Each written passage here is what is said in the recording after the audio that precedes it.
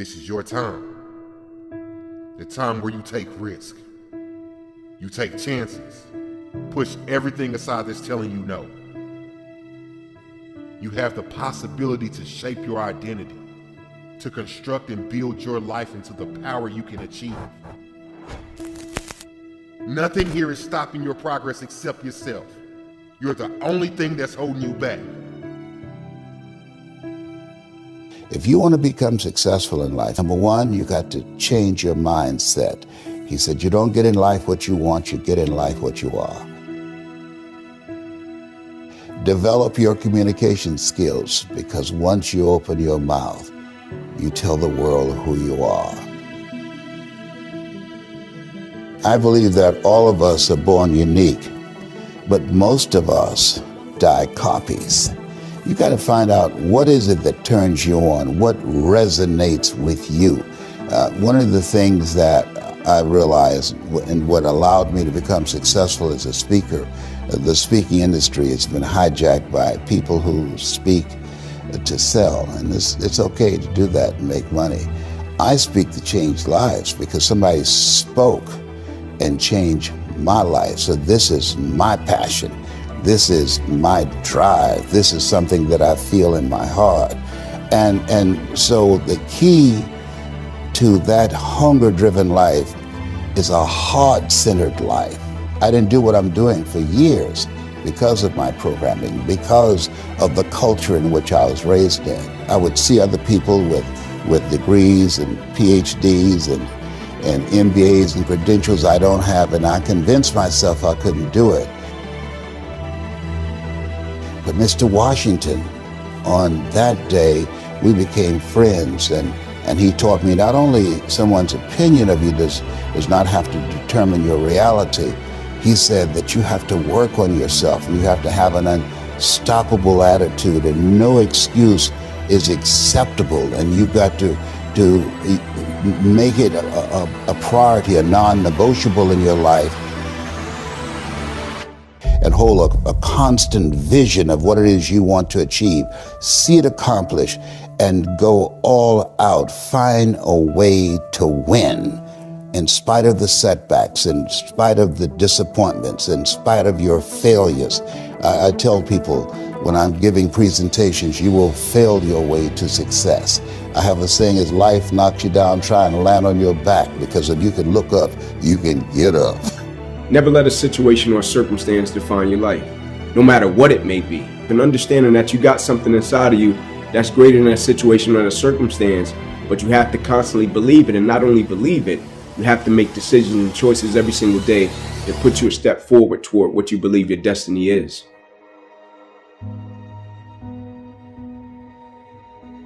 In life, it's a lot of moments and it's a lot of people that change and impact your life, right? Like, I don't believe it's just one moment and you say, this one moment just changed my life. Even though that moment may have, but it's going to be another moment that's going to shape and change your life as well. Either somebody is in the midst of adversity or just came out of adversity, or it won't be long before they head into adversity.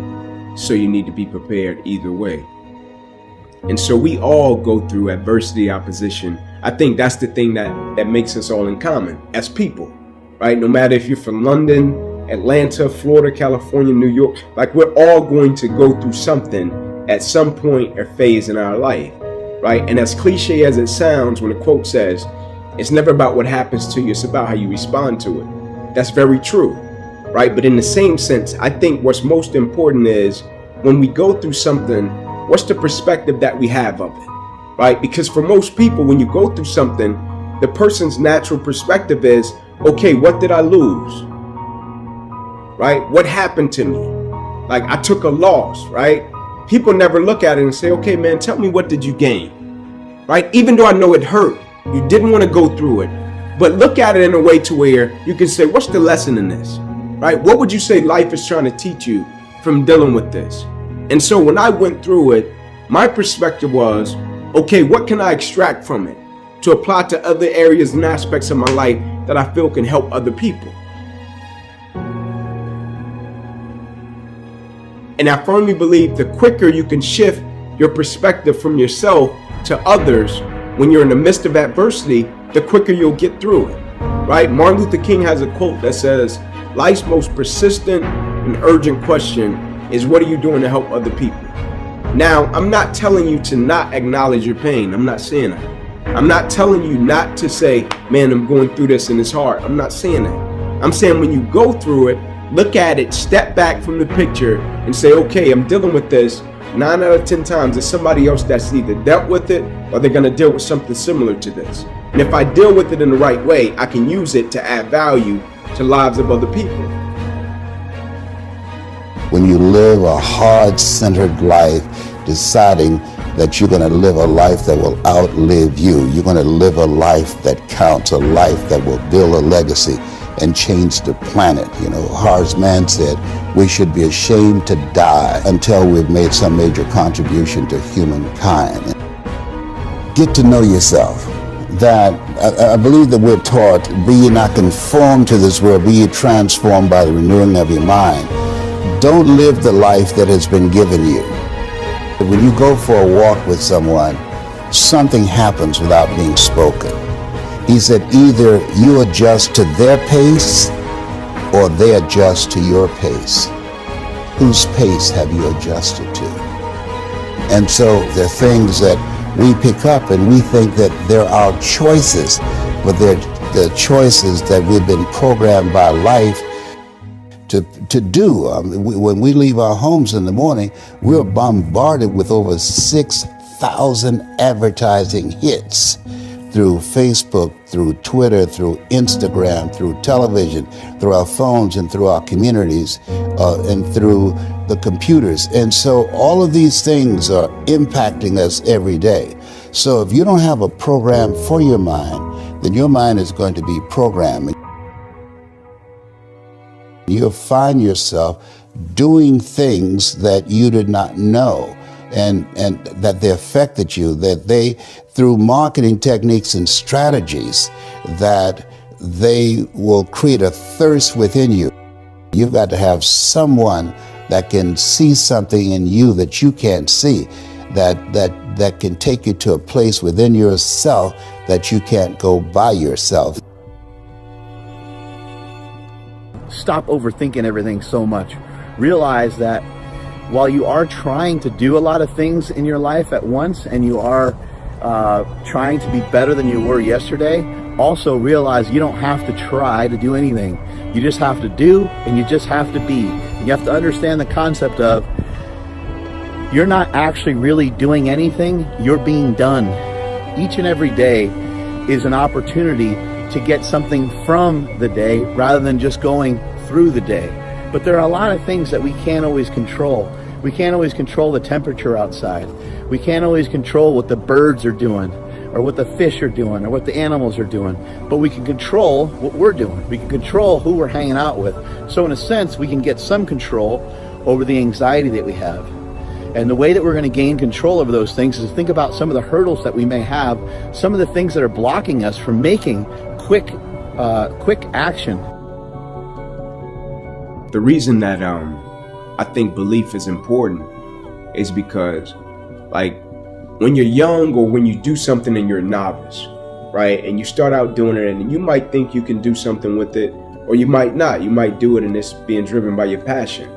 And then somebody comes along that's a little bit older or even more experienced, and they can see it in a way that you can't see it, right? And so I think it's important with belief, because if a person believes in you in a way that you don't believe in yourself, you can rent that person's belief until you get strong enough to possess your own, right? And you use that person's belief to fuel you every single day, right? Because you can have a level of belief with what you're doing, but you can go back to a certain set of circumstances that tell you, nah, it's not going to happen.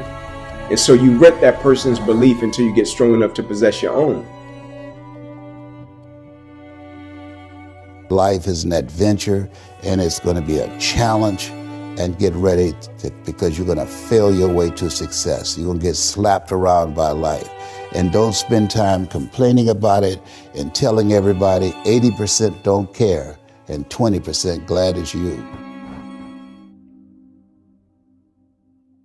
I think the number one thing that keeps people from being successful is their fear. A whole bunch of different forms, sometimes it's about the people around you and how they'll perceive you, because, maybe you grew up in a household where, things weren't accepted, or, maybe your parents didn't accomplish things and then they put that kind of insecurity on you. These are the things that I feel like sometimes it prevents people from being who they want to be, because all it takes is somebody wanting to take a step, and there are certain things that a lot of people in this world are sitting there thinking in their minds and they're just not going to do. Like, I used to always try to pull a lot of people and be like, you can do this, you can do this. But the people that hear that motivation over and over again, sometimes they take that step. Some people just have it in them. Early, it just starts, and they just get in the muscle memory of just doing things. There's so many things in our lives that we were scared about, but we're still here. We made it past all these things. And if you fail, so what?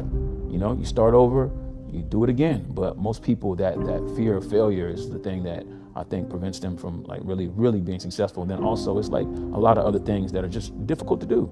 When you tell people the answer to success, it's a lot of hard stuff. Let your success feel itself around you. Let it construct around you. You got to work hard, right? Nobody wants to hear that. Everybody wants a shortcut, Some people understand that.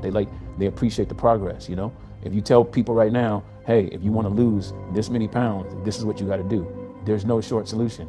But every time, there's still people out there selling whatever Herbalife treatment or whatever to try to get you the quick, short route, because people believe that, I'm going to do it the easy way. And there is no easy way.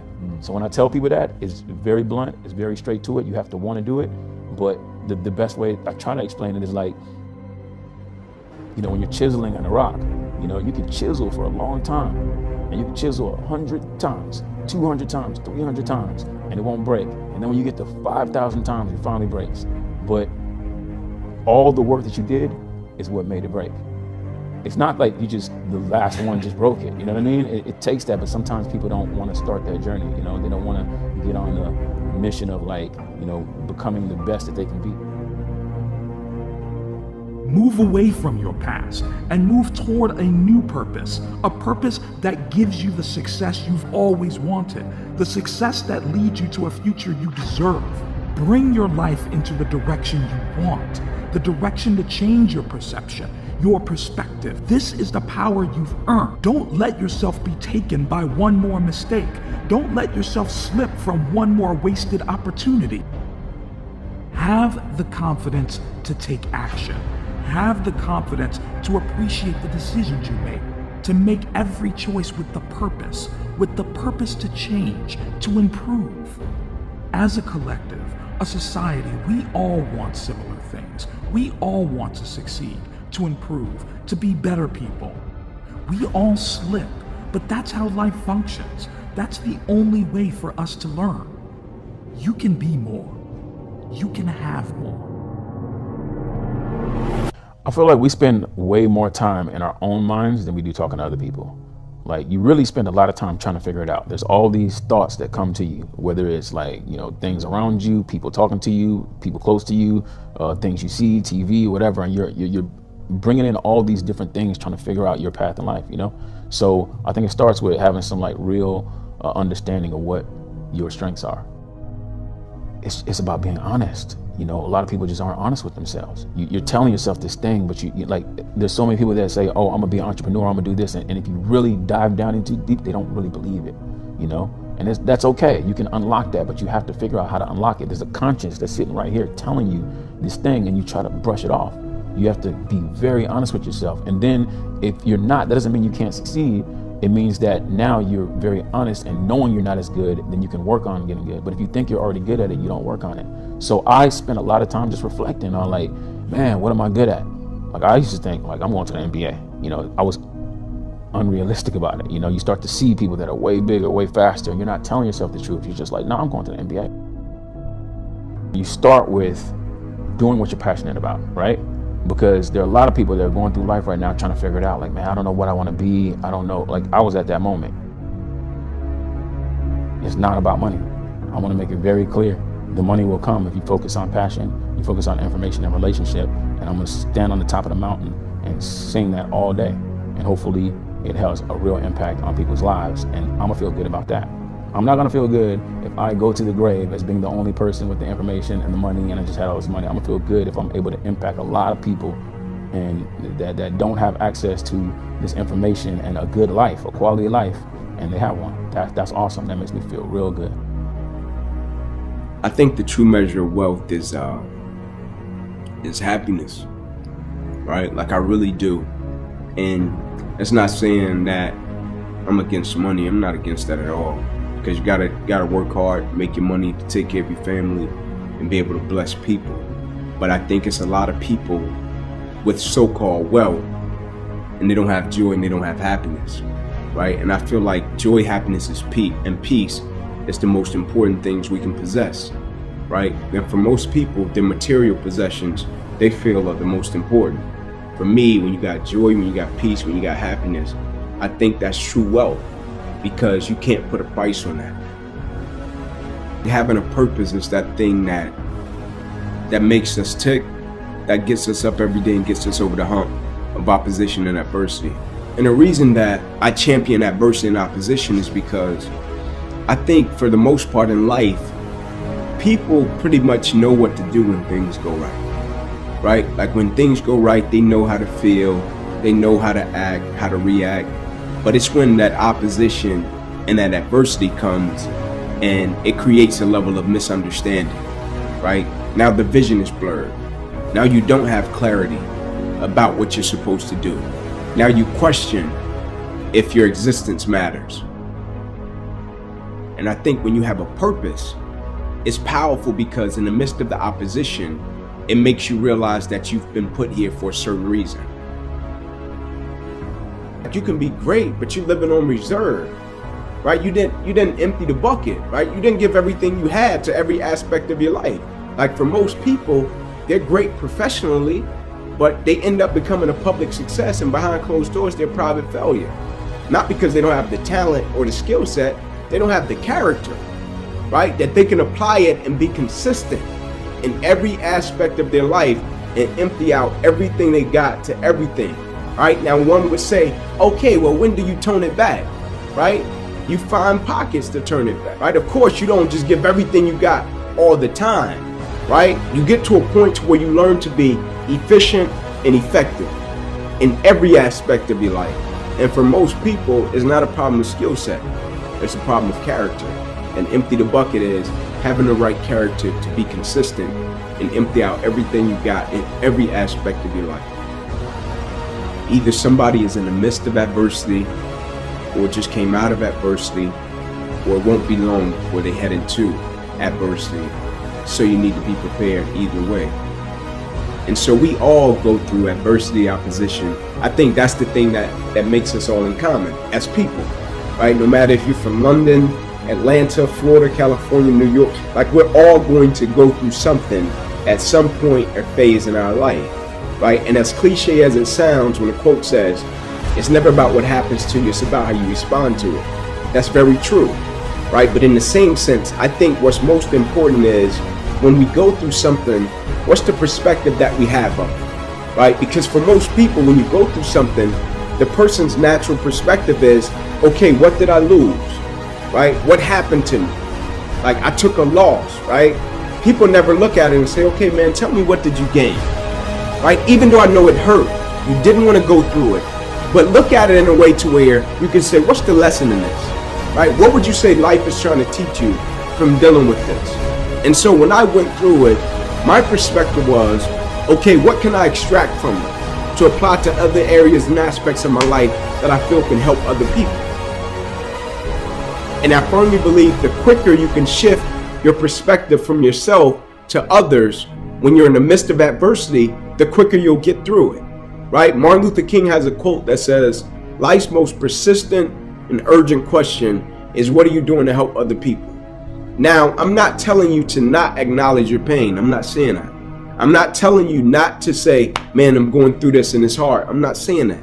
I'm saying when you go through it, look at it, step back from the picture and say, okay, I'm dealing with this. 9 out of 10 times, it's somebody else that's either dealt with it or they're going to deal with something similar to this. And if I deal with it in the right way, I can use it to add value to lives of other people.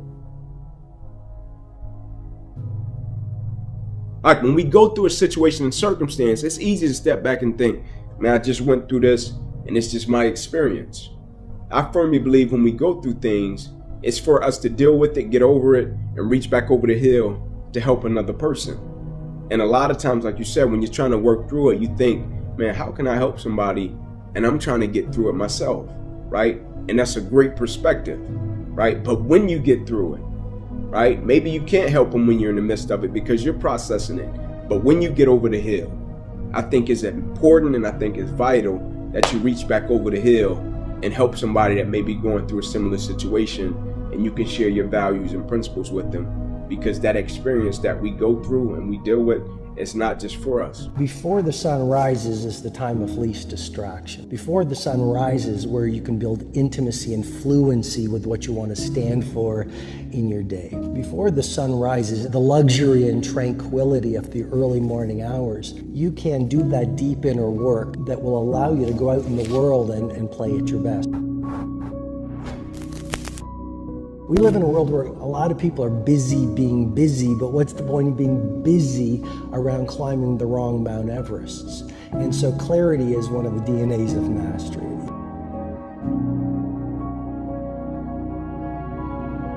But if you look at the greatest billionaires, if you look at the greatest producers on the planet, these people have one thing in common. They are ridiculously curious. And no matter how much money they make and no matter how much impact they have, they maintain a white belt mentality. One of the keys to epic performance is a relentless commitment to daily growth. As you begin your day, so you handcraft the rest of your day.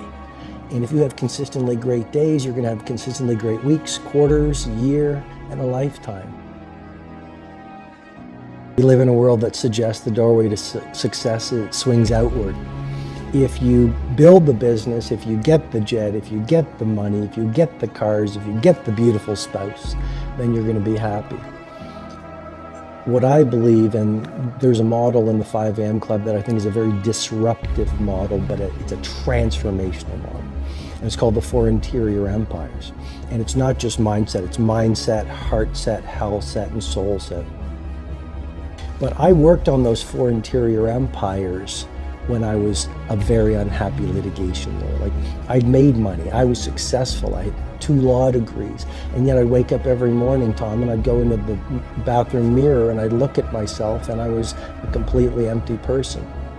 And nothing is more expensive than losing your joy and your peace of mind. And so what I did was I started working on myself. I worked on my mindset and I read all the books and I went to the courses, but that's only your psychology. And I think that's one of the missing links in our field, which is everyone's talking about mindset. But mindset is just your belief system. It's just your psychology. It's very important, but that's 25% of the personal mastery equation. I believe the second piece is your heart set, and I worked on that. Purifying your heart, that's your emotionality, not just your psychology. You're never gonna make history, dominate your domain, and handcraft a world-class life if you've got a great psychology, but you're carrying the pain and sadness, disappointment and trauma of the past. So I worked on my heart set, your health set. Don't die. If you want to change the world, like, dead people don't change the world. What have you done today to be different? What have you done to step outside the conventions that you set for yourself? The conventions and the rules set by your past. Today, you have the power to move on. Today, you have the power to move away from your past and move towards a successful future. This is your decision, your call to make in your future. This is how your life can gain its own direction, and this is where your life can be so much more, so much better. You can make it better. You have always had the potential to take one more step, the potential to take the risks others are too scared to take, because you are more and you are stronger and you have the determination and the courage to be so much more. Know how to be someone better, to look for something better, to become someone with the purpose, to constantly look for change, to always look for somewhere to improve, for somewhere to be better, because this is where you begin. You own your success, so let it take control. Take control of your life and take control of your power. This is where the power is in your control. Get after it. You go out in the world every single morning. People might ridicule you because every genius is ridiculed before they're revered. People might throw stones at you, but you use them to build monuments of mastery. People might not understand you because any disruptor is going to be misunderstood. And even if you're an army of one, a Galileo or a Steve Jobs or a Phil Knight, you continue at all costs. But it all starts with who you are, because you'll never rise any higher than what's going on within you. What terrifies you most, go directly there. Because discomfort is simply growth in wolf's clothing. To lead and to become a great hero, or an everyday hero, the doorway is through embracing our suffering and doing difficult things. I think pleasure has been promoted too much in our society. Like, no great titan of industry, no legendary cellist, no great athlete.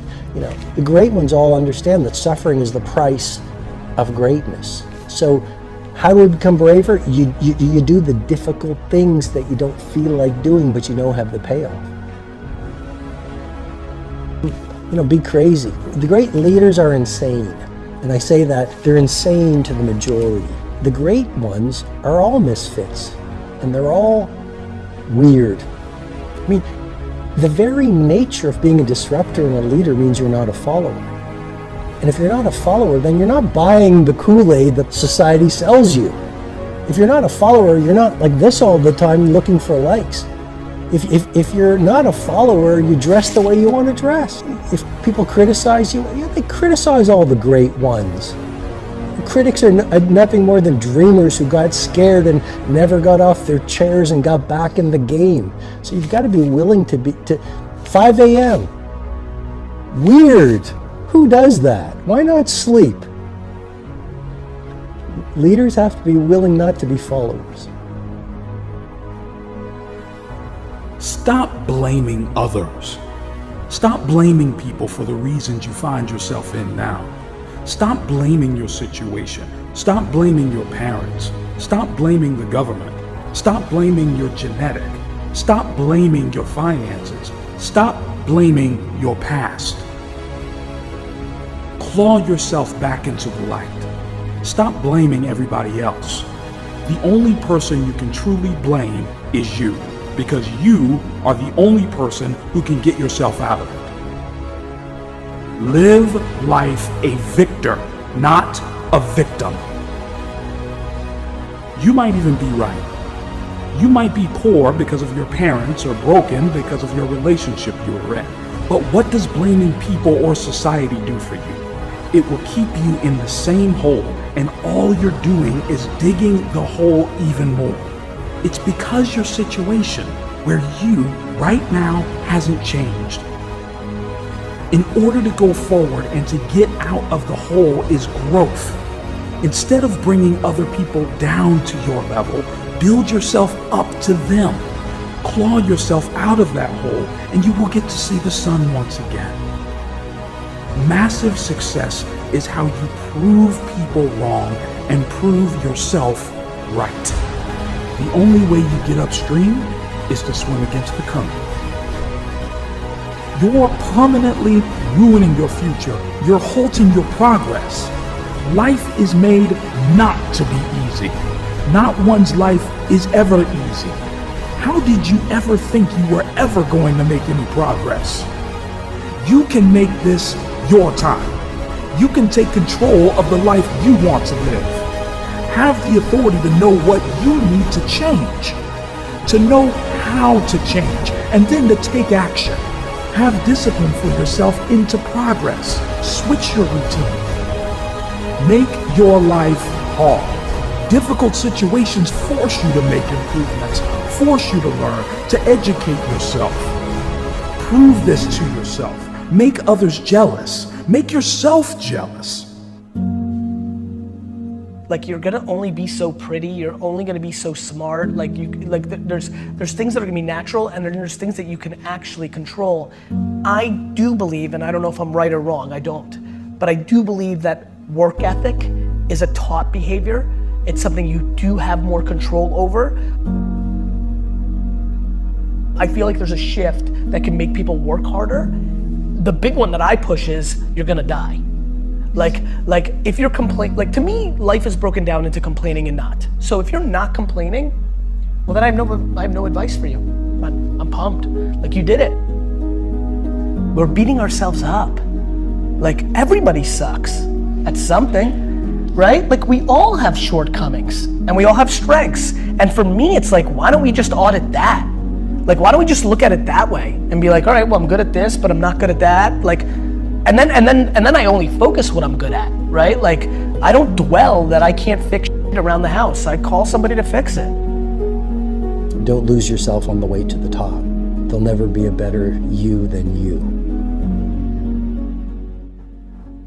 Rarely is it a question of talent or technique. It's just one of belief and the concomitant will to kind of do something that either no one's done before, or even more, I think, to crack open the barriers that people consider impossible or undoable. And that kind of belief, I think, is rarer than talent. Talent it's around. And to have them both at those levels, there's only a few people that really have that, I think. In the history, they're the ones that have really changed things. When you're looking at everything, it's such a gift to be able to look at something and to love it for the sake of it. And nurturing and maintaining that is one of the hardest tests of any pro, much less for anyone to find, right? What is the Beethoven who never found his piano or harpsichord or, right? There's days you want to go out, it hurts, or you're sore, or you just suck. You're not making progress. You're ramming into and you feel defeated. But that's the nature of love, you know? It's got hate in there, you know? It's got pain in there. And it draws you to it. That's the magnetism. I see people with talent, with all those things, but the one thing they don't have is that just love for doing it for the sake of it. And the sense of obligation to do something with what you're given, you know? There's something to that. It's important. I think getting what you want quenches the fire that got you there often, unless it's something replaced by something more permanent, which becomes more intangible. I think the successes of winning, right? You want to be the best in the neighborhood, and then win the local contest, and then whatever. It just keeps going up, and then by the time you get there, you can have a stadium screaming your name. It's actually happened a couple of times to me. And there is a visceral exhilaration to it. There is. I've experienced that. I know what that's like. You land a trick and it just lights up. It's crazy. But at the same time, it's hollow. It's hollow. That's not the thing that can drive you, at least not for long. It's being able to say, oh, I had that. I had a model, or I had people autograph, oh, whatever, all of these honors. Eventually, that stuff fades to just static, and you're left with you and you're bored. And if you decide that that's what you love, that's what you're doing, then your days are numbered. And so the trick is to always peel back of, why am I doing this in the first place? It is easy to say, and I think it's smothering to say, and often there's a culture of saying that if it cannot be proven, it must not be possible. And the big takeaway from that theorem is that there's lots of things that cannot be proven, though they are correct.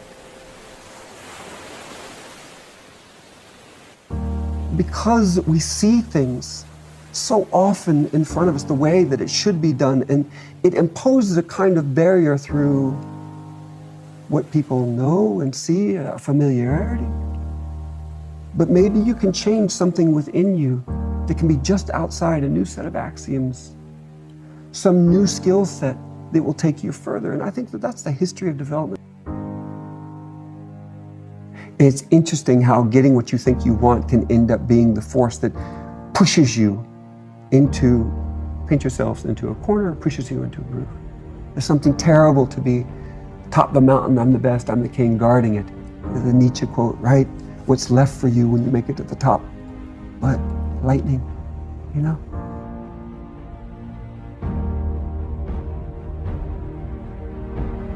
It's this admixture. Everybody has a unique set of variables that they can put in place and express their individual identity in a form of, call it greatness. That's something to be remembered. That's what you look for. So if there's anything, just find joy in what you do for the sake of it. And then recognize how you're being shaped in the process. And hopefully you become a better man through it, you know?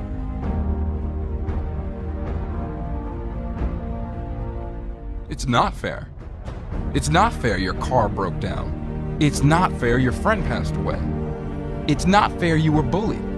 It's not fair that your business failed. It's not fair you lost all your money, and it's not fair that she left you. It's not fair because life is not fair. So now, you know it's not fair. What are you gonna do? You've already complained about it. Are you gonna keep whining, or are you going to take accountability for it? Because what's more whining going to do? What's more complaining gonna do? It's not gonna change the fact that life can be unfair at times. So what do you need to do? You need to stop complaining, stop whining, stop playing the victim, and stop feeling sorry for yourself. And start taking control. Start being accountable. Start taking responsibility. Start changing your situation. Stop complaining about your life and start working on changing your life. Success does not come to those who complain. Success comes to those who change their circumstances when needed. You're not weak. You're power. You can change your circumstances. Circumstances don't make you. You make your circumstances. Do what you can with what you have and where you are. No one said work 20%. No one said try a little less. Wake up with your own message in your head, the message that inspires you to work harder, strive for success. Stop waiting for the right time. The right time is now. Take it now. Work now. Be creative. Be strong. Be successful. What do you want to do right now? Do something meaningful with worth, something that will impact your life, impact it for the better, make it better. You have it in you. Do what you can now, full of ambition, fulfilled to 100%. No more than that. Break down the walls that contain you, imprison you from achieving everything you have ever wanted. Surround yourself with people who lift you up, people who can see you rise. People who can see you move forward, not holding you back. People who move with you, not moving against you. Finding friends of similar character and heart, that's important to me. I strive for that. Be the person you need to become. Feel the strength you've always wanted to feel. See your courage as a superpower to help you progress, to boost your confidence, boost your life, upgrade it to be better, more fulfilling life. One where you and only you are in control. What you do in these reflexive couplings shapes you. You shape it, it shapes you. You don't disconnect from that. You just tumble forward. Over time, you become what you do. And you find, hopefully, at the end of that process, you're not insufferable.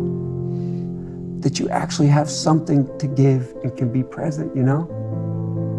So for all I've done, I appreciate.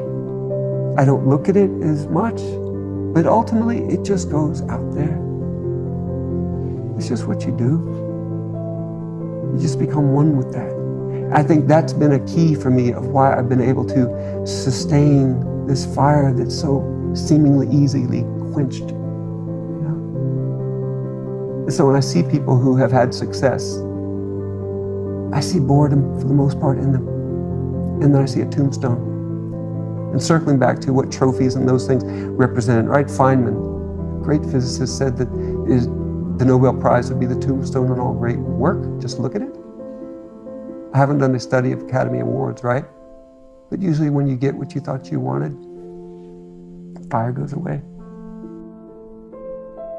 I'm honored to have had the rippling impact that I have helped formulate the language of a community where others can help shape and express themselves in a process and connect. That to me, for people like me, that doesn't come easily. But ultimately, I just want to be a good man, you know? You ever hear that goofy internet thing of, found it, it's the stupid stuff that people send you. Can you name the last Nobel Prize winners and Olympiads, right? But you can name the 5th grade teacher that had faith in you, right? It's the people you touch singularly. That's a bigger test in a way. What does it take to be the best?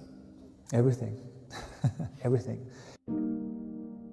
You can't, you're gonna have self-doubts.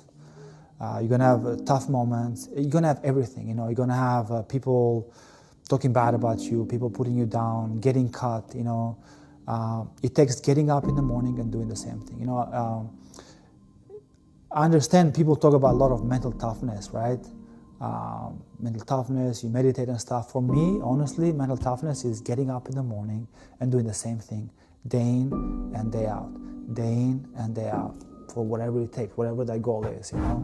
And by doing that, you become the best, you know. And it takes everything. I mean, you have to, I mean, the 3 S's that I love, you know, suffer, you know, and sacrifice. Suffer, sacrifice equals success. You gotta suffer, you know. It's gonna suck, you know. Like, I mean, I worked, 15 hours a day, I'll get up, you know, and then trying to stay in shape. Imagine that, as a 17-year-old European in Boston who spoke English. There was a lot of suffer, a lot of sacrifice. You know, I didn't have any friends or girlfriend or anywhere to go, right? I was just working, and then success came, you know, later because I had built this foundation. So it takes everything, you know, but it's not for long. You know, people think that to be great or to be something really good, it's a lifetime. It's not, you know, because once you achieve that, that's another thing, right? But by building the right foundation, day in and day out, you achieve something, and that leads to another thing, opens up to different door. It takes everything, you know, and what is everything is your mind and your body. You know, people are wishful thinkers. You know, I want to be the best, I want to be rich, I want to lose weight, whatever that, you know, the wishful thinking is, you know. But they hate to take the steps, or they take the steps and it's hard. You know, change is hard, you know. Changing your body, changing your mind is very hard, you know. And people stop. And people come to a certain point, they break. So everything is making up your mind mentally and not giving up, but also physically pushing through your hardship, you know, when it hurts. To be an Olympian, right, you spend 4 years for 2 weeks, or maybe 1 week, because you might lose and get out. So it's a, you know, it's a crazy workforce and discipline and mindset, right? So to be able to play in Greece and then go have a chance to go to China, I was blown away by my ability, right? When you call about self-doubt, I'm like, there's no self-doubt. And I'm like, man, now I'm the man, you know? So I was the captain, I was at the peak of, you know, the peak of my career. We just lost in Athens, and as a group, we're a young group that joined the team in 2000.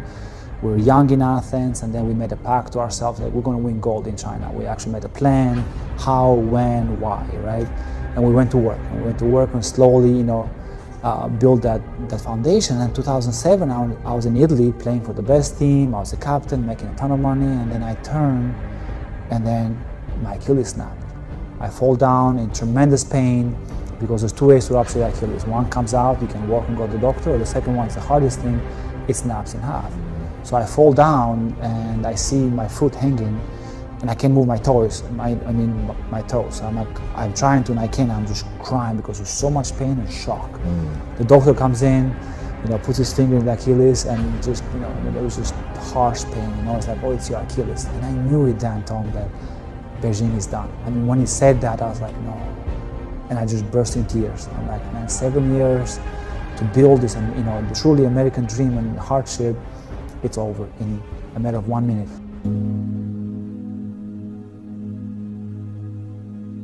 My self-doubt was like, I'm done with the USA team. And that scared me, because for me, that was the most important thing. Not professionally, not the money, being part of the USA team and that group of guys and that, that amazing tournament is just, there's nothing like that in life, because I already experienced it in Greece and now I'm the captain of the team. So that was the number one self-doubt, and that, kind of stroke of fear. I mean, I had to sit 26 days with a leg up above your heart, not move anything. And a lot of thoughts came to my mind, thoughts about quitting. I was 32. Thank God it wasn't social media back then. So, it can be good, good and bad, right? But, friends were supportive, but they're like, man, 32, maybe take the real estate test. Maybe think about the future, maybe think about that. And then once all these people start doubting and start pushing me away, even my parents, my parents were still conservative, working on a small job, in a small town, say, son, awesome, man, you made it. Like, what else do you want? Like, you're the man. Like, for Albanian, that you're God. And I said, but I want to be the best player in the world, and I didn't achieve that dream.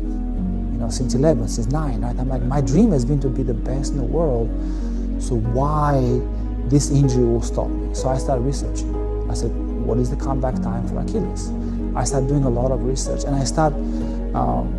made a bet with myself. It was weird. One of these nights, in Italy, as I got better, I had to wait 2-3 months to fly back to USA. I was drinking wine, and I couldn't walk, still with crutches. And I said, you know what? It's gonna be a test between me and Achilles. Honestly, that was like, I made a bet with myself. I'm like, who's gonna win? So my mind started working on that moment of like, okay, how long does it take? What work do I have to do? How to do it? Where? And then once I had the plan, I just wake up every morning. I was the first one at the USA team, and ice and stretch, and the last one to go. So it was just a simple bet, me or the leg, and I won.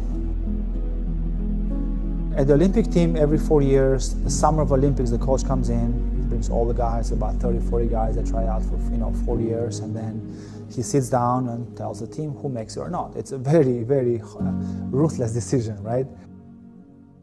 And the coach comes in and he said, put the list of the team, and I got upset the first time, Tom, that I became Albanian, man. The Albanian of me came out, and I just became angry and loud. I'm like, what the, like, why, why are you cutting me? Like, are you stupid? Are you crazy? And I'm cussing at the coach. He's like, he gets it. Thank God, he took the high road, just calmed me down, and we're just talking for 2 hours, and I was crushed. Like, I kind of went back to that old mentality, and that summer I kind of gave up, That summer I was just drinking, playing beach volleyball for fun. It was weird. It was just very odd mix of feelings, and I didn't know how to control them. I had no idea. Back then I was engaged, and then break up with my fiance too. I started doubting everything, right? And my Italian team that I was playing had a big contract for 3 years, massive amount of money, and they cut me. They said, we don't want to pay you, you're not ready yet. I'm like, I'm ready, look at me, I'm jumping, I'm running. No, you're done. So that month of August was very dark, 2008. I made the dream. I was on top of the mountain, and then it was not a roller coaster. It took a second. I was nobody. I just wanted to kind of get lost, forget about Europe, USA team, and everything. I should be on my own. And it was the best medicine ever, because that's where you really find yourself. You gotta hit rock bottom, when they say, right? And I realized that I was blaming everybody else but myself. I was like, man, I blame the coach, my fiance, the team, the Italian manager, everybody but me.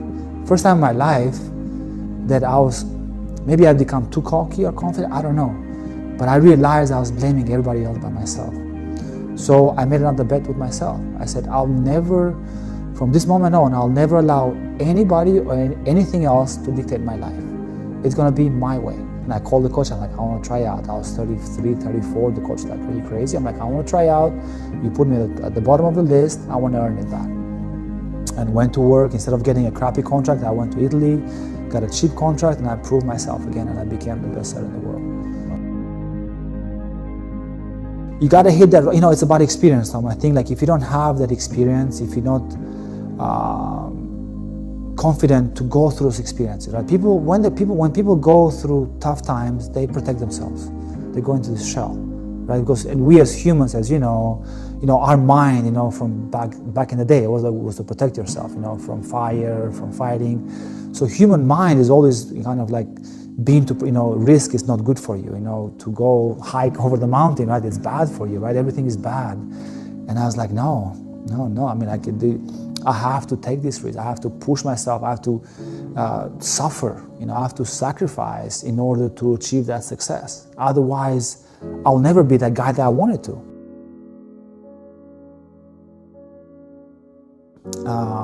First of all, to get up every day and outwork others. Being a great teammate. Being a great part of whatever team it is. Wherever you are, at school, with your friends, at sports. Being a great person around your teammates. And lastly, it's like don't burn bridges. I told my kids, because I went through a lot of ups and downs. So I burned a few bridges by mistake. I've mended those bridges now. I went back and apologized. Because I was in a dark space. But I said, you're as good as the person next to you. You're as good as that mentor or business person or teacher or coach. Alone is very hard to make it. People will actually help you if you ask for help, but you got to show them that you are hardworking, a good person, and then success always comes, whatever that is, monetary or passion or whatever that is for you. It always comes if you do that work, but it's not going to come to you. Nobody's going to give it to you. That when things are hard, when you're in a dark place, there's still light. It's just a matter of switching your mentality, switching that thought process, and continue to work for the right thing. And it's not scary. Just because they sound scary, they're not scary. It's just the way you look at them. You got to get down this mountain. I see that fear, and I'm running right through it. There's nothing that's gonna hold me. There's times I'm flying in the plane, I'm like, this plane may go down. But, I'm okay with that. I'm okay with dying. That's because now it's like I know I'm doing everything I possibly can every single day to inspire and impact the people around me. And if I die, I know that I've done my part as much as I possibly can. That's the driving force of every day, pushing myself. And that's when I was like, I want to step up as more as a role model for this generation and be a better leader. And let me tell you, if I was able to do it, you can too. But you need to start making that choice. You need to make that choice right now for yourself. Figure out their why, man. It really comes down to that. But that's the truth. It's figuring out why are they doing it, and what really truly drives them to solve this problem. It's definitely tough for them, and the entrepreneurs definitely have their lows, and some of them don't make it. Some of them break, and they're like, this isn't for me. And can anyone become a great entrepreneur? Yes. Do they have what it takes? Are they willing to do whatever it takes? A lot of people give up. And that's just the truth. And you have to be resourceful. You have to be willing to get your hands dirty and do a little bit of everything in the beginning. But then it's like, okay, really buckle down and figure out what am I really, really passionate about, and what am I really great at? What is that one thing that I can do the very best on my team to add the most value? Figuring out, okay, who do you really need? Who are the people that you need, around you, and what are you really truly great at? It's extremely important today that you understand how to share your story, how to document the process, how to put that out, how are people discovering you, in today's day and age, consistently day in and day out. You need to surround yourself with the right energy, the right people like that are as passionate as you, like-minded people, that positivity and that energy is infectious. Like, we live in this day and age where like social media is so strong, right? You know, and it could do so many great things and connect. But like really digging into like why are you here? Like, what do you want to give to the world? You know, and are you really discovering that within yourself? Because there's so much consumption happening on a daily basis because of social media and everything. You can get so caught up on like living a script of what you think you should be doing, rather than digging down inside yourself and shutting off all the noise and like figuring out like what is it that what is it that you really want to do, and what is it that you want to give to the world. And I think that millennials right now, a lot of them, haven't figured out who they really are, and like because of and then they fear how people are going to judge them and what they look like and all that stuff, instead of like really figuring out who they really are, not trying to be something that they're not, and then starting living a true, authentic life and putting that out. I'm not afraid to fail. For me, there's nothing more powerful than creating something, and if it's going wrong, like solving, okay, let's pivot, let's figure out why it's not working, and continuing until, we actually have built something that people see value in. Believe in something wholeheartedly and follow that with faith and courage to just go, and no matter what, be able to also, I think for me, leading is picking up the people around me and putting them before myself. Caring about everybody around me and putting them in a position to thrive and just to see before myself, and basically leading by example of how you live your life. Leadership to me is character, who you are, not what you do. When you make a decision, you can't just walk away from the decision and say it's somebody else's problem. The ability to embrace failure is for me, it's a strength, I think. But I'm not a quitter. And so if you have the two, you're not afraid to fail, but you don't quit when you fail, I think that's a pretty decent combination. I think it's important to avoid that pitfall. You have to surround yourself with people who approach things differently, who challenge you. We know that we have the ability to change the world.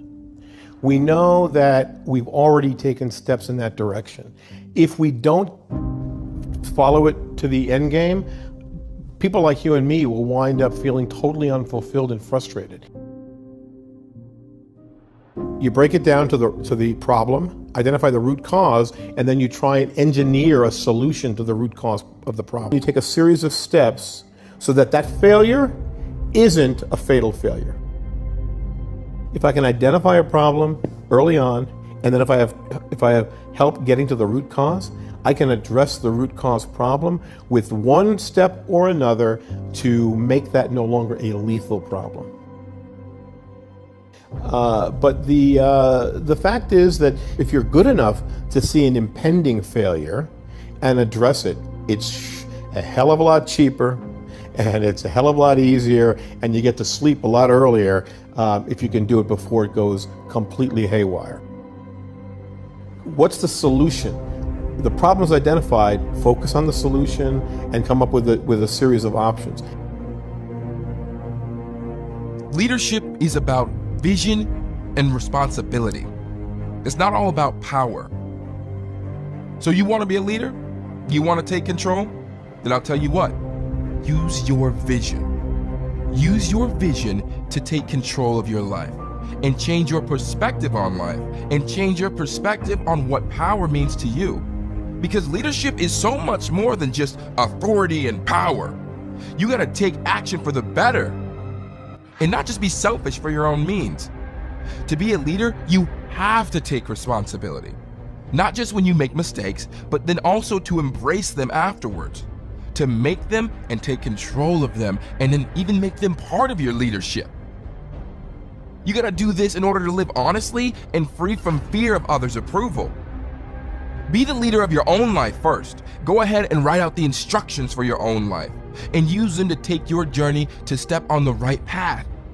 The right path towards success, because with that success, you're going to be fueled and pushed automatically towards leadership. Be sure to control your potential as well. The potential that uses success to make your future a place where you live with courage and a life without fear of mistakes or limits. You wear the pants in your own life, so take what I'm telling you and use it to upgrade your life. You're going to want to use this to improve your future. You have that power. You have that potential. So use it. Use it for the better. Control your actions, because your actions that you make right now define your future. And how do you see your future? You see it successful, full of life, fueled with potential. I mean, if that's what you want.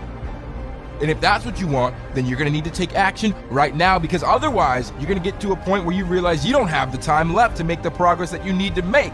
You're going to soon realize that you have no time left, because your future is now.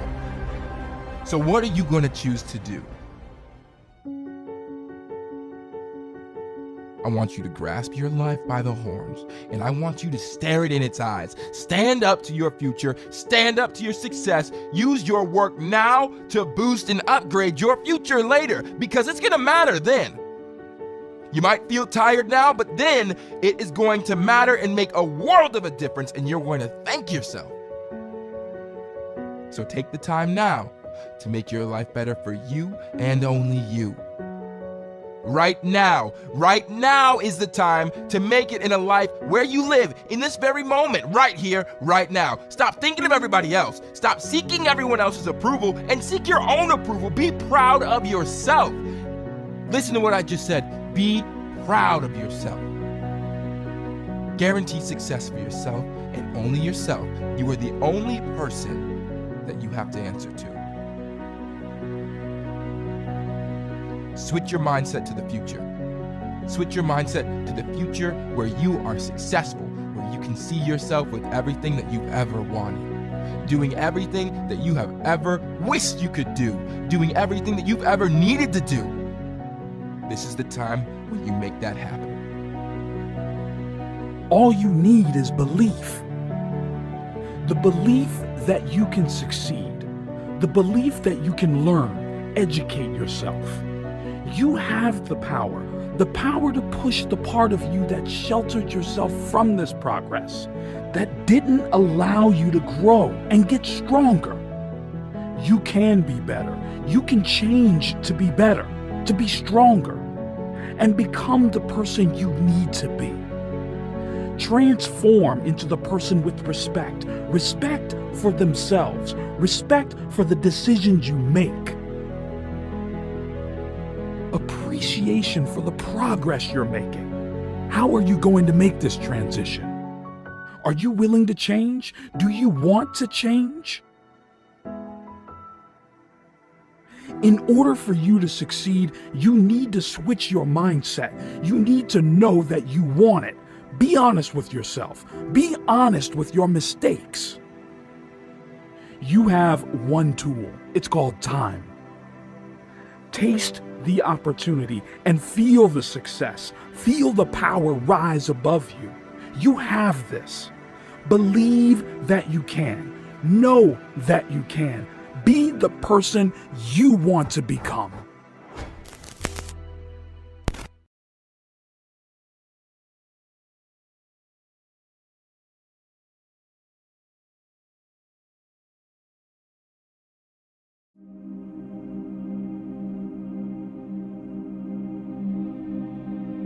The thing about self-discipline is that it is necessary for everything you do in your life. You have to be self-disciplined.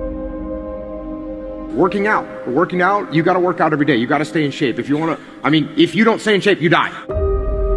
When I'm working out, I always do one extra rep, one extra set, because it's a promise I kept to myself. But working out might not be a priority for every single day because you've got things going on in your business world and with your family and all that. So guess what? It's a priority for my life, so I do it in the morning before my day even starts. If you change your mindset and really focus it on what discipline really is, you start to welcome discipline. You welcome self-discipline into your life. And here's the biggest thing. It's a pattern. It's a pattern I keep of me. I always do a little extra. I always go the extra inch. And the quickest and easiest place to do it is the gym. Because I can always grab one more weight, one more set. And here's what it does. It shifts your identity. The benefit of discipline in my eyes has always been that through discipline, I get things done. I do it in the morning before my day even starts. So I can still handle the priorities for the day, but I got my workout done. So long term, I look up in a year and I'm not out of shape and breathing hard when I go up in the stairs because I maintain that discipline on a daily basis. Most people go through life never discovering what their talents are. Most people never develop their talents. You need to tell you no more snacks, no more desserts, no more TV, no, we working out now.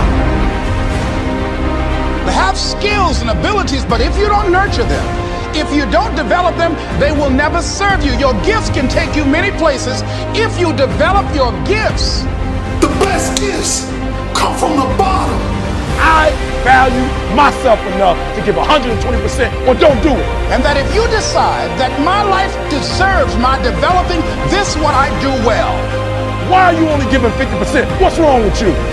I grant you that if you begin to work to develop your gifts, you'll develop a strong sense of happiness. You'll get a larger vision of yourself. Because part of beginning to get a larger vision of yourself, all of us need some area of our lives where we can have a feeling of competence. When other folk are having a good time, you've got to have the strength of character. You need to tell you that you owe you something. As you begin to develop and expand your skills and your talents and your vision of yourself, you will always be in control of your destiny. I want freedom. And for me, disciplining myself means more freedom.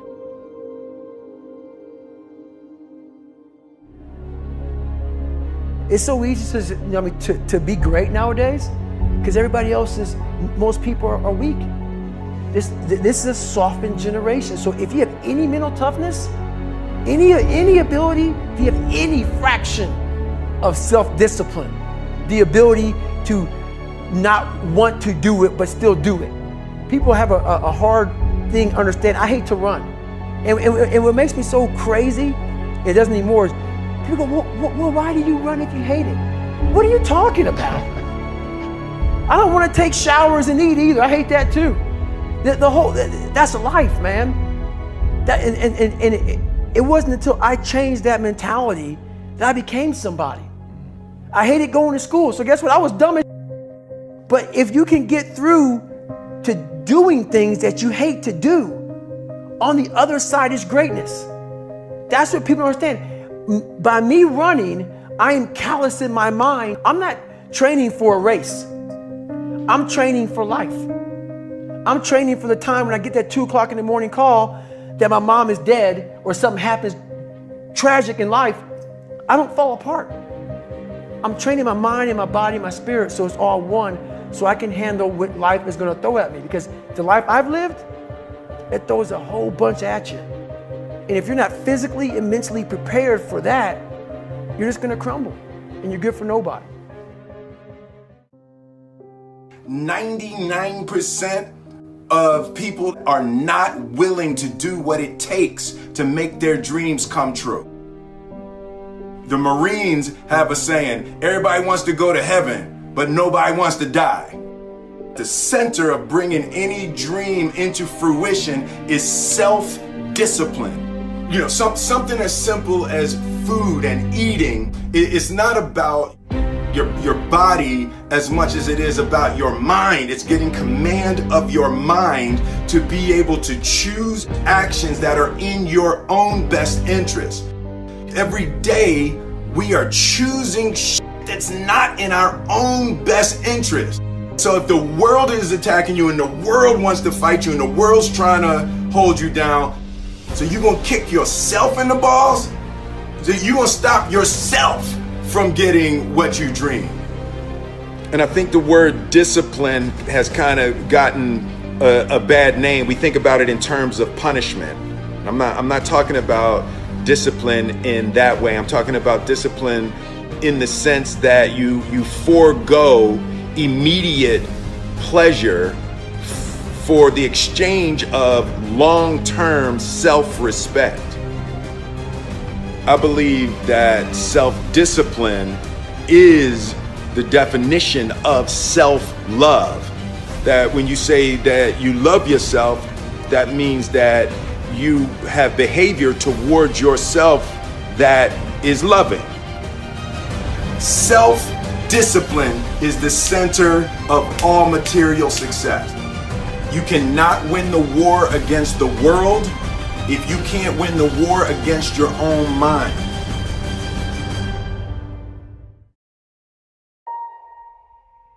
Self-love is when you say to yourself, oh, man, look, I know you and that girl got a real connection. I know y'all vibe, but that's your girl's cousin. So I love you too much to let you do that. It's like you say to yourself, hey man, look, I know you want to eat that pizza and it'll be really good, you know, but I can't let you eat that, man, because if you eat that pizza, you're going to feel like shit, you know, and I love you too much to let you eat that.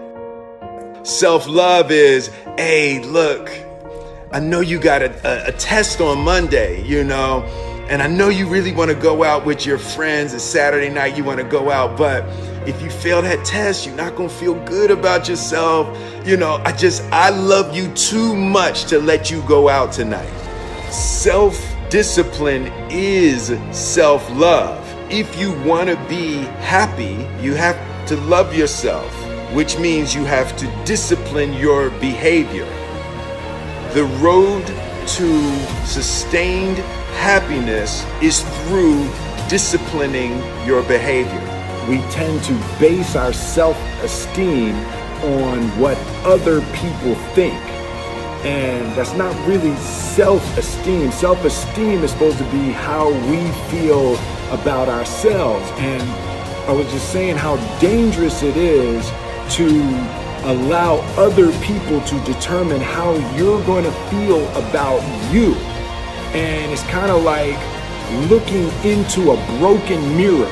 You're going to look in a broken mirror and then change your face to try to look good in this defiled, busted, broken mirror.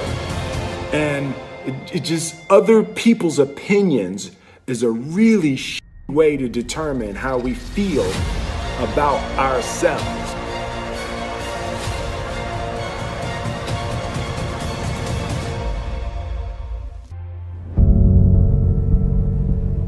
Life can be brutal. Life can be unforgiving. If I had to sum up in one word the difference between the greats and the average, the difference between the successful and the nobodies of the world, one word, one attribute to describe the difference: discipline. If you don't have the discipline, you can forget about the trophy. You can forget about the success, the greatness. All champions have discipline. It's the discipline to work hard. You know, not when everyone is watching, but when no one is watching. When the fans aren't there. When the coach isn't there. When it's just you and your character. The discipline to eat strong, healthy foods when you have other tempting options. When those around you might not be so strong. The discipline to say no when those around you choose to be average.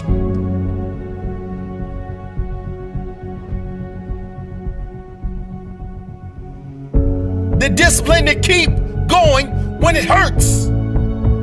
Because life doesn't give you what you want. It gives you what you deserve. And if you haven't worked for it, if you haven't sacrificed for it, if you haven't given your all, then you don't deserve it. And you won't get it. Push through the pain. On the other side is growth. When pain comes, that means it's time to show character. Show me your character. Remain disciplined. Stay strong. When it all seems hopeless, keep plugging away. Nothing can stop you if you don't stop for anything. Don't stop for anything. Never break your discipline. Remain faithful to yourself and your vision. When it gets painful, push harder. Push through the pain. You gotta have the discipline to do 11 when your opponent stops at 10. The discipline to keep going when it hurts. Because life doesn't give you what you want. It gives you what you deserve. And if you haven't worked for it, if you haven't sacrificed for it, if you haven't given your all, then you don't deserve it. And you won't get it. Show your character. Remain disciplined. Stay strong. Don't say why the pain. Don't say why me. Say try me. Say is that all you've got? Give me more.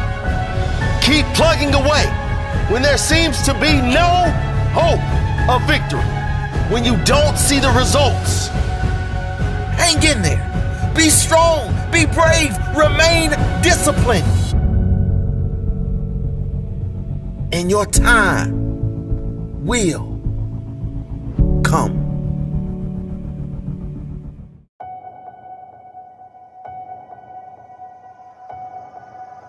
I was weighing like 297 pounds, and I had to make a change in my life.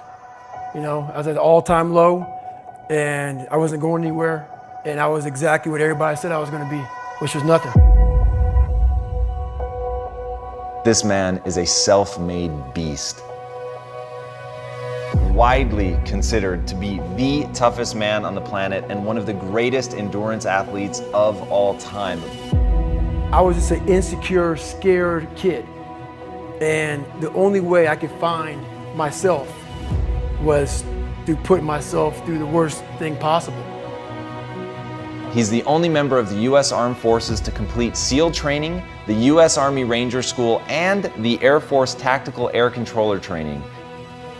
He's completed the infamous Destroyer of Men known as Hell Week 3 times, including 2 in a single year, and 1 that he started and finished with multiple stress fractures and a hernia.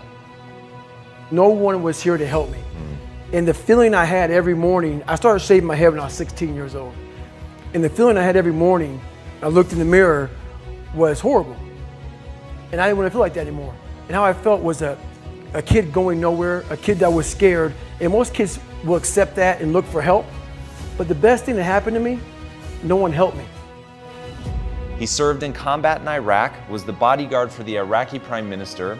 He once held the Guinness World Record for most pull-ups in 24 hours at 4,030. No one felt sorry for me. No one looked at me and said, like this day and age, they'll take you in and they'll tell everybody, stop picking on this person. Back then, they didn't care.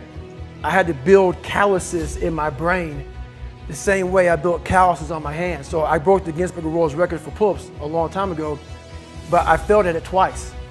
And I did 67,000 pull-ups in trying to break this record. So to do 4,030 pull-ups, I had to do 67,000 for training for that. He's run eight consecutive 100-mile races over 8 back-to-back weekends. He ran over 7,000 miles in a single year, and that is the equivalent of running 267 marathons. I saw myself as the weakest person God ever created. You had to have a goal. My goal was the only person that's going to turn this person around is me. The only way I can turn it around is put myself through the worst things possible a human being can ever endure. And that'd be the only way that I can build this brain to handle anything that comes in front of it, callousing my mind through pain and suffering.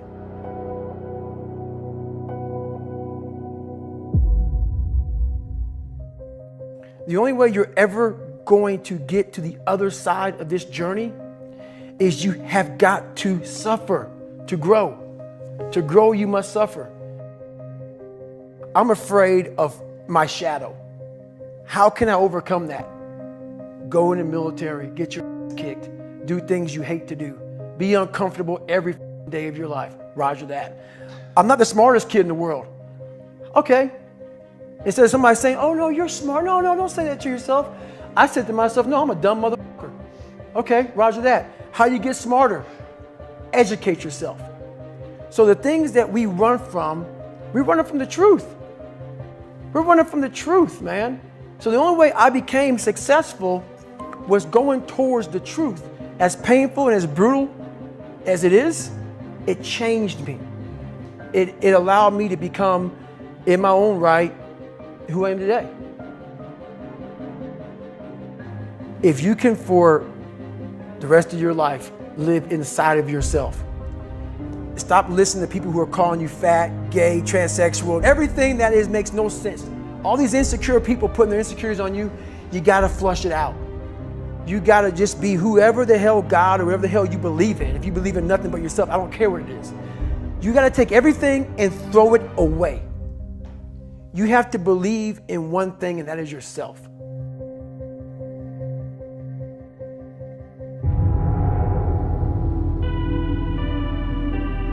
Around 97% of students are distracted by cell phones. Are you a part of that 97%? When you want to succeed as bad as you want to breathe, then you'll be successful. Whether your distractions are text messages, checking emails, surfing the web, playing games, or scrolling through social media, the fact remains that it is a distraction. I'm saying to you today that there are some of you, if you give up your cell phone, you would be successful. But your cell phone is more important to you than your success. Stop wasting time on your cell phone. Facebook isn't going anywhere. Instagram will still be here this weekend. Focus on your dreams. Focus on your studies. Focus on your goals and aspirations. Put the thing down. Look up. You're missing stuff. What is the long-term effect of too much information? We don't know, but we're finding out. Focus on becoming a better you. A better you that is not distracted by unnecessary things. You gotta cut off the cell phone. You gotta, no TV. There were those of you who were watching the game last night, you really didn't have no business watching these boys win a national title, going to the NBA making millions. You didn't have no business watching them because you're not where you need to be. One that is determined to succeed and not scroll. That is determined to prosper and not post, to grow all day and not gain all day. Stop wasting time on your cell phone. And when you get to the point where all you want to do is be successful, as bad as you want to breathe, then you'll be successful. It's about you and your future. It's about your grades.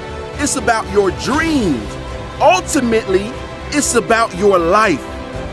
The time you spend on your cell phone could be used for your success. The time you could be using to be successful, you're using it on the cell. And the cell phone is not bringing you nothing but a bill. Is your life more important than that app, than that game, that post? I need cell phones off. Listen to me. Some of you gonna be broke for the rest of your life because of that little thing on the side. You're gonna be broke for the rest of your life because of a little cell phone. We're so plugged into our cell phones that we become blind to the world around us. And somebody has told you you couldn't live without it. We can't take our eyes off the screen long enough to see the beauty of the world around us. It don't matter whose fault it is that something is broken if it's your responsibility to fix it. For example, it's not somebody's fault if their father was an abusive alcoholic, but it's for damn sure their responsibility to figure out how they're going to deal with those traumas and try to make a life out of it. It's not your fault if your partner cheated and ruined your marriage, but it is for damn sure your responsibility to figure out how to take that pain and how to overcome that and build a happy life for yourself. Fault and responsibility do not go together. It sucks, but they don't. When something is somebody's fault, we want them to suffer. We want them punished. We want them to pay. And we want it to be their responsibility to fix it, but that's not how it works, especially when it's your heart. Your heart, your life, your happiness is your responsibility and your responsibility alone. As long as we're pointing the finger and stuck in whose fault something is, we're jammed and trapped into victim mode. When you're in victim mode, you are stuck in suffering. The road to power is in taking responsibility. Your heart, your life, your happiness is your responsibility and your responsibility alone. You can make a person smile, you can make a person feel good, you can make a person laugh, but whether or not a person is happy is deeply and totally and utterly out of your control. The prerequisite for spending time with any person is that they nourish and inspire you. They feed your flame. Look at your last 5 text messages. Are those people feeding your flames or dousing your fire? Put your phone down for just a second and look around. Look to the people around you. Are those people throwing logs on your fire or are they pissing on it?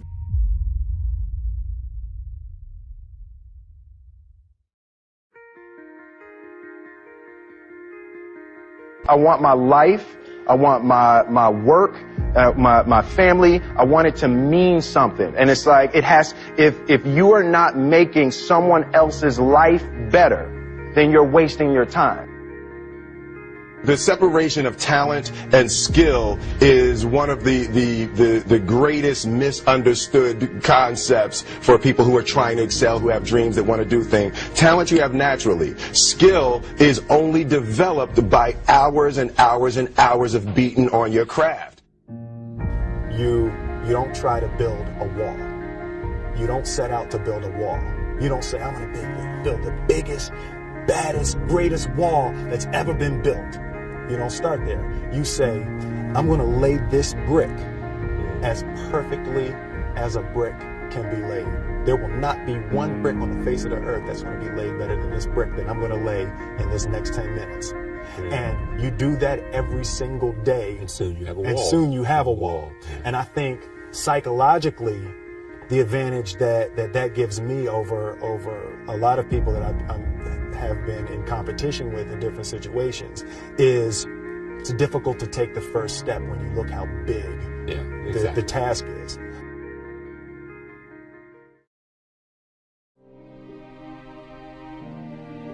The definition of who I am is very clear to me, and it also redefines who I want to be, in that I know for a fact that I'm stronger than I thought I was.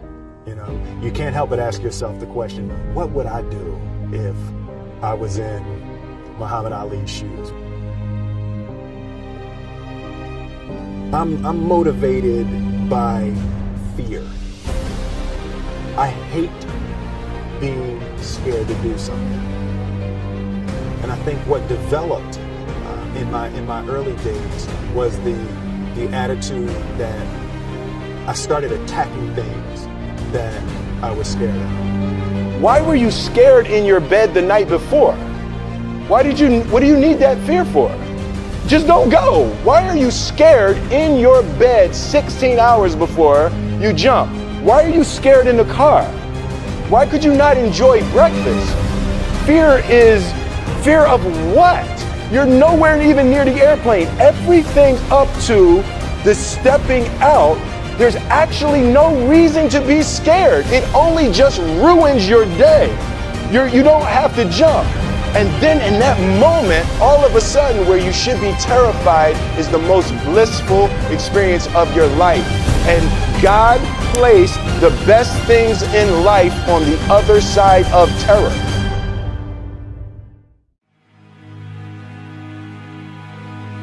And they had the nerve to count you out. That's because they didn't understand that your motivation would never let you stay down for the count. It's times like these that we separate the real from the fake. And when it's like you can take a punch and bounce right back because you understand and know exactly what's at stake.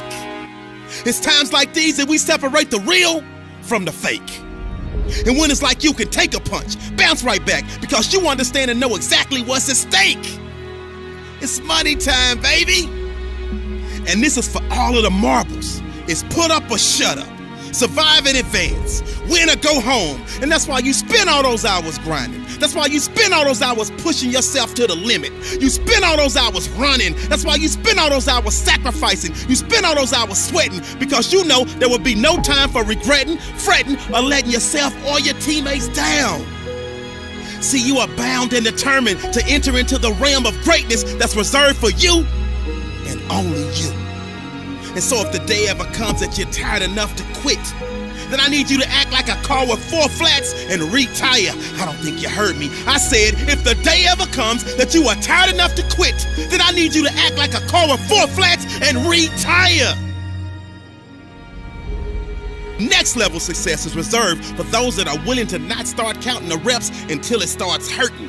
Not start counting the shots made until their arms are dead tired. Not start counting the sprints until they're already breathing hard. I heard a wise man say, it hurts, but it works. I say when it hurts, then and only then will you start receiving the perks, the accolades, the attaboys, the attagirls, the great jobs, the alley-oop lobs, the celebration parties with the lobster and shish kebabs, the hoisting of the banners, the sizing for the rings, the smiles, the hugs, and all of the love and respect in between. See, some of you out there, you in the dark. And you know what I need you to do for me when you're in the dark, right? Turn the lights on when I'm talking to you, because I don't think you heard me. I said next level success is reserved for those that are willing to not start counting the reps until it starts hurting. Not start counting the shots made until their arms are dead tired. Not start counting the sprints until they're already breathing hard. So just when they think you're about to throw in the towel, that's when I need you to recall all of the days that you went that extra mile. All of them days that your friends said you were foul, when you said you couldn't hang out because you were dialed in. You were locked in. You were in a zone. So you had to be strong because you knew the day would come when you would have to show the world that you could overcome any adversity, any obstacles, any hardships, any setbacks, because you were prepared for any and everything. And you understood that it would be impossible to run with them cheetahs when you're walking with the turtles. You understood that it would be impossible for you to run with the cheetahs when you were walking with the turtles. So your mindset is that of a track star, and that gives you the mental strength to leap over life's hurdles, to power through the speed bumps, to push through the roadblocks, and continue to grind past any and every obstruction that attempts to deter you from your ultimate goal of next level success. So the stresses of the world, you laugh at them. The dreams they say are out of your reach, you grab at them. The things they say you can't achieve, you take a stab at them. And when the bullies of life try to knock you out, you stick and move and you jab at them. I said the stresses of the world, you laugh at them. The dreams they say are out of your reach, you go and grab at them. The things they say you can't achieve, you take a stab at them. And when the bullies of life try to knock you out, you stick and move and you jab at them. And on the rare occasion that you take a punch from life and it knocks you down, you dig deep, and then you dig deeper, and then you dig even deeper, because you understand that this is the moment to pick yourself up, push through with determination and grit, because of all your resilience, commitment, hard work, perseverance, You have now put yourself in position to show the world that you got that dog. And your inner dog has no quit. I said this is the moment to pick yourself up and push through with determination and grit. Because of all your resiliency, commitment, hard work, perseverance, you have put yourself in a position to show the world that you got that dog. And your inner dog has no quit. I hated jumping out of airplanes. I hated shooting guns. I hated the job as a Navy SEAL. But I did it because I wanted to change myself. Everything I do, I'm not really comfortable doing. But if you choose to go that route, to go be a Navy SEAL, you might as well go be the hardest mother in the world. Because if you're choosing to do something, you have two routes. You can go there and be a little weak person and get through barely, and that's your reputation. Or you can go through the hardest guy you can possibly be, and that's your reputation. So my whole thing is, if you're gonna choose to open that door in Iraq or Afghanistan, open the mother and go in hard. Because they're gonna remember you by slowly opening it and peeking in. So if you're gonna open it, and you made the mind to open it, don't crack it open. Open the door, go in. That's with life. If you're choosing to do something, attack it. Because they're gonna remember you as not attacking it. So I want to be remembered. You can hate me, but there's one thing you can't say about me. I didn't attack it. So that's the mentality you have. If you're gonna do something, you might as well attack it, because you can do it anyway. Right. Who on this earth would still be going right now? You are. You are.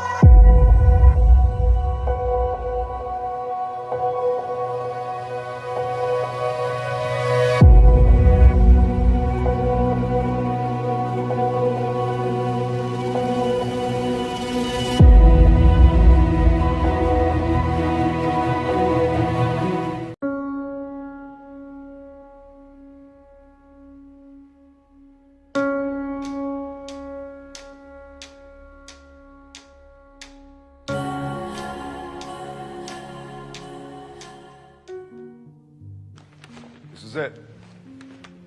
The day you've been waiting for. I know you're nervous. So am I.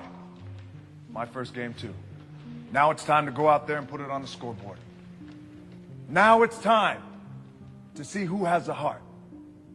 Now is the time to prove to yourselves and prove to everyone out there that even though you're locked up, you're somebody. You are worthy of something. And you're able to do something special that no one else in the world can do. Ready to go out there and take what's yours. Yeah! What you've worked hard for. Yeah! But one thing that a lot of people don't know that I want to share with you guys is when I was 22 years old, I came to this city for the first time. I was playing in the Canadian Football League, playing my first pro football game. I was playing for the Calgary Stampeders. We were playing the BC Lions. I was so excited. 2 days later, I got cut. The dream shattered, sent home with $7 in my pocket. I was like, wait, no, I got to play in the NFL eventually. Those are my big goals. That's my dream. You realize that playing in the NFL was the best thing that never happened because it got me here. So my point is, look, you're going to get your ass kicked. We're going to get the shit kicked out of us. You got to get up. You got to have faith that the one thing you wanted to happen oftentimes is the best thing that never happened. So have faith and just keep that in mind and keep plugging away.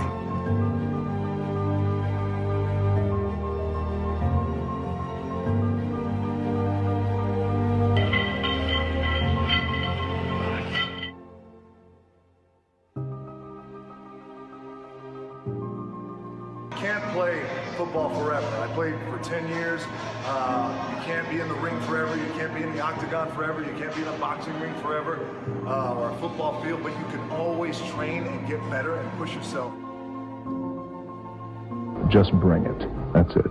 Just bring it. I say that in my everyday life in terms of my challenges and things like that.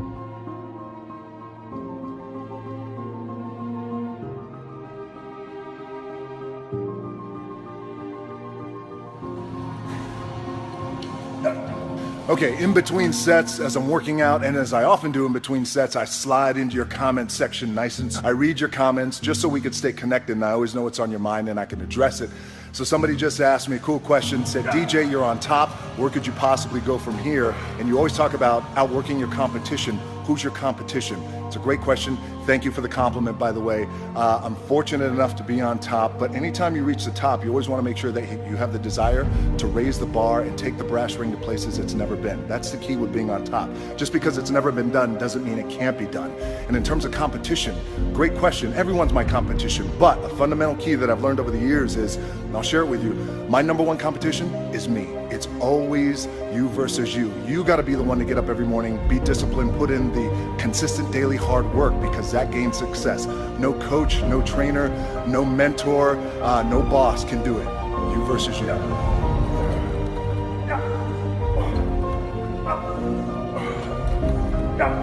Double.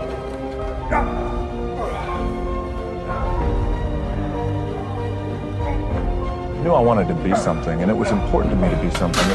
It was important to me that I didn't fail. But by the way, and if I did fail, at least what was also important was the lesson. And I didn't realize that until I got older, because when you're in it, you're in the grind, you don't really recognize those things when you're younger, but I could recognize them now and the importance of them now. And just in terms of the drive and the determination, a lot of it was experience too. You get your ass kicked, you get back up, and you put the gloves back on and you swing away.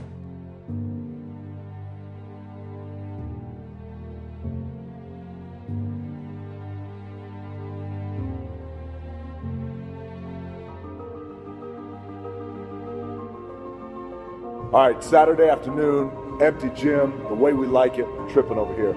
It's leg day, which means it's gonna be sweaty, painful, and fun.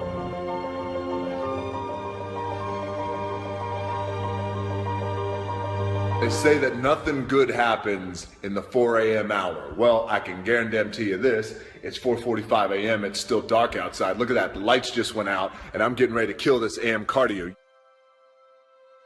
Train twice, I'll get my cardio in and breakfast, and then I'll go hit the weights. Clanging and banging, we call it.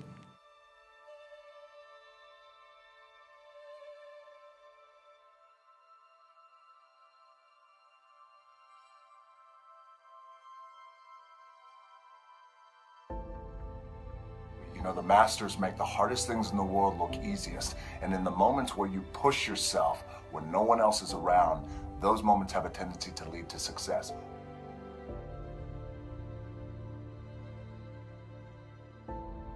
Oftentimes when I see kids and they have been labeled, oh, they're punk kids. True. But there's good in them. And we got to see that potential. And I enjoy that today, seeing the potential in kids just like he did. Especially kids who are kind of wayward and have been going through it. I know what it's like. Our most powerful and most important is when we just embrace who we are. It's just believing in yourself and embracing who you were born to be. Whether it's 3 o'clock in the morning, by the way, when we were talking in London, I was getting up at 3 because I had to be on set by 4. So whatever time my call time is, those and directors and our producers, whatever time my call time, so my call time is at 7, then you back your clock up 4 hours, and then that's when I get up and train twice. Just wrap that 4 a.m. cardio. There's no substitute for hard work. I get up super early. Generally, I have this thing where I like beating the sun up, not just in terms of before the sun comes up, I have to get up. And how do I do it? It's just important to find balance, and I try and do things really that I really enjoy doing. And a lot of times, it's like in life, right? Life brings like drama, and you got to deal with this person, and a funky relationship here, and all these things.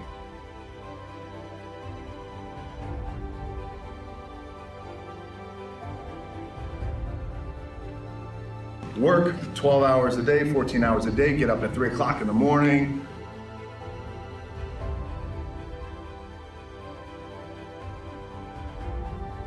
I don't know if there's a golden rule. I can tell you this, that I believe anything is possible, right? I live in the world of possibility. And I also believe that we can accomplish anything with our two hands and just putting in the work with our two hands. And also, you hear this often, but it's really, really true. You gotta find something, if you love what you do and be passionate about what you do and find something that you can be passionate, like, it really helps. You know, it gives you that motivation when you wake up in the morning.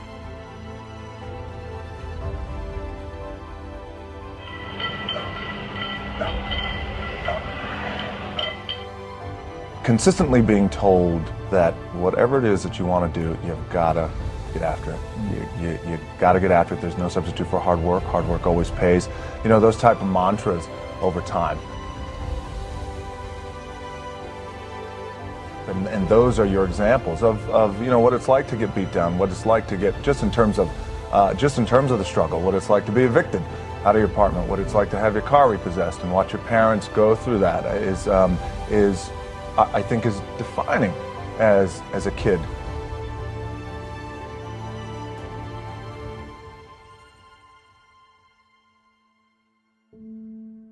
You know, I grew up, there was a period of time where I was making a lot of mistakes, David. I was getting arrested multiple times. By the time I was 16, I was arrested maybe 7 or 8 times, fighting theft, doing a lot of things that I shouldn't have been doing. I was really lucky that I had a couple of people who, along with my parents, who saw the potential in me even when I didn't see the potential in me. And it wasn't until I got older, had a little bit of luck, a little bit of success, that I started to understand the value and the power of someone giving back.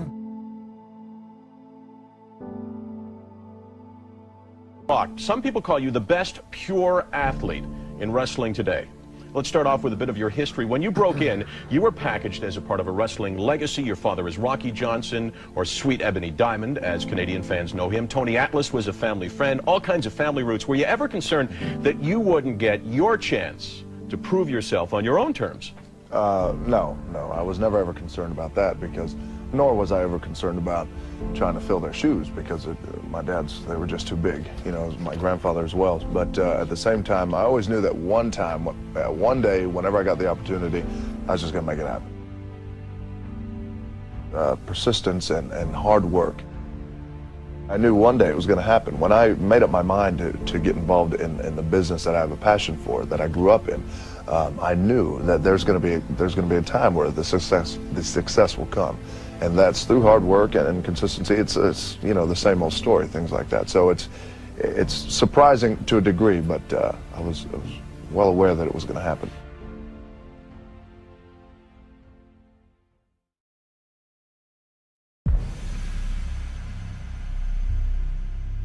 He said, what you see in the light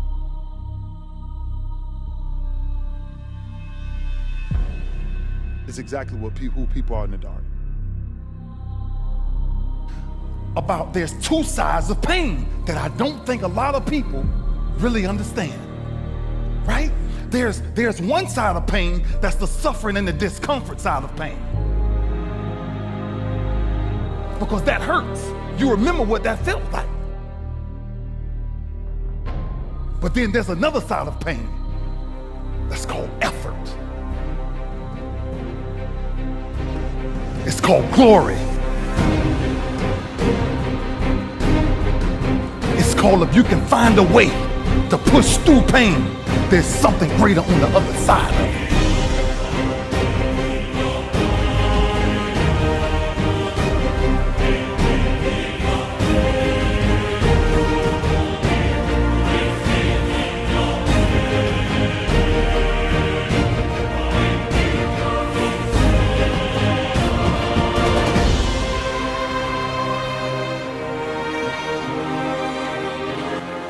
And if you never tap into it, it's because the first time you felt it, you backed off.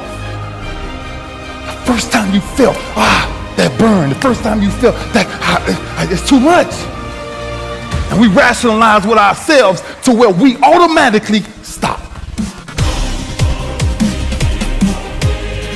And as human beings, you know, failure is not a bad thing. You know, ask yourself, what's the opportunity from the failure, and get in the game, because when you get to the last hour of your last day, it will not be the failures you regret, it'll be all the risks you didn't take.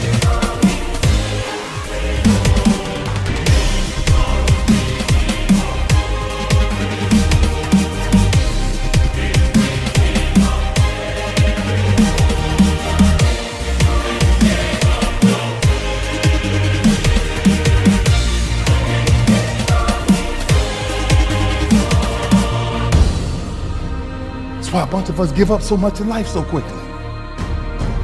But suppose I told you the greatest pain of my life is the reason I'm standing here today.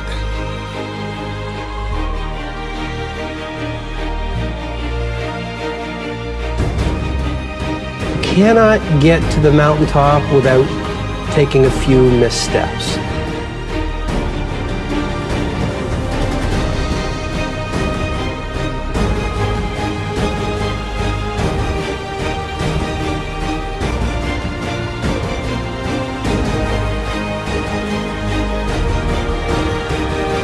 The greatest pain of my life is the reason I'm standing here today.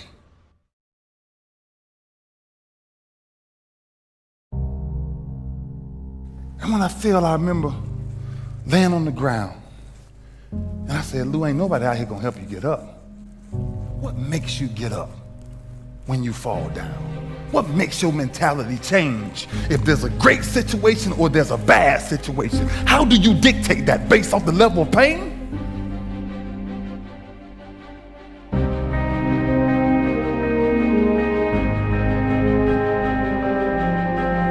They done wrote me off. I say, I might as well pack it up.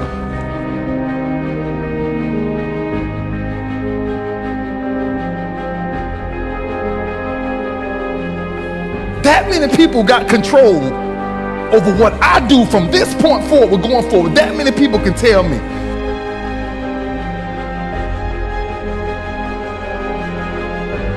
I believe that's the single most important element that separates the quality of people's lives. It's not just the ability to have hunger, but to sustain it. Hunger means that you want more. You want more of yourself. You want to make a bigger difference.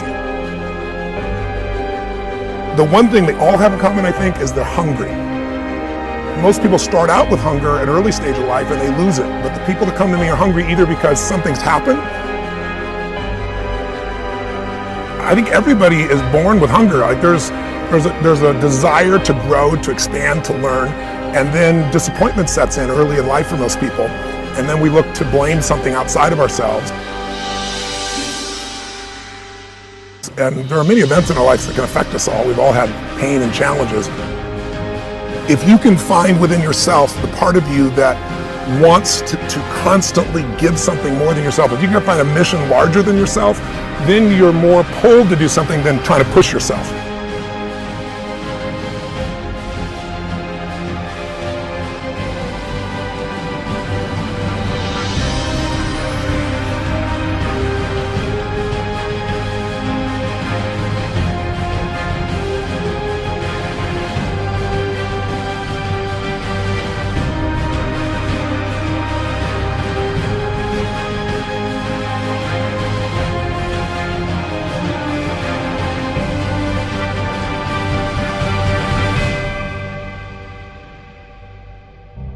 Didn't have enough strength.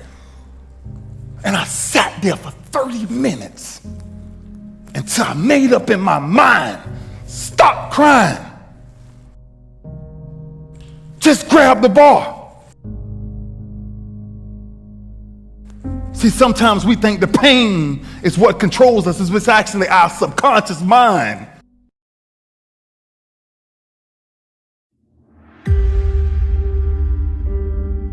That's what dictates most of our lives.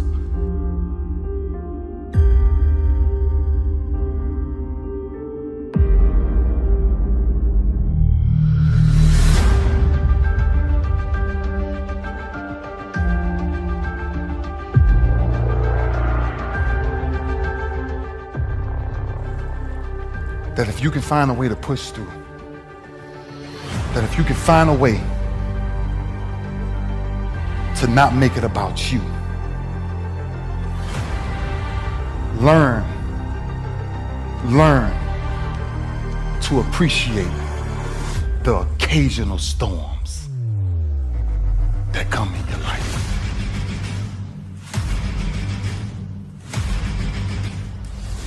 Just learn to appreciate how small they are, the occasional storms that come every day. And then that's the ingredient. Pain is a repetition of the cycle. until you learn how to figure it out, until you learn how to tap it on the back and say, I know you there, but I'm built to deal with you. I don't want nobody to leave here today and not understand why we must find a way to push through pain to understand that's on the other side of that is glory.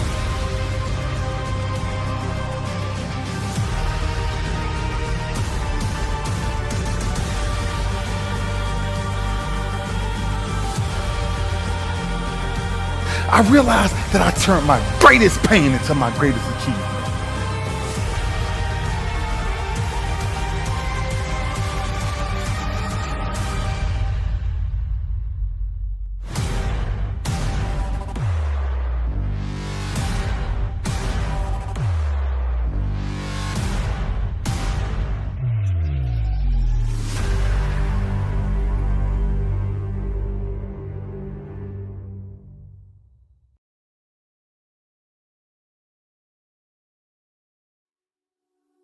A lot of kids don't until it's too late. The one thing I watched the most in my career was wasted talent, to where it's almost scary that people will throw away opportunities like that. See, if you're playing it safe, you're not going to win. If you're playing it safe, it's by trying things that you figure out how far you can go. You got to get outside the box.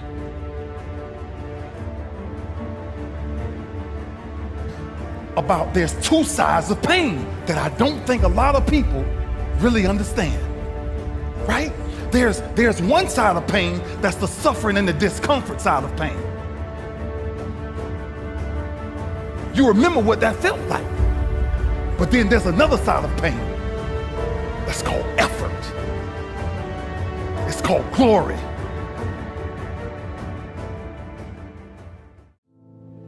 Should people make New Year's resolutions? People should make New Year's resolutions if they're actually watching this video on January 1st. If they're watching it on December 23rd, they should make December 23rd resolutions. Waiting miraculously to when the calendar flips to start making your life better is silly at best and pisses me off at worst. And so whenever you're watching this, because it lives on the internet, and thus that means you could watch this on June 17th, make a resolution every day of your life because you only get one at bat. The reason people struggle with having a New Year's resolution and sticking to it is because it was a tactic to do a New Year's resolution. Hence why my first answer was right, which is when you actually decide to make a change in your life, whether about weight or job or going out with somebody or relationships, that's when you actually pull it off. It's religion, not tactics.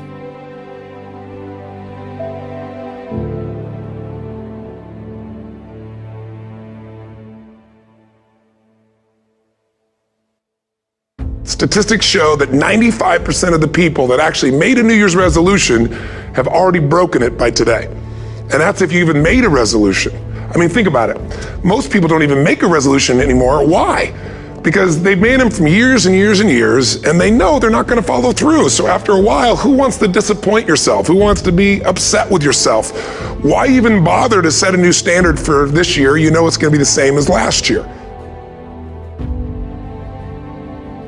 So the question is, what is it that makes us even want to make a resolution? I mean, it's an interesting question. Why is it at the beginning of the year we have this tradition, but it goes beyond tradition. It's something inside of us that makes us want to make things better. And I think part of it is the calendar gives us this idea that we can have a fresh start, that we can start from fresh and have this great victory. Let's use the calendar to serve you today. Let's just see, what does it really take to make this thing happen? Because there's no denying that inside of you, the only thing that's going to make you happy in the year ahead and the decades ahead is going to be having you have an experience where on a regular basis, you feel like your life is making progress. So the secret to real happiness is progress. Progress equals happiness. And if we can make progress on a regular basis, we feel alive. And that's why at the beginning of the year, we get this thing like, okay, I can have this fresh start.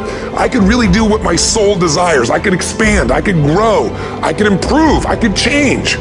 Or maybe better than change, I could progress. So if you want to make real progress, then you really got to look at your life in a different way. You got to say, I got to take control of this process and not just hope it's going to work out like people do who make a resolution. Because really, isn't that what they're really doing at the beginning of the year? They're saying, well, here's my resolutions for the year, and they really basically tell you their wishes. It's their wish list. It's what they hope it all comes together. And then they call it a resolution, but they don't know what a resolution is. When you resolve something, to have a resolution is to resolve it. When you've resolved, this is how it's going to be. That's when you cut off any possibility except the thing you've committed to. Make a resolution every day of your life because you only get one at bat.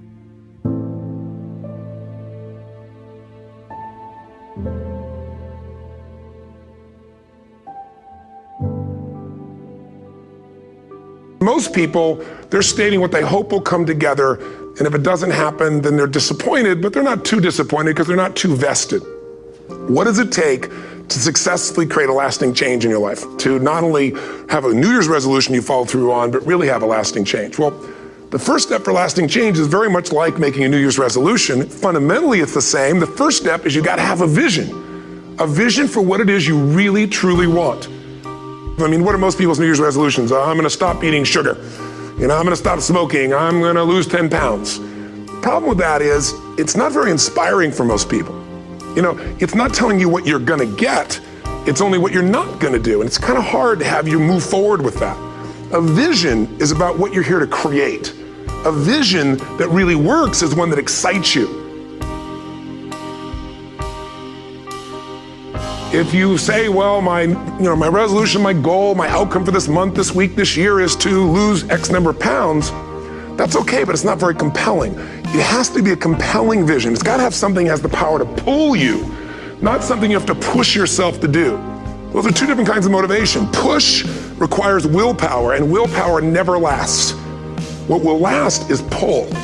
Having something so exciting, so attractive, something you desire so much that you have a hard time going to sleep at night and you get so up early in the morning to rock it and take it to the next level. That's what you're looking to create. And that isn't easy to get. And the bottom line of our follow-through comes down to our emotional intensity. You got to have strong enough reasons that you're going to follow through when the going gets tough. They don't have strong enough reasons to push themselves through what's going to be necessary to get that dream, to get that goal, when the inevitable challenges come up, when you're starving, hungry, and you're trying to go on a diet, right? When you got no time and you're stressed out and you haven't worked out still, and that's what you're supposed to do. When the economy gets tight and what you thought you were going to do doesn't work, and so you give up on the goal instead of finding another way to get there. You don't let the fear take you over if you've got strong enough reasons. Reasons come first, answers come second. If you get a compelling vision and you got strong enough reasons that will push you through the tough times, you're going to do things other people don't do. Instead of collapsing, even if you get off target, you won't go, oh, I blew it. You'll get right back on target, make the change, make things happen. We do our best when our destinations are beyond the measurement, when our reach continually exceeds our grasp, and when we have immortal finish lines. And when we do this, the race is never over. The journey has no port.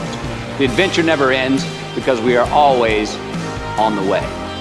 So do this, and let somebody else come up and tap you on the shoulder and say, hey, you scored. Let them run up and tap you on the shoulder and say, man, you won. Let them come tell you, you can go home now. Let them say, I love you too. Let them say, thank you. Take the lid off the man-made roofs that we put above ourselves and always play like an underdog.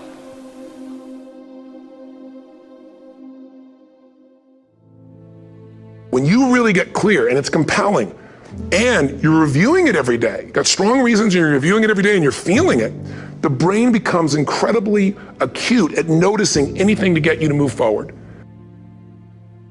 What do people do with a New Year's resolution? They come up with something they kind of want. It's not a compelling vision. They don't really have strong enough reasons, and they never review it again until to notice that they broke what they said they really want to have make happen, because they didn't really resolve. If you resolve, you got the vision, it's compelling, you review it daily, and you feel it, you envision it, and you experience it. Simple as it sounds. Now, ultimately, what is this really about? Ultimately, if you're going to have lasting change in anything, you're really talking about just raising your standards. Raise your standards. And what does that mean? Corny as it sounds. Raise your standards. Oh, thank you for the breakthrough thought, Tony. Lasting change is different than a goal. You don't always get your goals, but you always get your standards. But when you decide something is a must for you, an absolute must, when you cut off any possible, you say, I'm gonna find the way or I'm gonna make the way. Human beings, when they resolve things, when they make a real resolution inside themselves, which is they raise the standard and they make it a must, they find the way.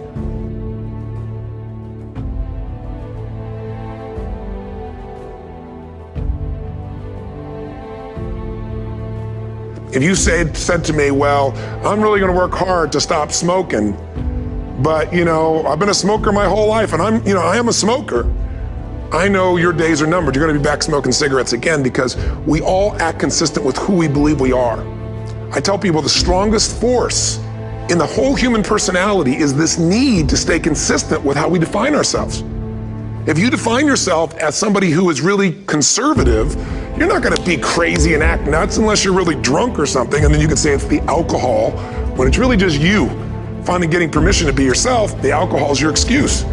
If you're a really crazy person, you act crazy, outrageous, playful. You don't act conservative because that's not who you are. Very often people say, well, I can't do that. I'm not that kind of person. And I always say to people, really, when did you define yourself? I mean, very often we made decisions in our youth or very young about what to believe, about what we were capable of, about who we are as a person, and that becomes the glass ceiling, if you will, that controls us. Willpower doesn't last, but rituals can last a lifetime. I bet you have some rituals in your life right now you've been doing for years, even though some of them don't serve you. I'm just saying, wake yourself up. If you want a new year and a new life, you don't need to start on January 1st. Start today. Start with this little video. Listen, how's your new year coming out so far? When did you define yourself? I mean, really, how many years ago did you come up with what you could and couldn't do in your life? How many years ago? Most people, if they really look at how they're living their life today, it's based on a set of standards, a set of beliefs that they made choices about 10, 20, 30 or more years ago.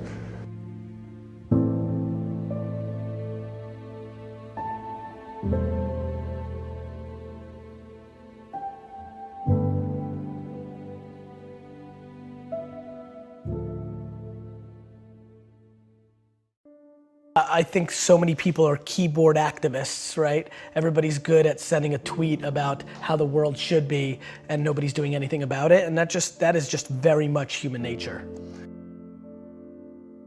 We've gotten soft as a culture. Yes. Of course we've gotten soft as a culture in the US because the US has had an incredible 200-year run. Right? Like, this is just what happens. So as a culture, I can't speak for, people that live in the Amazon River, and I can't speak for, people that still live in Belarus, but the American culture is soft, and that's a great thing. That means there's been enormous amounts of prosperity, but let's not be naive. I mean, people literally complain when somebody gives them the wrong amount of like extra cream in a Starbucks $6 coffee.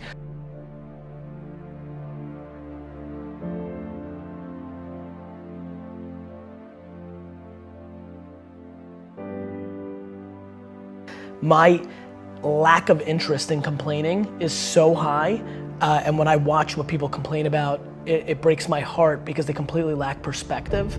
And I genuinely believe my happiness and optimism comes from my perspective. Even in political unrest times like right now, a lot of people are very bent out of shape, but the reality is that it's just never been better to be a human being. That's just the truth, that's just data, that's reality. And yeah, I mean, it's just a very fun time to be alive.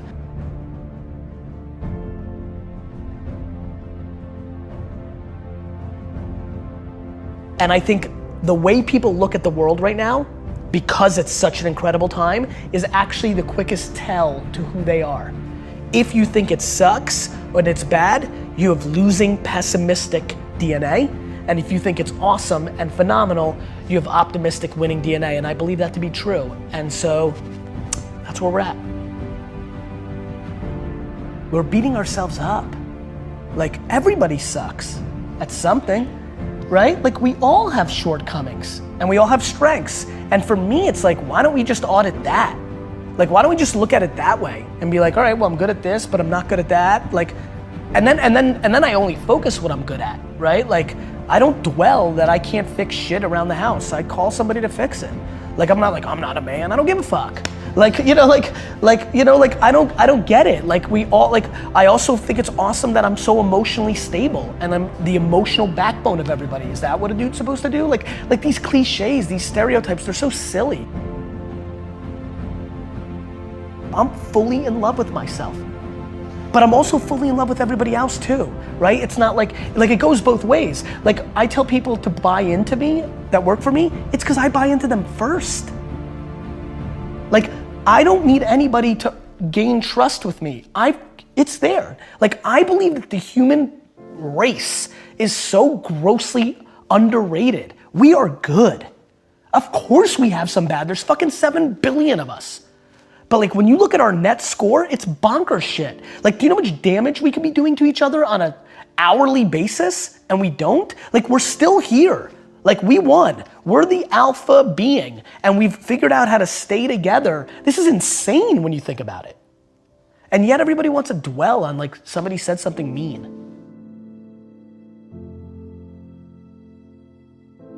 If you want to be an anomaly, you have to act like one. Like people want all these special things to happen, but then they're acting like everybody else. And that gets into the Saturdays in your 20s, like, or just like taking risks or things of that nature. Like if there's anything they take away, it's like, look, like you're gonna only be so pretty, you're only gonna be so smart. Like there's things that are gonna be natural and then there's things that you can actually control. I do believe, and I don't know if I'm right or wrong, I don't, but I do believe that work ethic is a taught behavior. It's something you do have more control over. And you know what really sealed the deal for me? Getting healthier. I was 38 years old and it didn't come natural to me. Like it didn't come natural to me at all. I hate the gym. I hate it now. I hate it, I don't like it, I don't want to do it. But I knew it was important. And somewhere around midway through being 38 years old, I got serious, I figured out my system, I made the financial commitment, and I've won, right? And I'll never lose again because the system was I needed to be accountable to another human being. So it was about Mike and now Jordan and whoever else is my trainer. I'm doing it almost weirdly more to not let them down. I feel like there's a shift that can make people work harder. The big one that I push is you're gonna die. Like if you're like to me, life is broken down into complaining and not. So if you're not complaining, well then I have no advice for you. I'm pumped. Like you did it. Like I have friends who make $42,000 a year, work 9 to 4, kind of, with an hour and a half lunch and 45 minutes of YouTube and 10 minutes of bullshitting and an hour of complete waste of time in a meeting. So they're kind of working like 6, hours a week, right? But they're pumped. And they text me, these are high school friends, and they'll text me like how happy they are to be the coach of their kids' baseball team. And like that's amazing. Like that seems very obvious to me. That's right. You know what's super weird? I'm actually weirdly envious. It sounds cool, like in theory, right? Grass is always greener, right? Like far less pressure, like all that time with my kids, oof, that would be cool. Like there's just like all these things that I can justify. So to me, but I have friends who have $100 million in the bank because of Facebook's IPO, who complain, who are still hungry, who want to do even more, who will complain to me because they know I work a lot about no work-life balance and they don't get to spend enough time with their family. And I'm like, you have $100 million. Like you could stay home, like you're in control. Like don't complain about it. You've made that choice. Don't bullshit me. Like you want to spend more time with your family? Spend more time with your family. I'm trying to be very careful about what I'm saying versus what I'm doing, because that's how you get exposed. And I don't mean like people calling you out and being like, you suck. I mean to yourself. I don't want to be exposed by myself. It's looking yourself in the mirror and saying like, am I doing this right? So to me, there's so many people that are talking shit about how big of an entrepreneur they're gonna be and how much they're gonna achieve, and they don't work on weekends. You know, I worked every Saturday of my 20s. And I talk to 20-year-old entrepreneurs every single day. Lately, I've been saying to them, this Saturday, you're gonna have more time off than I've had in my entire 20s on a Saturday. So before you tell me how you're gonna be bigger than me, start thinking about what you're actually doing.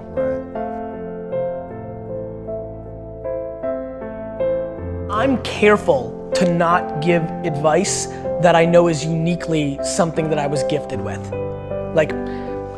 How do I tell you that, oh, here's how it actually works? And it almost started happening, it didn't happen. I actually get goosebumps, real heavy goosebumps when I hear something that I know feels right. What's the advice there? Hey, Johnny, start getting goosebumps. There's certain things that I can't talk about because I know they're not practical. They're intuitive to me.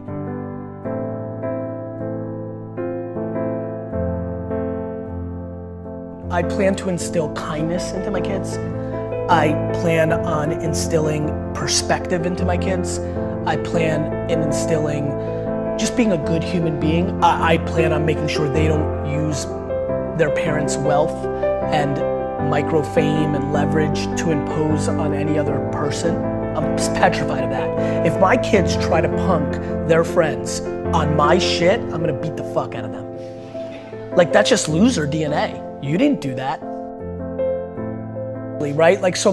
I'm not obsessed with tactics. I'm obsessed with religion. So I have a lot of wealthy friends at this point who think it's smart for them to sit first class, but the kids in coach. It's a tactic. They send their kids to Africa to build a school for a week. It's a tactic. It's like my friends that love the environment. The number 2 sector in the world that is hurting the environment is the fashion industry.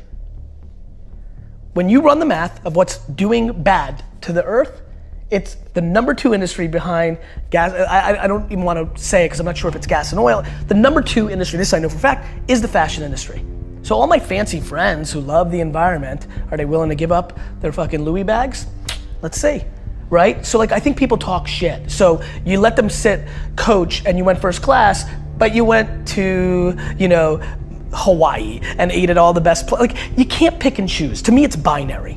So I don't want to be a hypocrite. So my big thing is look, you need to be kind. Mean is just non-negotiable in our family, right?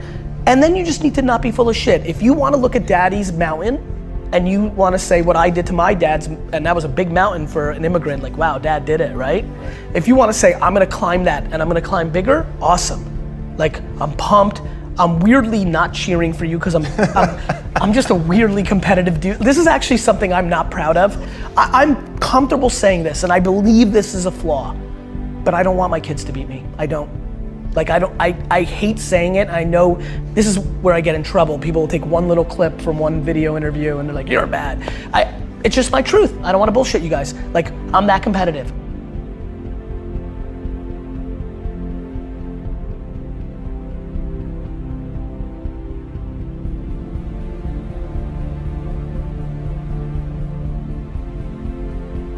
I just want them to be all in on them, right? I don't need them to be an entrepreneur. I don't need them to make me proud. They don't need to go to Harvard. They don't need to do shit. They need to be themselves, all in, and they need to be kind, and I'm good.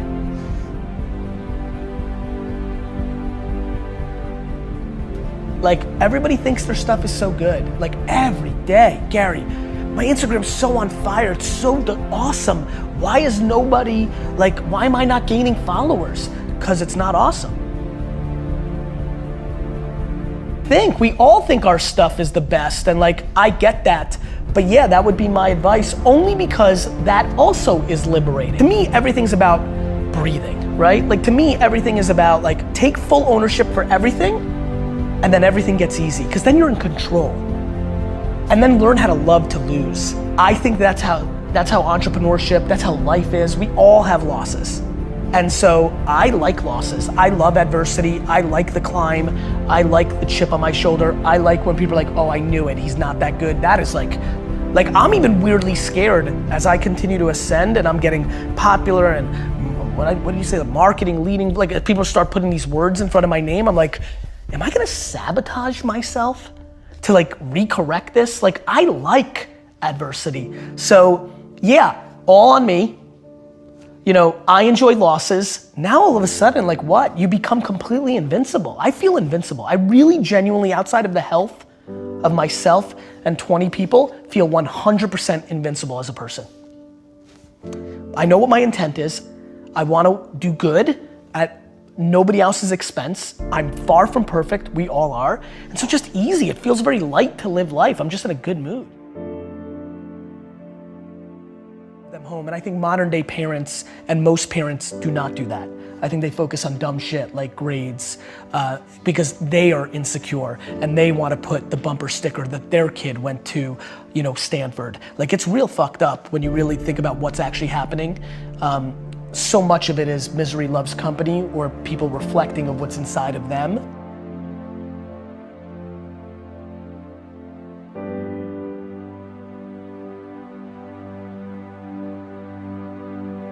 Is the impact that you want to have on the world?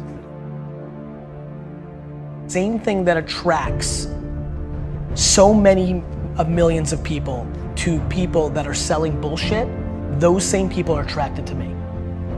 And what I want to do is suffocate out all those other people and become the alpha of that entire world of people that are hoping and are desperate to look at me. And what I want to do is inspire 2 14-year-old girls in Kansas City right now to build $1 billion company on having a bunch of employees hugging each other in the halls. I think that Steve Jobs came along, became an icon, but the sad part of that narrative was he did not treat his employees well. He became an icon, and the narrative became he got the most out of people by being a jerk, and that became romanticized. And a lot of people in Silicon Valley today run companies where they're mean because they think that's the right thing to do because they put Steve Jobs on a pedestal. I want my pedestal moment. I want to become that big, and what I want to come from that is that kids that aren't even born today think that they can build a $5 billion company and be a great guy or a great gal. I want to build the biggest building in town ever by just building the biggest building in town, while I think most people try to tear down everybody else's building. So I think positivity and good is practical advice to building an empire, and I want to be the poster child of the person that built the biggest, baddest empire and did it by being a good dude along the way. And not everybody's gonna be happy about everything I did, but if it's 97% of people talking good behind your back, that's a real legacy. And I want to do it in a pop culture way. I'm gonna do it anyway. People have done that before. Just so you know, there's plenty of people. Warren Buffett's a really good dude. Like there's plenty of people that have done that. There's a difference. I want to do it and I want to be a rock star, right? Like, and that's where you influence people. Like, you know, like I want to do it, but I also want to be the most popular. And so then that person's like, oh, I want to be him. So I guess I'll be nice. Like I want to literally take people who have DNA that's kind of nice and make them more nice because they think that's how I became big. So I basically want to trick the business world into becoming kinder.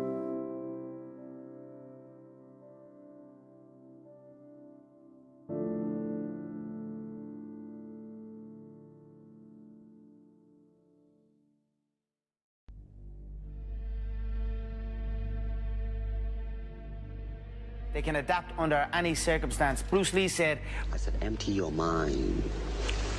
Be formless, shapeless, like water. Now you put water into a cup, it becomes the cup. You put water into a bottle, it becomes the bottle. You put it in a teapot, it becomes the teapot. Now water can flow or it can crash. Be water, my friend. Be like water. And when water enters a cup, it becomes the cup. That's the philosophy I'm going into this contest. It doesn't matter what rule set or stipulations they try and put on me. I can adapt and overcome to any situation, and that's what I will do on August 26th. I've heard this every step of the way. He's just a joke. The Joker, I've been called. Until they are in there, then it is no joke. So step by step, one enters, they say the same thing, it's all a joke, he's not for real, he's only talk, he only got here because he's this and that. And I go in and I put my opponent away, I do exactly what I said I would do. Now we're in a new game, it's just another day for me. Greatness is for the brave, so that's it. I'm brave and I'm confident and I'm going in. I'm going in to represent martial arts as a whole. A true martial artist can overcome any stipulation, any rule set. In my mind, this is Bruce Lee stuff. Be like water. You know, if water enters the cup, it becomes the cup.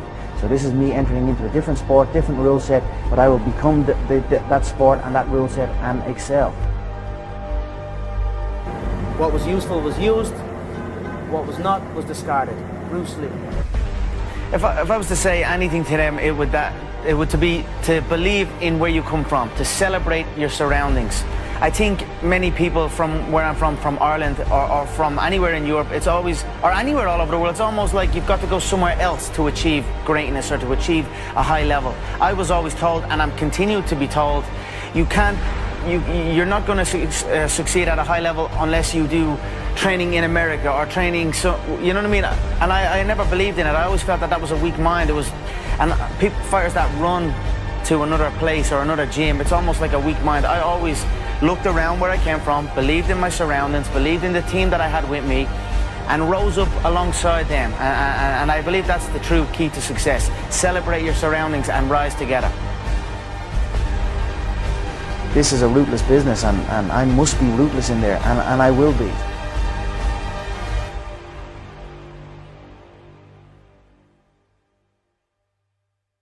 I said 4, but that's me being humble. I don't believe he will even exit the first round, but I'm trying to be humble here.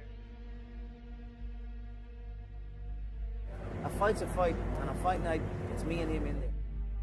Am I going to beat him? I'm going to beat him under the specific rule sets that he has, that favor him. It's not a true fight. We're not fighting under no rules or mixed martial arts rules where the field opens up a lot more wider for me. That's confidence from my end. So I'm coming in and stepping into his world, and I am making it my own. This is the day we're absolutely connected. If I took my hand and put a knife through it right now, you know, you would feel it some way. Emotionally, you would feel it. You know, it's like, there's no question about it to me. So everything we do to each other, or everything we see in each other, is us seeing ourselves. I did stand-up in the clubs for 15 years. But it's never too late to make your mark. You may have to quit for a while and sell some paint.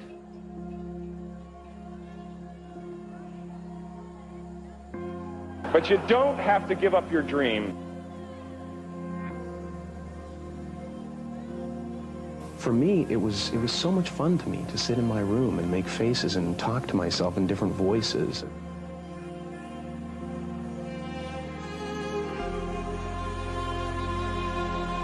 I think everybody's looking for something that they already have.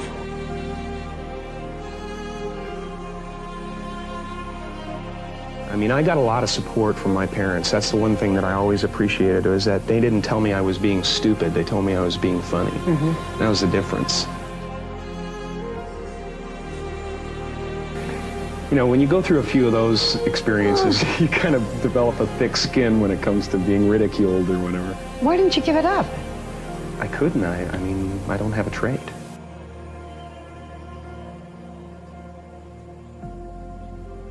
The fact that we are already enlightened, we're already complete, and it's just realizing that you're complete. Once you realize you're complete, then this life and everything in it becomes a play of form. Something to toy with and play with and make something good out of. And it really isn't to be worried about, it's to have fun with. Anything that doesn't work out, any show that I might not get, any show that I might do that doesn't turn out well and gets pulled off or something like that, I always think of as, this is the way it was supposed to be. That's the way it was supposed to happen. Because there's something bigger down the road. There's something better down the road, and this is happening because I'm not ready. Or, you know, and it's always happened that way. You know, at some point you have to divorce yourself from the things that other people want for you.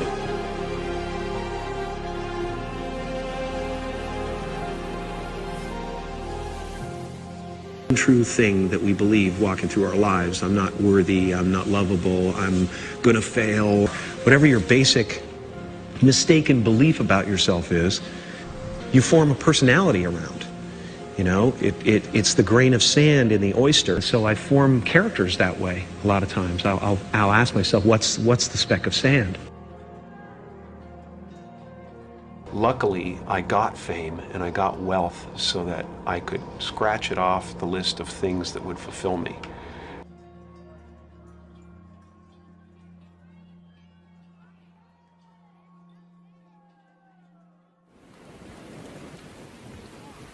So I accept the fact that I fail, you know, because I know that that's the way it's supposed to be. I was born in Newmarket, Ontario, Canada. As you entered your teens, your life changed radically. Mm-hmm. My father lost his job when he was 51, I was about 12. And that was really the traumatic, wow, kick in the guts. You said we went from lower middle class to complete poverty. Mm-hmm. Yeah, we lived in a van.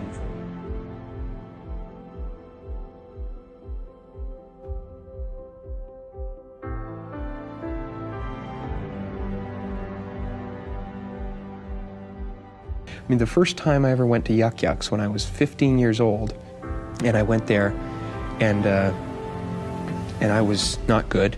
I was all right. I went down there with Dad and got up on stage, and I didn't go back for 2 years. And then my father said when I was 17, I started doing little shows here and there again, and he said, why don't you go back to Yuck Yucks? I said, no way, I don't want to go back there. And he said, you know, you should get over it. I mean, if you're gonna go into the business and you want to do it seriously, you can't have those barriers, you know. And I went back and I did great, and I became a regular and a headliner, and it built from there. And then when I went down to Los Angeles, the same thing happened.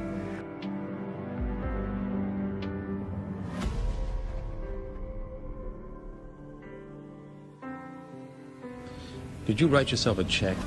Yeah, I made my check, which was just basically, you know, $10 million to Jim Carrey for acting services rendered, dated Thanksgiving 1995. I gave myself 5 years, one of the most successful working actors, to be given the best material and the best scripts and things that people would never expect in a million years that I could do. I put the check in my father's pocket in his casket because it was his dream too, and he followed me the whole time, and it was kind of the completion of that. He saw the mask, he saw what was happening to me, and I felt like it was, you know, it was his as well, so I give it to him. I have had to risk losing popularity, risk losing people's acceptance. Again, lucky to do something that's a little bit different, you know? I don't ever want to be nailed down. And I want to tell stories. I want to tell a wide range of stories and be able to look back someday and go, wow, some of them are really original, really different, you know? And I still haven't done what I want to do, you know? You know what it is?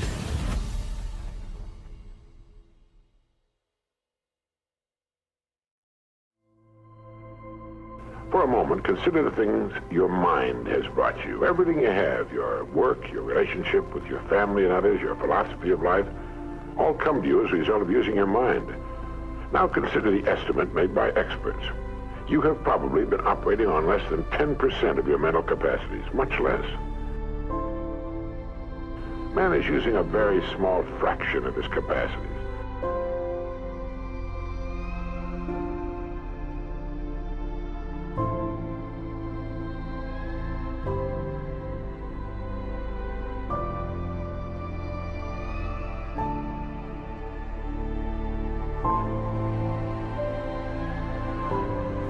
Neurological research at the UCLA Brain Research Institute points to enormous abilities latent in everyone by suggesting an incredible hypothesis.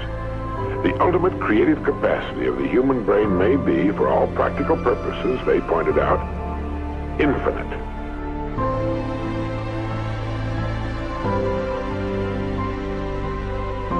Man is a vast storehouse of data. But we have not learned how to program ourselves to utilize these data for problem-solving purposes. man under average conditions of work and life uses only a small part of his thinking equipment. If he were able to force our brain to work at only half its capacity, we could, without any difficulty whatever, learn 40 languages. The reason that people don't do stuff, one is it's hard, and two is it's risky.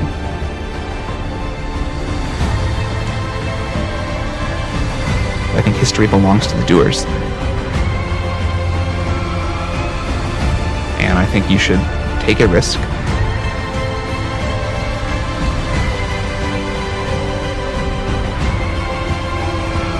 Risk actually looks like is not doing something that you will then spend the rest of your life regretting.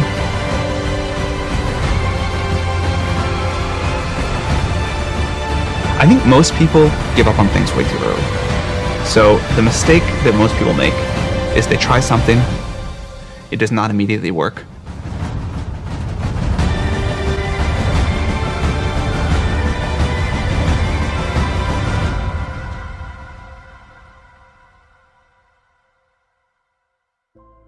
Living successfully, getting the things we want from life is a matter of solving the problems which stand between where we now are and the point we wish to reach.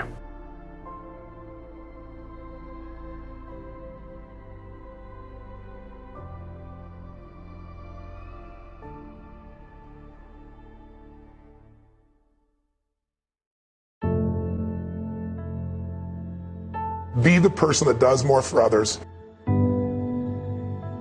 No one is without problems. They're a part of living.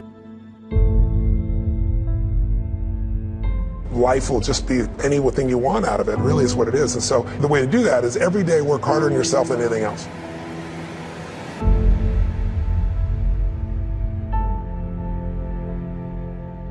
Because if you become more intelligent, more valuable, more skilled, you can add more value to other people.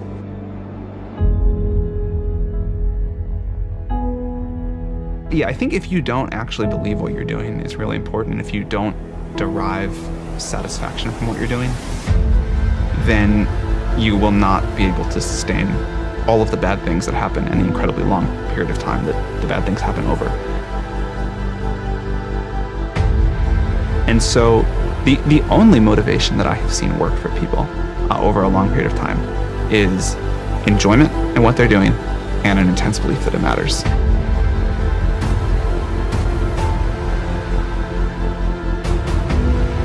It's totally cool when people start off saying, well, I want to make money or I want to be famous. I think a lot of people start that way and they don't like to admit it. But pretty quickly, or at least in the first few years,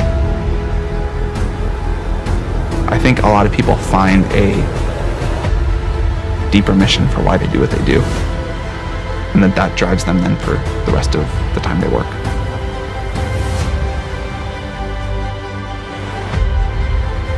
So the point is you don't have to wait in line. You don't have to do it the way everybody else has done it. You can do it your way. You can break the rules.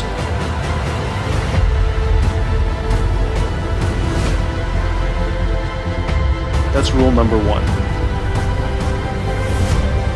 It is the generally accepted theoretical view of man's mental potentialities.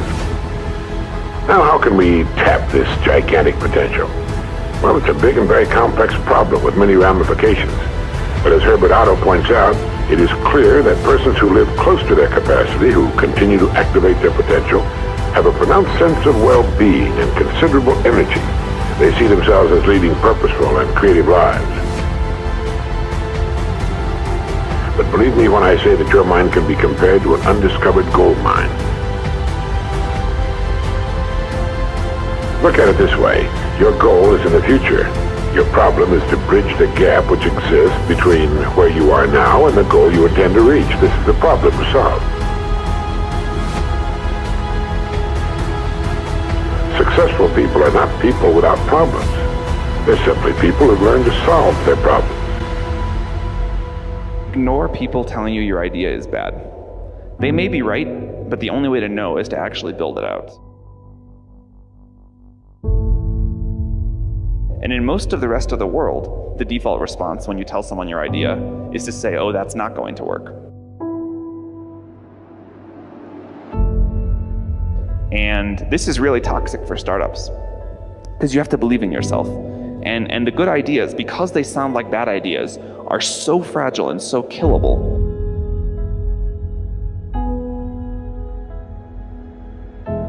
That you have to be really careful to insulate yourself against this.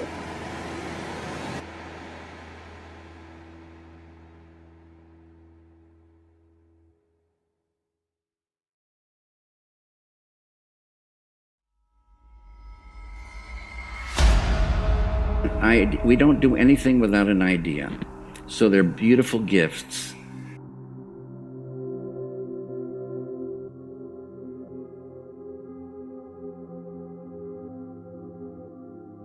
Desiring an idea is like a bait on a hook. Yeah. It can pull them in.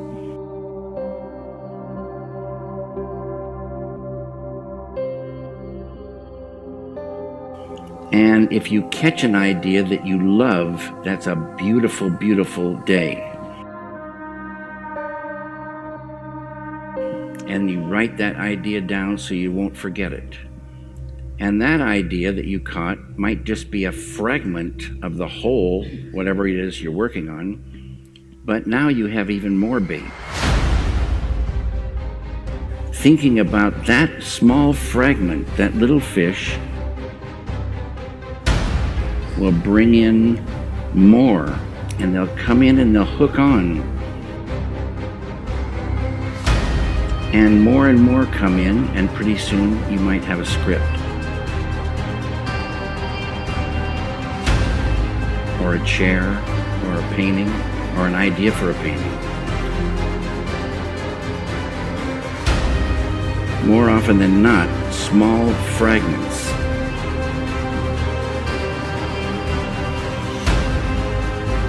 I like to think of it as in the other room, the puzzle is all together. But they keep flipping in just one piece at a time. After 7 weeks, they say, you know what, I tried this thing. It's just not meant to be, and I have too many other projects, so they immediately give up. Being young and unknown and poor, that is actually a great gift in terms of the amount of risk you can take. That's a beautiful thing to think about.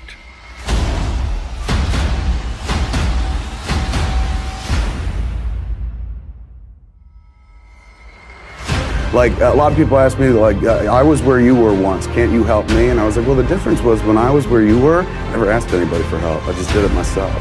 So it's always better if you can do it yourself. You feel better at the end of the day. These things are really hard. They take a very long time. There are a lot of critics. There are a lot of people who say this thing sucks. It's gonna fail. It's really stupid. Most of the founders that I have spent a lot of time with that have gone on to be super successful spent a very long time on their idea when a lot of other people would have given up.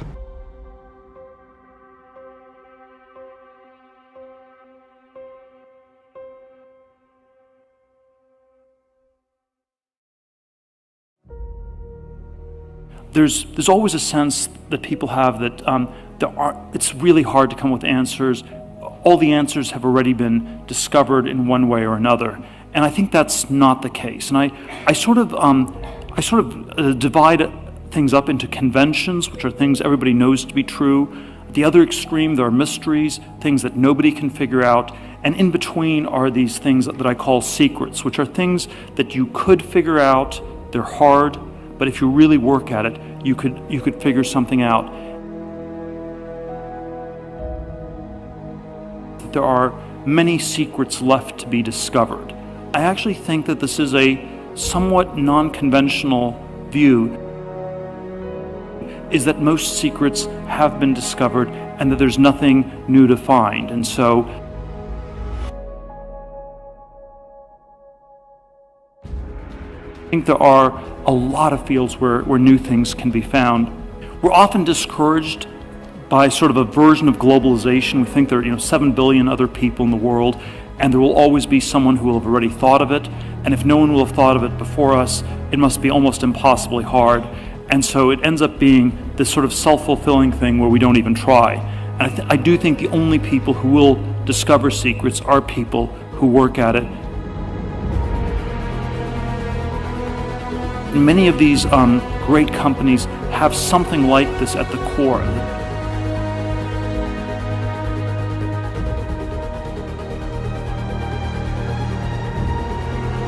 But let me show you how much time we waste in worrying about the wrong problem. Here's a reliable estimate of the things people worry about.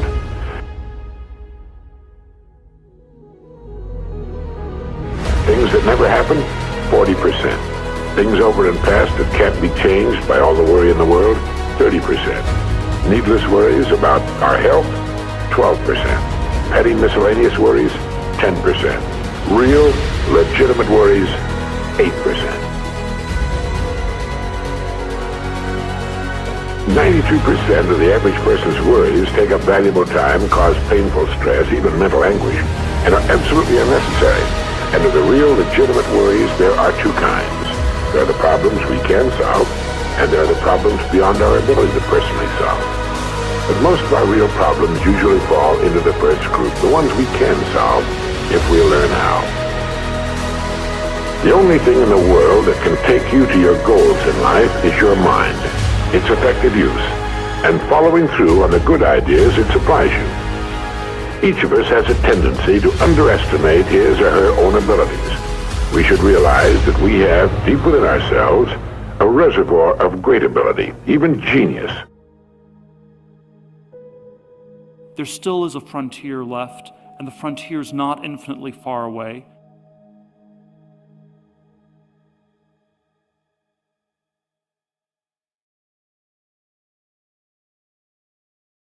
But there are many places where you can still get to the frontier. There are many directions you can go where the frontier is close and where there's a lot left to be discovered. Now I'm going to assume you've decided upon a goal. Your problem is, how do I achieve it? Your goal may be a promotion, a greater income, a beautiful home. It makes little difference what your goal happens to be. But you have your goal, and you know that you will become and you will achieve what you think about. That is, if you stay with it, you will reach your goal. But how? Well, it's right here that your mind comes into play. What is your mind? No one knows for sure. Perhaps the best way to describe it is to quote Pulitzer Prize-winning playwright Archibald MacLeish. The only thing about a man that is a man is his mind. Everything else you can find in a pig or a horse. The human mind is the one thing that separates us from the rest of the creatures on Earth. In order to reflect just a moment on the human mind, consider what it's accomplished. Human knowledge has advanced more in the past 50 years than in all the preceding 10,000 years of human civilization. We're entering an entirely new age of man, the age of the mind, and you own one, free and clear. Pick 1 hour a day on which you can fairly regularly count, and during this hour every day, take a completely blank sheet of paper. At the top of the page, write your present primary goal, clearly, simply. Then, since our future depends upon the way in which we handle our work, write down as many ideas as you can for improving that which you now do. Face it with faith and bend all the great powers of your mind toward solving it. And believe me, solve it, you will. It's like spending 5 hours a week digging in a solid vein of pure gold, because your mind is all of that and much more. 2, if everything you now have is the result of using, say, 5 to 10% of your mental abilities, you can imagine what life will be like if you can increase this figure to 20% or more.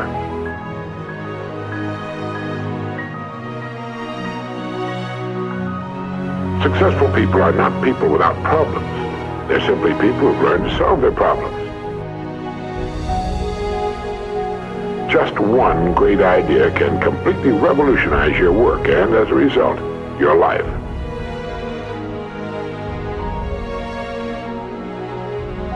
Just one great idea can completely revolutionize your work and, as a result, your life.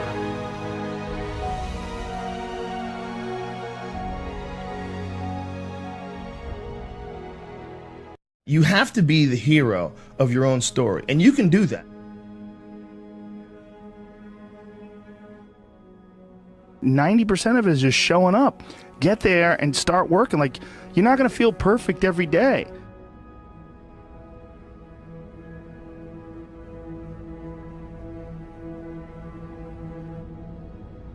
There's got to be those days you push through. And they're probably going to be more numerous than the days you don't. And so the benefit of discipline in my eyes has always been that through discipline, I get things done. Write down everything you want to do. This is what I want you to do. Write down what you would like to fix about your life. And then just, if you're 30 pounds overweight, you want to lose 30 pounds? Do it the right way. Go start eating vegetables, monitor your calories, write down what you eat, exercise every day, force yourself to do it. The brain is the general, the troops are the body, and you get up and you do it. And then you get to write it down. Our bodies, for whatever reason, most people, their associations are to avoid anything that's uncomfortable.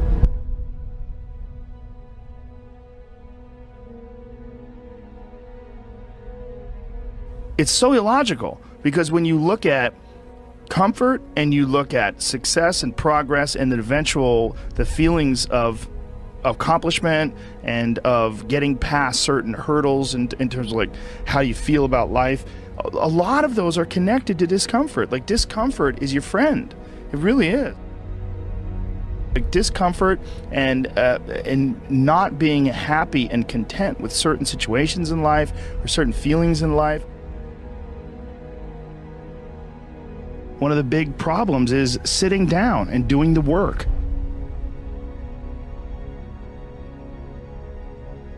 And he labels it like an enemy. He calls it resistance, you know, and that you have to sit down, you have to overcome resistance, and that the pro goes to work.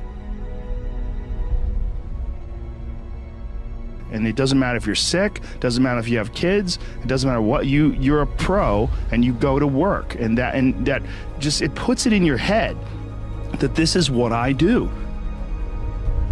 You have pride in that. And then when you are in front of that keyboard and you look down the count, it says put 1,000 words in, you're doing the work. And out of that work, gems blossom. And it's about resistance that people feel when you know you should write, or you know you should paint, or whatever you should sculpt, whatever these things are that you pursue. And that there's this thing that comes up that tries to keep you from doing that. This resistance. You're not a hero in your own eyes. You're not someone who you respect.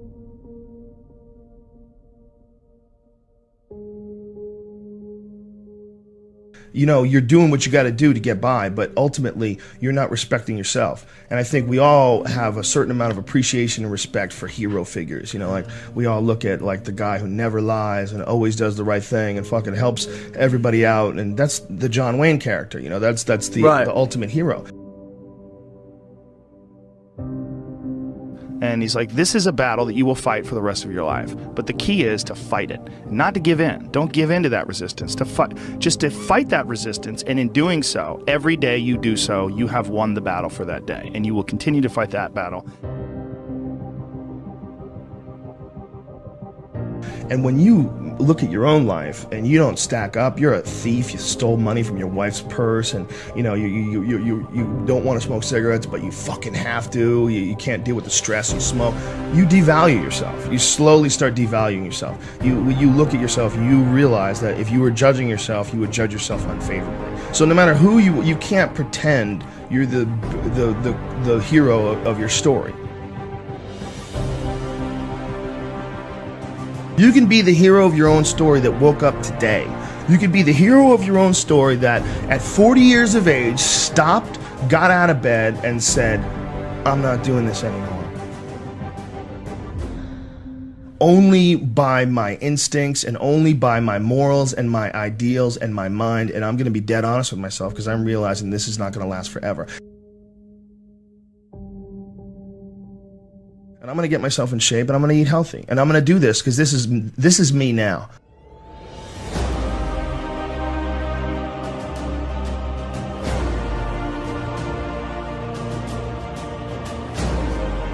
I decide that this is me. And people have to realize that you are not your past.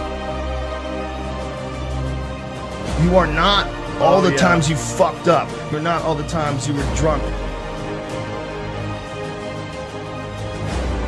That's not you.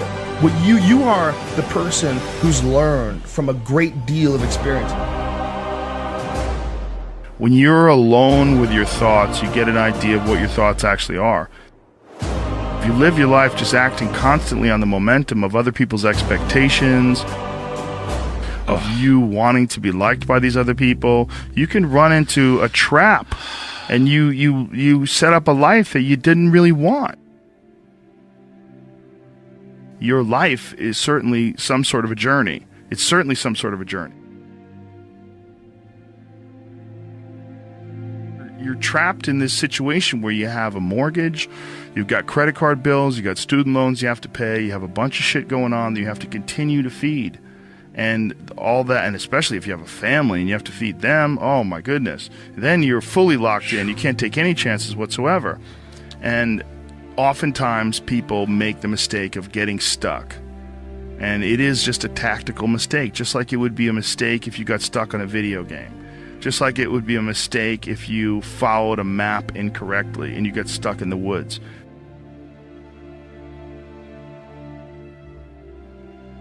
Your life is certainly some sort of a journey. It's certainly some sort of a journey.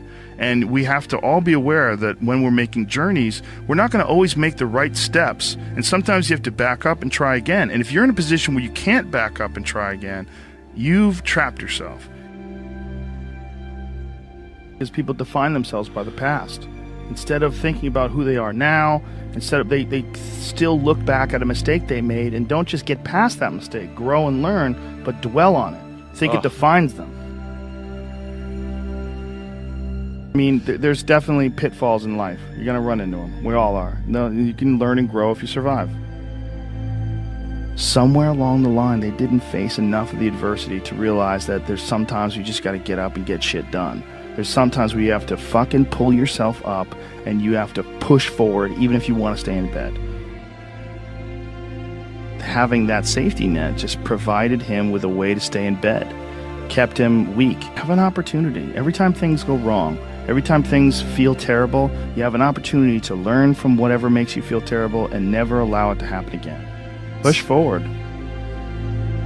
The system will set out honeypots for people to get trapped in. The system will set out the ideas of retirement, the ideas of the golden years, providing you benefits, providing you a healthy work environment. Why? Well, because they want people to work for them.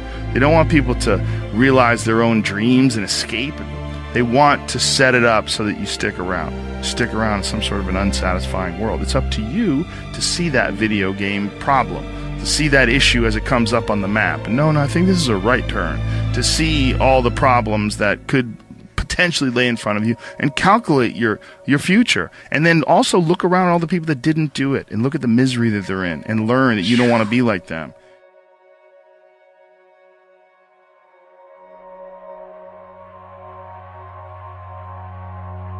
And most people get stuck in these patterns, or they define themselves as a person who doesn't follow through on their ideas, or a person who doesn't pursue their real interests and loves.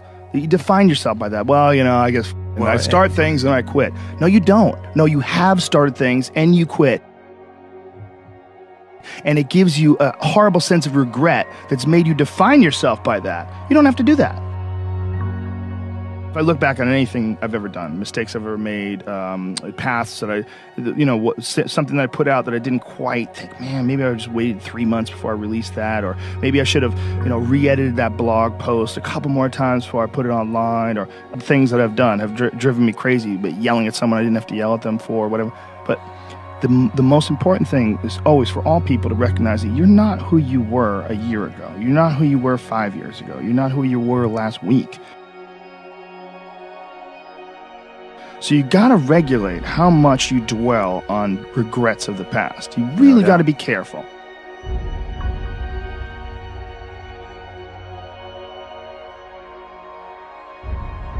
It's also directly proportionate to the amount of hardships that people face in life, their ability to face hardships. You know, and there's a lot of folks that live life on a cushy cloud of marshmallows and bullshit, and then one day something goes wrong. And then look at the people that have kind of taken chances and navigated their way. What did they do differently than you?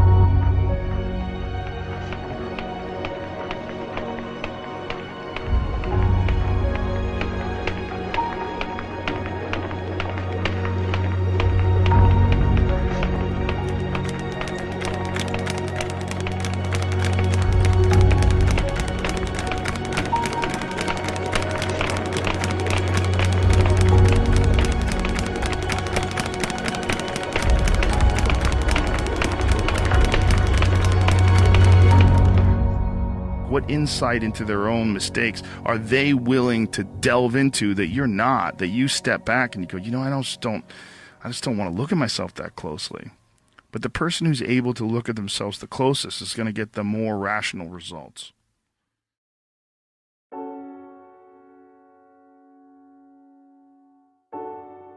Now, most of us do our best not to think about death, but there's always part of our minds that knows this can't go on forever. Part of us always knows that we're just a doctor's visit away or a phone call away from being starkly reminded with the fact of our own mortality or of those closest to us. You must know how uncanny it is to suddenly be thrown out of the normal course of your life and just be given the full-time job of not dying or caring for someone who is.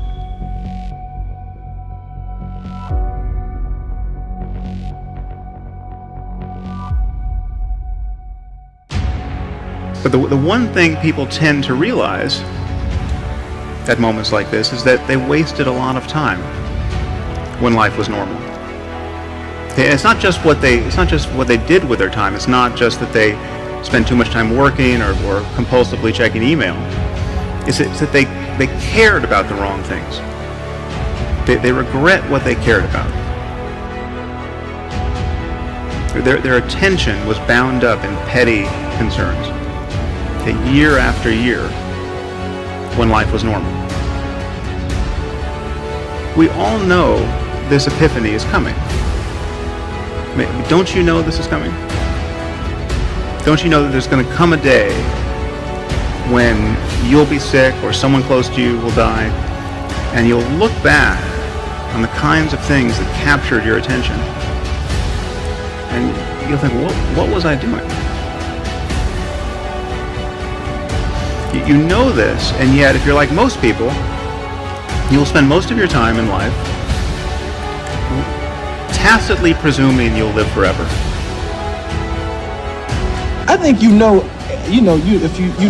what you're supposed to do deep down inside, I think everybody does, and a lot of people just don't go after it, you know? And like most people start out, they say, I want to be a this, but I'm going to get that to make sure I have something to fall back on. Yeah. And what you're doing is you're setting yourself up for failure, because you're going, there's a possibility that I'm going to fall back. And when you put that out there, then you fall back. But if you just say, hey, this is what I want to do, and you go do it, you usually get your stuff the way you want it, man. I guess it comes down to a simple choice, really. Get busy living, or get busy dying.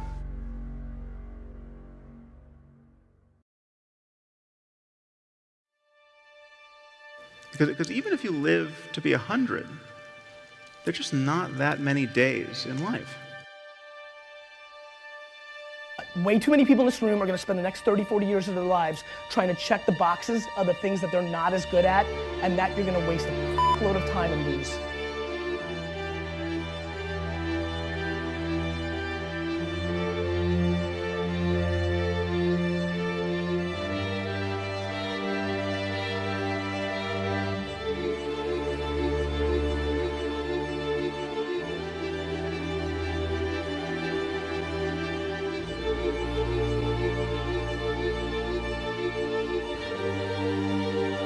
I want you to look back on the journey that brought you here. What moments challenged you most? When were you asked to step outside of your familiar territory in order to rise to the occasion of your potential? How have you pushed past your fear?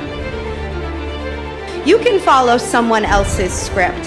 Try to make choices that will make other people happy. Avoid discomfort. Do what is expected and copy the status quo. Or you can look at all that you have accomplished today and use it as fuel to venture forth and write your own story.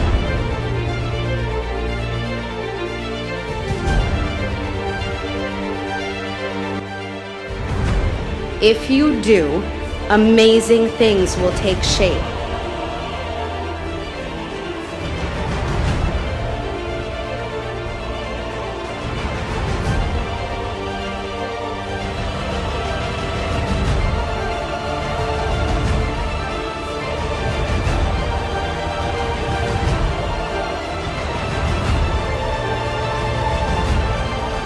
Don't follow the path prescribed by someone else.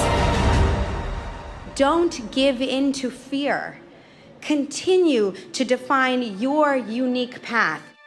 You and you alone are the only person who can live the life that writes the story that you were meant to tell.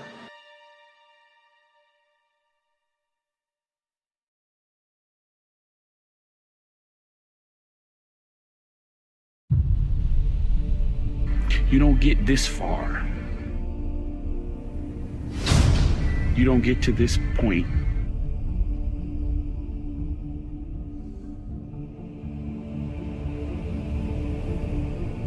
and just stop.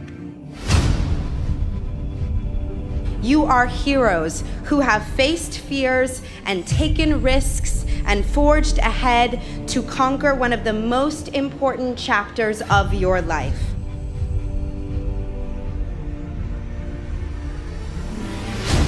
You see, when you're in that darkness, you want to sit there and wait for the light to come. When you're in that darkness, it feels uncomfortable. The only way out is to step forward, to face your fears, to become your own light.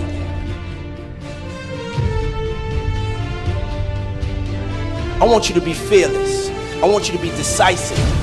I want you to make a decision right now that when you fail and you fall to your knees, I want you to remember the power of you, and I want you to get back up on your feet. Make a decision today that when you're in the darkness, you'll remember the power of you.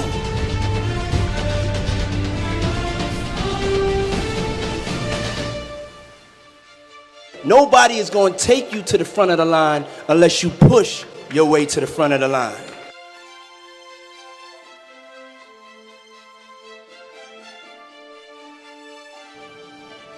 But I want to ask you a real question.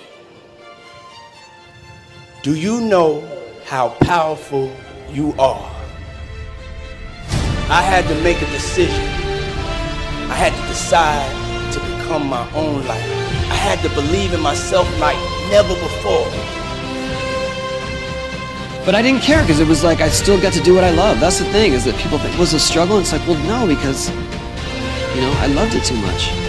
I still got to go skate. And I had time to skate. I didn't have to go sit behind a computer for 8 hours and then hope I get time to skate. But I hope that they're not afraid to try something different, because you can't listen to the haters. That's my best advice to anyone. If I had listened to the haters, I would have quit a long time ago. I would have quit when I was 11 years old. That there are people with incredible talent and no motivation. And then there are other people that are willing to work their ass off who don't have a natural ability, but will become successful because they're so determined.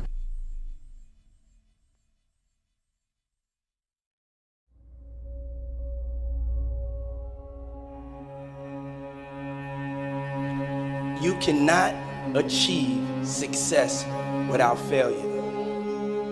You're convinced that you're going to fail or fall or get hurt, that will come to fruition because that's what you're visualizing. I never I was willing to get hurt along the way, but I didn't visualize myself getting hurt along the way. And I think that's what stops a lot of people, and that's really what separates a lot of people from being world champions or from being as good as they can, because they stop at some point saying, oh no, I am not capable of this, or I'll probably get hurt doing this. And if you approach anything with that hesitation, you're gonna fail. I always approached it like, this is going to work. I'm going to figure this out, even if it takes me hundreds of attempts.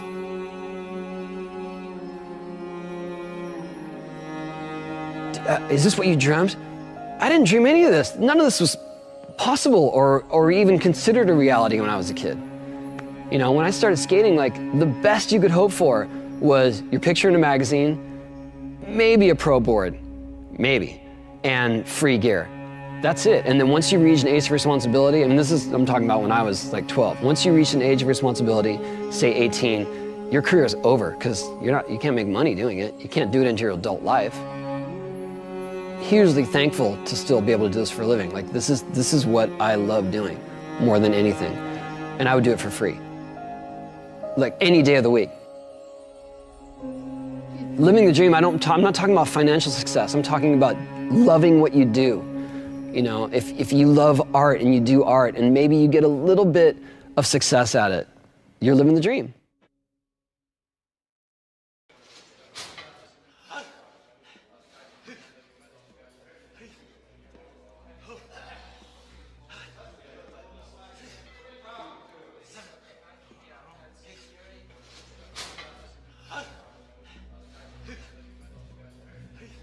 Never ever think small. If you're going to accomplish anything, you have to think big. You have to go and shoot for the stars. The biggest challenge most people have is because they think small. And the reason why people think small and why they choose small little goals is because they're afraid to fail. They know that if you shoot for a big goal, then the chances of failing are very high. And they're afraid of failing. It's one of the most common things why people are frozen and why they can't make a move in life, because they're scared of failing.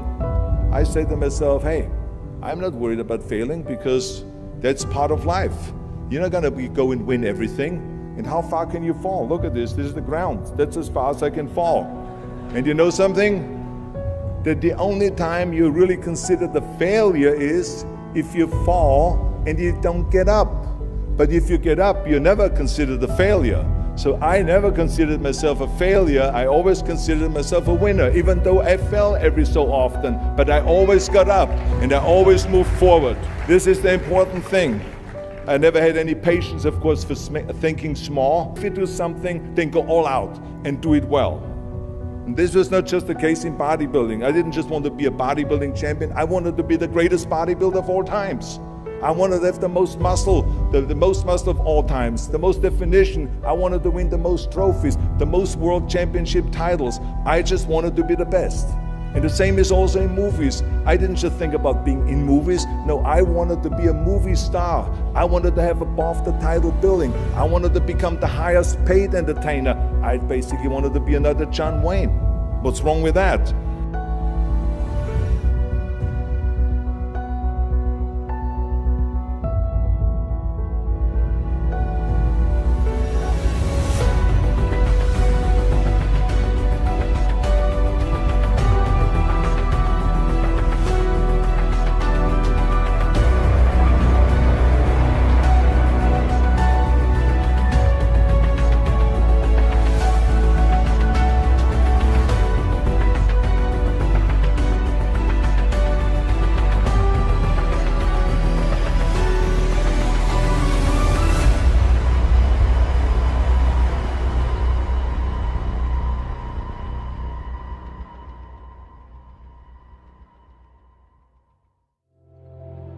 Wherever I go, people ask me all the time, what is the secret to success?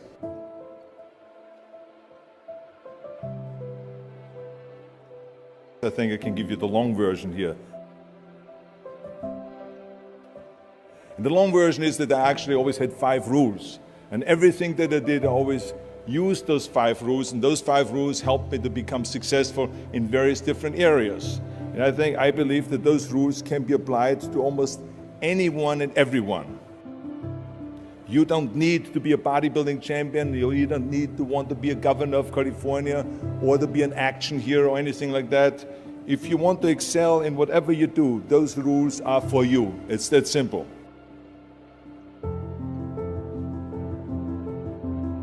I think that we all here like to be successful and we are driven. So that's why those rules apply to you. So my first rule is find your vision and follow it. You see, I think it's the most important thing that we have a very clear vision of where we go. A goal, where do we go? Because you can have the best ship in the world. You can have the best cruise liner, but if the captain does not know where to go, that ship will drift around the world and out there at sea and will never end up anywhere. And this is exactly the way it is in real life. If you don't have a goal, if you don't have a vision, you just drift around. And you're not going to be happy. This is why it is so important to have that vision. Now, I created that vision in Austria because I grew up after the Second World War. The problem was that everyone was so depressed because they lost the war that there was alcoholism everywhere. There was, of course, depression. There was a terrible economic situation. There was famine. There was starvation and all of those things. And also it was kind of a little place and narrow. I felt kind of, I wanted to get out of there. I wanted to escape. And I couldn't see myself really to work there and to stay there, to work in a factory or to work on a farm, or to even to follow my father's footsteps and to become a police officer. I couldn't see that either. As a matter of fact, that's what my parents wanted me to do. But that's not what I saw. This was the vision of my parents, but not mine. And luckily, one day in school, I watched a documentary about America. And I found myself, I knew exactly that is where I wanted to end up. I wanted to be in America. Everything that I saw in the documentary, I just loved. Everything was so big. I remember the tall skyscrapers, the monstrous bridges, the giant freeways filled with beautiful cars, the huge jetliners, movie stars, Muscle Beach, and all of those things. I could not wait to get there. The question was just, how do I get there? How do I get to America? I mean, this was not a common thing to do way back in the 50s. No one had the money to travel or anything. But one day I was fortunate enough to see a magazine. And that magazine showed me the path to America. And it was a bodybuilding magazine. And on the cover was this very muscular guy that was standing there like Hercules with a Hercules outfit. His name was Reg Park. This Reg Park was on that cover, and I remember the cover said, Mr. Universe becomes Hercules star. I read the article as fast as I could, learning about how he grew up in Leeds in England, poor, and how he trained 5 hours a day, every single day, and trained and trained and trained and lifted weights, and then he finally became Mr. Great Britain. And then he became Mr. Universe. And then he won a second Mr. Universe title and a third Mr. Universe title, and then all of a sudden he landed in Rome in Cinecittà doing Hercules movies. And there he made millions of dollars, and this money he took and bought himself a gymnasium chain in South Africa, and he became a successful gymnasium owner. And as I read, I became more and more certain about my own future. As I read this story, I was so excited, so interested. I knew exactly that I wanted to become another Reg Park. I know he laid out the blueprint for my life, basically. I could see myself, I could visualize myself clearly to be a champion on that same stage where he won the Mr. Universe, and then to move to America, then get into movies, and then become rich and famous. I had that vision very clearly laid out. I was so happy that I knew exactly where I was going. From that moment on, everything that I did, no matter how hard I had to work or how much I had to struggle, it didn't matter. It was a wonderful joyride because I knew what the purpose was and I found my passion. The simple truth is, if you don't have a vision, if you don't have a goal, if you don't see your future laid out in front of you, you're just floating around without a purpose. And I think that the numbers speak for themselves. This is why so many people around the world are unhappy with their jobs. I mean, in America, 74% of the people hate their job and would like to change jobs. But think about that. That means that only a quarter of the Americans love their life's work. I mean, that is a very depressing statistic. I always smiled when I worked, no matter how hard I worked. I always had a great time, no matter what I did. It didn't matter if it was in bodybuilding, or if it was in the movies, or if it was as governor. I remember in the pumping iron days, people ask me in the gym all the time, why are you smiling all the time? Why are you so happy? You have to lift 50 tons of weights. You have to train 5 hours a day. I mean, I look at the other bodybuilders' faces and lifters' faces, and they look kind of depressing. They look sour. They're miserable that they have to lift weights. You don't look miserable, you look happy. And I tell them always, I say, I smile because I know exactly that every rep that I do, that every set that I do, every weight that I lift, I get one step closer to turning that vision of mine into reality and becoming that Mr. Universe. I could not wait to lift another 500 pounds in the squats. I could not wait to do another 1,000 sit-ups. I could not wait to do bench press and more curls until I couldn't move my arms anymore. Because I knew that every rep got me closer to standing on that stage as a champion. As a matter of fact, when I lifted weights, I didn't really feel like I was lifting weights. I felt like I was lifting a trophy over my head each time I lifted. And to have all those bodybuilders around me and thousands of people screaming. And I tell you that this vision didn't just help me in bodybuilding, it helped me with everything, like I said. I remember in the movie business, there was many times stunts that I had to do where I got hurt, where I was in pain, in agony, and had to do it over and over again. I remember one incident specifically on Conan the Barbarian. There I was crawling on all four, on rocks, over rocks and gravel, holding my sword right in front of me. And as I was crawling, the camera followed me, and it was around 30 feet that crawl on those rocks and this gravel. And eventually, after 10 takes, my elbows and my knees started bleeding and hurting. And the director came to me sheepishly and said to me, he says, do you mind if we do another take? I need a close-up of you. And I said to him, no, I don't mind at all. I said, go and do as many takes as you want. He says, no, I don't want to do that because I know you're in pain, you're bleeding. I said, no, I don't feel any pain. I said, the only thing I see is the finished scene.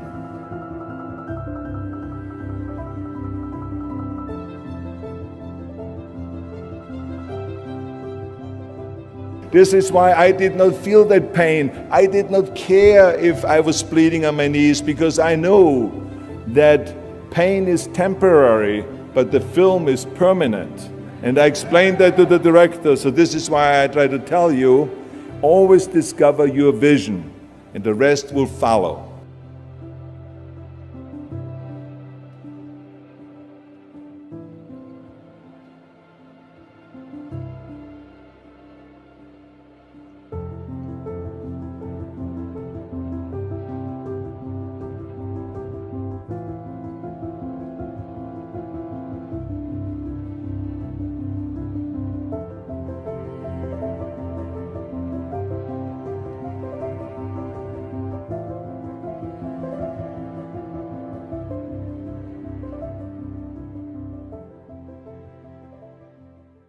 Begin each day as if it were on purpose.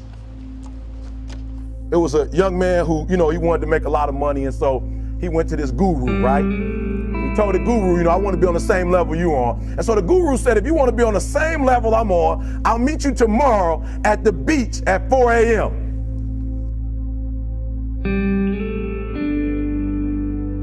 Everybody wants to be a beast until it's time to do what real beasts do. Everybody gets excited. E.T., the guru story, but nobody wants to get up at 3 o'clock.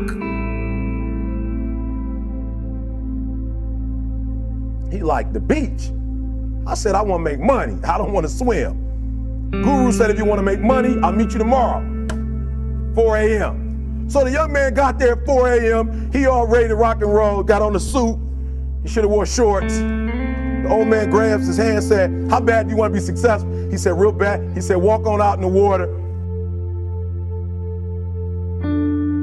Everybody wants to be a beast until it's time to do what real beasts do.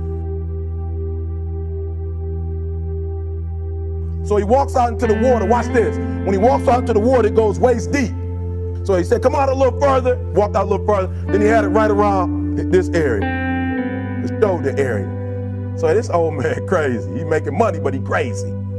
He said, come on out a little further. He came out a little further. It was right at his mouth. My man like, I'm about to go back in here. This God is mine. So the old man said, I thought you said you wanted to be successful. He said, I do. He said, walk a little further. He came, dropped his head in, held him down, hold him down. My man getting scratching, holding him down. He had him held down. Just before my man was about to pass out, he raised him up.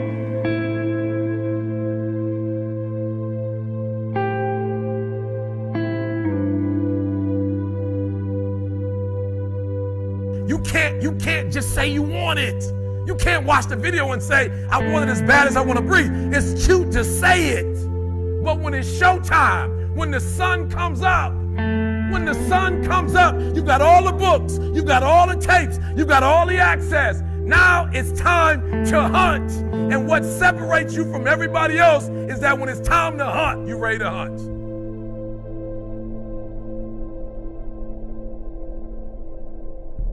You may be watching this right now, and you have these incredible ideas, and what you think is missing is motivation. And that's not true.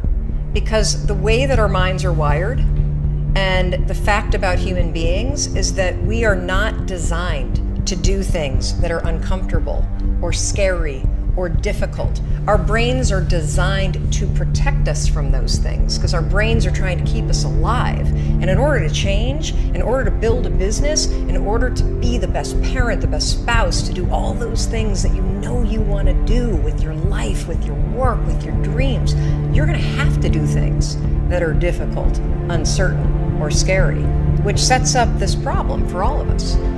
You're never going to feel like it. Motivation's garbage. You only feel motivated to do the things that are easy. Whether it's hard or easy doesn't matter. You're doing this. He said, when you were underwater, what did you want to do? The only thing you're trying to do is get some air. You don't care about no basketball game. You don't care what's on TV. You don't care about nobody calling you. You don't care about a party. The only thing you care about when you're trying to breathe is to get some fresh air. That's it. And when you get to the point where all you want to do is be successful, as bad as you want to breathe, then you'll be successful.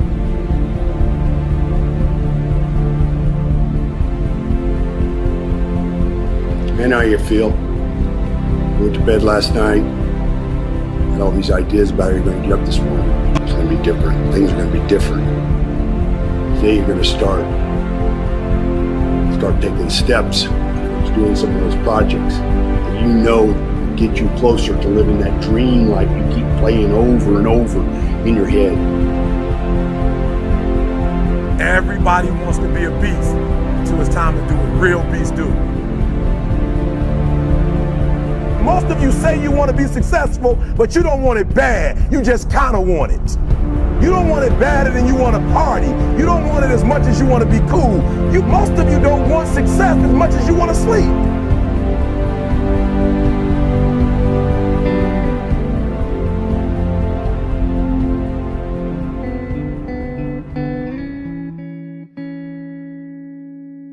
Train hard when no one's in the room, when you're having a bad day, through death, through hardship, through anything that can go wrong. There would be days I would train by myself or with my fiance Cherie, and I would be in there dying.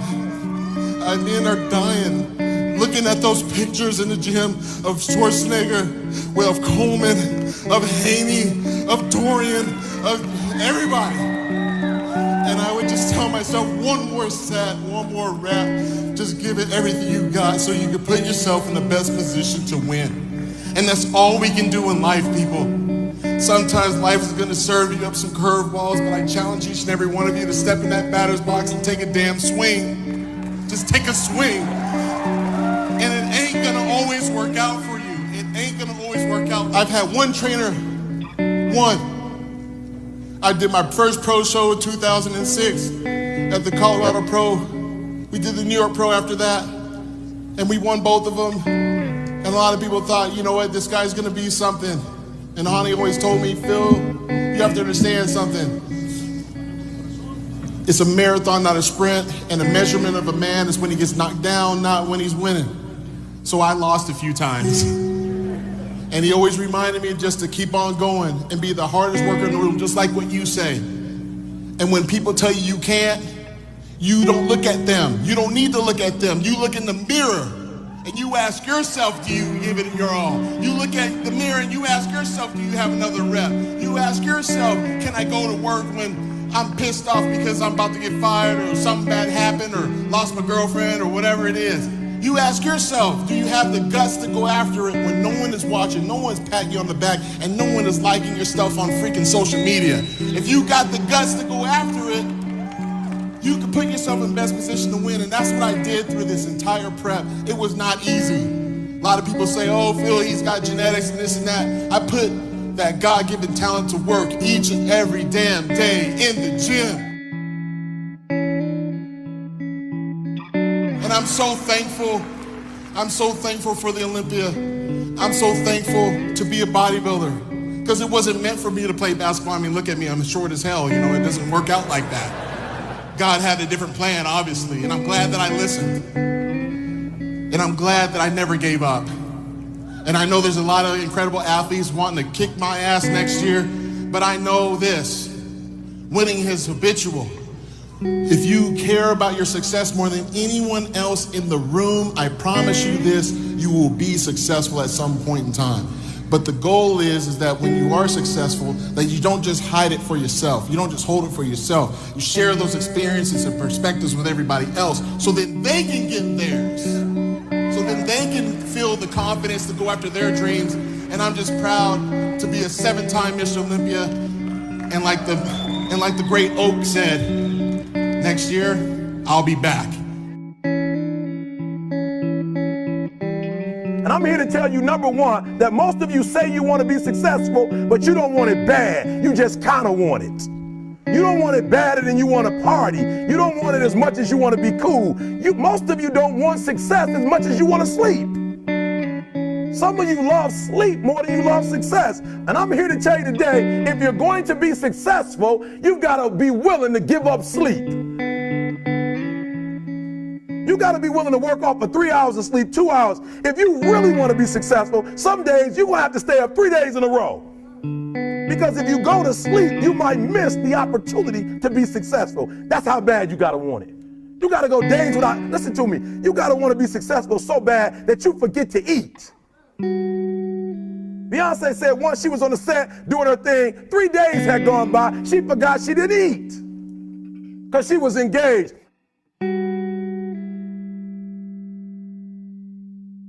50 said that when he wasn't doing the movie, he was doing the soundtrack. And they said, when do you sleep, 50? Sleep, he said, sleep. Sleep is for those people who are broke. I don't sleep. There is something better for you to do with your time than even being here. Right now, I am Mr. Resistance. I'm distracting you from doing the work you need to do.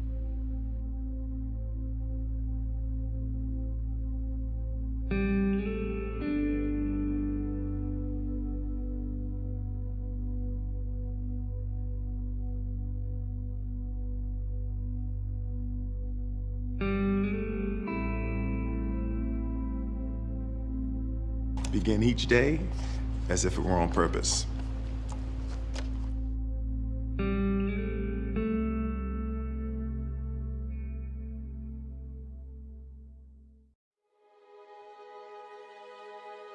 They cut me 2 times across my right rib. They cut me 2 times across my right pec. They cut me 1 time across the left side of my neck, 1 time across the right side of my neck. They cut me from the bottom of my armpit all the way down to the bottom of my hand. And after they got through cutting on me, they said, son, you're gonna be in this hospital for the next 40 days.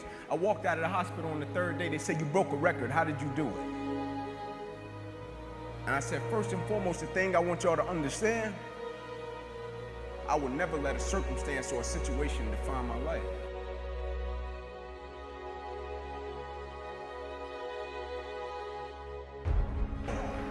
My mother got pregnant with me at 15 years old. I grew up on the east side of Atlanta, about 5 minutes away from where the Atlanta Braves play, in a neighborhood by the name of Kirkwood. Drugs, gangs, violence, you name it. And I came up in a 2-bedroom home, 14 people. And I used to sleep on the floor. My grandmother, Miss Daisy Johnson, she used to come to us and she would say, one night out of the week, you all get the opportunity to sleep in the bed. And so when I got to sleep in the bed, it wasn't like I got the bed to myself and I was like, man, I got the bed to myself. It was 5 more of my cousins in the bed. And so we slept 3 to the foot and 3 at the head. And so as a kid, pretty quick, I had to make a decision of what I wanted to do with my life, because in that same house, I had 8 uncles, all 8 of which are still going in and out of prison till this day because they sold drugs and they were in gangs. And so I looked at it, and it's kind of like that quote that says, learn from the mistakes of other people because you can't make them all yourself. And so I saw them selling drugs, but I also saw the outcome. And so I said, I'm not selling drugs. I'm not joining a gang because I see where that road leads to. Either I'm going to end up dead or in prison. I said, so my best bet may be to go to the NFL. And so I went to my cousin by the name of Taman. I said, listen, man, I want to go to the NFL. I feel our family deserves a better way of life. Let's work for it. I said, we're going to be patient. We're going to engage in consistent action every night. And so every night we would go out and we would race light pole to light pole in Kirkwood. No shoes. Light pole to light pole every night. And so one night we were getting ready to race, and down the street came a big blue pickup truck. And it pulled over to the side, and out of it got a white guy. First white guy I ever saw in my life. True story. And my uncle Bobo, who just got sentenced to 40 years in prison, he was on one corner. My other uncle Johnny, he was on the other corner. My uncle Bobo took off running and he looked at me. He said, Ink, don't talk to him. Saying to me, that guy has to be the police. Coach Trey walked up to us, nicest guy in the world. He said, would you kids like to play organized sports? I stepped to the front. I said, yes, sir. He said, go in the house and get your guardian. My uncle JJ was there. I ran in the house. I said, Unc, there's a guy outside. He asked me like to play organized sports. I told him yes. He said, well, I go in the house to get my guardian. I'm coming to get you. Will you please talk to him? My uncle said, sure. My uncle walked outside. Coach Trey said, would you like to sign these kids up for organized sports? My uncle said, yes, sir, but I hate to tell you, we don't have the money. He said, don't worry about the money. You get them to the park and I'll take care of it. That same guy still buys me drawers and socks until this day on Christmas, and I'm 29 years old, and he started when I was 7. You see, most nights after practice, everybody would leave to go home, and I always had to sit in the park because my mother worked at Wendy's. And my mother didn't get off work till about 10 o'clock, 10:30 most nights, and I would be sitting there in the park, and I loved it. I didn't want anybody to take me home because when I went home, I was sleeping on the floor with roaches and rats. And so anytime I got in solitude to dream, anytime I got in solitude to think about what I wanted to do for my family and my community, I took advantage of it. And so most nights, I'll be sitting there in the park and I'll be looking up at the lights. And I'll be envisioning myself doing things in the NFL, envisioning myself doing things for my community. And just as the lights would always go out, my mother, she would pull up and she used to drive an old Buick Regal. Hubcaps off the car, seats torn up, the car was all beat up. And she would pull up and she would put the car in park. And I would always hop up, I would run over to my mother, I would give her a hug and a kiss. And I would say, Mom, if you don't mind, can you please sit back in your car? I have to do some extra drills. I have to go to the NFL. She would never have to work another day in your life. And I knew she was tired. And every night my mother would say, sure, Ink, and she would sit back in that car. Those car lights would hit that field, and here you had a 7-year-old kid doing backpedaling drills, running sprints, running laps, chasing his dream to go to the NFL. And just beyond those car lights, I could always connect with my mother's eyes. And so it made me dig a little bit deeper. It made me push myself a little bit further. It made me work a little bit harder. I live by this thing called the harder you work, the harder it is to surrender. You see, the reason people quit, they don't take pride in what they do. The harder you work, the harder it is to surrender. And one night, my mother couldn't pick me up, and she called Coach Trey. She said, Coach, I can't make it tonight. Can you please take Inky home? And so he put me and about 8 guys in the back of his pickup truck, and he said, Inky, I'm going to drop you off last. And so when he got to my house, I got out on the sidewalk, and I'm standing in front of 125 Warren Street, and I looked back at Coach Trey. And I said, why are you doing this? Because where I came from, people didn't just help you. It was, I pat you on your back, you got to pat me on my back. You remember I did that for you, you got to do this for me. And I said, why are you doing this? And he looked back at me and he said, son, I want to tell you something. And he said, I don't want you to ever forget it. He said, son, the more you make sure that somebody else's life is okay, God will always make sure that your life is okay.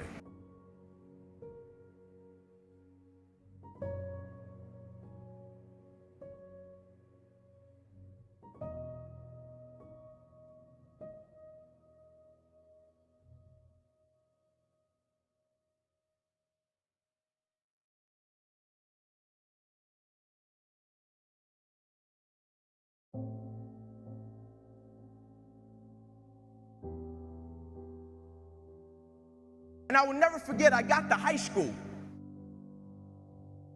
And nobody in my family had ever been to college. They all dropped out, ended up in prison.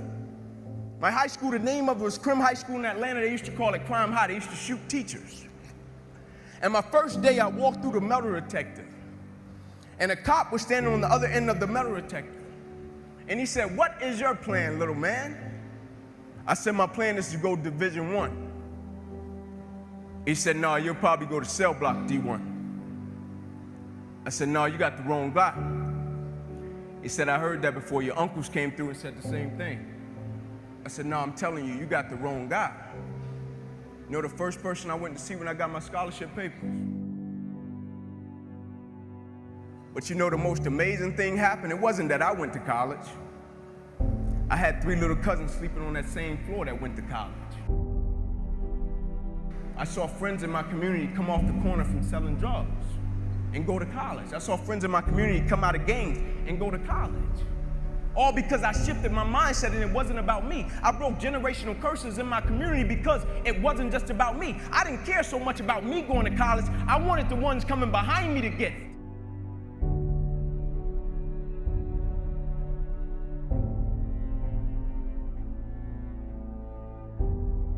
And I got my scholarship up to Tennessee, and they looked at me when I first hit campus, 135-pound kid soaking wet in the SEC. And the first reporter, he asked me, he said, "Inky Johnson, do you even think you're gonna play at the University of Tennessee?" He said, "You're 135 pounds. I said, "Not only am I gonna play, I'm gonna start." I said, "You made a mistake." I said, "See, what you don't understand, and this is what most people do, they base judgment off of what they can see. But what they don't understand, the moments that make you who you are, the moments that they can't see. You see, anybody can be on their best behavior when somebody is standing over their shoulder, watching them, seeing if they're gonna do what they're supposed to do. But what that reporter didn't see, you see, he could see I came from Crim High School. He could see I was 135 pounds. He could see I was 5'9". He could see all of the stats. He could see all of that. But what he never saw was when I was in the park with my mother when I was 7 years old. She was sitting at Buick Regal at 10:30 at night. What he didn't see was every Saturday morning at 5:30, I was up running 2 miles to a fire station and 2 miles back home. What he didn't see was every time I slept on that floor with ropes and wraps with my cousins, I got up every morning, went to school, and never made one excuse. What he didn't see was on Christmas Eve when a guy came through me and my cousin's window, and he stuck a 9mm and a 45 in both our face and took all of our Christmas gifts, and we had to stand on the curb, and our mother told us, "Y'all just be grateful."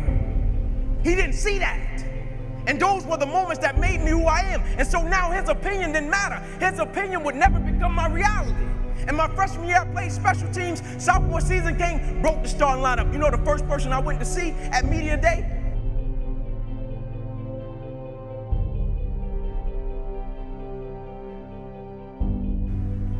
And I'll never forget my sophomore season. I finally made it to the point in my life where I felt as if everything in my life was lining up. Spiritually, I was getting discipled. Life was in shape. On track to graduate in 3 years. Life was in shape, education. I still remember the day I was in the film room watching film, and I was watching the California Bears, and my defensive backs coach, Larry Slade, came in the room. He said, "Inky Johnson, I got some good news for you." And I dropped the clicker, and I said, "Coach, what is it?" He said, "Son, you're a projected top 30 draft pick." He said, "All you have to do is play these next 10 football games. You're an automatic multimillionaire." I ran out of the room. I got on the phone. I called my mother and my grandmother. I said, "Listen," I said, "after this season, we will never struggle." I said, "We will never miss another meal." I said, "After this season, our lives are about to change forever."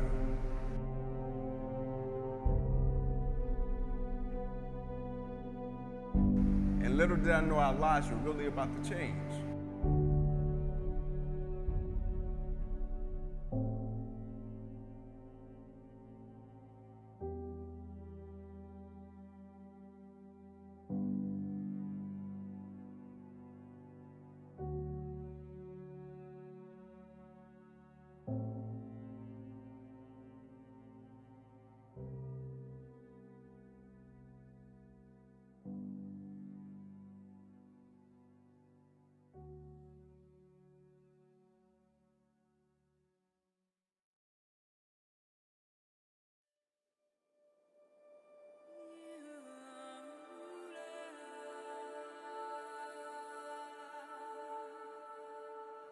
First game we come out, play against California Bears, I get an interception, we shut them down, we get the victory.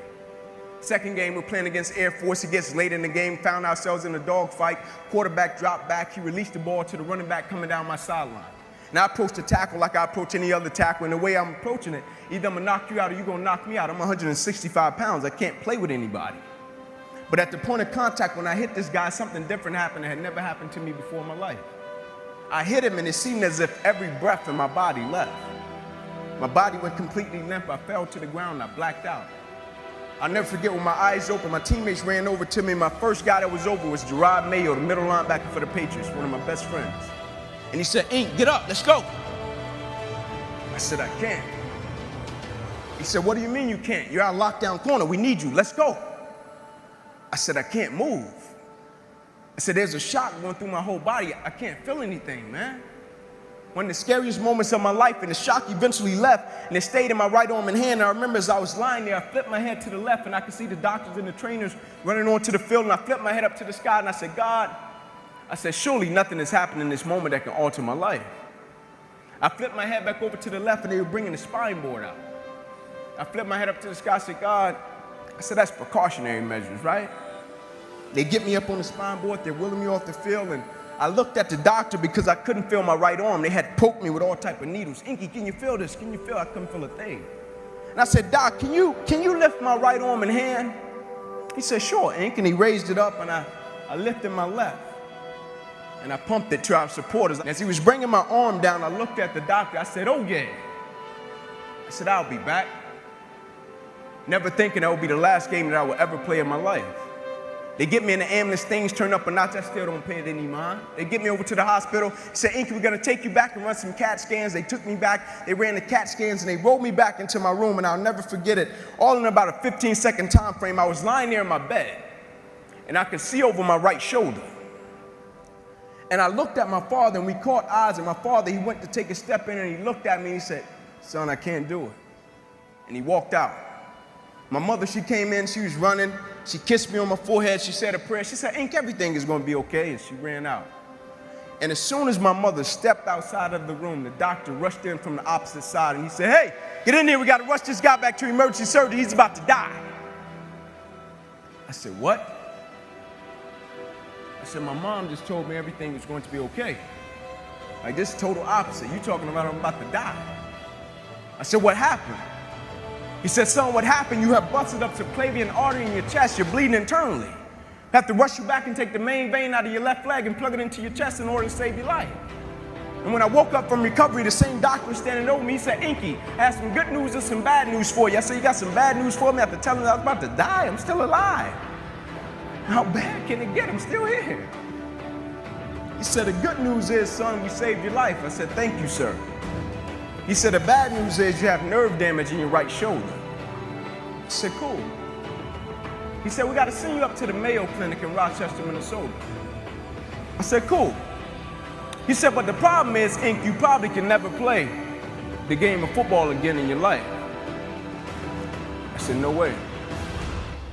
He said, "Yeah, Ink, you got some pretty bad nerve damage." I said, "No." I said, "Doc, no disrespect, man, but I'm 8 games away. Like, Doc, no disrespect, but this is about to change my family's life. Doc, I've been working for this ever since I was 7 years old. Doc, there's no way. God, not now, God. Like, let me make it to the NFL so I can help my family first. Like, we miss meals. And you're talking about my career could end right now? Like, no way." And I snapped out of it. I said, "Man, I never cheated." I said, "There's no way. I never cheated. I never cheated myself. I gave everything I had to it, and I respected it. I never cheated. There's no way that my career can be over." I said, "Send me up to the Mayo Clinic." And after several visits, I'll never forget, this is when reality set in. It was me, my mother, my father in the room, and the doctors came in. They said, "Inky Johnson, here's the deal." They said, "Son, you have torn all the nerves in your brachial plexus." They said, "Your brachial plexus are the nerve roots that go from your spine, and they come down, they control your shoulder, your arm, and your hand. They say you have torn them at all levels. They cannot be replugged." They said, "Son, we hate to tell you, but your arm, it would never be the same again. Your hand, it would never be the same again. Son, you can never play the game of football again."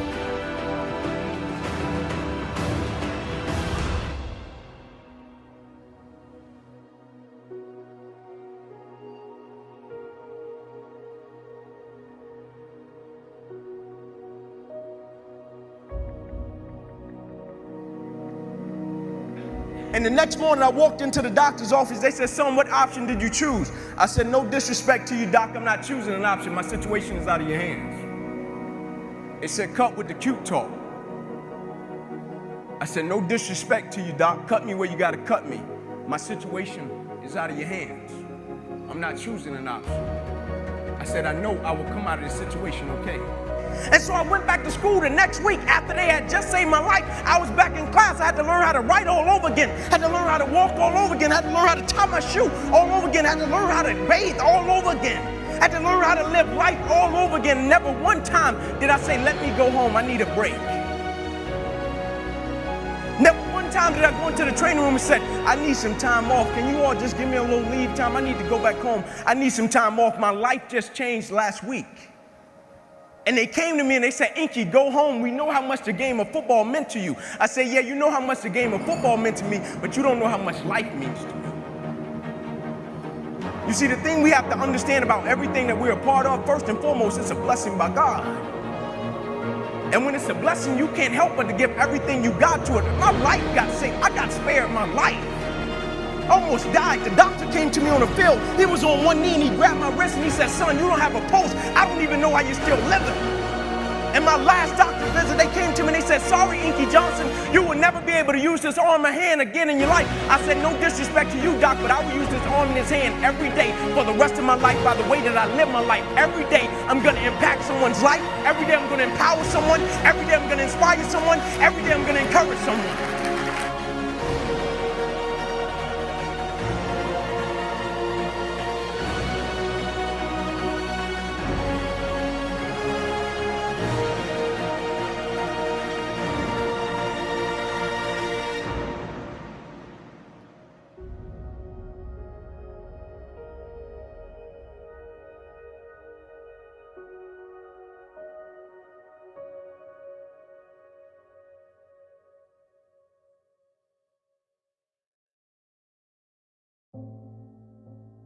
I live by this thing called empty the bucket. And when people hear it, they think it's a cute slogan, empty the bucket, but what they don't understand, it's an unspoken law. Empty the bucket, it's an unspoken law of accountability and responsibility to me on this earth and my existence and everybody that is connected to me. I may be crazy, but I don't know. I just believe that I'm supposed to give everybody that is connected to me the best version of me. I just believe I deserve to give my wife and my children the best version of me. I just believe the people that I'm of service to on this earth, I deserve to give them the best version of me. Everybody wants the prize, but nobody loves the process. Everybody wants to be a champion, but nobody's willing to put in the work that it takes to be a champion. Everybody wants to hold up the trophy and say, man, I did it, but nobody's willing to put in the work that it takes to do it. I love the process. I love the thought of working for what I want. And I firmly believe you're never supposed to wish for it more than you're willing to work for it. Your expectations never supposed to exceed your effort. But a lot of people, they wish, and they're not willing to work. And the great thing about life has a funny way of testing all of us and seeing how bad we really want what it is that we say we want. Because the thing I know about people can talk the talk. And people do it very well. But life is going to hit you with a certain level of opposition. Life is going to hit you with a certain level of adversity. And life is going to say to you, you said you wanted it, now let's see how bad you really want it. But the great thing about it, if you love the process, when opposition and adversity hits, you will have a way of embracing it and using it, not only for yourself, but you will use it to make everybody that's connected to you stronger, because your vision has to be larger than yourself. If everything that you do is just about you and for your personal gain, something's going to come up against you that's going to be a lot tougher than you. And if it's just about you, the moment you hit it, you're going to quit and give up every time. You know, protocol, they call me in the world, they say Inky's a speaker.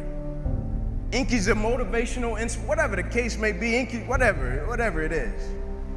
But what they don't understand, I'm in the people's business. Not a speaker, I'm a servant. Anybody that has direct contact with people on a daily basis, that is an opportunity to change someone's life. Don't ever pass up an opportunity to be of encouragement to other people. Don't ever pass up an opportunity to inspire someone. Don't ever pass up an opportunity to empower someone. Don't ever pass up an opportunity to show someone love, because the thing about it, my wound, like you can see this. You can see my arm. My wound is visible. But it's a lot of people in this room that are wounded, and you can't see it. And it's internal. And so the opportunities that we pass up to be a blessing to other people, we can save their life with just one encounter. When we talk about me to we, when we talk about process over product, when we talk about sweat equity, when we talk about better together, do we really understand what that means? Because sometimes the thing about life always comes along when we make up our mind to try to distract us. But truth be told, we all know that we're stronger together.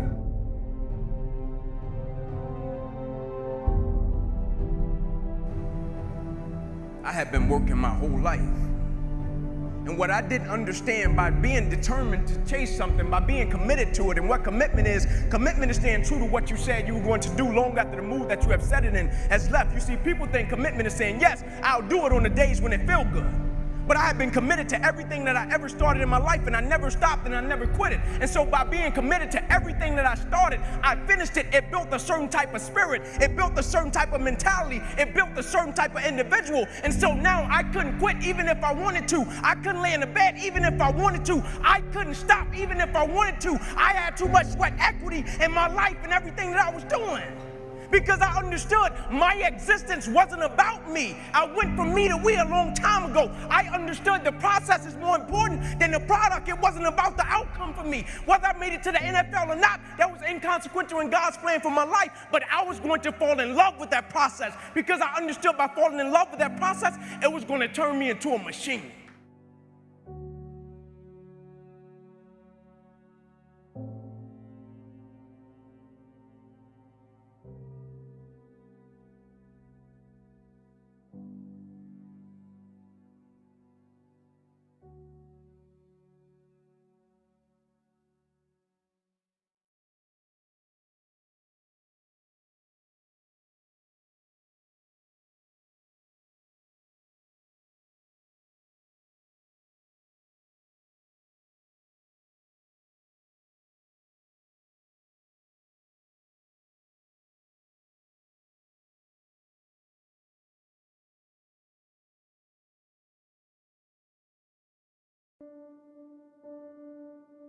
But I think people can choose to be not ordinary.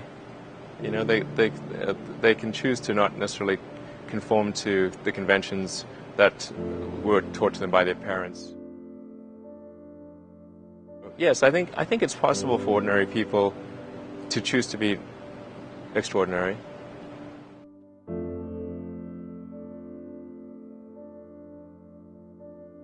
I think also just don't be afraid of new arenas. You know, you can get a book, you can learn something, and experiment with your hands, and you know, just make it happen. Find a way or make a way to get something done.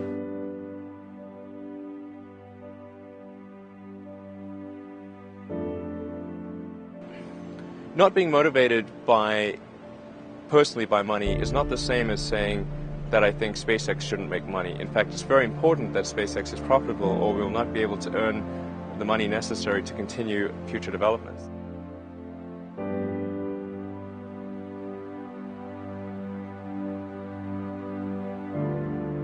It's like the Nike slogan, you know, just do it. That's, you know, just showing up is half the battle. You got to try hard to do it, and don't be afraid of failure. You also need to be rooted in reality. So you shouldn't. It's easy to get high in your own supply.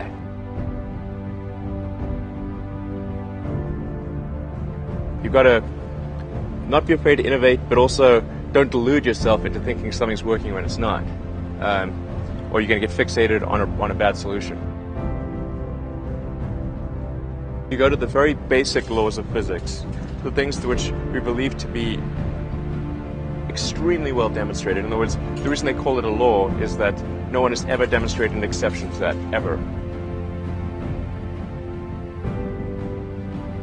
As Edison said, you know, it's 1% inspiration, 99% perspiration. I think it's really a mindset. You have to decide, we're going to try to do things differently, well, provided that they're better. You shouldn't do things differently just because they're different. They need to be different and better. But I think you just have to sort of decide, let's think beyond the normal stuff. There's this great holy grail potential in the future. You have to stay grounded in the short term. So, because if you don't do things that pay the bills, you're not going to have, you're not going to achieve the ultimate long-term objective. But it's nice to have that sort of holy grail long-term potential out there as an inspiration for coming to work.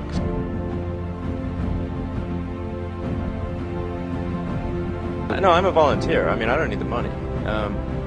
There's nothing. It's not like I'm sitting here saying, I wish I could buy such and such a thing. I could buy it. I get paid minimum wage, actually. I don't even get overtime.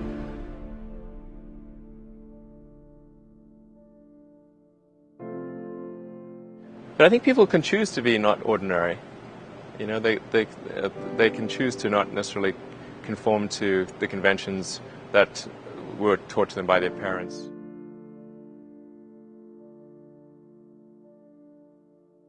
Yes, I think it's possible for ordinary people to choose to be extraordinary.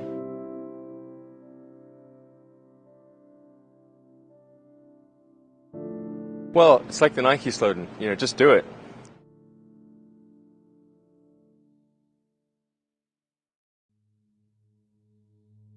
You have to allow yourself to be seen. To risk being seen is the toughest thing in the world. We're all very shy people. We're shy, and the emotion is right there on the surface. If you pricked me with a pin, I would fly around the room. That's the risk, is that you are showing them yourself, your true, authentic self, and the chances of being rejected are much more important, much more terrifying.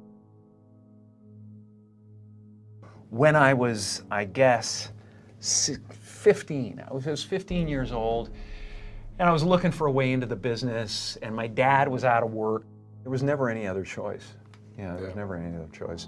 From the time that there was consciousness in the body, I was looking at a man named Percy, my dad, who was the most incredible character that you'd ever meet. If you met him for 5 minutes, you thought you knew him for 50 years. Wow. And he wrapped everyone that came into our house in stories and jokes. I became his calling at a certain point, and he was always super behind me. But from the first time I can remember, him just lighting up the room, and him just like wrapping everybody in a story or whatever, and going, oh, that's the thing I want to do. That's what I want to be. Because he was always there.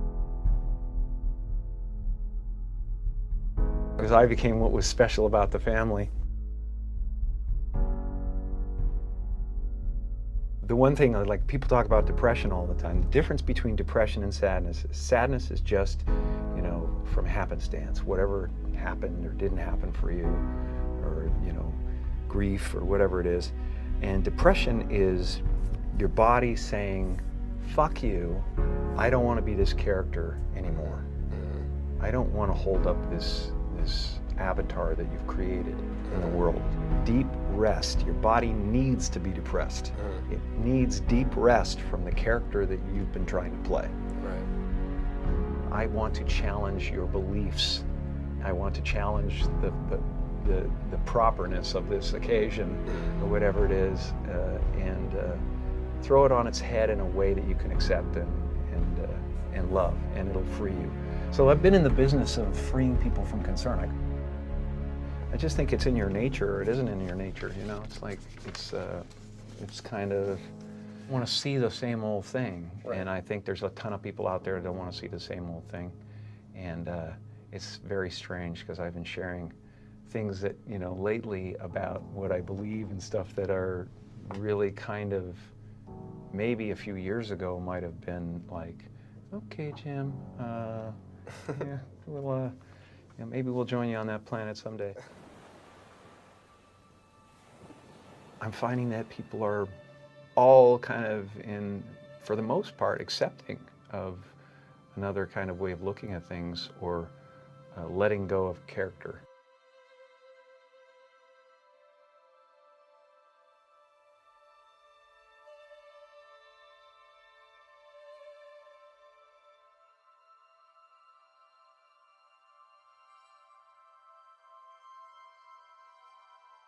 The river of tears that we all have to face, and eventually, and that we're all avoiding, and how at the other side there's, you know, that your body can survive it, but you can't. You're better off without a you or an I.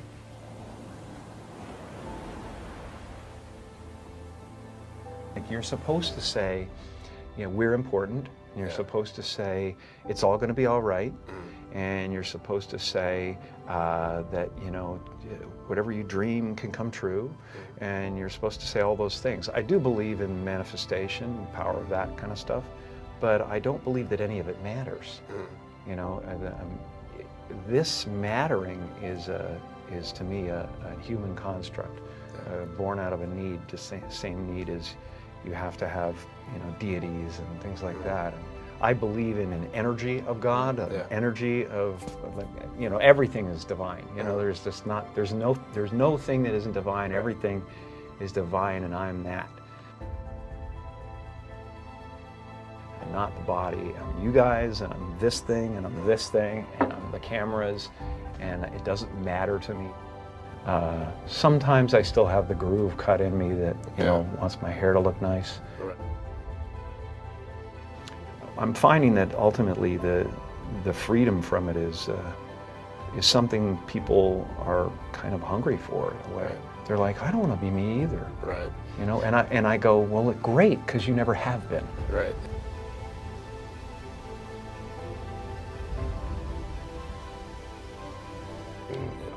The knowledge has been evolving, you know, and I had to, I believe that I had to become a famous, you know, idea. Yeah. And get all the stuff that people dream about, and accomplish a bunch of things that, you know, that look like success, in order to give up my attachment to those things.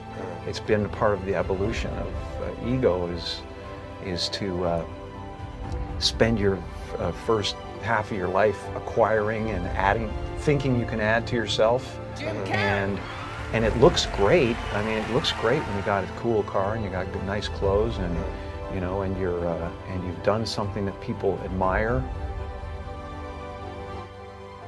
It can never fulfill you. You can never be happy. You know what I mean? It's not where happiness comes from. And you know, I dealt with depression, you know, a few years ago, and people still think, well, he's going through, you can tell he's depressed. And it's not. I have no depression in my life whatsoever. Literally none. I have sadness and joy and elation and satisfaction and gratitude beyond belief, but all of it is weather, and it just spins around the planet. You know, it's not. It doesn't sit on me long enough to kill me.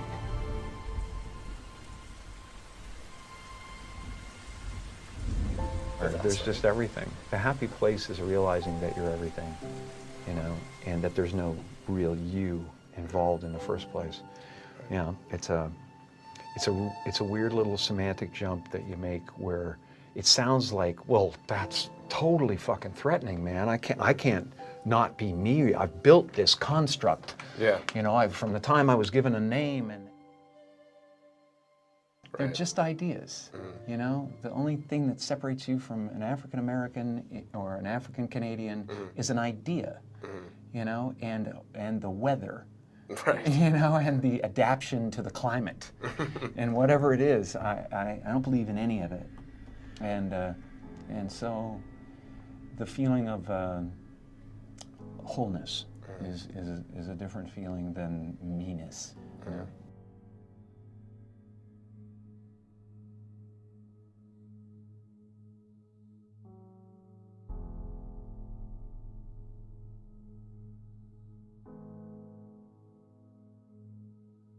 So those who wish to masquerade for the rest of this virtual game,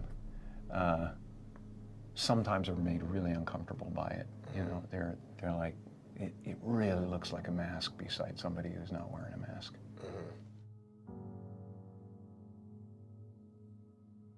You know, I don't really look for things, and it's the same with painting and sculpting and whatever. I'll just start, and it happens that later on, my subconscious mind told me something, just like the scripts tell me something about where I was at. You know, and so they find me. You know, and that's why I disappear for long periods of time.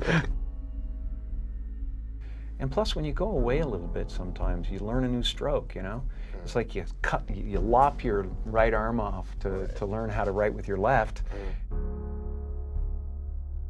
Still, you can do the old stuff, but the new stuff is there too.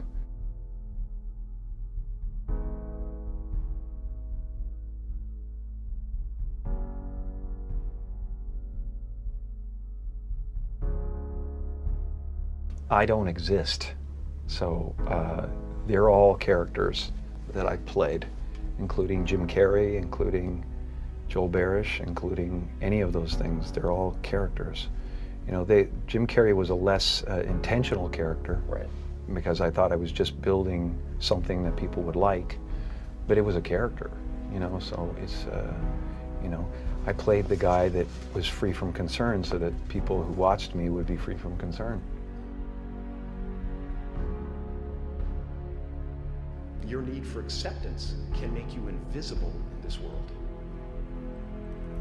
Don't let anything stand in the way of the light that shines through this form. Risk being seen in all of your glory.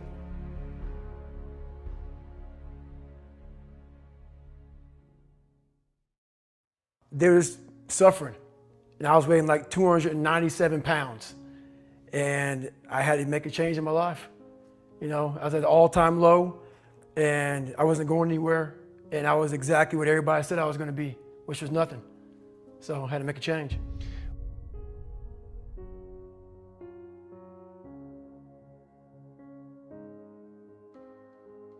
Pure scared kid, and the only way I could find myself was through putting myself through the worst thing possible. I'm going to say the exact opposite of what the world, today's world, is saying. In the end, like, what would your advice be to that 16-year-old kid who's staring in the mirror, does not like what he sees, but is still running from adversity? Well, my biggest advice to him is that, first of all, he won't like what I say to him. Because I'm going to say the exact opposite of what the world, today's world, is saying. So we read a bunch of books nowadays. As humans, we want to find out how to be someone else.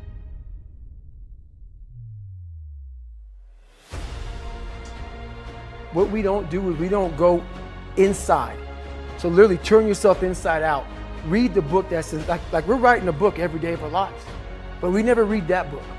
So what I would challenge this young man or young woman to do is you have to look inside of yourself to see what you really want. What are you passionate about? We use these words and these little phrases of only the strong survive and all this other crap. They're all just fucking words. I get so tired of hearing people just talking. Like right now, someone may think Goggins just talking. You don't know me. So when I speak from passion. I speak from experience. I speak from suffering. I have to tell this young man or woman that the only way I believe, and this is my experience in life, the only way you're ever going to get to the other side of this journey is you have got to suffer to grow. To grow, you must suffer. And some people will get it, some people won't.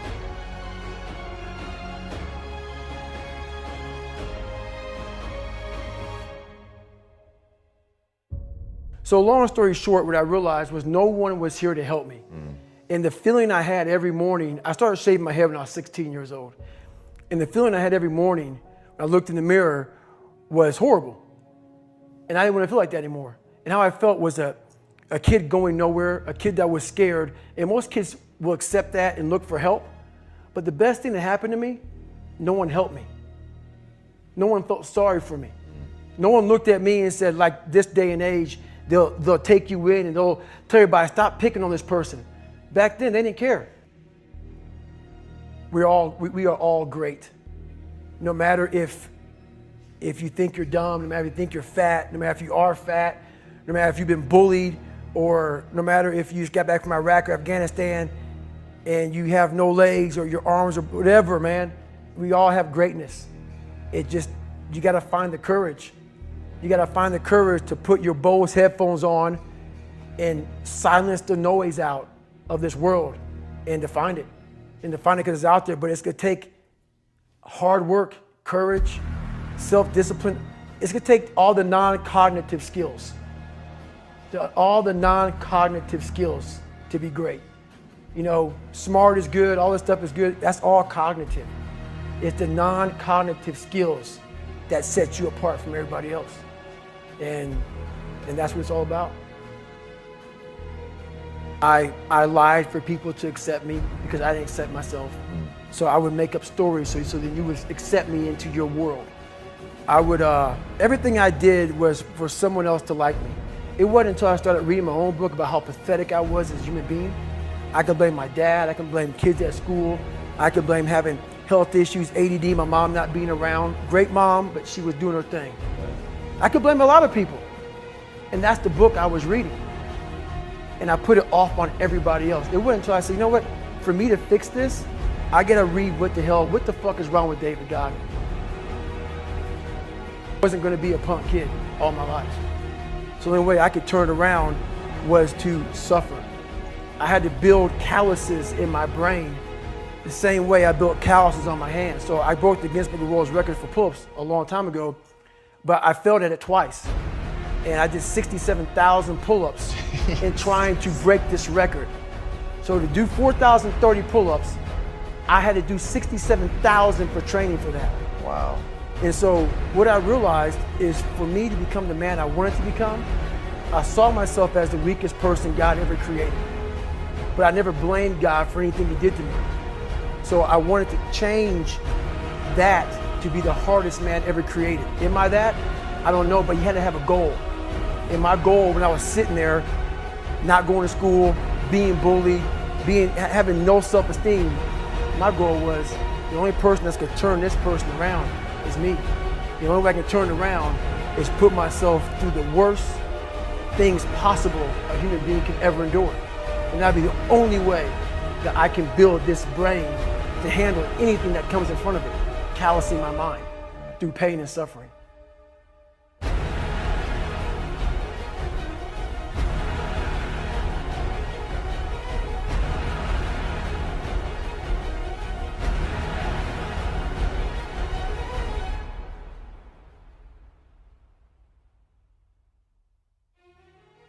But they have to see what their journey is to start their journey. Several people live to be 100 years old, and they have great lives, and they have great kids. Their kids go to college and all sorts of stuff. But somewhere in their life, there was a point where they had a decision to make. They can go left or right on this path. Left was the easy route. Right was the hard route. A lot of people take the easy route. And they had a good life that way, but the better life was going to the right side. A human being is not so human anymore. We have the ability to go in such a space if you're willing to suffer, and I mean suffer. Your brain and your body, once connected together, can do anything. Motivation comes and goes. When you're driven, whatever's in front of you will get destroyed. And you may have 20 years of pain and suffering to get past it, but a lot of us die never truly starting our journey. And I would tell this young person, you gotta start your journey. It may suck, but it will come out the other side where you're coasting. Stop listening to people who are calling you fat, gay, transsexual, nigger. Everything that is makes no sense. All these insecure people putting their insecurities on you, you gotta flush it out. You gotta just be whoever the hell God or whatever the hell you believe in. If you believe in nothing but yourself, I don't care what it is. You gotta take everything and throw it away. You have to believe in one thing, and that is yourself.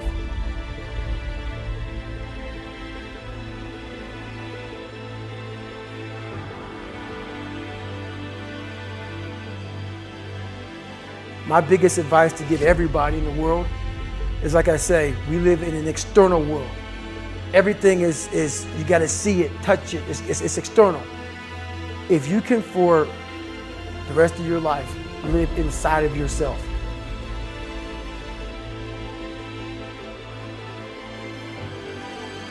And people may listen to this and say, this guy is sadistic, he's crazy, No, if you know how I came up, you realize I was just a scared kid that found drive and passion to be something much better than what he thought he was. That's all it is. Even the hardest men, in times of suffering, what we do is we forget how hard we really are. Because that's what suffering is. Suffering is a test, that's all it is. Suffering is the true test of life.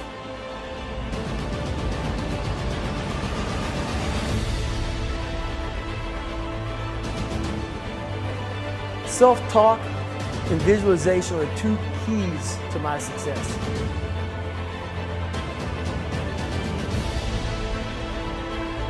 The very best is that I leave everything inside of me out there. So attacking is not like, oh, I want to win this or win that or be the best. The best is I'm running against myself in everything I do, and that's what I attack. I attack myself. I'm always questioning myself.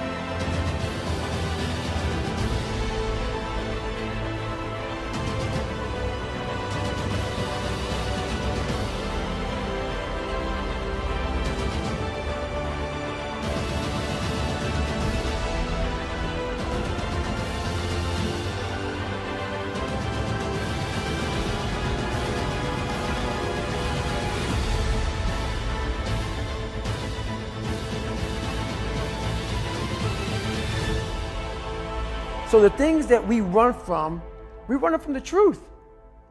We're running from the truth, man.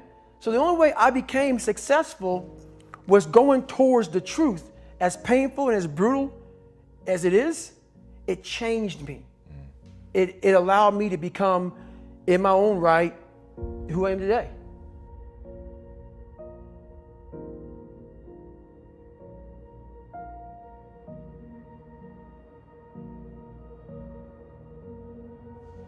When you look in the mirror, that's the one person you can't lie to.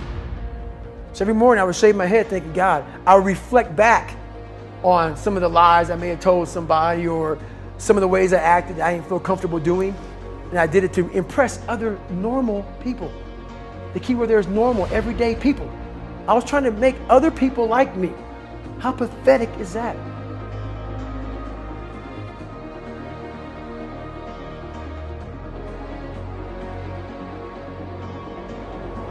Your skin, become more of a human being. Don't be afraid of the reflection in the mirror, because that's all you can be afraid of. Once you overcome the reflection in the mirror, you've done it. But if you can get through to doing things that you hate to do, on the other side is greatness. That's what people don't understand. By me running, I am callous in my mind. I'm not training for a race. I'm training for life. I'm training for the time when I get that 2 o'clock in the morning call that my mom is dead or something happens tragic in life. I don't fall apart. I'm training my mind and my body and my spirit so it's all one, so I can handle what life is going to throw at me. Because the life I've lived, it throws a whole bunch at you. And if you're not physically and mentally prepared for that, you're just going to crumble and you're good for nobody.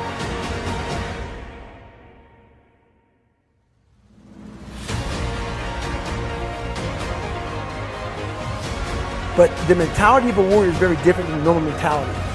You must be that person on that door, get ready to open it, thinking to yourself, if I die, so be it. The only way you can go in that door is knowing there's a great chance you're gonna die. Open the motherfucking, go in hard. Because they're gonna remember you by slowly opening it and peeking in. So if you're gonna open it, and you made the mind to open it, don't crack it open. Open the fucking door, go in. That's with life.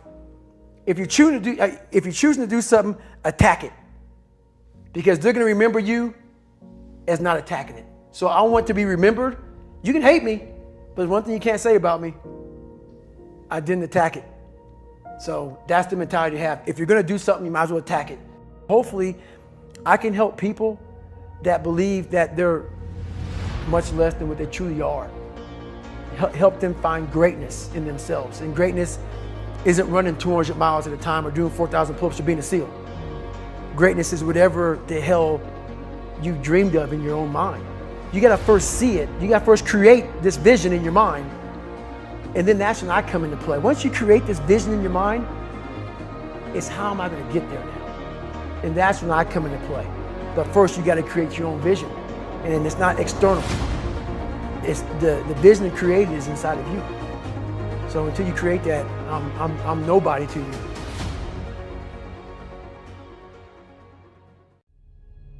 Four o'clock in the morning, I wake up. 4:30, 4:45, I'm doing some sort of cardio. Open these garage doors. It's still dark outside. I do this and then I'll have breakfast and then I will go do all my strength and conditioning training at a gym for about an hour. And then I'll go to set. We all average probably about 5 hours of sleep.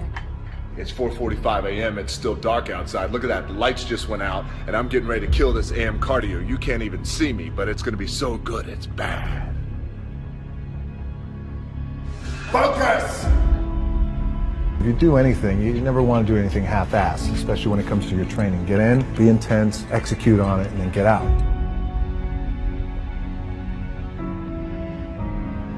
For a lot of guys out there, and I was certainly one of those guys, in my 20s, I thought I had all the answers, didn't know shit. By the way, in my 30s, I'm still trying to find myself, as a lot of guys are out there. Hopefully when you hit your 40s, you're hitting a nice stride. If I'm gonna do it, I need to do this job right, I need to stay focused on it, and I need to give the best effort I possibly can. We live down here in South Florida, it's hurricane season. Focus!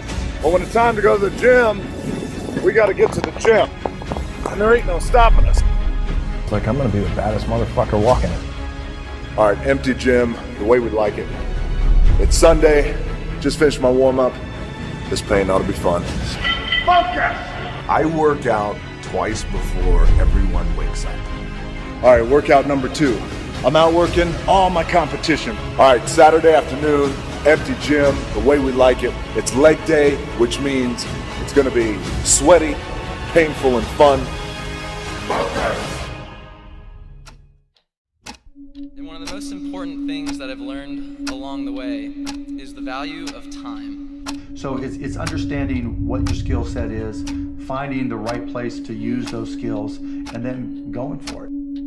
What kind of a story can you tell in 1 minute? That ability to get myself up in the morning, no matter how tired I was, to push myself through those pain barriers. You know, hard work pays. Continually find more ways to use our time while trying to find more ways to save it. You know, I have the saying, work like someone's trying to take it all away from you. You see, you can't actually save time. You can just find different ways to spend it. So when you say you don't have time to do something, you're really saying that you're using your time for other things. One cool thing about time is that it continues on at the same pace, despite how busy we get.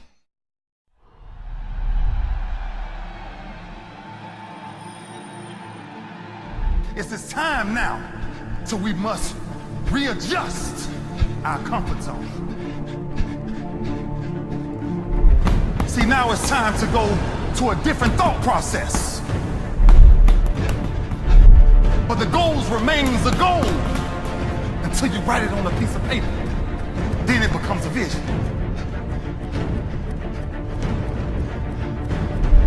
What is the vision? Because the only reason I'm here, the only reason we're here today is because of our yesterday. Everything I've been through has defined who I am right now. So what's the goal? What's the vision? Before anything great is really achieved, your comfort zone must be disturbed.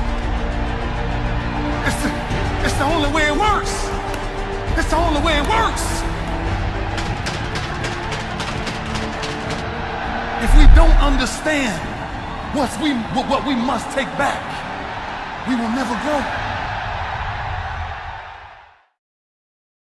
The world is like a ride at an amusement park. And when you choose to go on it, you think it's real, because that's how powerful our minds are. And the ride goes up and down and round and round. It has thrills and chills, and it's very brightly colored, and it's very loud. And it's fun for a while.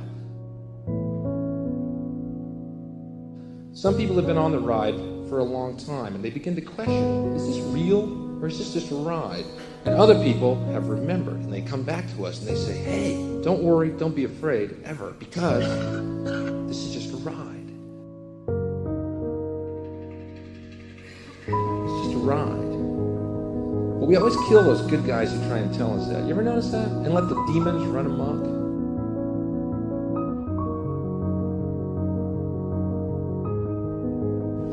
But it doesn't matter, because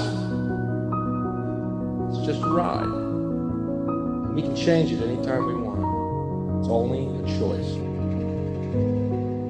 There's no effort, no work, no job, no savings of money. A choice right now. Between fear and love.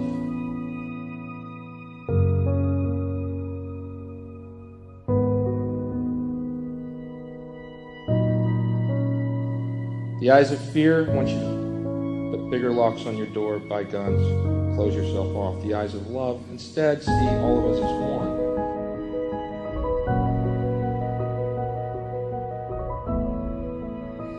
It's just a ride.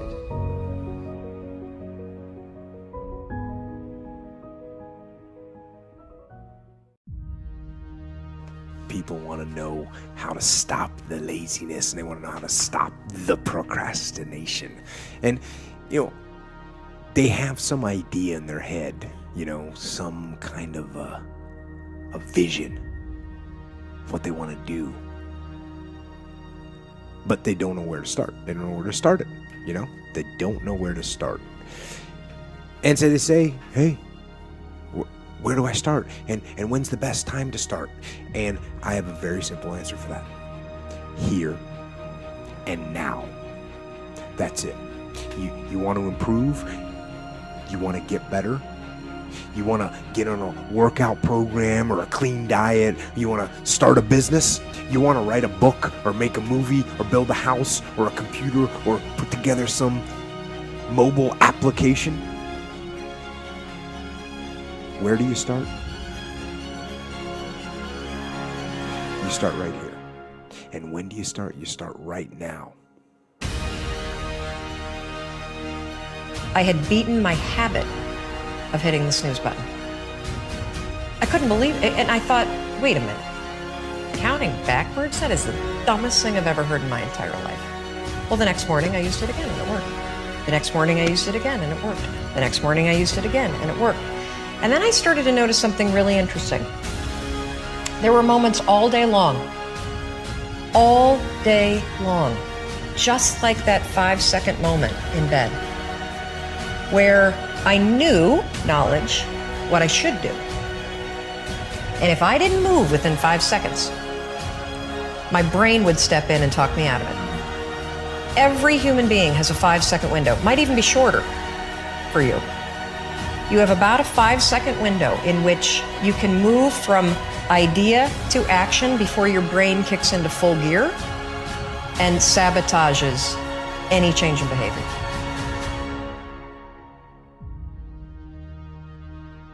Because remember, your brain is wired to stop you from doing things that are uncomfortable or uncertain or scary. It's your job to learn how to move from those ideas that could change everything into acting on them. You should wake up worried, terrified every morning, but don't be worried about our competitors, because they're never going to send us any money anyway. Let's be worried about our customers and stay heads down focused. One of my jobs as the leader of Amazon is to encourage people to be bold. And people love to focus on things that aren't yet working. And that's good, it's human nature. That kind of divine discontent can be very helpful. But it's incredibly hard to get people to take bold bets. And you need to encourage that. And if you're gonna take bold bets, They're going to be experiments, and if they're experiments, you don't know ahead of time whether they're going to work. Experiments are, by their very nature, prone to failure. But big successes, a few big successes, compensate for dozens and dozens of things that didn't work.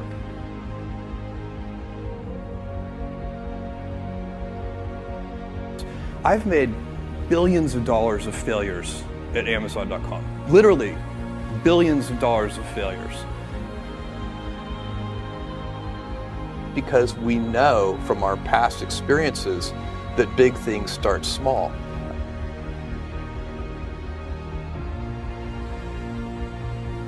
The biggest oak starts from an acorn, and you've got to recognize, if you want to do anything new, you've got to be willing to let that acorn grow into a little sapling and then finally into a small tree, and maybe one day it'll be a big business on its own. Amazon started as a very small company. It was me and a few other people. I was driving all the packages to the post office myself in my 1987 Chevy Blazer.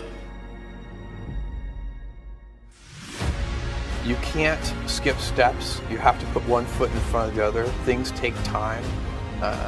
There are no shortcuts. And but you want to do those steps with, you know, passion and ferocity. It's easy to have ideas. It's very hard to turn an idea into a successful product. There are a lot of steps in between. It takes persistence, relentlessness.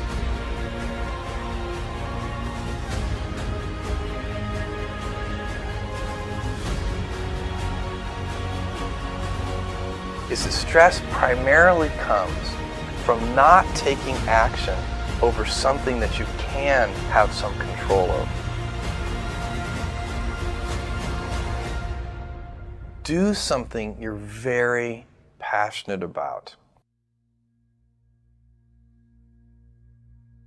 I wanted to project myself forward to age 80 and say, okay, now I'm looking back on my life.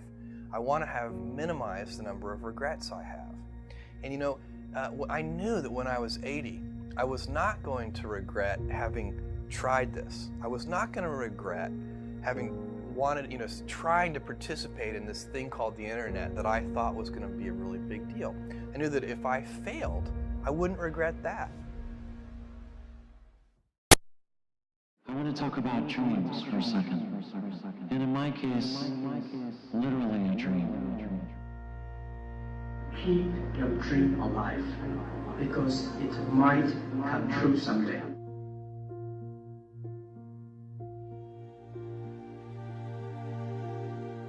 What is your individual term goal right now as a 16-year-old? What's your long-term goal? To get to the NBA. Do you want to be the best? Yeah. I read somewhere you said you want to be best defender, best shooter, best pass. What do you have to improve on between now? James' first shot is good. This is his first assist, and it's a beauty. LeBron, as you take the court for your first game, how are your nerves tonight? You know, I got a little nerves in my stomach right now, but, you know, once the jump ball start up, I'll be ready to play.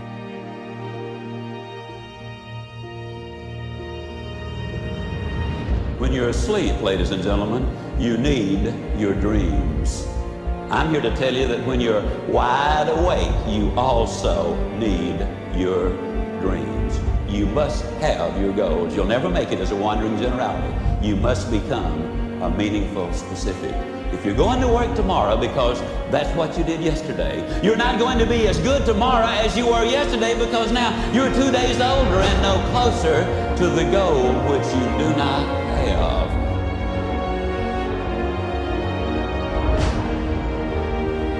You know what you're supposed to do. Deep down inside, I think everybody does. A lot of people just don't go after it, you know? Like most people start out, they say, I want to be a this, but I'm going to get that to make sure I have something to fall back on. Yeah. And what you're doing is you're setting yourself up for failure, because you're going, there's a possibility that I'm going to fall back. And when you put that out there, then you fall back. But if you just say, hey, this is what I want to do, and you go do it, you usually get your stuff the way you want it, man.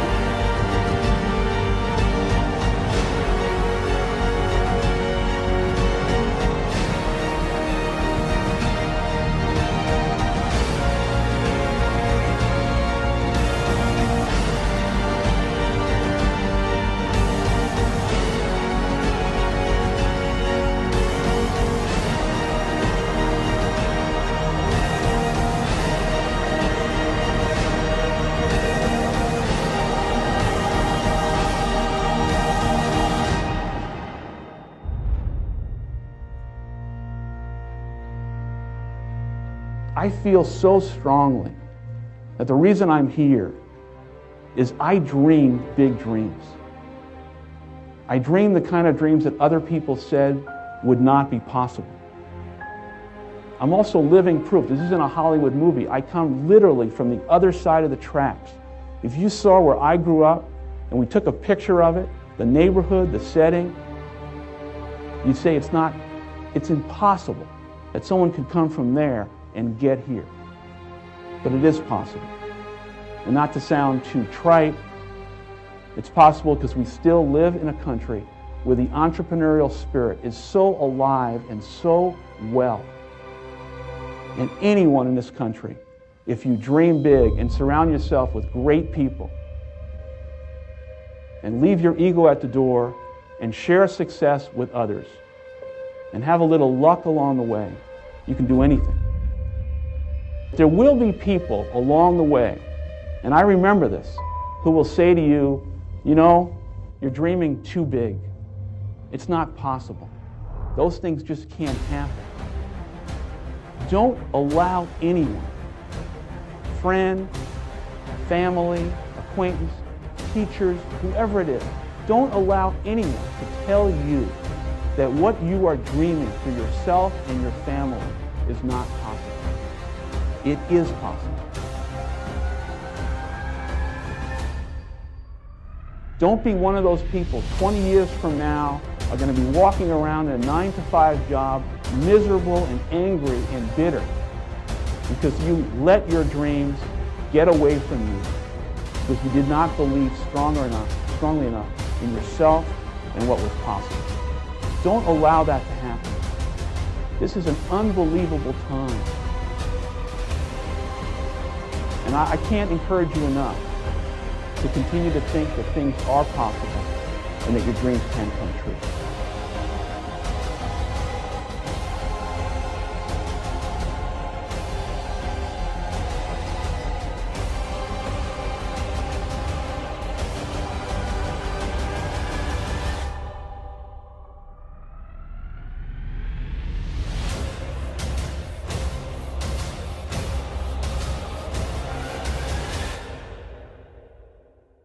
It's one of my favorite quotes. I came up with it with my uncle, and he told me this after I injured myself and I realized that I wasn't going to be a football player. And he told me, you know, to never lose sight of your dreams. But he also told me this as who I was. He knew that now was going to be a turning point. Either I could return to the streets and follow in the footsteps of my father, or I could dream the impossible dream.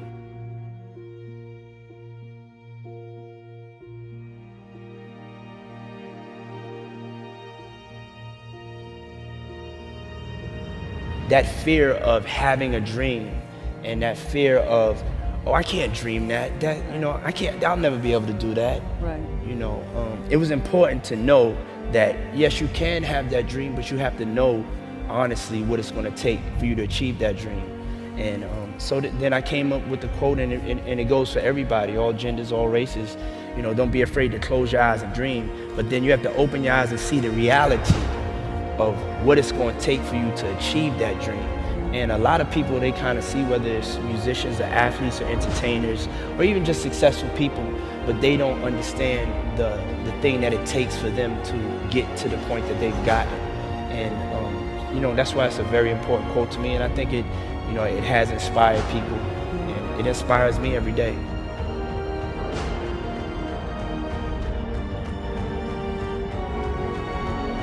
It's hard changing your life.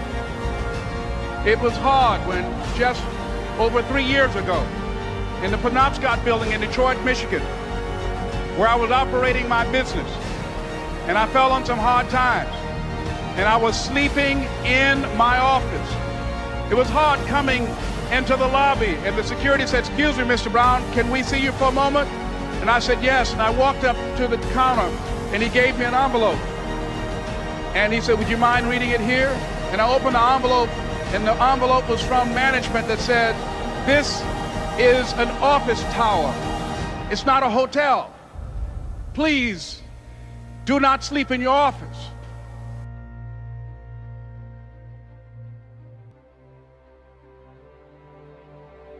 And it was was hard coming through the lobby. And sometimes they would laugh. There's a guy talking about becoming successful. And look at him. He's bathing in the bathroom upstairs on the 21st floor. He sleeps on the floor. Him and two other dreamers up there. Look at him. It was hard, ladies and gentlemen.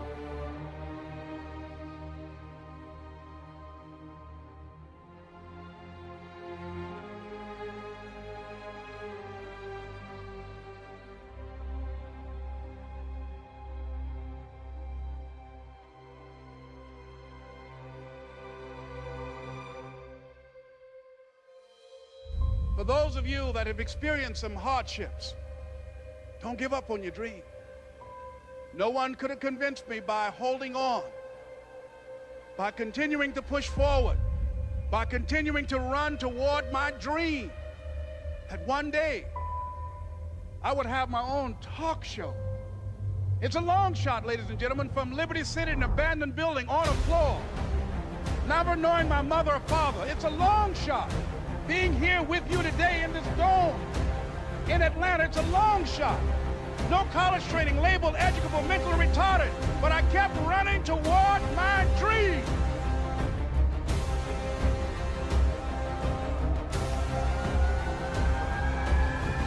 Don't stop running toward your dream.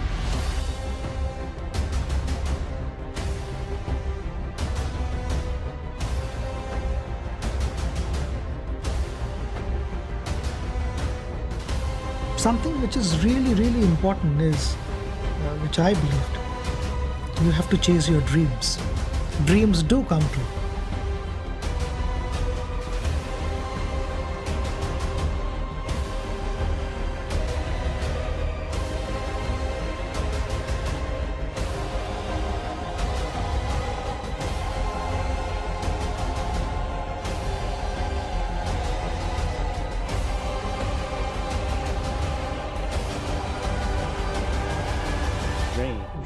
Dream.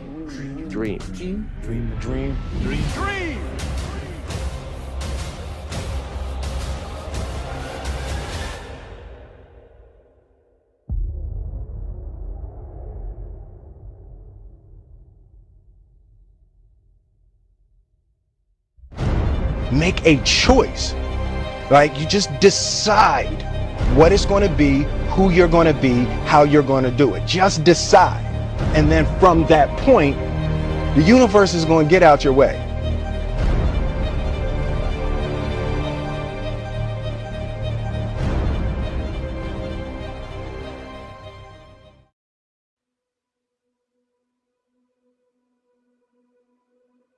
Every man in himself is aristocratic, that he is his own king.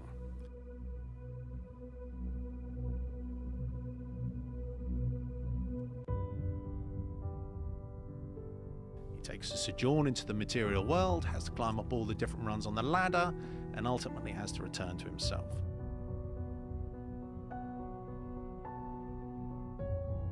The significance of the extraction from the sword from the stone is the stone is the material world. The material world, which seems all solid because it controls you whilst you're projecting your sense of identity upon it. The extraction of the stone is taking back your own authority, your own power. You're no longer looking for a sense of self outside of yourself.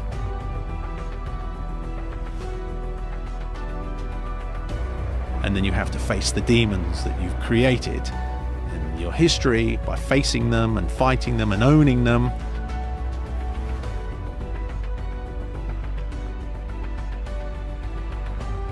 You put them in the face of who you are, and that's a wrestling match. You'd have to take away all these crutches, and that's all that we struggle from in life, is taking away our crutches. You've got to take away all these crutches and stand as the man that you are, and you're liberated from your whole thing.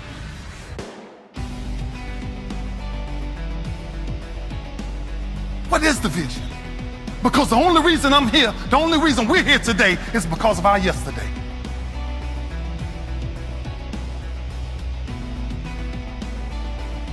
Everything I've been through has defined who I am right now. So what's the goal? What's the vision?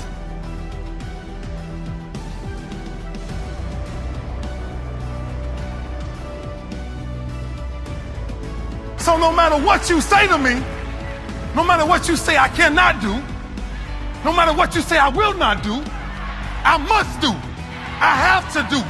I am king. I live as king. I walk as king.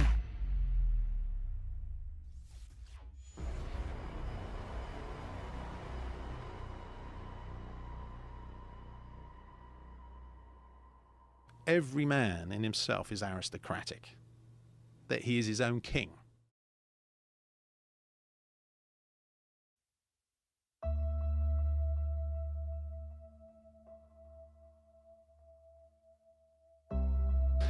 If you don't own something, you're not the boss. You have to take full responsibility for everything that you do. Why be subservient? You must be the master of your own kingdom. Can you see? We are where we need to be. You've got to own that you can't just walk into things with your eyes half open. You've got to walk into things with your eyes fully open. You've got to know what you're getting into. You have to take possession of your life.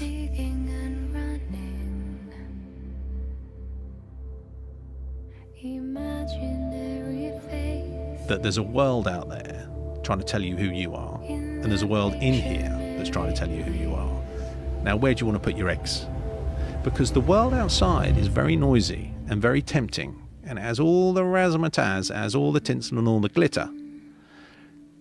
It's got all the toys. But that's because you don't think you're enough in the first place.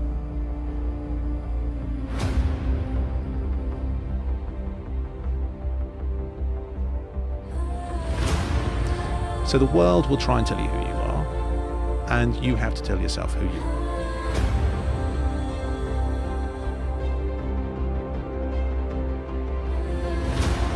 And there's this ongoing battle, and somehow there needs to be a reconciliation between the two. But in the end, you've got to have all the eggs in your basket.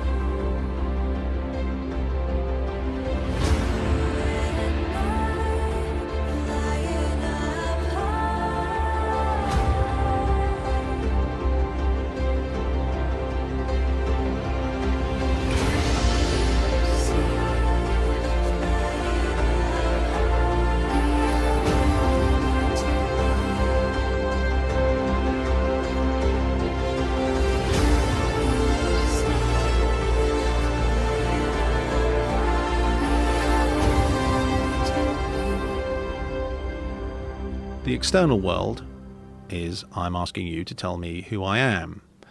That's what we're all playing at, and as soon as you start playing that game, we run into all sorts of trouble. Call it the ego, call it whatever you want to call it. But that's the dynamic that we're in, and somehow we have to give ourselves enough confidence to reassure ourselves that we are enough.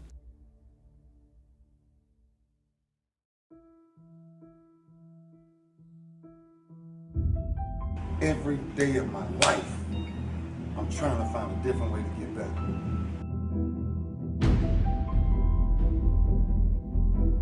That's where we at. And this is our new day. Our new day is to stand up and take back and reclaim who we are. We were kings from day one, and we will die as king and queens.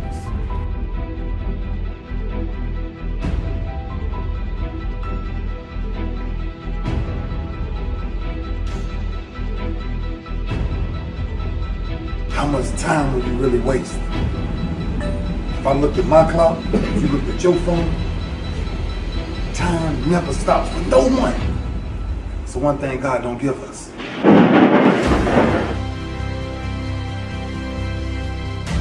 It's your time. It's your time.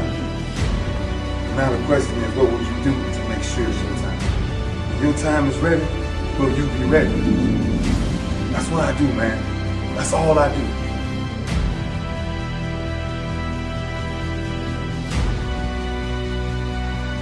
Don't look for those, nothing spectacular to come out the sky. We are the sky.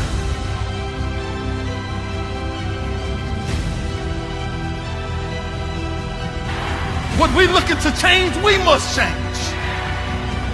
And the only way to change it is make sure you ain't doing the same thing every day of your life. If an alarm clock is waking you up every morning, we might find ourselves confused in 10 years. Every man in himself is aristocratic, that he is his own king.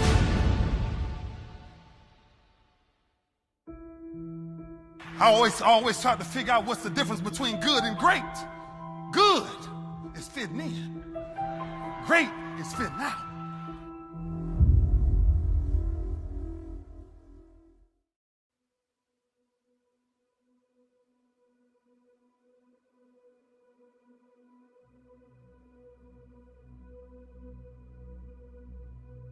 It's time to figure out whatever majority is doing, I'm gonna find myself doing the opposite.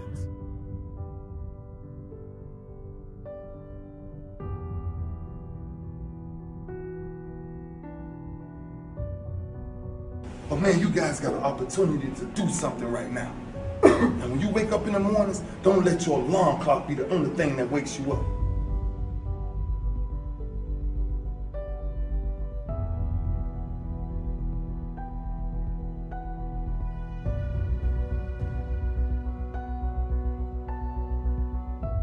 How do you step into bravery? Step.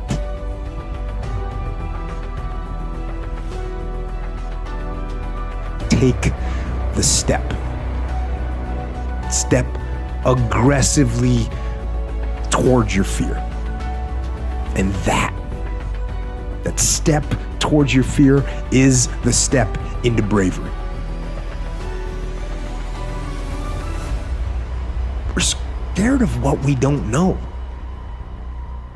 And there is only one way to learn and to know, and that is to confront that fear. You have to step.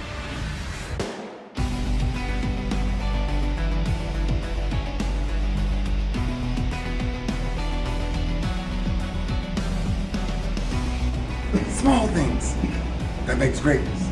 So when somebody finally sees you, they represent you as a king because you walk as a king. And until you set your mindset to think like a king, then you stay where everybody else is at. And that's the place I didn't want to stay.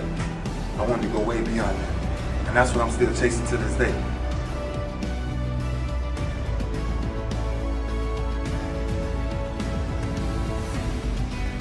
Ain't because I got nothing special. The only thing I got special is I made my mind up to be special.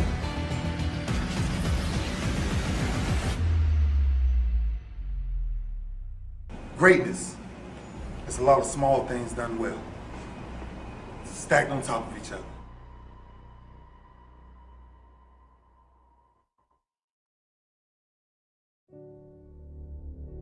I was born in Memphis, Tennessee. I had a long haul from where I came from to here, but here we are.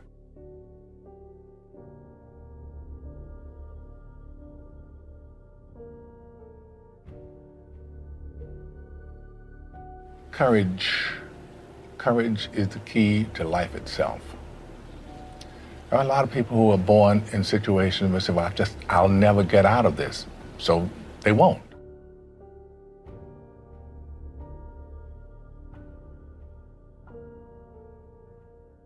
When you're finally ready to go home, make sure your footsteps are remembered.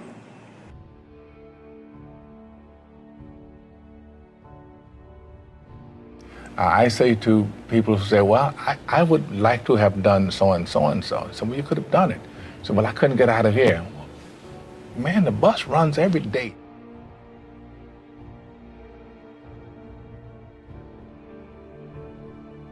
If you can think of it, you can do it. That's the human condition. If we can imagine it, we can do it.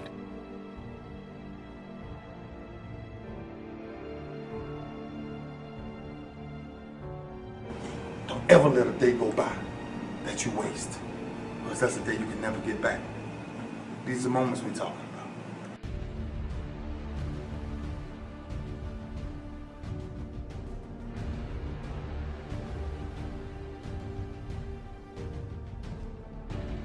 The awful truth is that life is easy.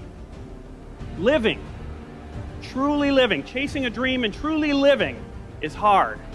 Living is a bitch. Living is tough, especially when you switch it and you ask yourself, what am I dying to do? What is it that puts that fire in my heart? Answering that question isn't the end, though. That's really just the spark. Because once you get that fire burning, you need to feed it. You need to keep reminding yourself, putting new coals in there, and reminding yourself every day about that goal. Because we've all taken up a hobby or a goal or a workout that we stop for just a couple days and then we never pick it up again. You need to constantly remind yourself that you're dying and that you're dying to do something.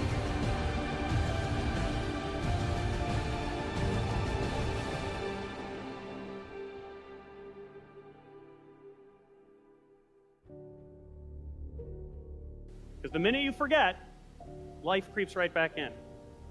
And life is easy. We're all dying. But if you're not chasing your dream, you're already dead.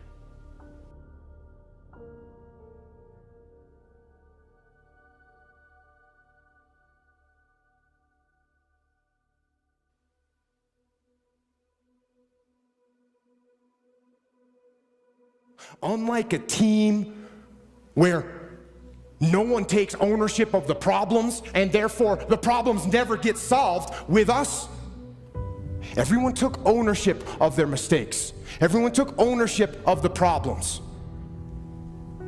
And when a team takes ownership of its problems, the problems get solved. And that is true on the battlefield, it is true in business, and it is true in life. So I say, take ownership. Take extreme ownership. Don't make excuses. Don't blame any other person or any other thing. Get control of your ego. Don't hide your delicate pride from the truth. Take ownership of everything in your world, the good and the bad. Take ownership of your mistakes, take ownership of your shortfalls, take ownership of your problems, and then take ownership of the solutions that will get those problems solved.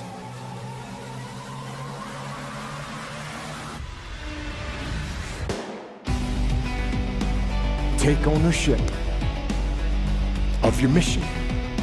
Take ownership of your job, of your team, of your future, and take ownership of your life.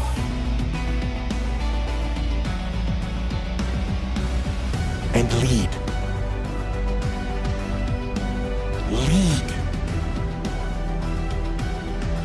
Lead yourself and your team and the people in your life. Lead them all to victory.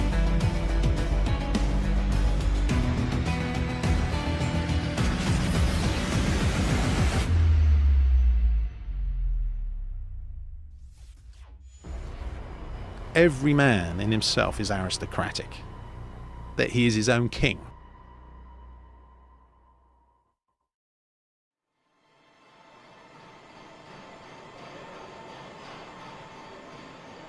I was 4 years old, so I just remember after the crash, when I was out the car without my legs and a lot of blood, and today it's a part of my life.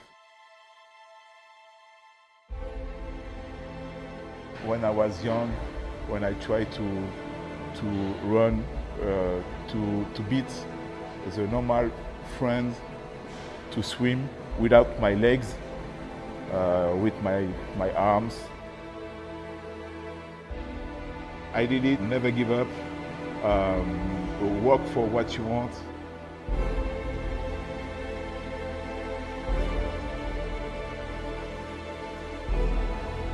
No excuses. no victim mentality. The world owes you nothing. You know, when situations come, whether you lose a loved one, whether you didn't pass, you know, a class, so you have to sit out, you know, for 4 or 6 games. You got evicted from, you know, your house, or, you know, you don't have anything to eat. Whatever the situation is, if you look at that and you say, what can I do to make this better? How can I climb out of this hole that I'm in? There's so many different, you know, routes that you might have to take. And some of them might be quicker than others. Or are you going to endure? Can you endure through the storm to be able to reap the reward? And that's what it boils down to. And if you're able to do that constantly, you know, then you will be successful. And I fight with everything I've got to overcome those weaknesses and those shortfalls and those flaws, as I strive to be just a little bit better today than I was yesterday. The world might come help you, but I wouldn't count on it. If you start from the feeling that you need the world to participate in order for you to be successful at taking on this new thing that you're considering doing, you're right to be scared.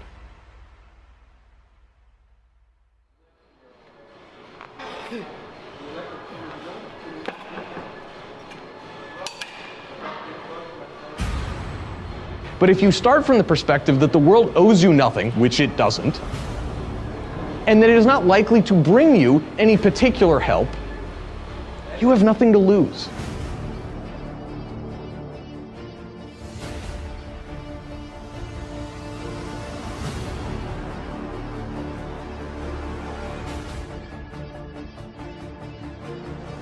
My friends, there are a million reasons why not, but there's one great reason why, which is you've just got to persevere, no matter what it is.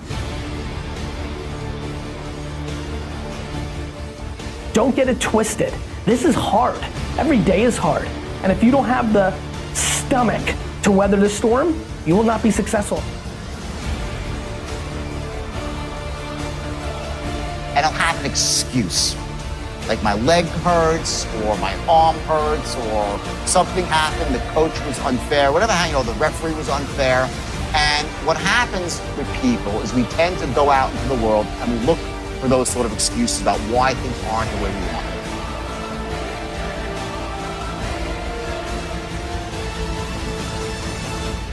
I just remember after the crash, when I was out the car without my legs and a lot of blood.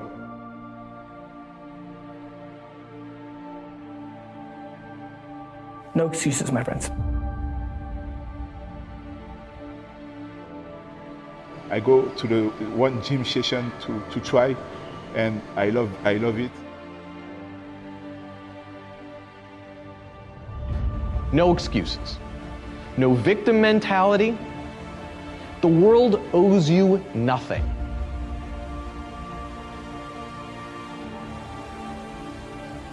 And today, it's a part of my life. I never, more than 10 years now, I never left the gym.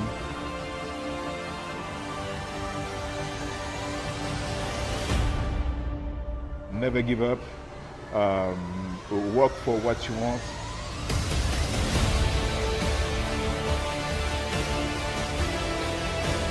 And it doesn't matter how you get knocked down in life, because that's going to happen. All that matters is that you got to get up. I think the biggest obstacle to success is a lack of optimism.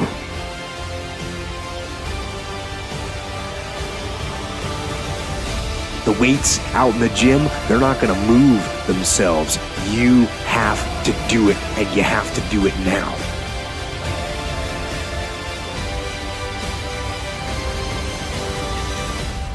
You know, we need to get more people to be able to get hit with, get rocked and shook with adversity, no matter what the situation.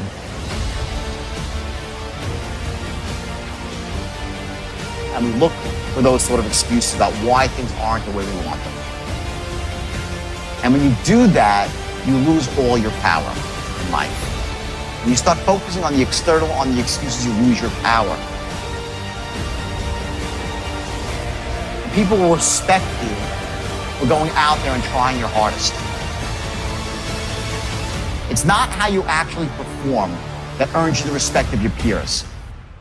It's the fact that you went out and actually did it. That's the difference.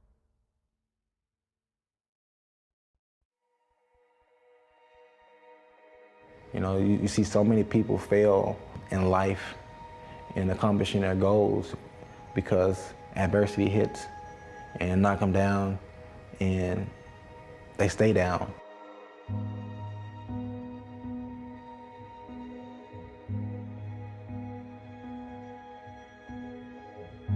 We need them to be able to get back up and keep pressing forward until they see and accomplish, you know, what they have set forth for themselves.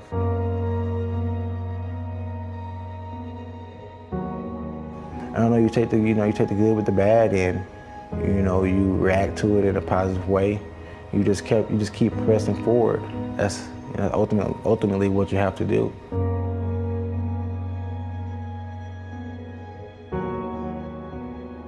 A dream like this seems kind of vaguely ludicrous and completely unattainable.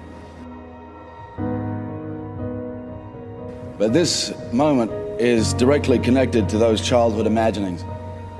And for anybody who's on the downside of advantage and relying purely on courage, it's possible.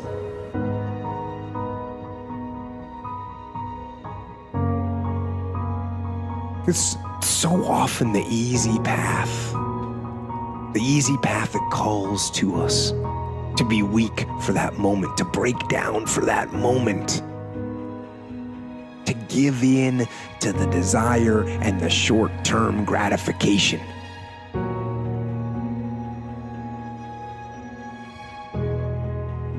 Person's strengths are often their biggest weaknesses. And so that also means that their weaknesses can be their strengths. So, me, I am weak. In all those ways that I listed, I am weak, but I don't accept that. I don't accept that I am what I am and that is what I'm doomed to be. No, I don't accept that. I'm fighting. I'm always fighting. I'm struggling and I'm scrapping and I'm kicking and clawing at those weaknesses to change them, to stop them. Some days I win. Some days I don't. But each and every day I get back up and I move forward with my fist clenched toward the battle, toward the struggle, here and now. That's it. You want to improve? You want to get better? You want to get on a workout program or a clean diet? You want to start a business? You want to write a book or make a movie or build a house or a computer or put together some mobile application? Where do you start? You start right here. And when do you start? You start right now. You initiate the action aggressively. You go. Because the idea isn't going to execute itself. And the book isn't going to write itself. And the weights out in the gym, they're not going to move themselves. You have to do it, and you have to do it now. And that means you got to stop thinking about it and stop dreaming about it and stop researching every aspect of it and reading all about it and debating the pros and cons of it. Just start doing it. Take that first step.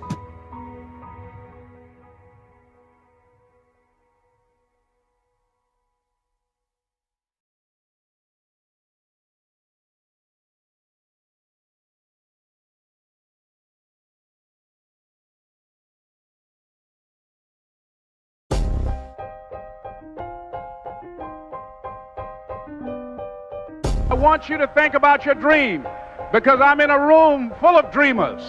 Think about your dream right now and envision it. And I want to share something with you that has changed my life. That dream that you're holding in your mind, it's possible.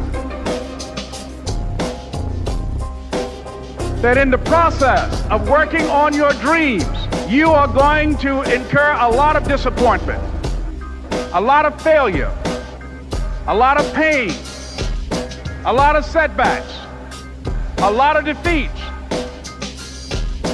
But in the process of doing that, you will discover some things about yourself that you don't know right now. What you will realize is that you have greatness within you. What you'll realize is that you're more powerful than you can ever begin to imagine. What you will realize is that you're greater than your circumstances, that you don't have to go through life being a victim. I was born in Miami, Florida, in an area called Liberty City, in an abandoned building on a hard linoleum floor with my twin brother.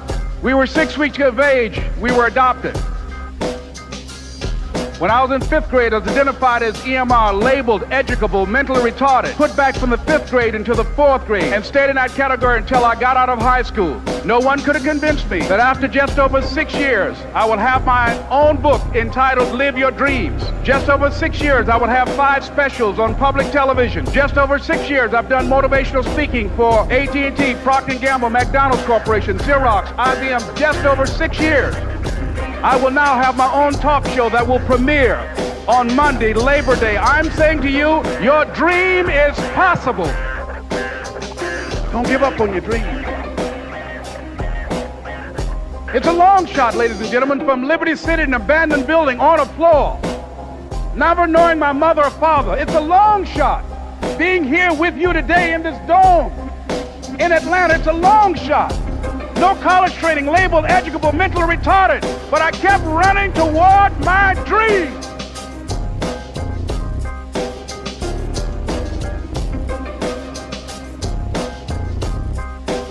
Someone's opinion of you does not have to become your reality.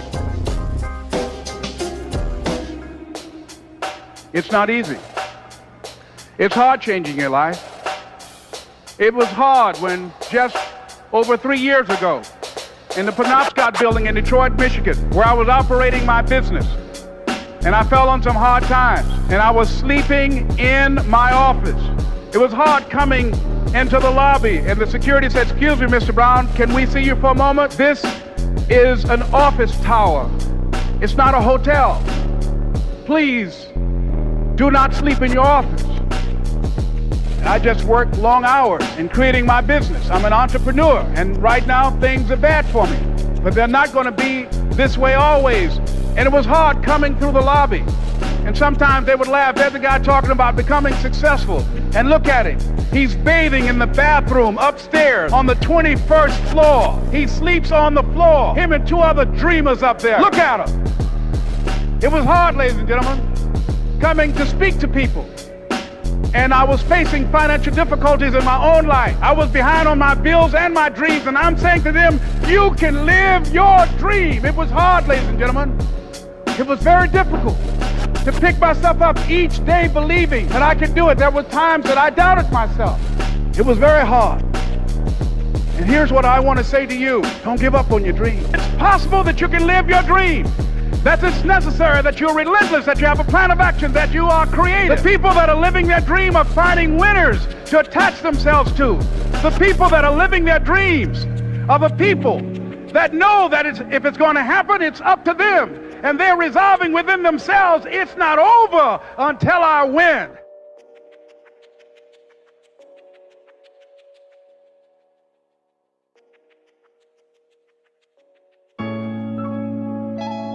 It is not the critic who counts.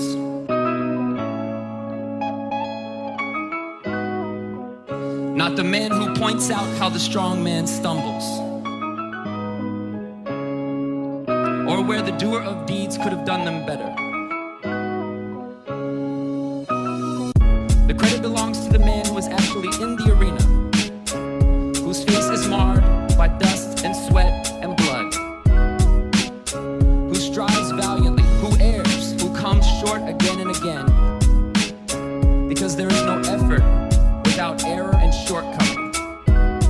Everybody stop talking now. Attention. I'm too fast, I'm too skillful, and I'm gonna show everybody out there watching this show and the whole world, and the world will bow and admit that I am the greatest of all times when you see what I do to George Foreman. I told you, I'm the real champion. I told you, I'm the champion of the world. All of you fall.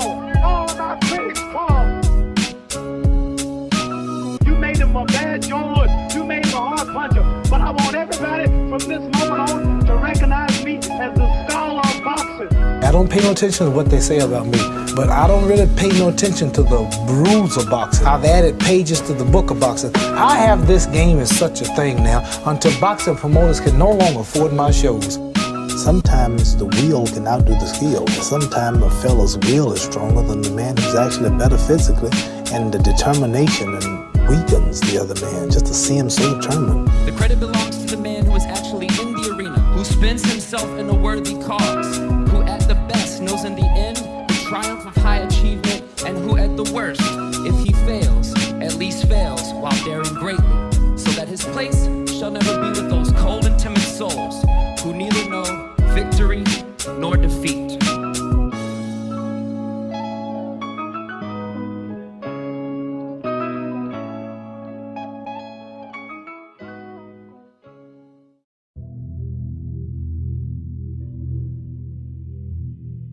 I'm not afraid to fail. I'm not afraid to fall over, make a mistake. That oftentimes cripples people on the onset of getting into anything. The first time I ever picked up the DJ decks was horrible now, but I'm not afraid of that. I'm not afraid of that feeling. It actually propels me. It works quite the opposite. Like I can do 18, 22 hours a day easily. It's definitely one of those components to me as a human being, my makeup, my genetics, that allows me to actually keep moving.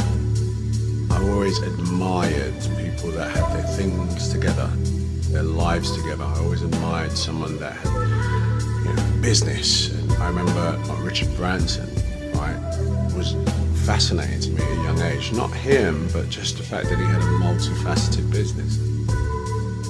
People talk about aiming for the skies. Sometimes even aiming for the skies is intimidating.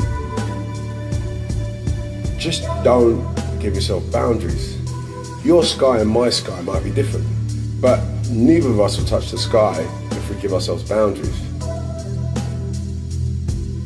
My parents worked very hard, came from West Africa, came into England with not very much. I wanted to work as hard as they did in my field. Achievement is inspirational to me, people doing it. Someone that on Monday didn't know how to do this, by Friday can do it. That is an inspiration to me.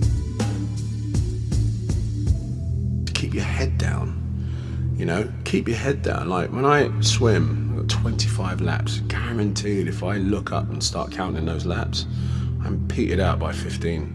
If I put my head down and keep working away and work at technique, work at internal rhythm, work at, I hit that length, I don't even know what length I'm on, guarantee you I'll look up and it'll be 20 and 2 more, 3 more to go. And that's a very simple device, but I think people find themselves incrementally checking how far they've got. And that, when you compare it to anybody else or whatever, it's just it's a recipe for disaster. Just keep banging on. Any of it means nothing if I'm not happy about it. My imagination has always kept me going. Just imagine myself collecting awards. Just imagine myself, getting big parts. Imagine myself working with the greatest actors. Yeah, man, I see myself driving that car one day, and I get that. You know what I mean? That's part of my inner magic. Is that actually, if I can see myself doing it, I could probably do it.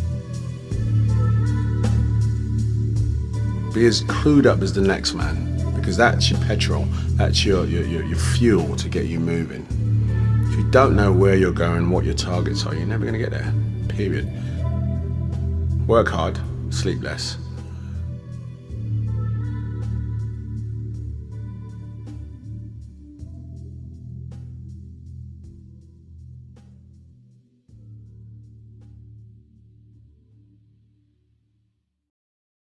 I believe that I can create whatever I want to create. You know my history. I've been sort of on all sides of my journey. You know, I didn't have success very early, and I went through some very dark times. And you know what I mean? One thing I kept doing is, you know, inspiring myself, looking for inspiration and growing, and it hasn't stopped, and I want to keep doing that. And I also want to inspire others. You know, there are millions of me sitting at home right now, and they don't know it, and it's just good to be able to get this sort of platform to sort of say, come on man, go for it. So listen man, no speed. Yes, I don't do things for money, and I've been broke most of my life. So because of that, I can't sort of suddenly go, I need to do a job just to get some cash, you know what I mean? I know that's a lot of times it is people's motivations because people need to eat, but in my position, I've been poor most of my life, so now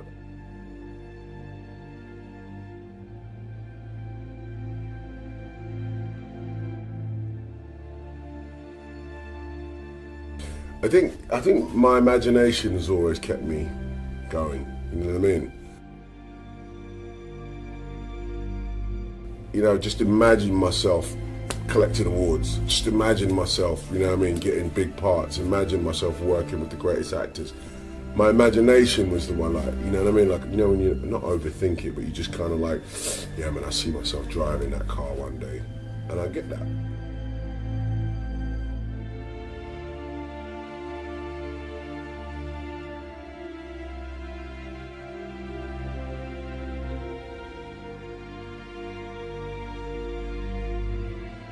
Actually, if I can see myself doing it, I could probably do it. So you can't bottle that up and sell it to someone. You either can do it or you can't, but everybody can imagine themselves, you know what I'm saying?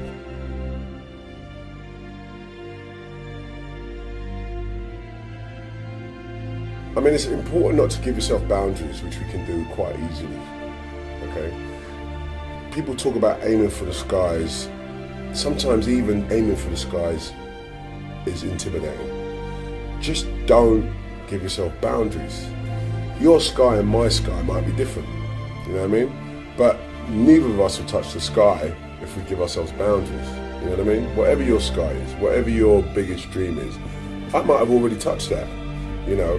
So in other words, what sky? Where does the sky end? I'd rather people go, you know what, I'm not going to restrict myself to going, I can only do this, or I can only do that, or I have to do it this way, or I have to do it that way.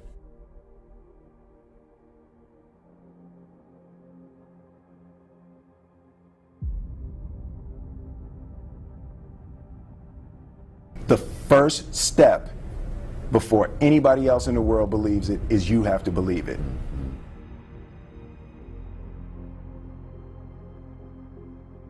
There's no reason to have a plan B because it distracts from plan A.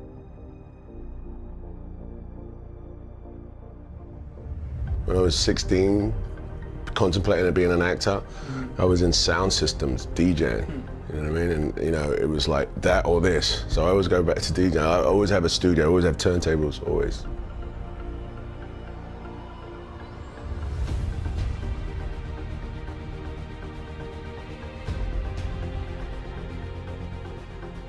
Been doing it a long time, you know what I mean? And there was a drive to be famous, to be, you know, that pinnacle, to be that guy.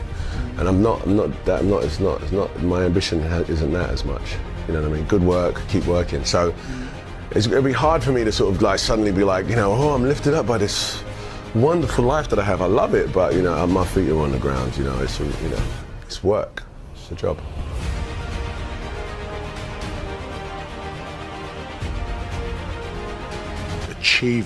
Achievement is inspirational to me, you know, people doing it. Someone that on Monday didn't know how to do this and by Friday can do it. That is an inspiration to me. I'm not afraid to fail. I'm not afraid to fall over, make a mistake. That oftentimes cripples people on the onset of getting into anything. The first time I ever picked up the DJ decks was horrible now, but I'm not afraid of that. I'm not afraid of that feeling. It actually propels me and works quite the opposite.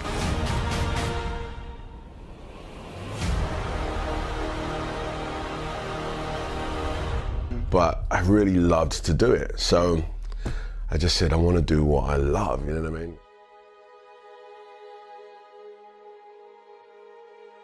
Like I can do 18, 22 hours a day easily.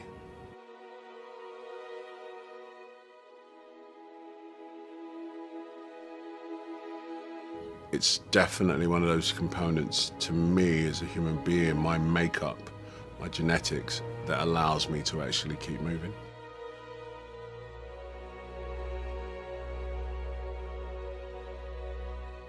I'm a veteran at being able to look at an opportunity and go, is that going to take me further or not? You know, some people don't have that. You won't. It's something you develop. You know, that's why most times out of 10, any head of a company has been doing it for a long time, because they inherently can make a decision in the blink of an eye. But you have to learn that.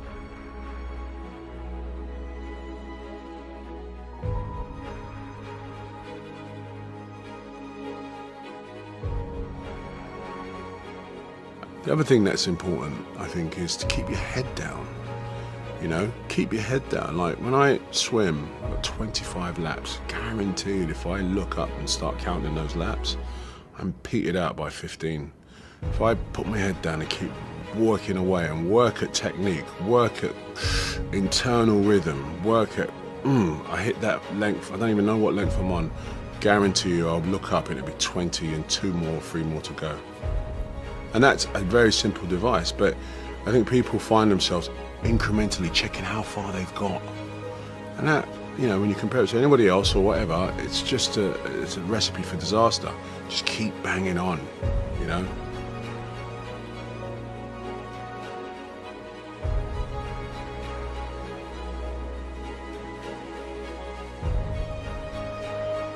Mountain climbers will probably tell you the same thing, you know, there's no point looking. The difference between climbing 100 feet and climbing 500 feet is a point of view. You won't know you're at the top until you get there, pal. And that's what you need to remember.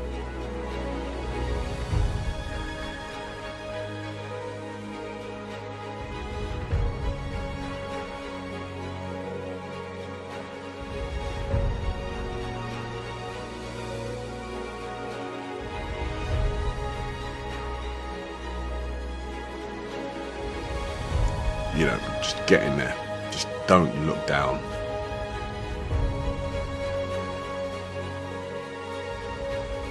The more I grow, you know, I'm 43 at this point, you know, considered a middle-aged man, and happiness is without a doubt the best thing that I strive for. Health and happiness, kid you not. I couldn't, any of it means nothing if I'm not happy about it.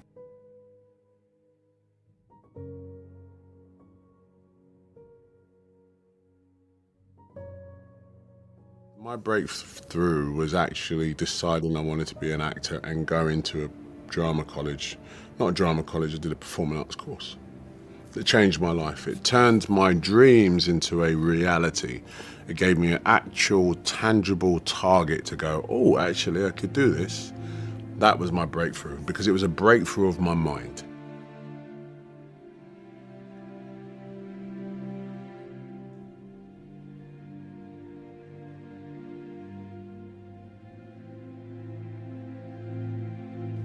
That was my biggest breakthrough. Of course, there have been numerous breakthroughs over my career and my life, which I'm all proud of, but none so much as that realization that I want to be an actor. To thrive in whatever you do, please understand your terrain. Know what your target is. Don't guess it.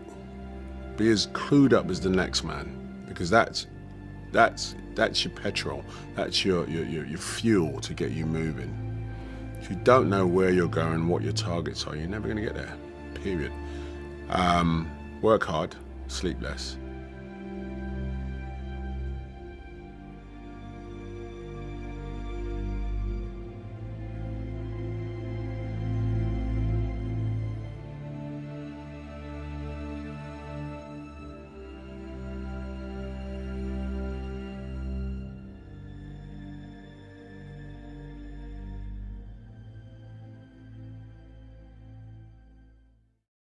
We live in a world of illusion.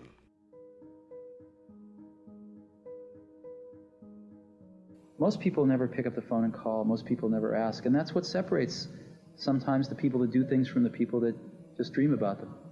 You gotta act. And you've got to be willing to fail. You've got to be willing to crash and burn.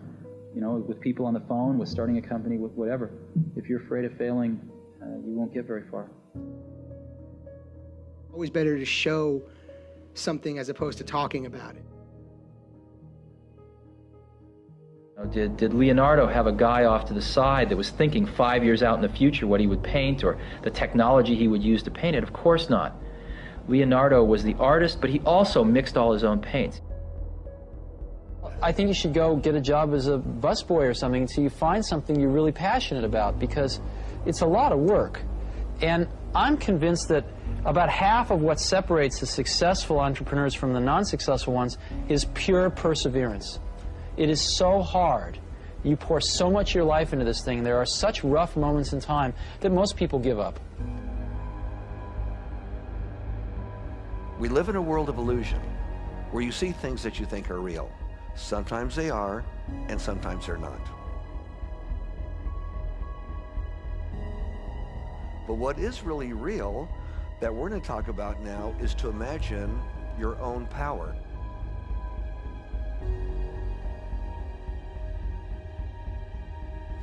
The majority of people wait for the masses to do something. When the masses do something, they join in and they join on board. But they forget that the masses are made up of individuals. Those individuals, each in his own, is extremely powerful.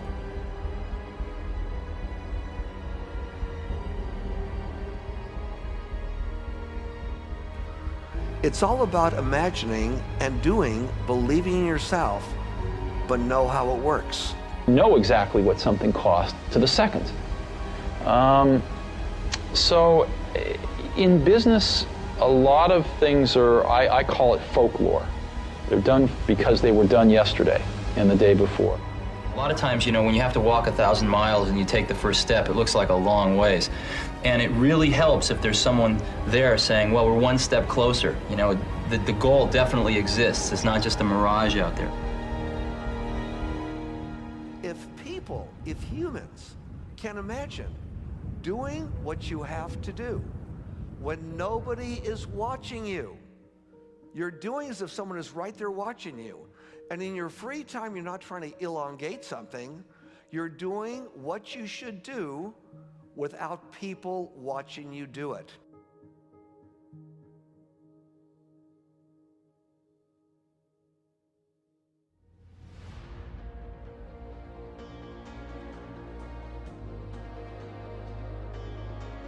As you look toward the future, if you decided, I'm not going to allow my fears to stop me, what would your life be like? What would your future be like if you decided to want that which you desire so strongly that it prepares you past your fears, that you experience the fear, as the one book says, feel the fear and do it anyway? What would your life be like? And I'm saying to you that all of us who have been entombed by fear have the capacity to resurrect ourselves. I always tell people who are, who think they want to be entrepreneurs, you need a combination of stubborn relentlessness and flexibility. And you have to know when to be which. And basically, you need to be stubborn on your vision, because otherwise it'll be too easy to give up. But you need to be very flexible on the details, because as you go along pursuing your vision, you'll find that some of your preconceptions were wrong. And you're going to need to be able to change those things.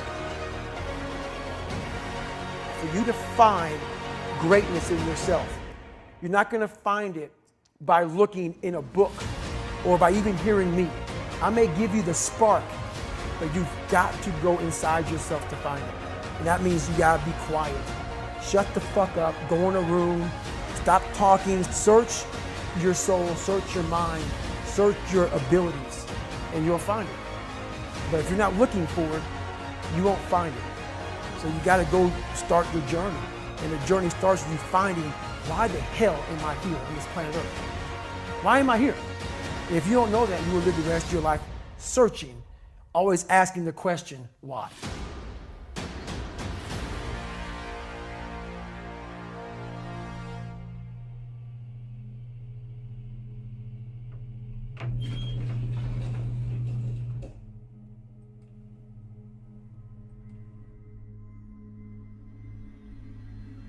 When you get up in the morning, you do what you normally do.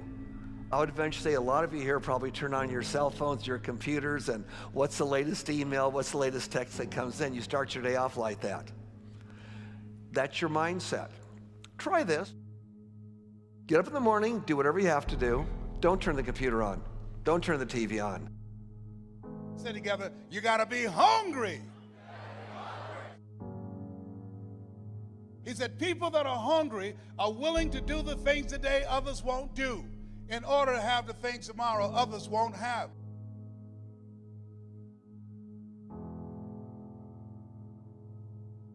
He said, people that are hungry are relentless. People that are hungry are unstoppable. People that are hungry refuse to give up. People that are hungry, no excuse is acceptable for not making their dream become a reality. He said, I'm hungry, sir. And that's when I realized that there's two ways to see the world. Some people see the thing that they want, and some people see the thing that prevents them from getting the thing that they want.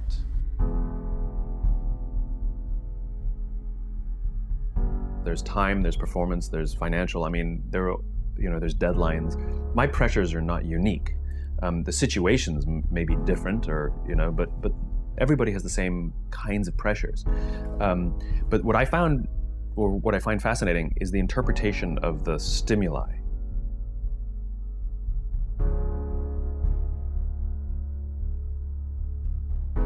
You have to be just as enthusiastic on door number 101 as you were on door number 100. Just as enthusiastic. So you have to imagine yourself in this frame of mind. What can we do collectively to create that change and that imagination immediately? It's all in the mindset.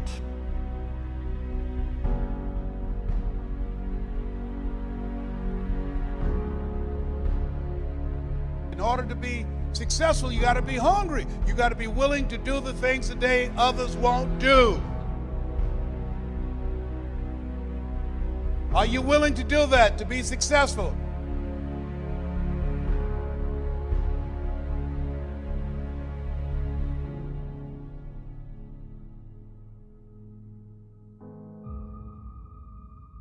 Imagine what you could do, but imagine that you can do it right now. And how do you do these things right now? What are some of the lessons that we go through to do things right now? Many times in entrepreneurship, people say, what are the secrets to success? Whether you're working at a job that you just love and you don't want to be the boss, or you want to start something on your own, what are the secrets? I share two things. Imagine these because they're going to happen. One, be prepared for a lot of rejection. Whether people close the door in your face or tell you it's never going to happen, you can't do it, you're too old, you don't have the education, you don't have what it takes, somebody else did it, don't listen to them. Don't let it affect you. If you're prepared for rejection, when it happens, it's not going to affect you that much. It really won't, because you're prepared for it. Of course, I was prepared for it.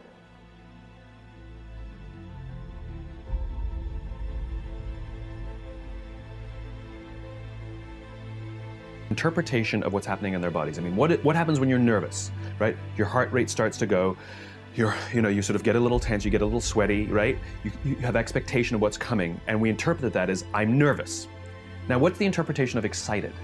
Your heart rate starts to go, you're anticipating what's coming, right? You get a little sort of like tense. It's all the same thing, it's the same stimuli, except these athletes, these Olympic quality athletes, have learned to interpret the stimuli that the rest of us would say is nervous as excited. They all say the same thing. No, I'm not nervous, I'm excited. And so I've actually practiced it just to tell myself when I start to get nervous that this is excitement. Okay. you know? And so I used to speak in front of a large audience, and somebody'd say, how do you feel? I used to say, a little nervous. Now when somebody says, how do you feel? I'm like, really excited, actually. And it came from just sort of telling myself, no, this is excitement.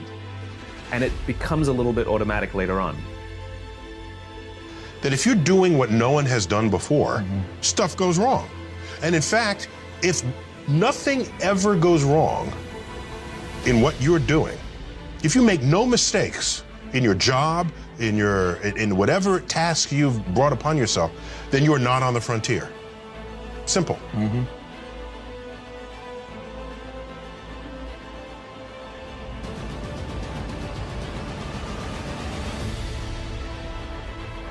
You've got some goals that you want to achieve. There's some things that you want to do. And you've said to yourself, I'm willing to face the no's. You said to yourself, I'm willing for people to laugh at me. You said to yourself, I'm willing to gut this out. You said to yourself, I'm willing to make this happen. You said to yourself, I'm going to do whatever it takes to build this business. I can do it. If anybody's ever done it at any point in time in history, then what's possible for one is possible for me.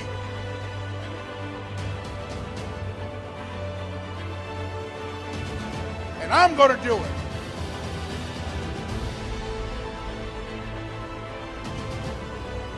It's my time. It's possible. It's necessary. It's me. It's hard. It's worth it.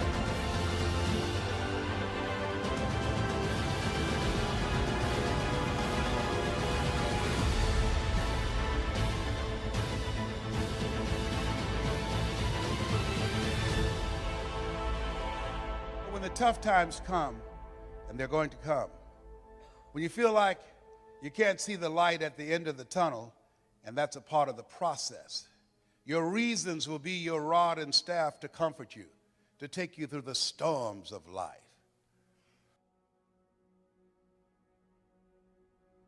The most important investment you can make is in yourself.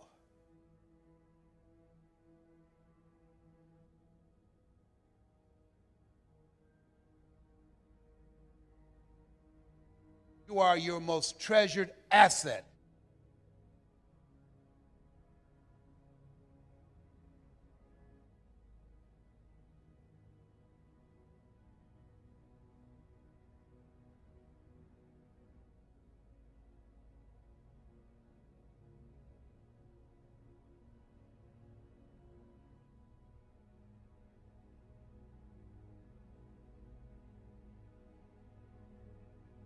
Sometimes you're the problem.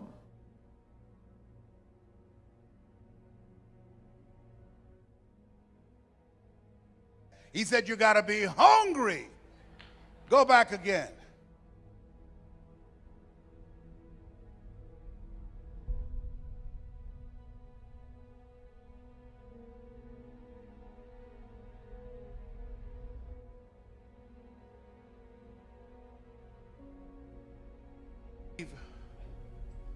If you do what is easy, your life will be hard. But if you do what is hard, your life will be easy. People that are hungry believe what Zig said when he said, if you give enough people what they want, they will give you what you want. People that are hungry believe always strive to get on top in life because it's the bottom that's overcrowded. People that are hungry are uncommon people. They are say yes to their dreams. They say yes to an opportunity where they can develop their entrepreneurial skills, where they can develop their mind and their leadership skills, where they can become versatile and flexible and create and build a business they can be proud of. People that are hungry have a vision of themselves when they leave here, leaving a legacy and not liabilities. People that are hungry understand that most people die at age 25 and don't get buried till they're 65 because they're not willing to take a chance on themselves. People that are hungry are a rare breed. They're risk takers.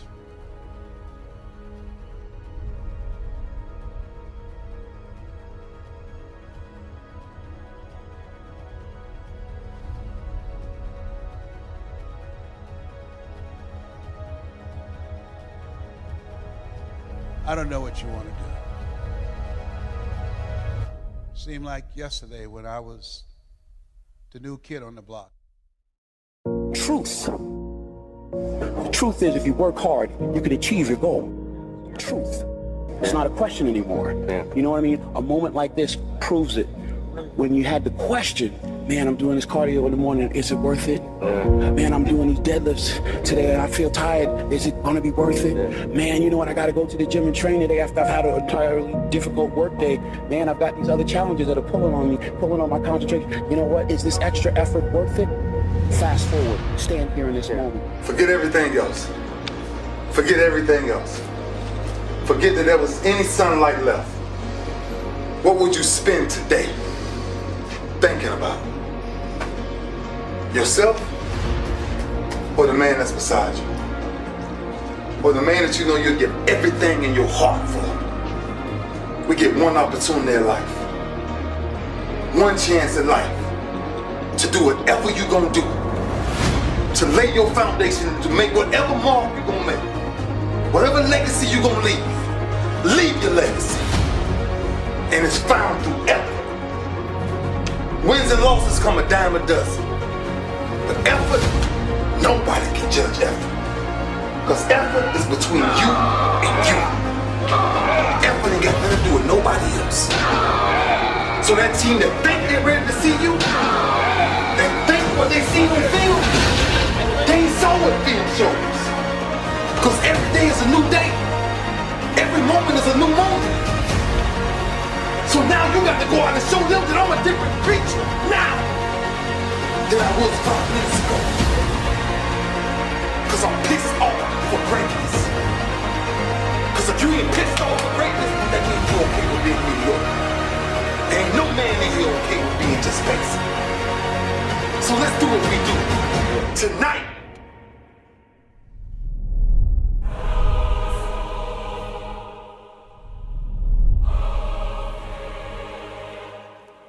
Take ownership. Take extreme ownership. Don't make excuses. Don't blame any other person or any other thing. Get control of your ego. Don't hide your delicate pride from the truth. Take ownership of everything in your world, the good and the bad. Take ownership of your mistakes, take ownership of your shortfalls, take ownership of your problems, and then take ownership of the solutions that will get those problems solved. Take ownership of your mission. Take ownership of your job, of your team, of your future, and take ownership of your life. And lead. Lead. Lead yourself and your team and the people in your life. Lead them all to victory.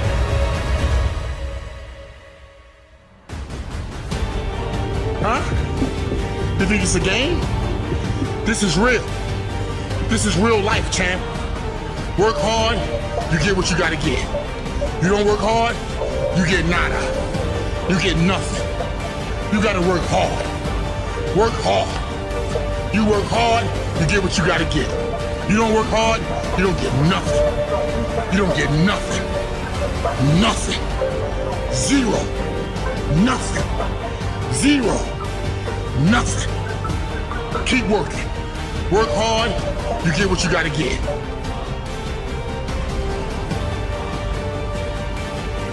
I'm gonna grind.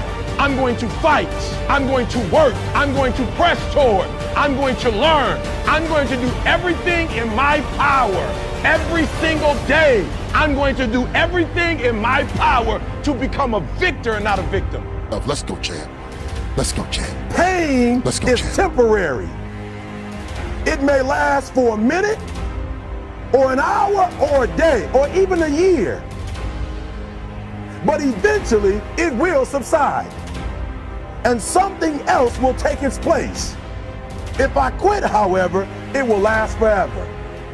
And so every time something get hard, you quit, you call mama. I dare you to take a little pain. I dare you. I dare you not to go home. Somebody said, I gotta go home, I feel bad. Go through it. You ain't gonna die. At the end of pain is success. You're not gonna die because you're feeling a little pain. Be committed beyond circumstance. And be committed beyond compartmentalization, meaning my greatness and my excellence can't be compartmentalized to an individual, to an environment, to a circumstance, meaning it is my essence.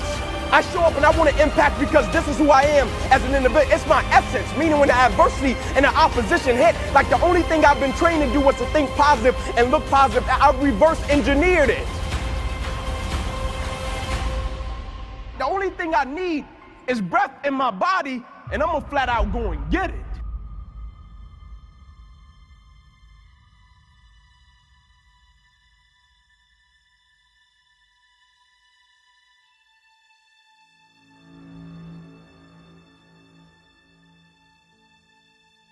I know how you feel.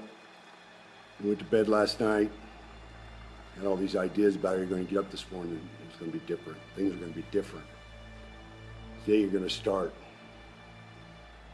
taking steps towards doing some of those projects that you know will get you closer to living that dream life you keep playing over and over in your head. Different from the practical life that you got to get up and meet every day.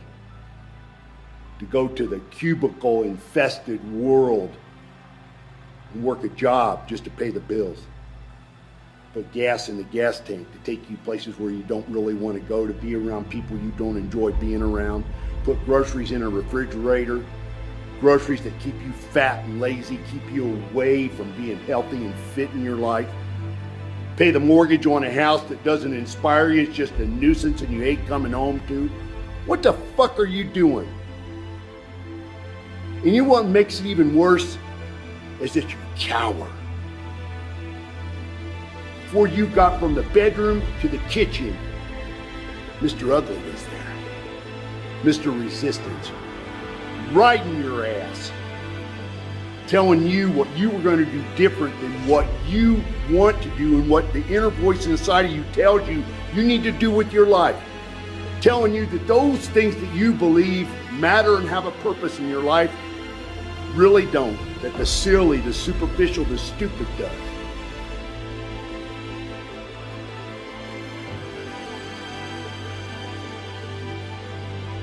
Watching some mind-numbing TV. Making that list you need to go to the store next time. Making those phone calls to those people and just chit-chatting and gossiping about dumbass things. Mr. Resistance will be there every morning. Morning, noon, and night. And while you were sleeping, riding your ass, kicking your ass, unless you turn around and you start throwing punches. You know what my bottom line goal with One Warrior Nation is? Is to have everybody out there realize that there is something better for you to do with your time than even being here. Right now, I am Mr. Resistance. I'm distracting you from doing the work you need to do.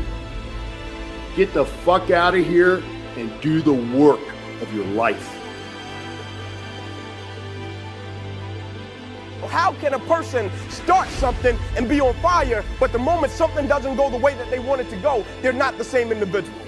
I've been on this quest to figure out how can a person be on fire and say, man, this is what I've been put on this earth to do. But the moment a couple of things don't come back the way that they thought it would come back, they're not the same individual. And the words that they once spoke, it means nothing to them. I've been on this quest to figure out how can a person get on a journey to dreams, goals, and aspirations, and the moment they hit opposition, adversity, or challenge, it doesn't mean anything to them anymore. I have invested more than 20 years of my life in the belief and the idea of being able to come to the Olympia and to do the absolute best, despite whatever the opposition, whatever said, whatever the beliefs are, on stage, off stage, whatever the oppositionary forces have been, my resolve has been to respond as a champion and just aim to represent the better thought of what that means to me. You don't get this far. You don't get to this point and just stop.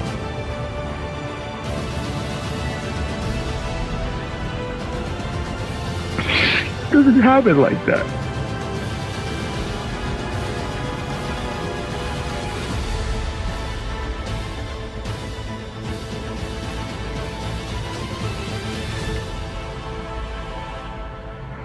It's always worth it to do your best and to believe in something and to work towards the attainment of the goal. And if it is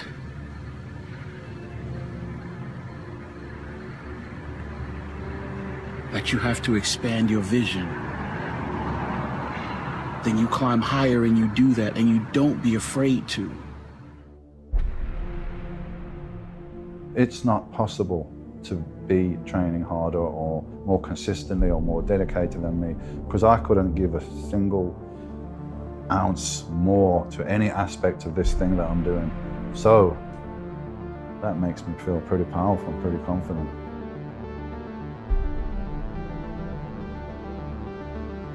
Truth.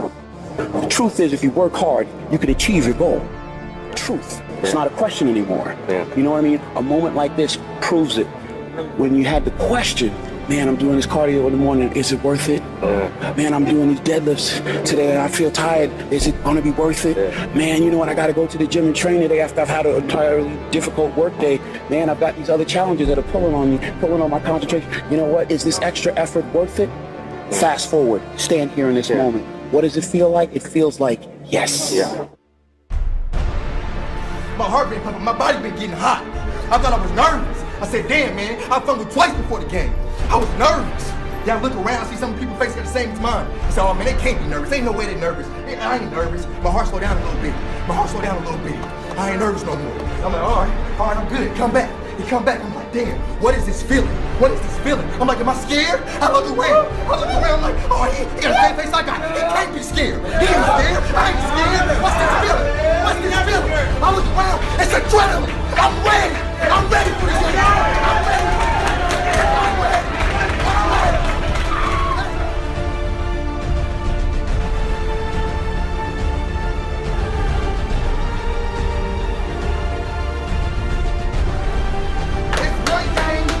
Once a day, somewhere around the world, where it's the game. It's the game that nobody but you think you could win. It's one game around the world, and somehow it blessed us, and it's here. It's here. Because don't nobody but the people in this locker room think got a fucking chance to bust their ass. And I'm a dog. I know we got some dogs.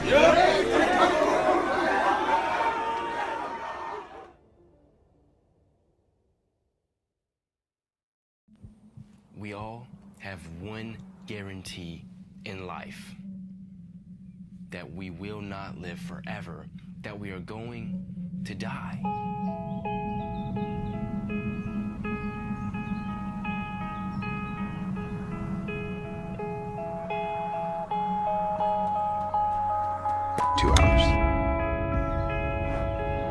That's the barrier that's in front of us. In my heart and in my mind, I believe it's possible. The very few of us leave something that nobody could ever forget, break a record that nobody could ever forget. The more lactate, the more it rises in the muscle, the harder you're pushing the muscle. Great moments are born of great opportunity. And that's what you have here.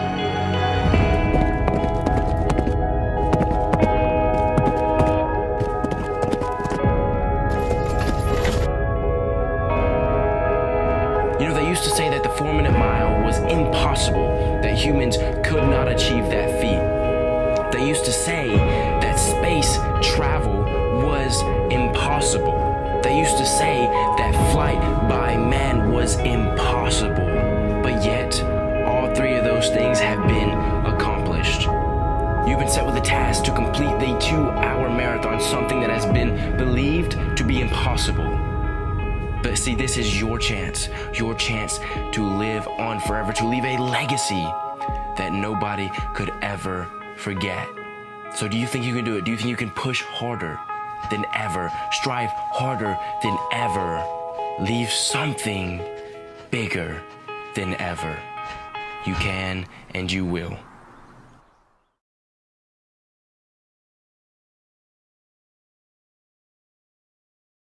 You want the future to change for you, you've got to change.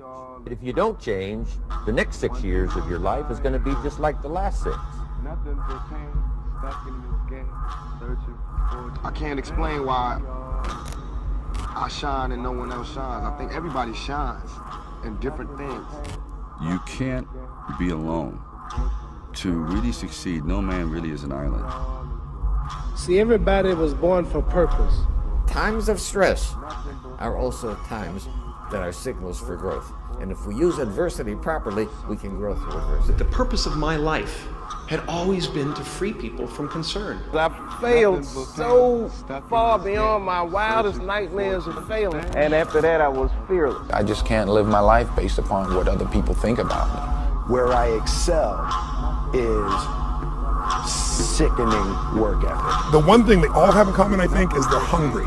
I believe that's the single most important element that separates the quality of people's lives. What do you desire? What makes you itch? What sort of a situation would you like? Let's suppose, I do this often in vocational guidance of students. They come to me and say, well, we're getting out of college and we haven't the faintest idea what we want to do. So I always ask the question, what would you like to do if money were no object? How would you really enjoy spending your life?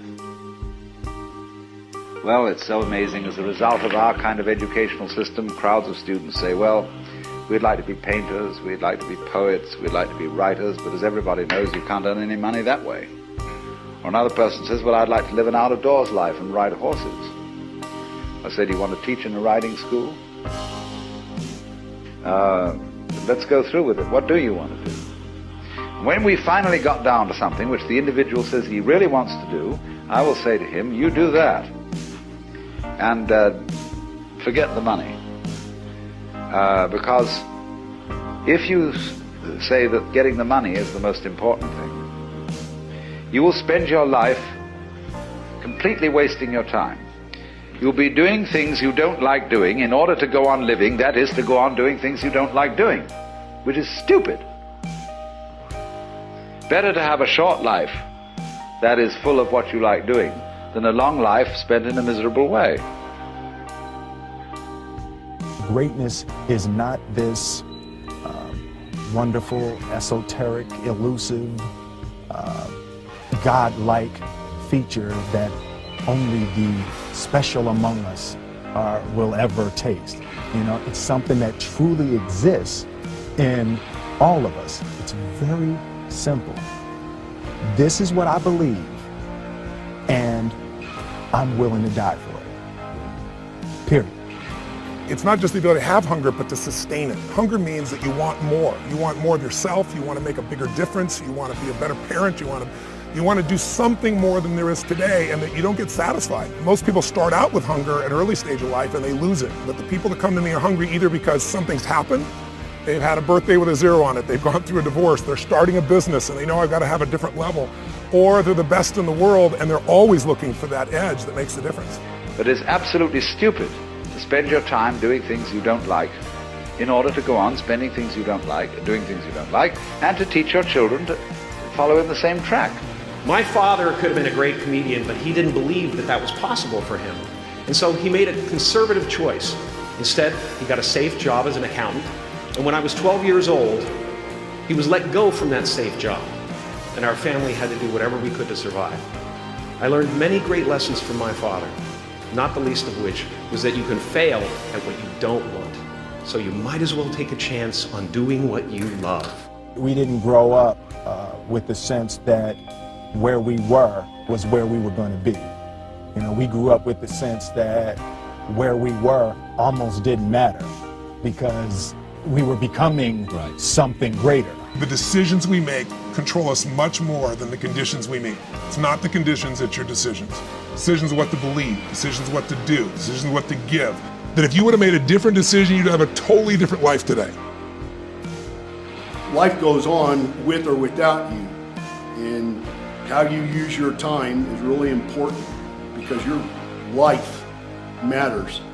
It's not for nothing, it matters for a lot, and it matters to a lot of people. And you know, we spend so much time giving attention to the silly, stupid, and superficial stuff, and we take for granted so much that every day we're just going to wake up and we're going to go through the same routines and get to see the same people. They're going to be there when we come home at night, and every day is just going to be like the other. But right now, even as I'm recording this video, there are hundreds, if not thousands, of people all over the world who are just now getting noticed that you know, somebody that they care about or somebody that they knew their life has been taken by surprise, unexpectedly, by some accident or a heart attack or something like that. None of us know how long we're going to be here.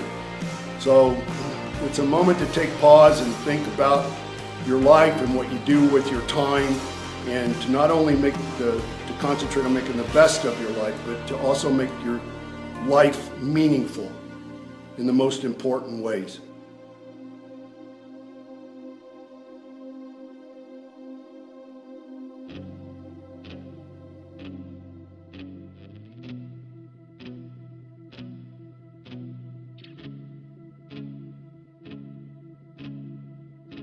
I think everybody is born with hunger. Like there's a desire to grow, to expand, to learn, and then disappointment sets in early in life for most people. And then we look to blame something outside of ourselves. And there are many events in our lives that can affect us all. We've all had pain and challenges. But I think if you can find within yourself the part of you that wants to constantly give something more than yourself, if you can find a mission larger than yourself, then you're more pulled to do something than trying to push yourself. And pull has much more power than push. I always say motive does matter. That if your motive is to serve something greater, there is an energy that comes up inside of you. The wise man is he who knows his life purpose. 10 people with the knowledge of the purpose are more powerful than 1,000 without the purpose. Courage. Courage is the key to life itself. There are a lot of people who are born in situations where they say, well, I'll never get out of this. So they won't. I say to people who say, well, I would like to have done so and so and so. So you could have done it. So, but I couldn't get out of here. Man, the bus runs every day. But what the hell is success? It's hitting an expectation. And I always tell people, man, trade your expectations for appreciation, and it's a whole new world instantly. Yeah. If you can appreciate this moment, if you can't find ecstasy in this moment, in a conversation with a friend, and looking in your wife's eyes, being with your children, going on a run, if you can't find ecstasy now, I'm here to tell you, more money, more people, more love, more business, more anything is not going to give you more ecstasy. If you can't do it here now, you're not going to do it there when you got more. So why not do it now and have a rich life right now? Money, that's one thing. Like having financial abundance, there's skills, that's a science. But wealth, it's a decision. It's like you can be wealthy right now. I live in Fiji a good portion of the time. There are these villagers there. They're the richest people I know. They're happy, they laugh, they love, they don't give a damn about the economics. Other people say they're poor. When I first went there, I was trying to do things for them. They're like, what are you talking about? I'm so happy. Wealthy people come over from the United States and they go travel around and try to figure out what to do, and they're going to spend 9 years to do this and this and this so they can finally sit down and be happy. And the Fijian guy goes, why don't you sit on the beach right now, dude, and experience it? Why spend the 9 years? Why not have it now? That's my invitation.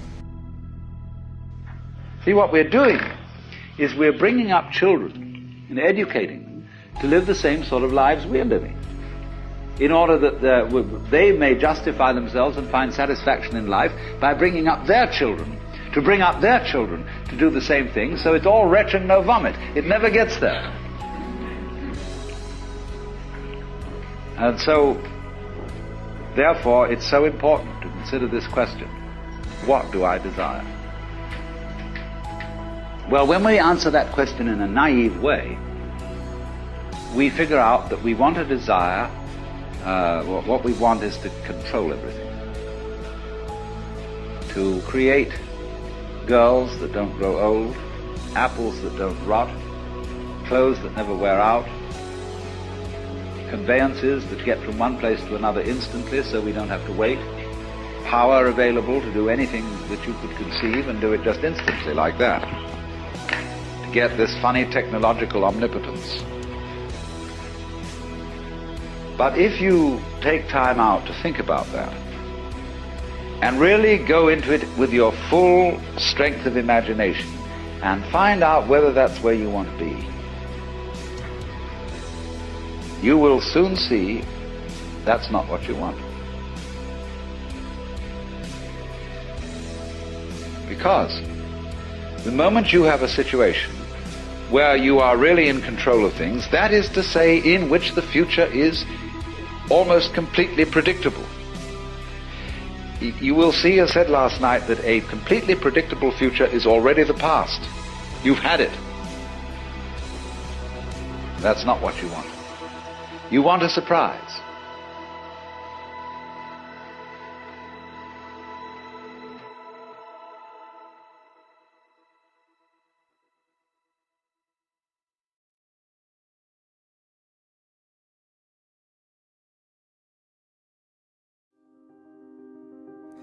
Ever tried, ever failed, no matter.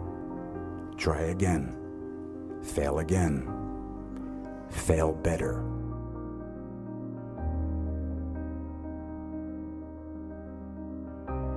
I had so many dreams of where I wanted to go, who I wanted to be, and what I wanted to do.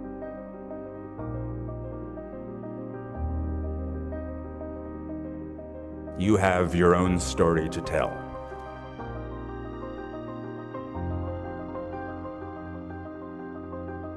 Theater companies I wanted to start with classmates, movies I wanted to be in, directors I wanted to work with, stories I needed to tell.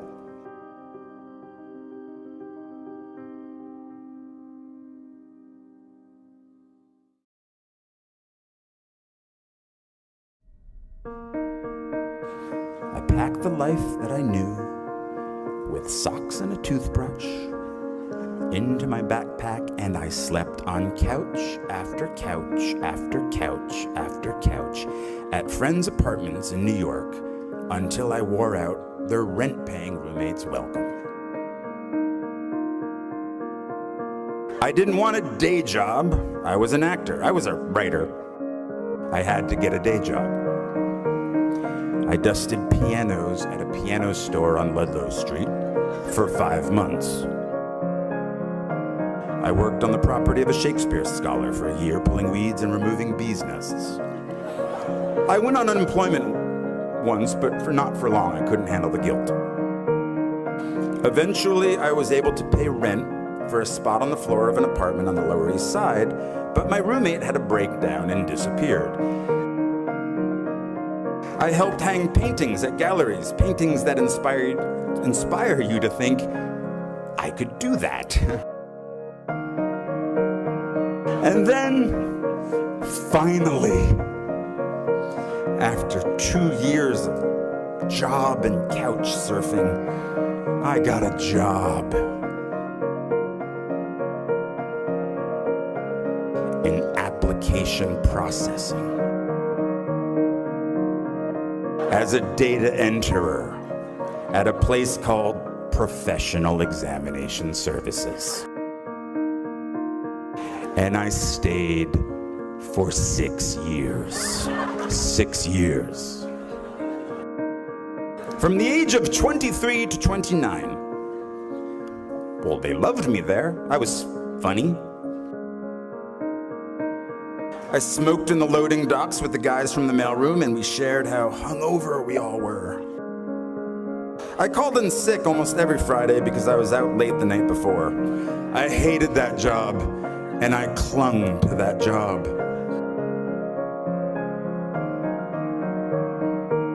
Because of that job, I could afford my own place. My dream of running a theater company with my friend and fellow Bennington graduate Ian Bell had died.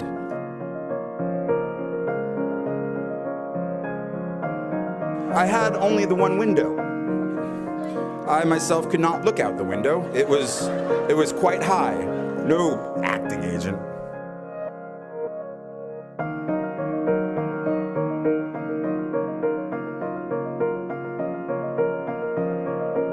When I was 29, I told myself the next acting job I get, no matter what it pays, I will, from now on, for better or worse, be a working actor.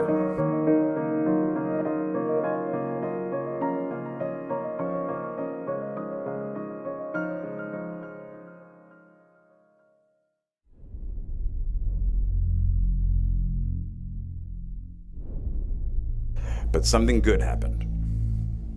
I got a low-paying theater job in a play called Imperfect Love, which led to a film called 13 Moons with the same writer, which led to other roles, which led to other roles.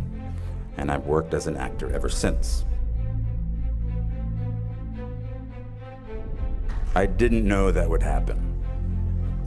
At 29, walking away from data processing, I was terrified. 10 years in a place without heat, 6 years at a job I felt stuck in. Maybe I was afraid of change. Are you? But this made me very hungry, literally. I couldn't be lazy. I couldn't be. And so at 29, and a very long last, I was in the company of the actors and writers and directors I'd sought out that first year, that first day after school. I am by their sides. Raise the rest of your life to meet you. Don't search for defining moments because they will never come.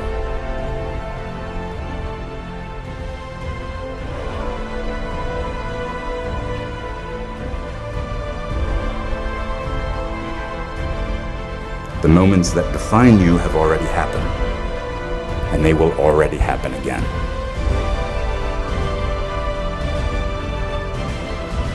And it passes so quickly, so please bring each other along with you.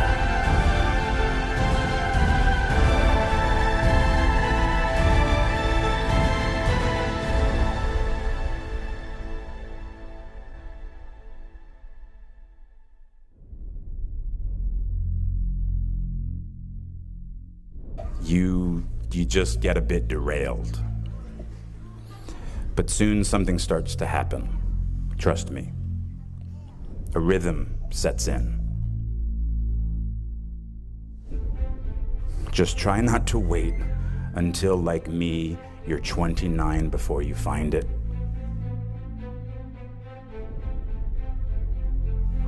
And if you are, that's fine too. Some of us never find it. But you will. I promise you. You are already here. You'll find your rhythm or continue the one you have already found. Don't wait until they tell you you are ready. Get in there. Sing. The world might say you are not allowed to yet. I waited a long time out in the world before I gave myself permission to fail. Please, don't even bother asking.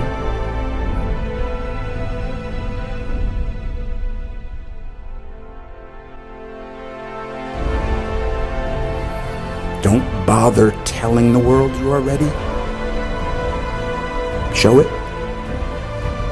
Do it. What did Beckett say?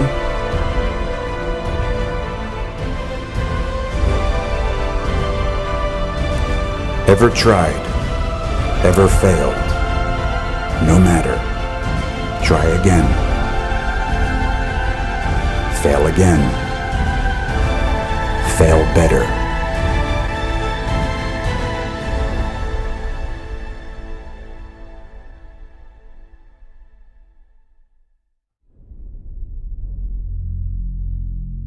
We burn very brightly.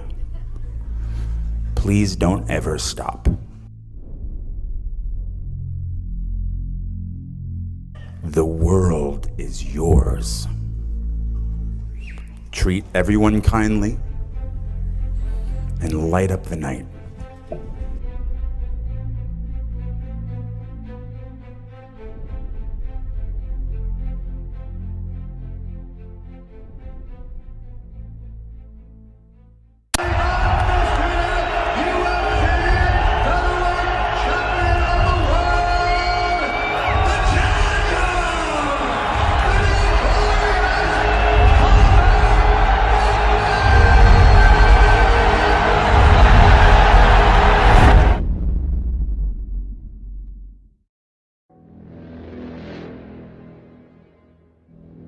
I'm an up-and-coming fighter, and without a doubt you will see me on the UFC in the near future, without a doubt. I'm a professional MMA fighter with a record of 4-1. Just believe in yourself, believe that you're better than everyone else. Just believe in yourself and be cocky and be confident and just be humble, train hard. Again, keep believing, keep training, keep trying to learn every day.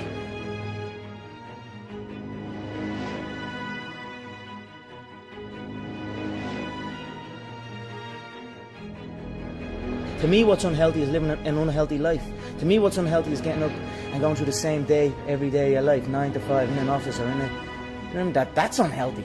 That beats your mind. I don't work. I love what I do, and that's why I'm doing what I love. My dream is to be #1, pretty much. My goal is #1 MMA. I want that featherweight belt and I want that lightweight belt. That's my goal. It will happen, and I'll let you know when it happens. I'm the fucking future.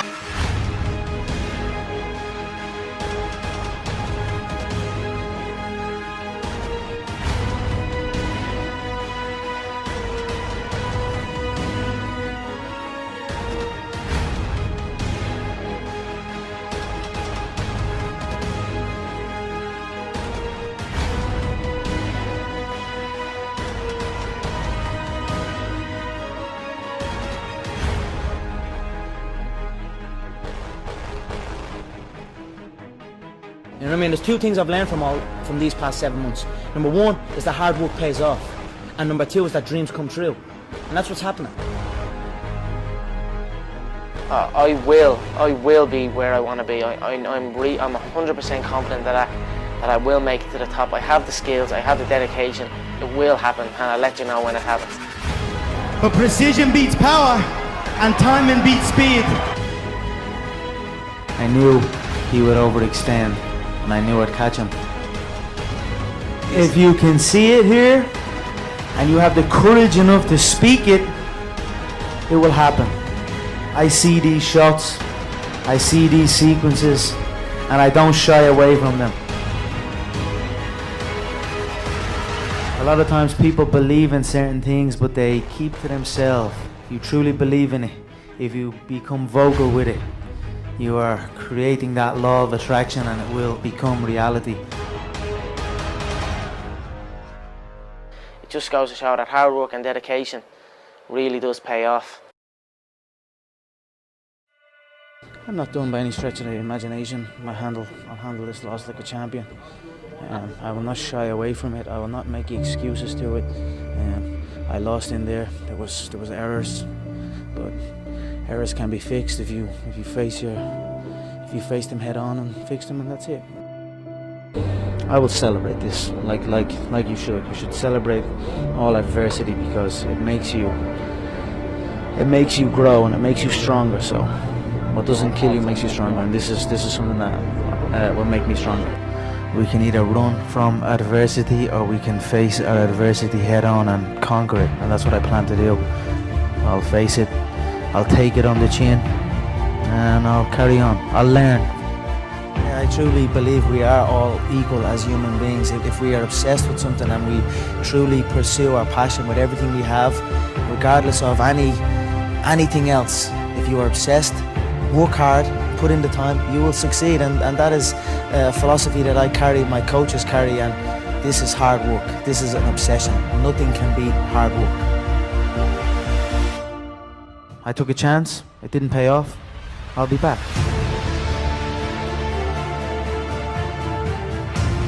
I will be where I want to be. I'm 100% confident that I will make it to the top. I have the skills, I have the dedication. It will happen, and I'll let you know when it happens.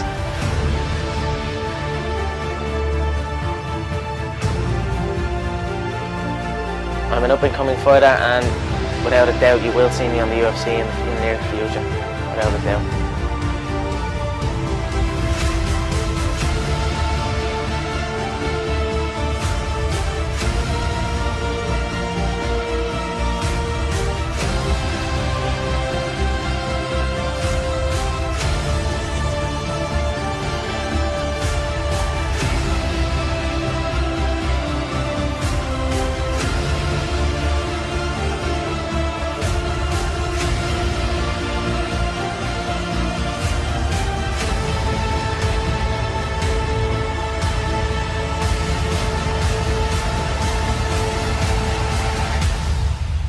When the history books are written, I show up.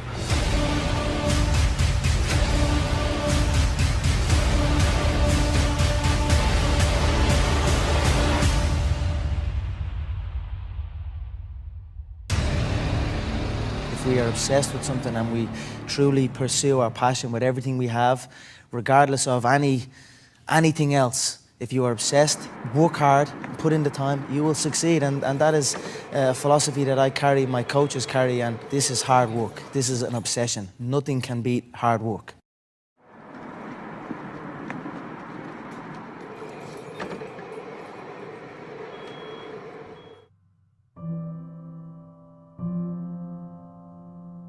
I've been on the end of many defeats in my life, and I've rose back, so I will not shy away from it. I will not make excuses for it. I will assess it and come back.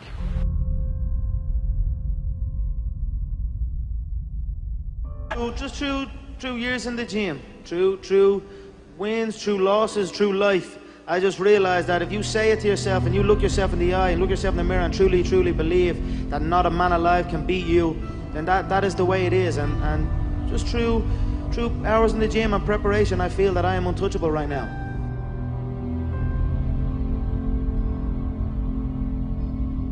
Don't believe your own hype, you know what I mean? Go out, keep calm, and the performance will come, you know what I mean?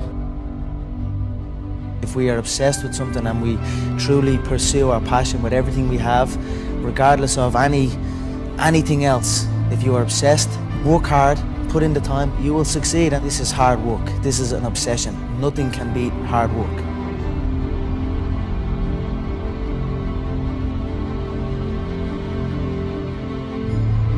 Hard work pays, so take notes.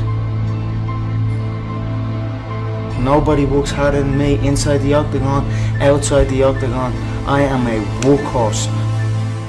August 20th, I get my revenge, and I look forward to it. Constant repetition carries conviction.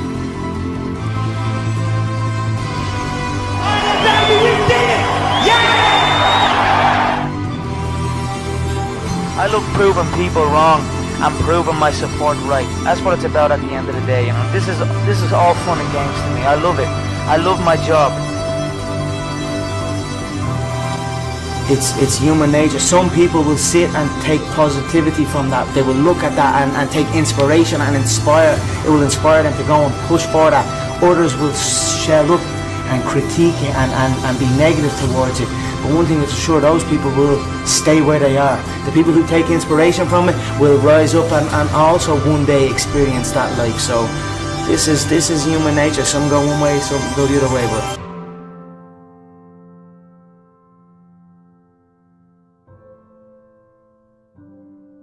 make no mistake, I'm setting up to be the greatest of all time. I am working towards it, and I will go down as the greatest of all time.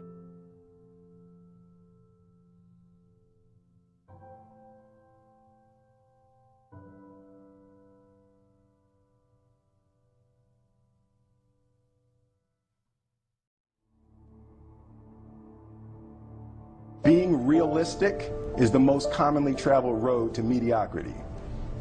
Why would you be realistic? I'm an up-and-coming fighter, and without a doubt you will see me on the UFC in the near future, without a doubt. What's the point of being realistic? It's something that truly exists in all of us. It's very simple.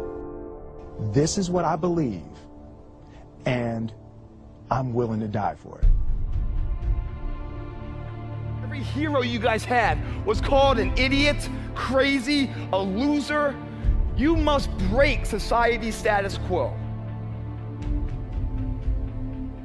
Make a choice. Like, you just decide what it's going to be, who you're going to be, how you're going to do it. Just decide.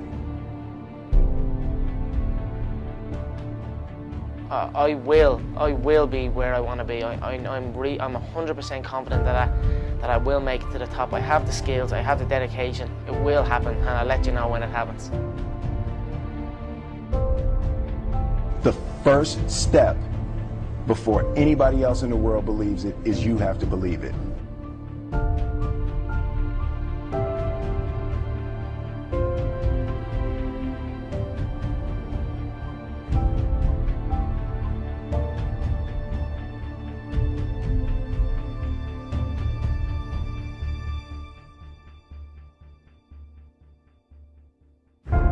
Never say never. Because limits, like fears, are often just an illusion.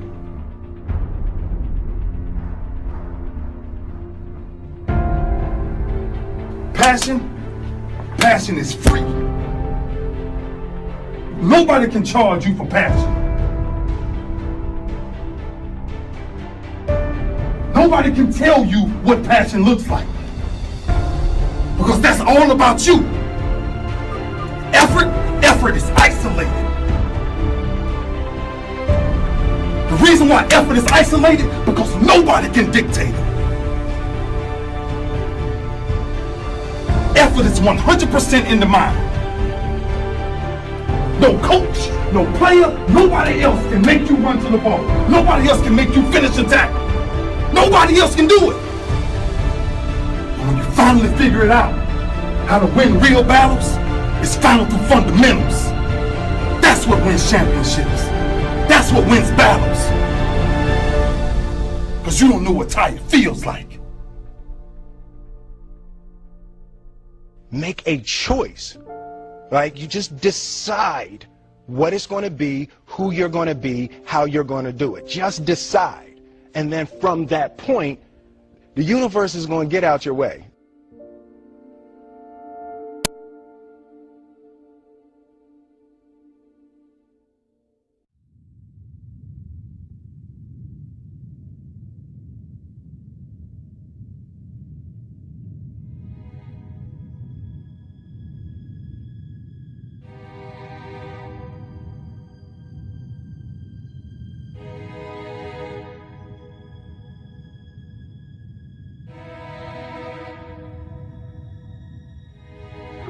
Darkness is your ally. You merely adopted the dark. I was born in it, molded by it.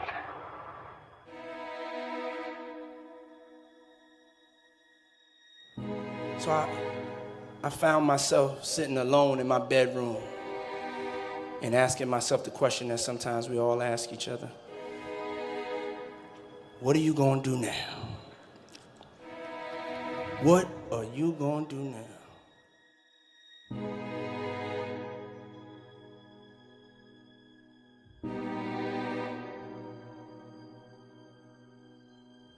So I had two choices. Either I was going to sit in that failure and give up. Or I was going to make a decision to step out of the darkness.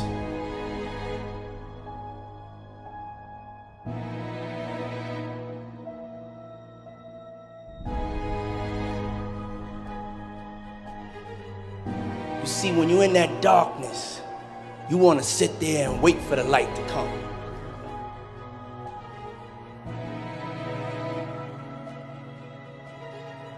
When you're in that darkness, it feels uncomfortable, but you can't wait and sit in that darkness.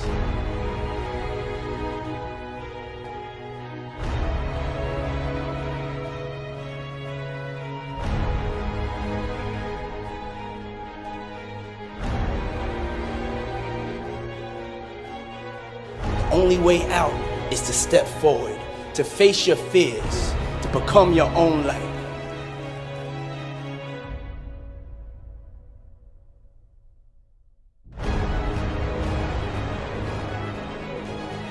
I had to make a decision. I had to decide to become my own light. I had to believe in myself like never before. I had to find my inner power.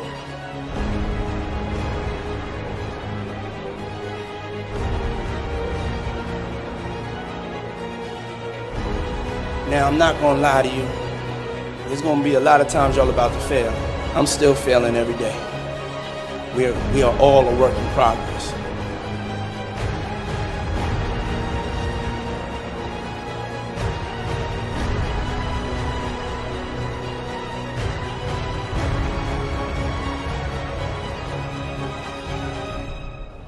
And one day, you'll be sitting in the dark like I was.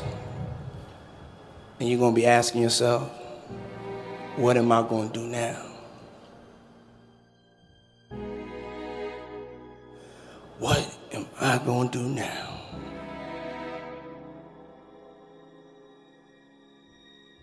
But in that moment, I want you to remember the power of you.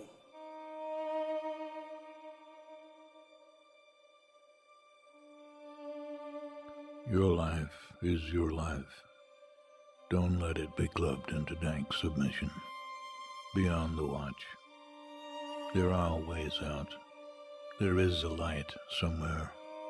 It may not be much light, but it beats the darkness. Beyond the watch, the gods will offer you chances. Know them. Take them. He can't beat death, but he can beat death in life, sometimes. And the more often you learn to do it, the more light there will be.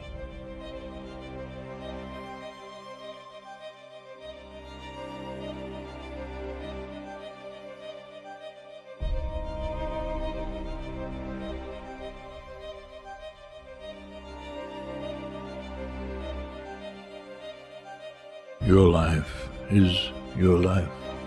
Know it while you have it. You are marvelous. The gods wait to delight in you.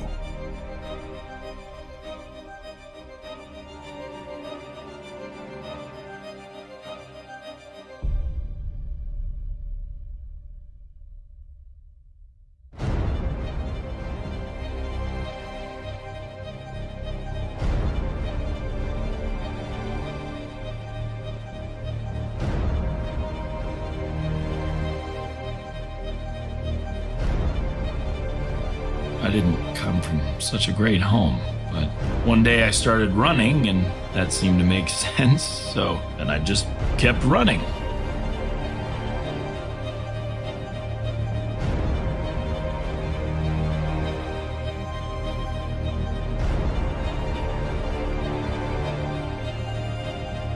When you get sad, you run straight ahead and you keep running forward no matter what.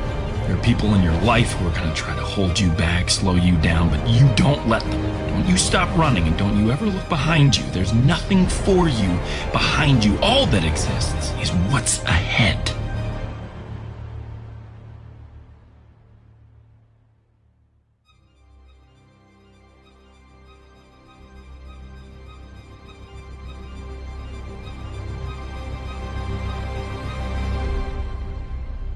spent your career working to get here. Now we have to start all over. You almost feel like an outsider. The coaches are sympathetic, but they still have to coach, and you're not there. It's a dark place. Probably the darkest it's ever been. You're sad and down and out, and you ask yourself, why did this have to happen? It's in this moment that you find out who you really are and what you're really about.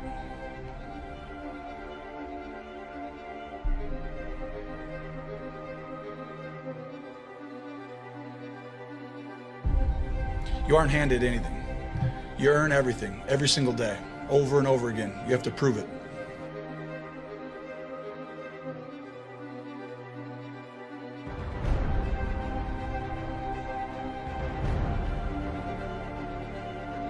I feel like we all have two battles, or two enemies going on. One with the man across from you.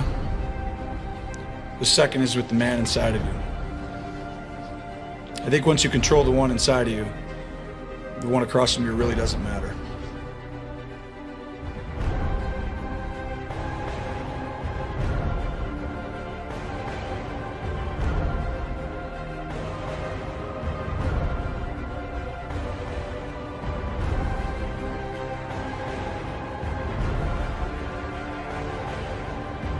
Your life is your life. Don't let it be clubbed into dank submission. Beyond the watch, there are ways out. There is a light somewhere. It may not be much light, but it beats the darkness.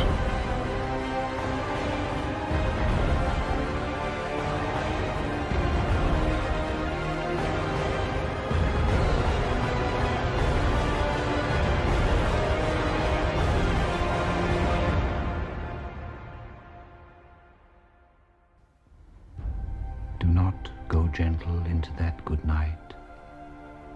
Old age should burn and rave at close of day. Rage, rage against the dying of the light. Though wise men at their end know dark is right, because their words had forked no lightning, they do not go gentle into that good night.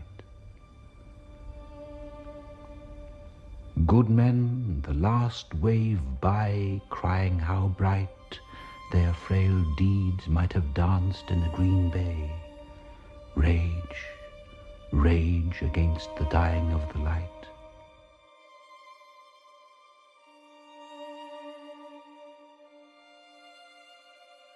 Do not go gentle into that good night. Grave men near death, who see with blinding sight. Rage, rage against the dying of the light.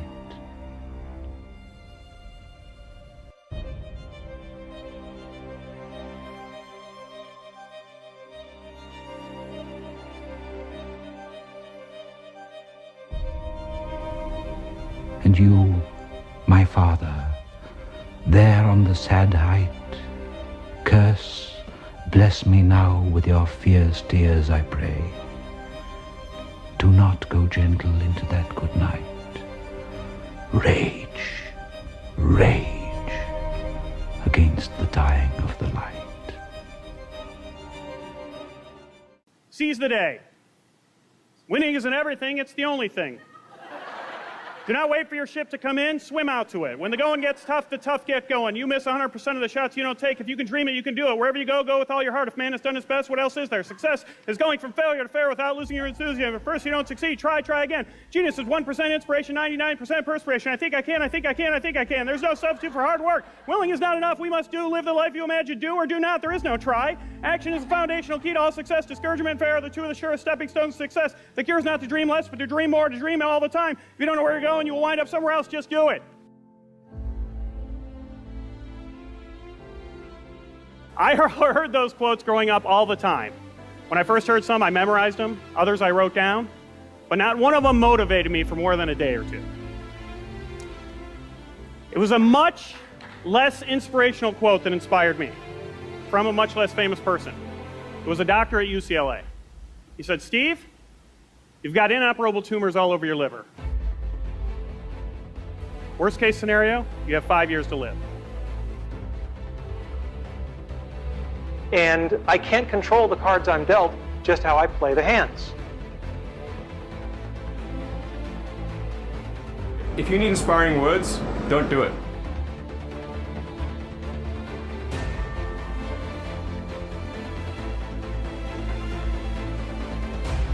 Today's talk is not about death. It's about life and how to live, specifically about childhood dreams and about how you can try to achieve them.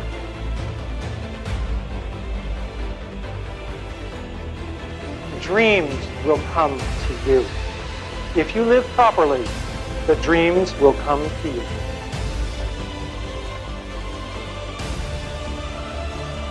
And I was dreaming, always dreaming. It was an easy time to dream. When you turn on your television set and men are landing on the moon, anything is possible. And we should never lose that spirit. Okay, bad news. I had cancer. I was dying. But I got more bad news. You are all dying too.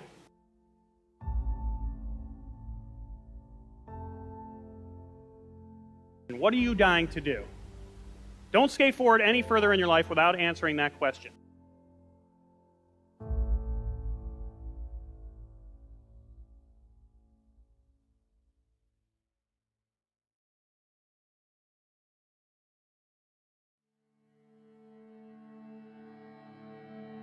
But I've basically just given you all the same diagnosis I was given. Your time is limited. And that's a real diagnosis, so what now?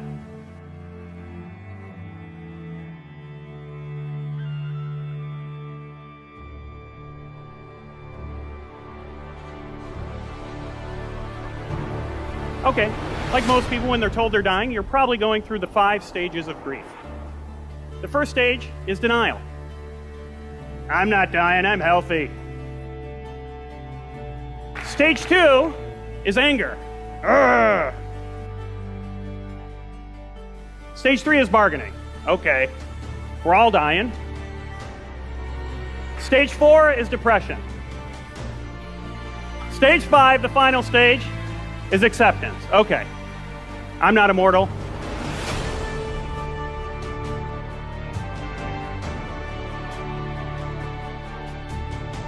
So what now? Well, let me tell you what I did when I was told I might only have 5 years to live. First of all, I got a lot of advice. A lot of friends wanted to help. A friend of my wife told me that maybe this news would give me a whole new perspective. Someone else told me that I should live every day like it was my last.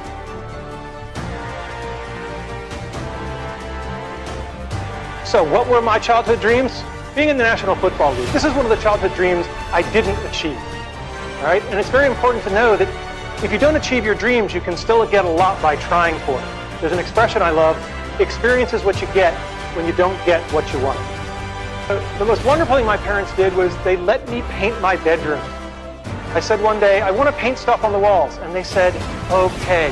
So I had a rocket ship, and we lived in a ranch, so I wanted an elevator. I wasn't sure where it would go. But the great thing is that they let me do it.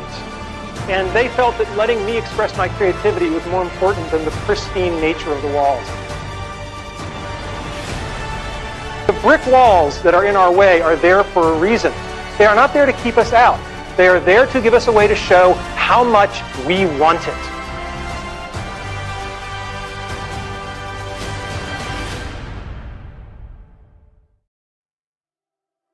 But what I kept coming back to when I had time by myself and no one was giving me advice was my dreams.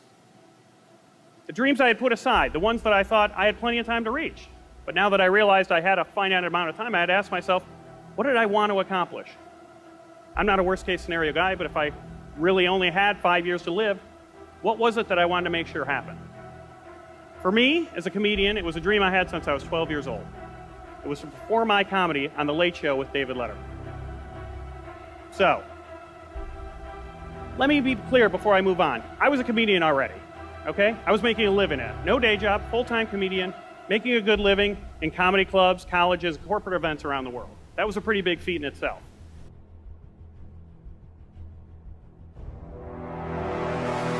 But 6 years into my comedy career, I kind of stopped chasing the Letterman dream. I was waiting for it to come to me. I was waiting for someday, not chasing it anymore. And that's a very important lesson for all of us mortals here today. Someday isn't on the calendar. Friday, Saturday, Sunday, it's on there about 4 times a month. No someday. But when it comes to our dreams, it's probably the busiest day of the week is someday, right? So learning that lesson, I just decided that I was going to refocus my attention back on that dream. I was going to pull out all the stops, and I gave myself a goal of getting on Letterman within 1 year. I was going to make someday happen. I started yelling my dream to anyone who would listen. Started calling in every favor I was owed. I found out everyone who worked on the show and begged them to help me get an audition. I even started asking people at comedy clubs after they'd seen me to email the show and beg Dave to book me.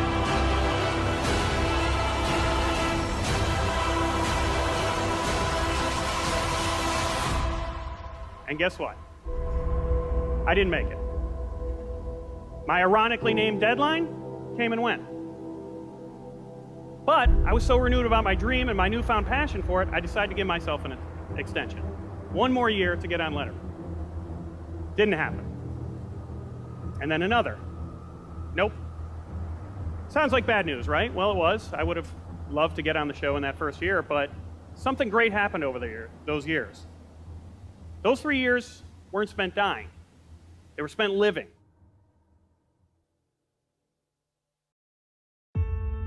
Living a dream. And let me tell you, there is something, if you've ever chased a dream, you know that it lights a fire in your heart. That whether you reach it or not, it warms everyone around you and everything around you. So I decided, you know what? I'm going to keep going. Because that dream is so important. You can't wait for someday to happen. You need to make things go out. Wouldn't the world be a better place if we're all inspired? If the world wasn't full of uninspired people? I know I felt better when I was inspired. But why do people stop chasing their dreams? I don't think people choose to be uninspired.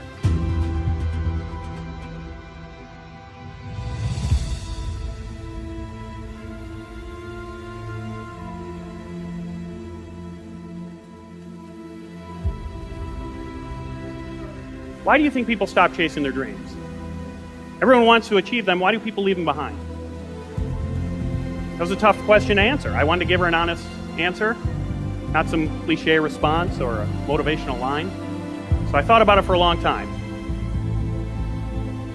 I knew that cancer had motivated me to pick my dream up again, but why did I stop chasing it in the first place? Why does anyone stop? Well, when the answer came to me, it was hard to swallow, let alone spit out and say aloud, but I told her.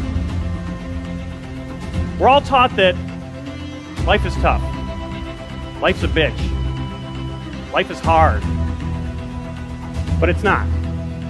It's pretty easy, right? It's pretty easy to skate by and go through life, right? We wake up every day, most of us in the world, with a roof over our heads, a big comfy bed under our butts, a fridge full of food. Most of us in the world, especially here in America, never have to worry about starvation or homelessness. We have friends and family that'll help us out when those things come. Those are the things that made life dangerous 100 years ago. Now we complain if life isn't convenient. This isn't a statement on modern society. This is a statement about motivation. Life is easy. It's easy to skate by.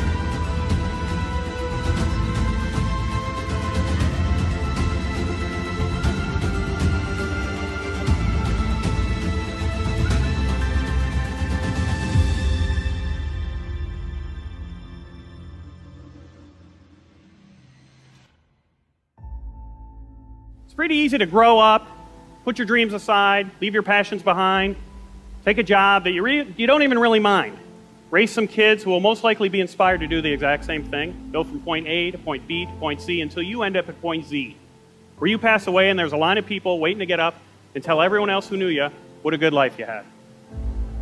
Nothing bad about that, nothing wrong with that, but nothing great about it, nothing inspiring about that.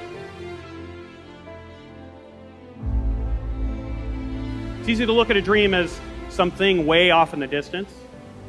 something that might or might not be accomplished, a thing, an object, a goal, a thought that runs through our mind every now and then, a noun. But dream is also a verb. It has to be lived, it has to be done, it has to be furthered, it has to be acted upon, it needs to be chased.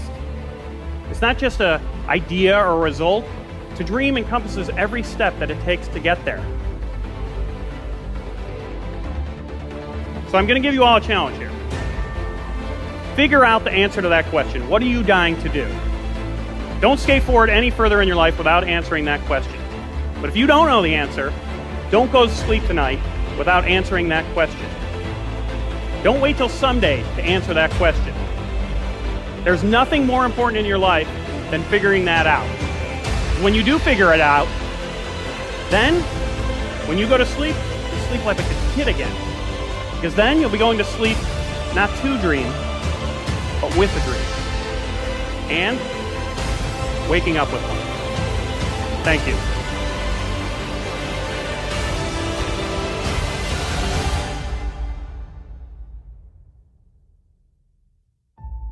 I told you about my dream. I didn't reach my Letterman dream by my deadline.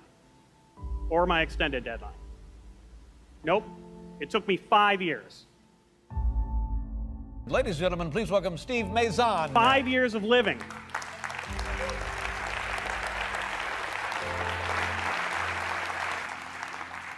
Five years of living for that dream. And I was very lucky. My tumors during that time, they didn't grow. I stayed healthy. But I had that wake-up call, and I'm giving you all the same wake-up call. We're all dying. But if you're not chasing your dream, you're already dead.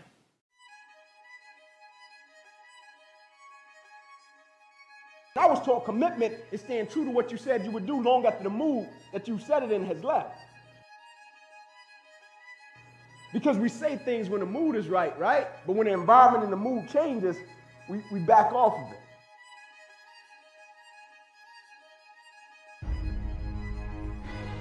Get yourself together. Transcend your suffering. See if you can be some kind of hero. Make the suffering in the world less. Well, that's the way forward.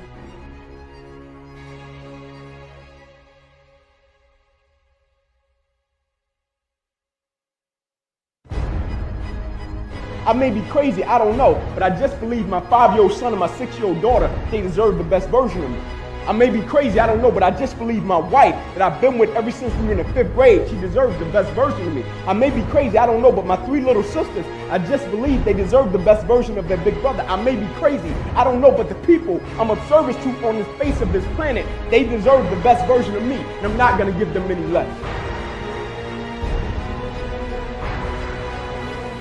Are you dead? And obviously you didn't fucking die when the doc slapped you. So including last night, that's 3 fucking damage incidents that didn't kill you. Pain or damage don't end the world, or despair, or fucking beatings. The world ends when you're dead. Until then, you got more punishment in store. Stand it like a man and give some back.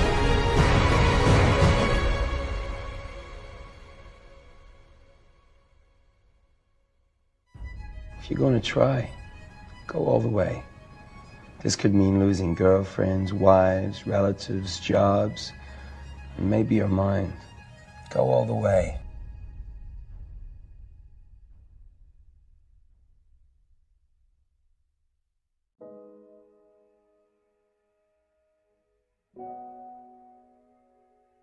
Pick up your damn suffering and bear it. And try to be a good person so you don't make it worse. Well, that's a truth. You know, I read a lot about the terrible things that people have done to each other. You just cannot even imagine it. It's so awful. So you don't want to be someone like that. Now, do you have a reason to be? Yes. You have lots of reasons to be. God, there's reasons to be resentful about your existence. Everyone you know is going to die. You know, you too. And there's going to be a fair bit of pain along the way, and lots of it's going to be unfair. It's like, yeah, no wonder you're resentful. It's like, act it out and see what happens. You make everything you're complaining about infinitely worse.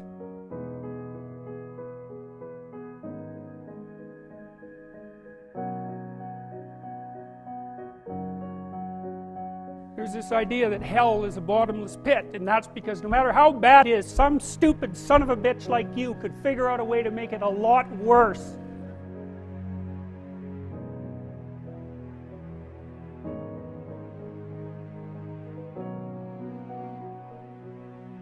Life is suffering, yes.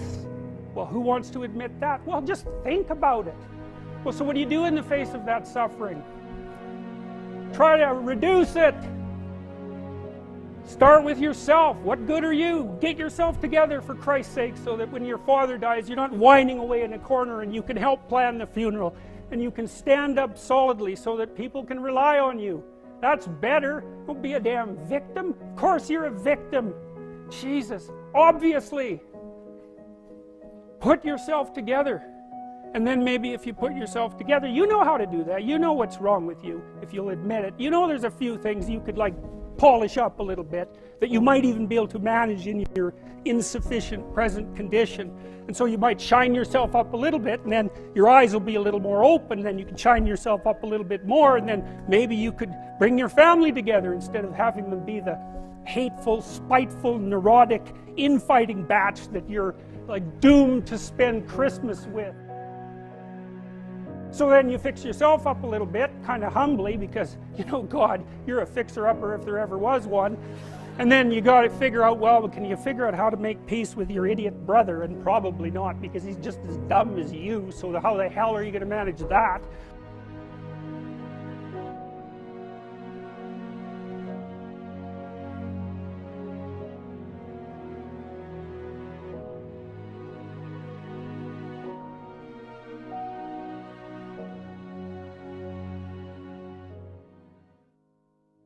You're a little clued in then, at least a bit, because you've done something difficult that's actually difficult. You're a little wiser, and so then maybe you could put a tentative finger out beyond the family and try to change some little thing without wrecking it.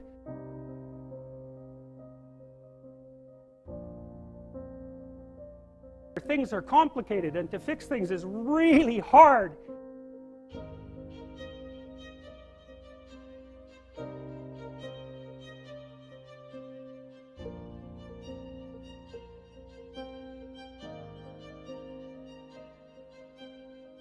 It's like, how do you overcome the suffering of life?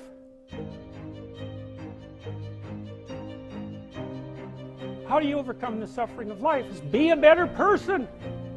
That's how you do it. Well, that's hard. It takes responsibility. You want to have a meaningful life? Everything you do matters. That's the definition of a meaningful life. But everything you do matters. You're going to have to carry that with you.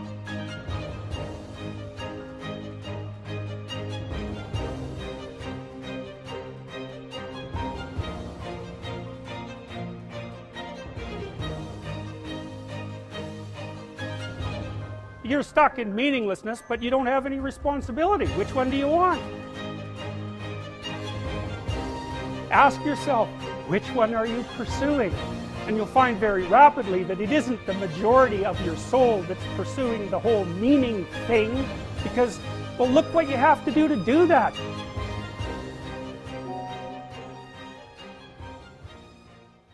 You have to put yourself together in the face of that. Well, that's hard. Christ, it's amazing people can even do it.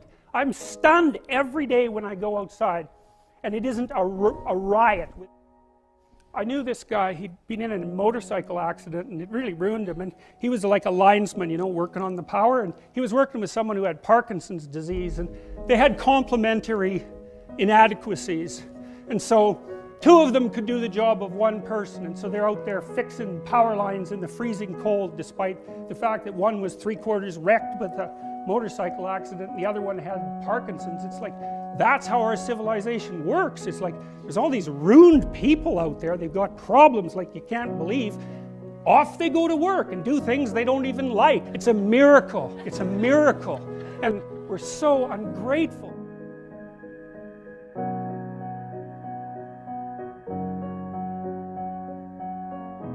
You know, they don't know that they're surrounded by just a bloody miracle. It's a miracle that all this stuff works.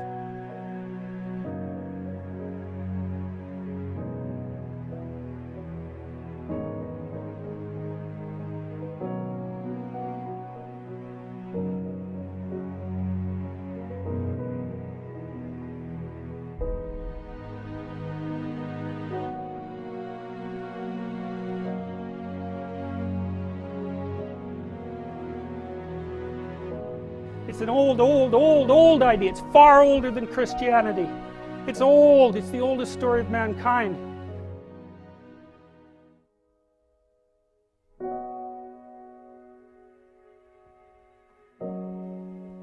Get yourself together. Transcend your suffering. See if you can be some kind of hero. Make the suffering in the world less. Well, that's the way forward, as far as I can tell, if there is any way forward.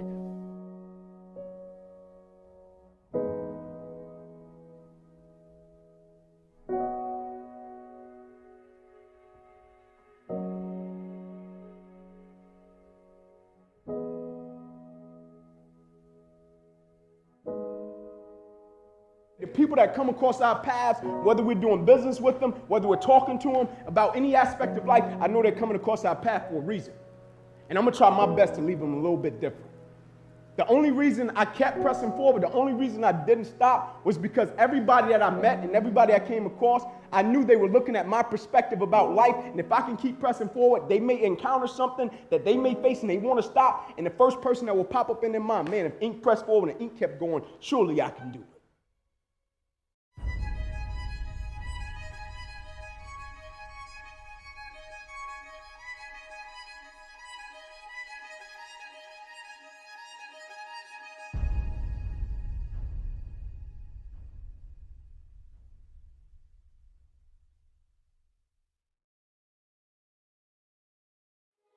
So I have a challenge for every one of you this weekend. The challenge is simple. Ask yourself, am I practicing self-discipline in my life?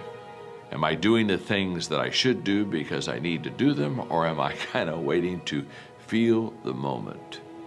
Do like our friends Nike say, just do it. I'm going across this slanting crack system that I started to have trouble with. My forearms started to engorge with blood and lactic acid, which means at some point, even if you're on a big hold, your hands are going to melt off. I'm about to fall. I'm 400 feet above the ground. But it should be okay because there's protection. I'm tied into the rope. I may take a fall, but I'll get caught. For some reason, and to this day I still don't know why, my brain triggered that I should look at my knot. And I looked down at my knot. My knot had come untied. It had come untied as I kept moving across. And it is just hanging in my harness. I'm seconds away from falling. Only now I will die. I will die if I fall off.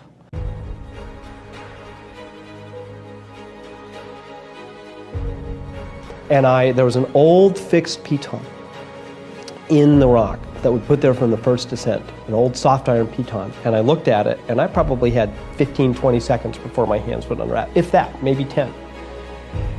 I took a runner, and I clipped it into the piton. I clipped the piton into my that runner into my harness, and just went, please hold. And I let go.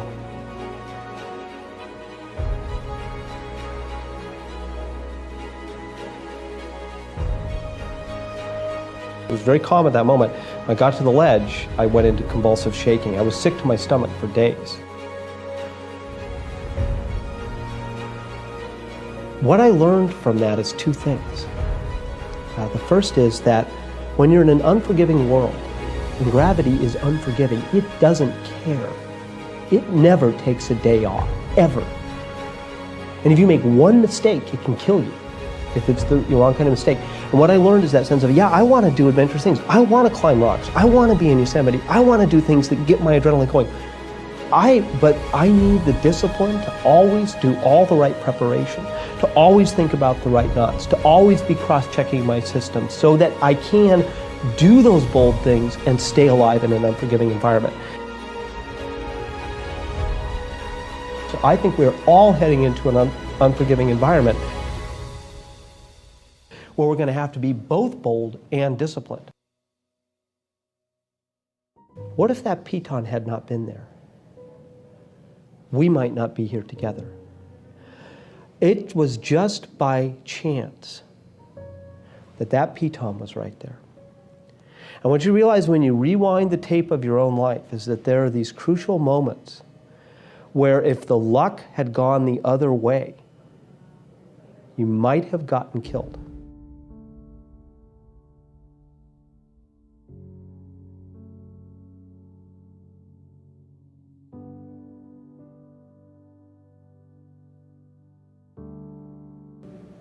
And so what you have to do is to always be putting those extra disciplines in place, because I was lucky to live. And what I took from that is I never want to have to be lucky to live again. I want to live because of my discipline, not because of my luck.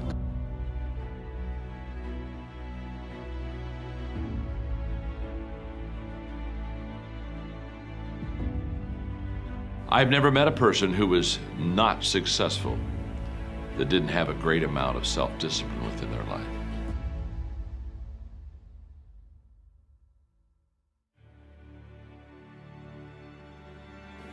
Self-discipline and being able to perform and being able to keep your life on schedule and being able to keep commitments and promises and meet deadlines is essential to success. None of us can afford to have a life that is controlled by someone else, or a life that is basically controlled by our emotion.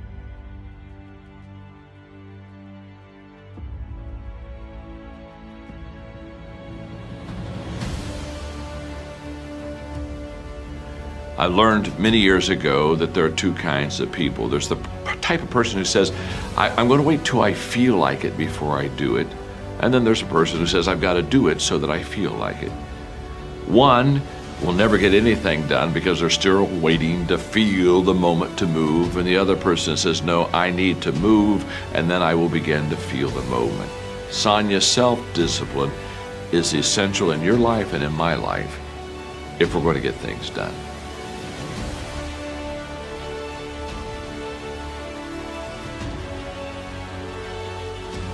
I always say that discipline is the root of all good qualities.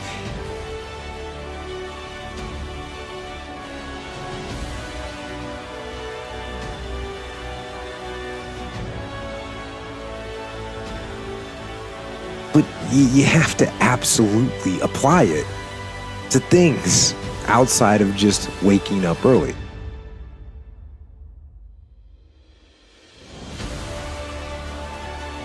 It's everything. It's working out every day, making yourself stronger and faster and more flexible and healthier. Discipline is eating the right foods to fuel your system.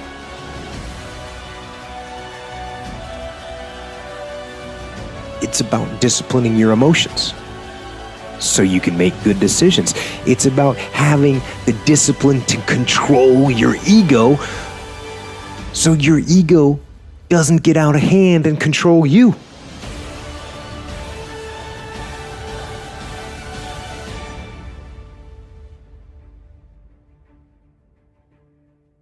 I think it was hard work. It was discipline. It was knowing that if this doesn't work out, then I will have to get a 9 to 5.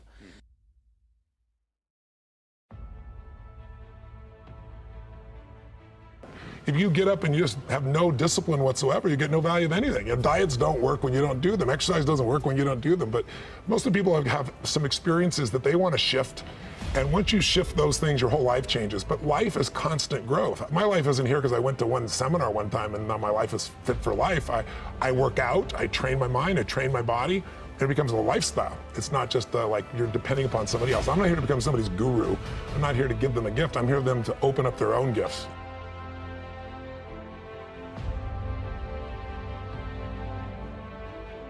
You can believe in something, but you can lose belief quite easily.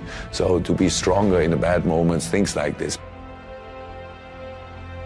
It's about treating people the way you would want to be treated. And doing the tasks that you don't necessarily want to do, but that you know will help you or help your team.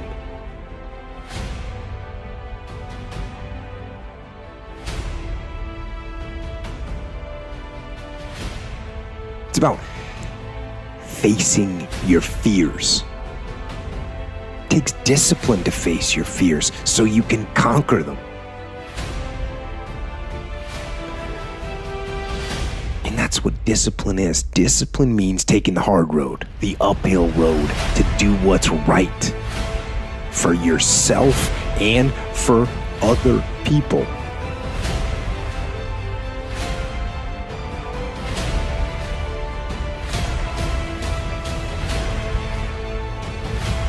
It's so often the easy path. The easy path that calls to us to be weak for that moment, to break down for that moment, to give in to the desire and the short-term gratification. But the discipline will not allow that. The discipline calls for strength and fortitude and will. It won't accept weakness. It won't tolerate another breakdown. The discipline can seem like it's your worst enemy.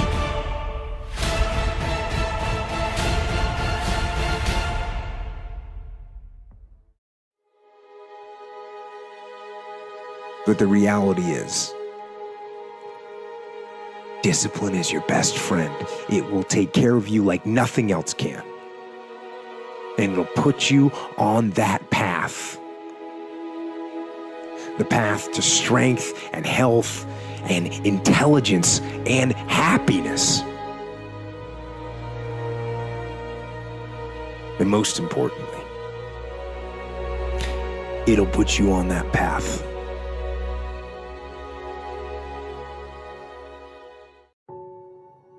I don't think complaining and whining really solves the problem. This is Jackie Robinson, first black major leaguer, had it in his contract not to complain if people spit on him. Now, I don't care if you're Jackie Robinson or if you're a guy like me who's only got a couple of months to live. You can choose to take your finite time and energy and effort, and you can spend it complaining, or you can spend it playing the game hard, which is probably going to be more helpful to you in the long run.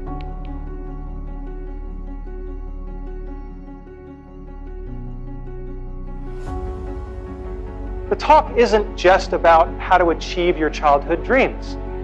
It's much broader than that. It's about how to live your life. Because if you lead your life the right way, the karma will take care of itself.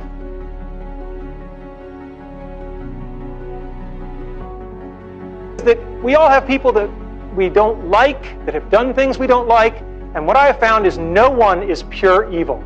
If you wait long enough, they will show you their good side. You can't make them do it in a hurry, but you can be patient.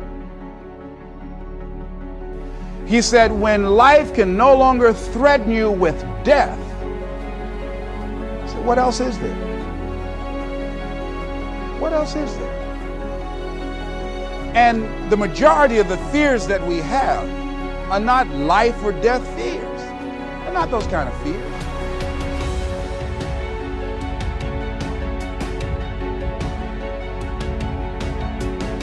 if you want to begin to move, you've got to clear your mind of all the unnecessary luggage and baggage that's weighing us down. I couldn't move, I couldn't think about what am I going to do to get out of this situation, because I was so concerned about what happened and what he did to me and how bad it was. I was so stuck in that I couldn't even focus on what I should have done.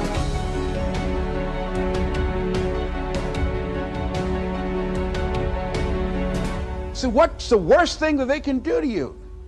Kill you. And he just decided, hey, this is what I came here to do. I know that there's some risk involved, and I'm going to do it, come what may. He said, I'm not going to be afraid anymore. Feeling sorry for myself and angry, and none of that was taking me anywhere. So pretty soon I learned through effort, made a conscious, deliberate, determined effort. I had to let it go. I had to forgive it. Let it go and begin to focus on developing myself. And I say to you, you're going to have people to do things to you. Things are going to happen to you. And the most important thing to do is to harness your will and let it go and move so you can grow, so you can get on with your life. It doesn't matter about what happens to you. What matters is, what are you going to do about it? What are you going to do now, Les? This is the instinct that says, you've had enough. This is the instinct that says, you've given it your best shot. You can stand down. You can back off. You can take a knee. This is the instinct that says, you can rest now. Do not listen to that instinct. Do not listen. That instinct is a liar and wants to bring you down. That's the instinct that's a defense mechanism. It wants to give you an out, a place to run to. A lot of people never get to where they want to be because they'll never stop complaining about where they're at. I'm going to say it again. A lot of people will never get to where they want to be because they will never stop complaining about where they're at. The word complain means to remain or to stay overnight. So if you want to stay right where you're at, just keep complaining about it, and I can pretty much guarantee you that you'll still be there. And they'll tell you you did the best you could. No, they'll say the deck was stacked against you. And they'll say it's not your fault. And they'll tell you it's okay to stop. It's okay to settle. It's okay to give up.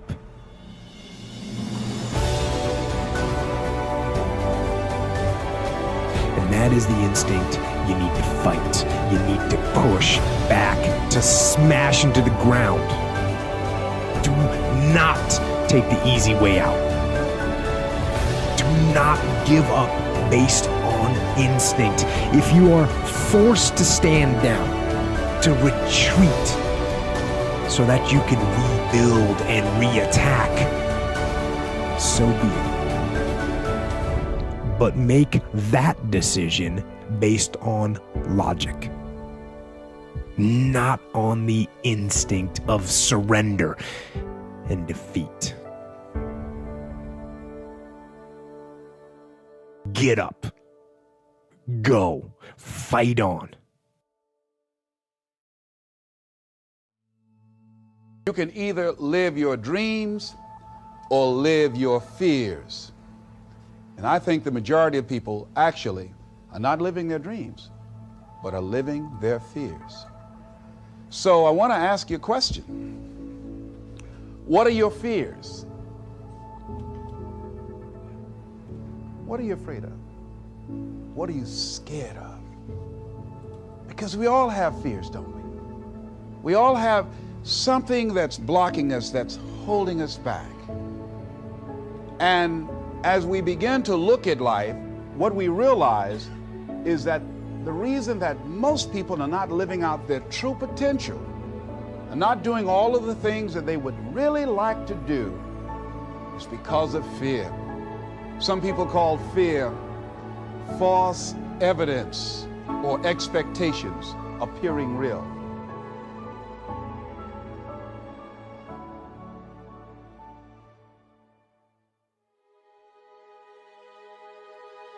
Everything's normal. So you fly and you go up, you go up, you go up, you go up to 14,000 feet. And you notice there's a light. It's red and it's yellow and green, right? So right now the light's red. So then you start thinking at some point the light's going to go green, but you don't know what's going to happen.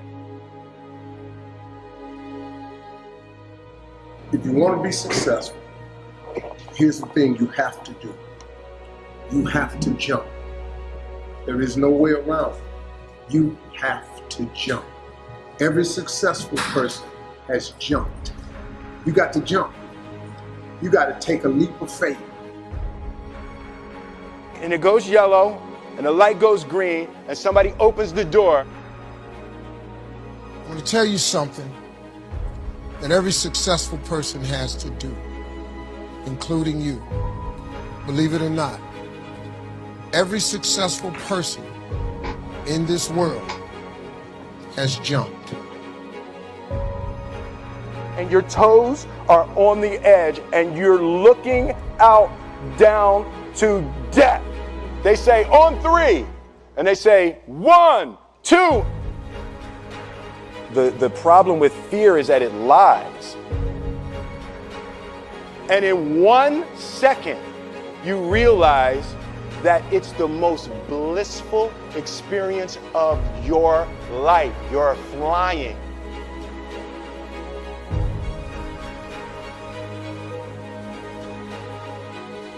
There's zero fear. You realize that the point of maximum danger is the point of minimum fear.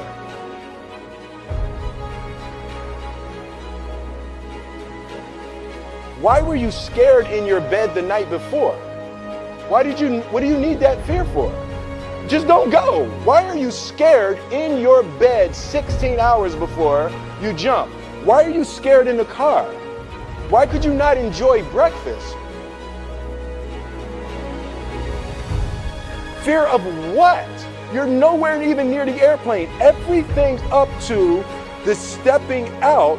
There's actually no reason to be scared. It only just ruins your day. The choice of trying to go forward versus clinging and clawing backwards, you know. So I do want to aggressively go forward and do new things and create and hopefully be able to stumble upon a new heyday.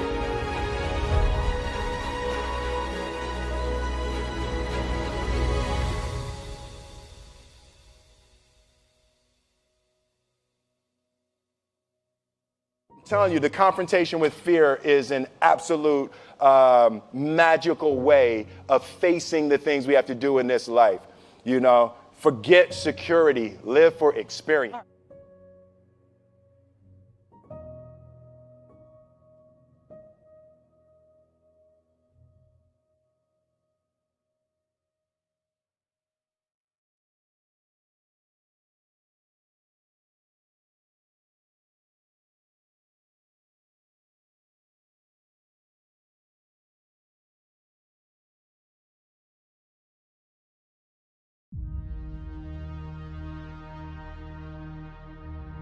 Eventually, you are going to have to jump.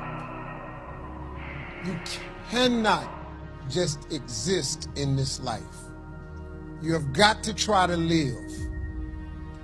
If you are waking up thinking that there's got to be more to your life than it is, man, believe that it is. Believe in your heart of hearts that it is. But to get to that life, you're going to have to jump.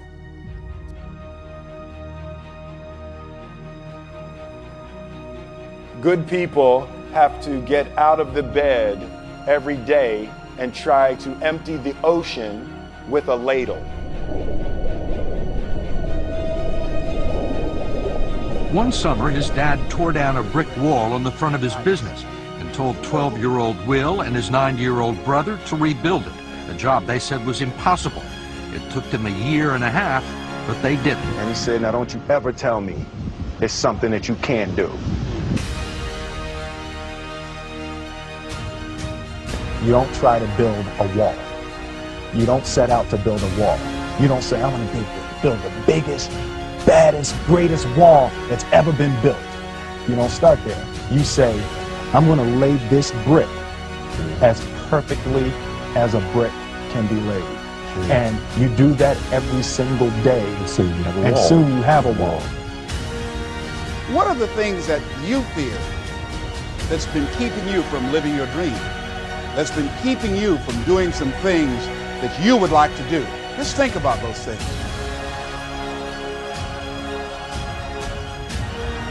You must be willing to go forward and face your fears again and again and again. It's perfectly fine to have some fears. You acknowledge your fears, you embrace those fears, and then you move on.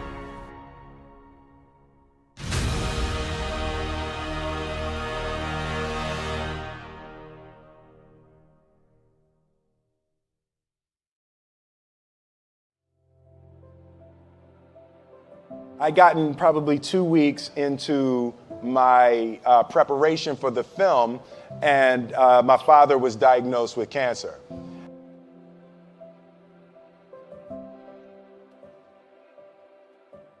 You know, first it stunned me, and I was, forced to face, my father's mortality. He decided for whatever reason that he wanted a new wall on the front of his shop. So he tore down probably about 16 feet high and probably about 30 feet long. He just completely tore.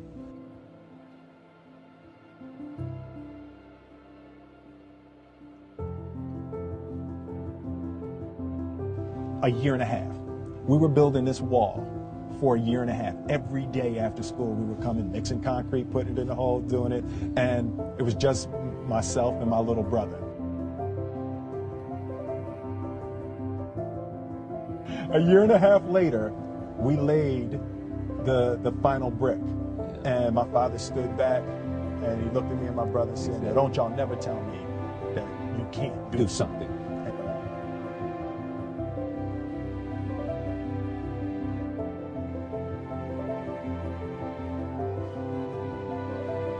You can either live your dreams or live your fears. And I think the majority of people actually are not living their dreams, but are living their fears. So I want to ask you a question. What are your fears?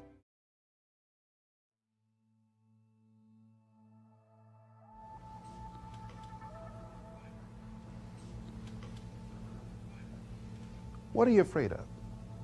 What are you scared of? Because we all have fears, don't we? We all have something that's blocking us, that's holding us back.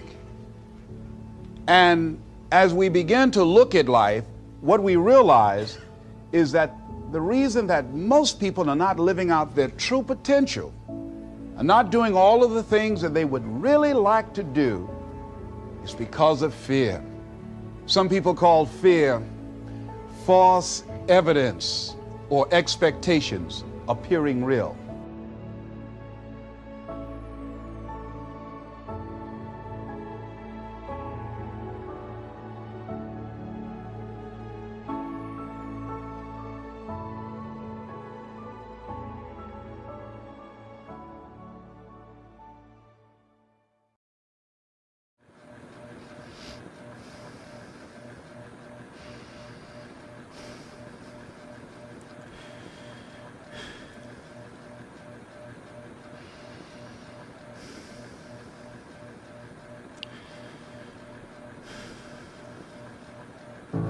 Pretending that we're satisfied where we are, pretending that everything is okay, pretending that we don't have any special goals or ambitions or desires, when really deep down inside we do really want more.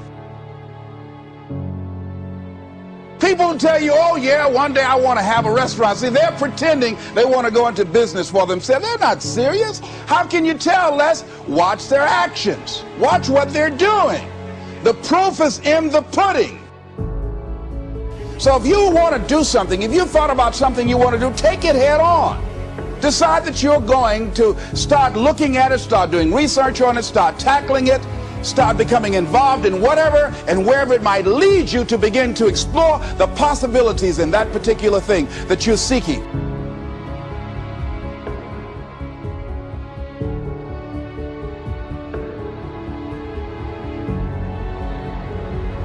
Decide that you're going to face it, that whatever shortcomings you have, that you're going to strengthen yourself there. Whatever training that's required, that you're going to go get that training, that you're going to get started right now.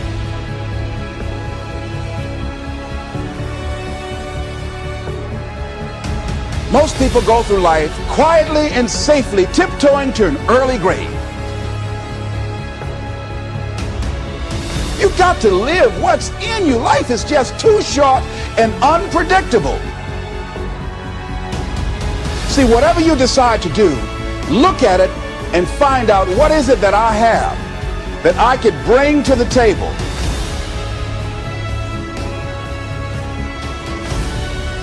No one's going to produce your product. No one's going to write your book.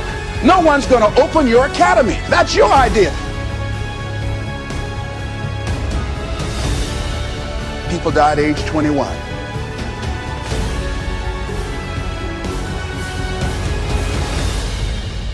And don't get buried until they're 65.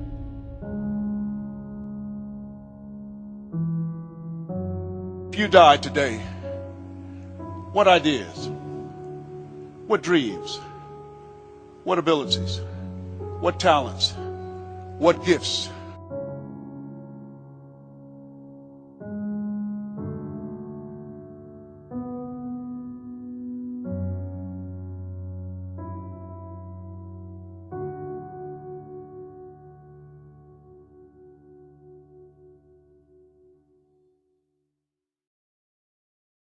It is not the things we do in life that we regret on our deathbed.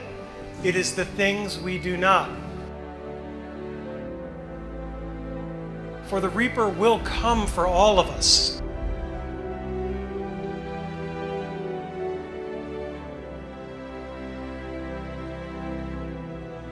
The question is, what do we do between the time we're born and the time he shows up? We don't beat the reaper by living longer. We beat the reaper by living well and living fully.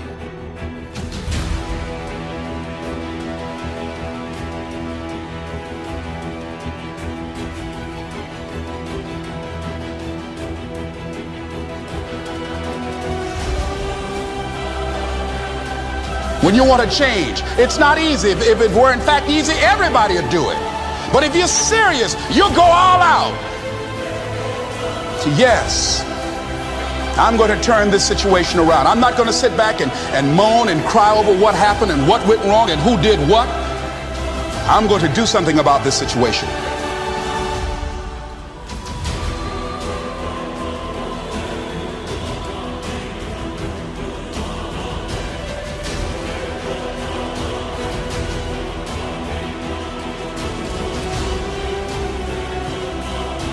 You are ready and able to do beautiful things in this world. And after you walk through those doors today, you will only ever have two choices: love or fear. Choose love, and don't ever let fear turn you against your playful heart.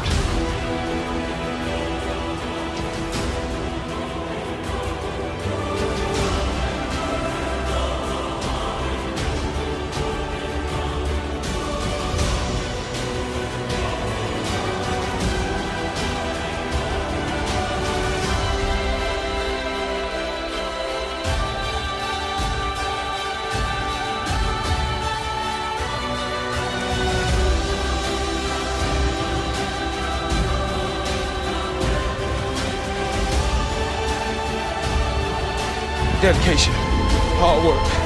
Dedication, hard work. Oh, one-man army. One-man army. The world can go against me. I'm still come on top.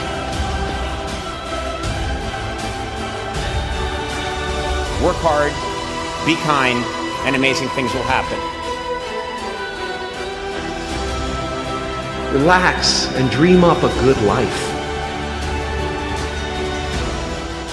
And you will need to find your passion. So your passion must come from the things that fuel you from the inside. And honors and awards are nice things, but only to the extent that they regard the real respect from your peers. And to be thought well of by other people that you think even more highly of is a tremendous honor that I've been granted.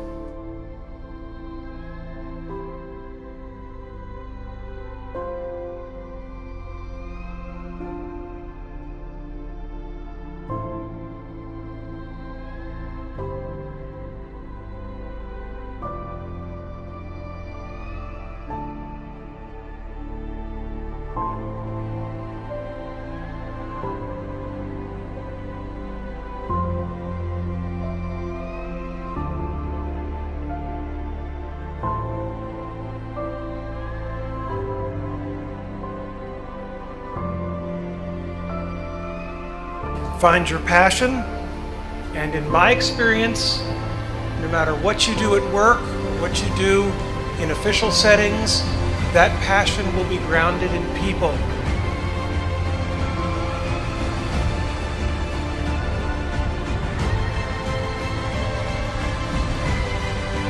And it will be grounded in the relationships you have with people and what they think of you when your time comes. Because everything you gain in life will rot and fall apart, and all that will be left of you is what was in your heart. And if nothing else, I hope that all of you can find that kind of passion and that kind of love in your life.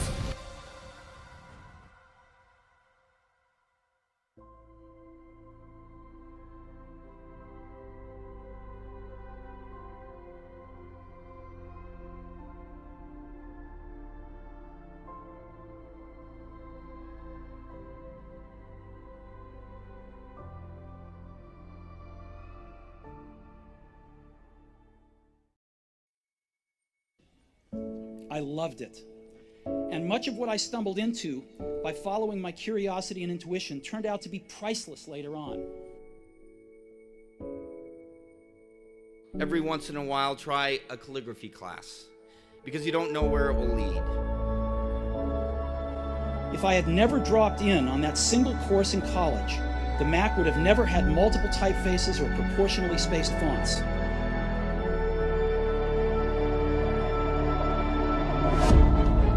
None of this had even a hope of any practical application in my life. If I had never dropped out, I would have never dropped in on that calligraphy class, and personal computers might not have the wonderful typography that they do.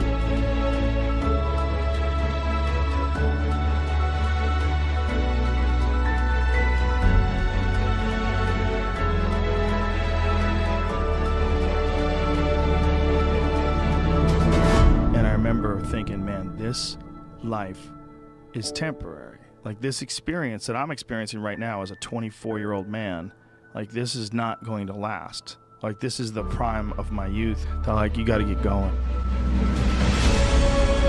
Go at what you're going to deal with, and you deal with the difficulties of it. When you handle those hard things close at hand, making those hard decisions right now that you don't want to make, learning those things that you don't like to do, but you know that in order for you to get where you want to go, this is one of the hoops that you have to flip through.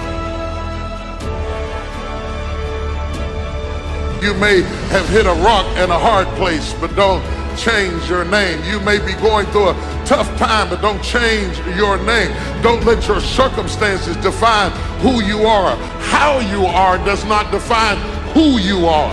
How I'm going does not define who is going. Your strength is in maintaining, I know who I am. how I'm going to get out of this. I don't know how I'm going to make it through tomorrow. I don't know how I'm going to get the job. I don't know how I'm going to get back up on my feet. How you are does not define who you are. Working 40 to 60 hours a week. I had a small apartment which I shared with an old pal of mine, and a little tiny life with my minimum wage job, which I liked. And I looked at my life and realized this is probably about as good as it's going to get for me. Because at that same time I was very frustrated. I said, well, this is going to be a very tough life. It's going to be a life of a lot of standing on my feet, a lot of work, taking it from other people, and having very little to show for it by Friday.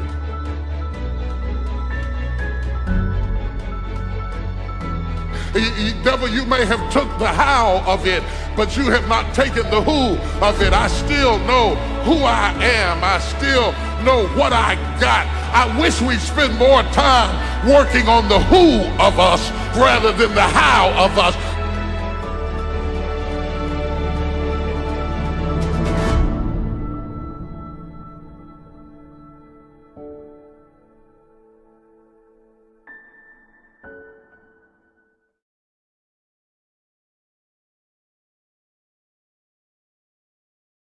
So many people in life take up occupations they don't really want, or they don't really like, but it becomes what their life is, and they can't get off this merry-go-round because they have to work, they've got to earn money, etc., etc. Very few people really enjoy what they do in life. What's the worst that's going to happen to me? I miss a day of work. Ooh, there goes 21 bucks. And I get humiliated in front of my favorite band. And my future in the world of minimum wage work. Or I could go up to New York and audition for this crazy band who was my favorite. And so I took a train up there. I walked into this practice place in the East Village. I'm standing there with the band with a microphone in my hand. They said, pick the tune. And I sang every song they had, you know, improvising most of it. 2 times through, we did the set. We'll see you soon.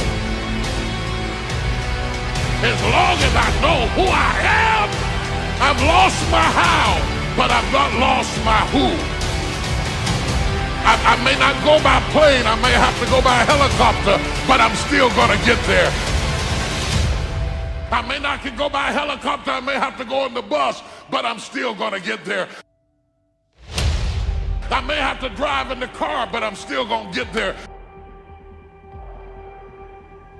Can I go a little bit lower? I may have to thumb, but I'm still gonna get there.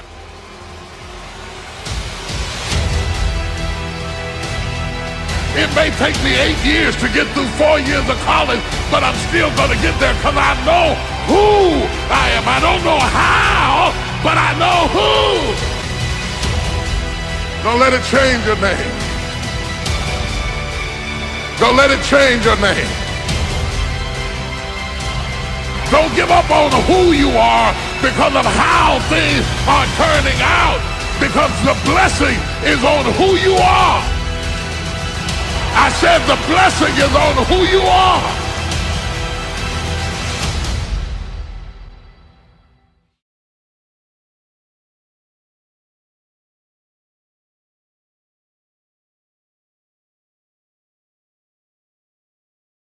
And I remember thinking, man, this life is temporary. Like, this experience that I'm experiencing right now as a 24-year-old man, like, this is not going to last. Like, this is the prime of my youth.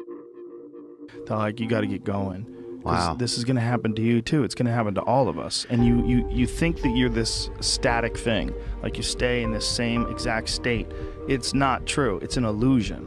All those people that you see that are old people that are walking on the street with their backs hunched over, that you're going to reach that age someday.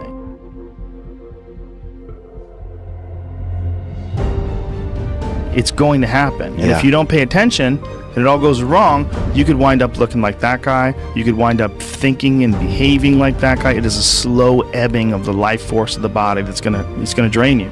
So God damn it, get your fun out. Yeah. Get your life out. Just live. You got to live. Take action. It's fucking coming. And you got to remember, because if you don't remember, you're going to sleep in. If you don't remember, you're not going to get anything done. If you don't remember, you're not going to have the same focus and determination that you would have with the understanding this is a temporary experience.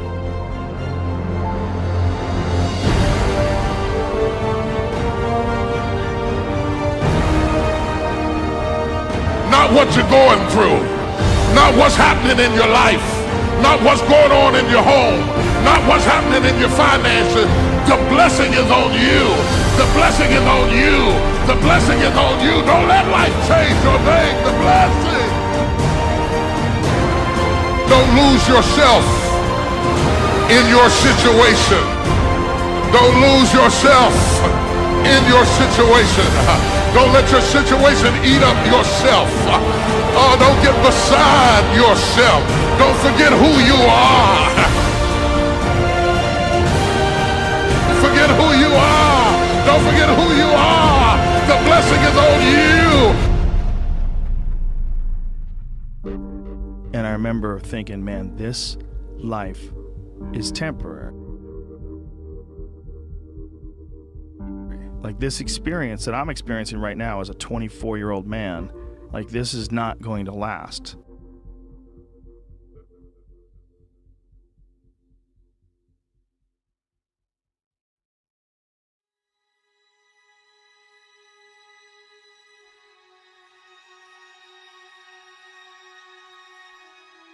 This young man made 10, 15, 20 short films before he got the opportunity to make Moonlight. So never give up. Without commitment, you'll never start. But more importantly, without consistency, you'll never finish. Keep working, keep striving, never give up, fall down 7 times, get up 8. Ease is a greater threat to progress than hardship. Clearly, even in my dreams, this could not be true. But to hell with dreams. I'm done with it, because this is true. Oh my goodness. Success is not based on genetics. It's not based on how nice this car is. It's not based on how pretty my face is, how small my nose may need to look, or whether or not I'm the right complexion. If you work hard and your work is recognized, the sky's the limit. And more importantly, you can still be a success. Find the things that you're excited about and that you can give your all and you can work really hard towards attaining it. String those days of efficient action together, and success can happen.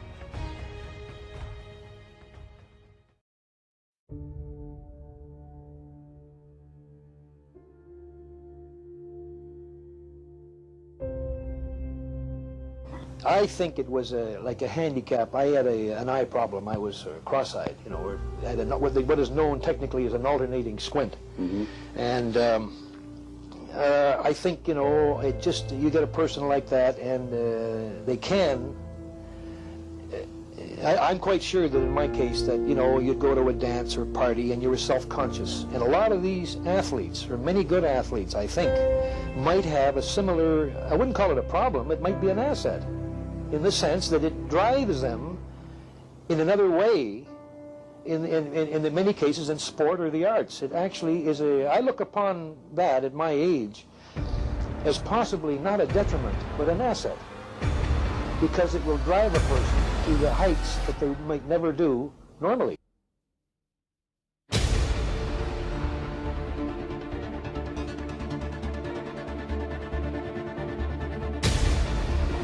And I believe that be bold and mighty forces will come to your aid.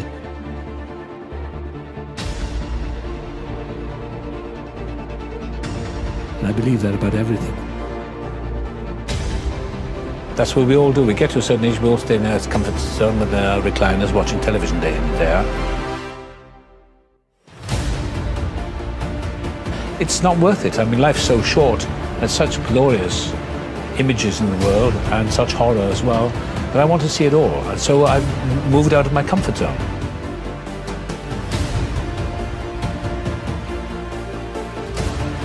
It's essential for me. Otherwise I may as well die.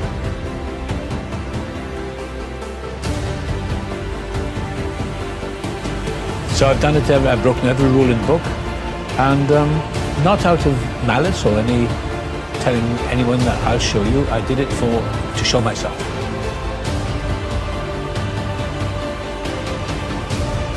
I've shown myself. I looked in the mirror, I thought, I'll show you one day. And I've done something completely new. I wrote the music, and I feel limitless. So no matter which route I took, because I cared about all of them, they all led to the same place.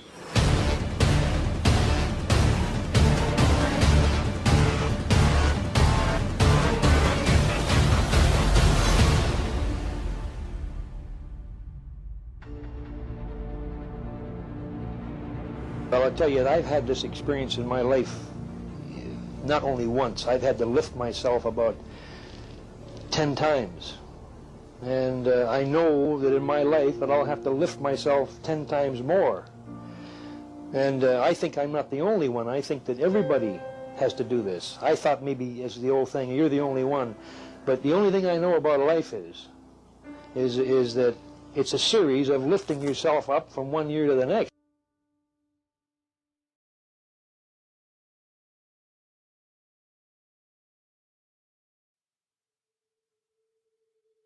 Had I done what my father had wished me to do, which is to go into the office equipment business with him, which I knew I wasn't going to do, I knew I hated that, my life would have been unpleasant. And so I think it's very important not to do what your peers think you should do, not do what your parents think you should do, or your teachers. Do what's inside you.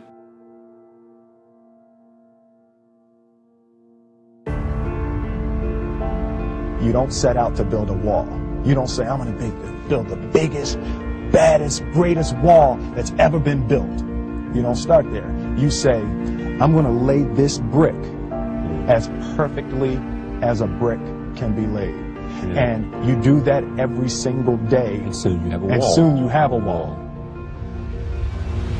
We have to make our lives, because life is tough. We have to believe in the power of life. Everything I did, I was following something I really cared about, something I loved, something I was passionate about. And I kept following that passion, whether it was cars, whether it was anthropology, whether it was art, photography. And eventually it led me to my huge passion, my real passion, which was making movies, which combined all of those things. Never, ever, ever give up. I think a lot of it comes down to, a lot of people say, you must be a super tough motherfucker and all this other shit. And I think it comes down more to just like how bad you want it. Like in life, like if you just want something so fucking bad, like I just remembered like when I was doing the 50-meter underwater swim, it was really hard for me. I'd never been able to do it outside of, SEAL training. And the only 2 times I did it was when I like had to do it, and I just remembered, I was just like, well, I'm just gonna swim until I fucking reach the wall or black out. Like there just wasn't another option. Like I just wasn't gonna quit just because I wanted it so bad. Nobody can guarantee we'll be successful, right? So I think the only thing that can guarantee our success is keep the passion, keep believing the future. This is a natural process of life. It is not a misfortune to have to lift yourself up. It's a thing that takes place as you go through life. And you keep lifting yourself up, and you just continue to lift yourself up as long as you can, as long as you're alive. That's the only way that I can see it.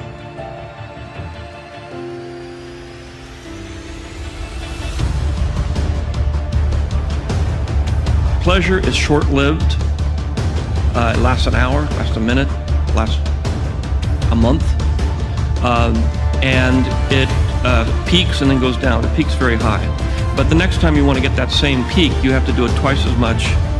It's like drugs. You have to keep doing it because it insulates itself.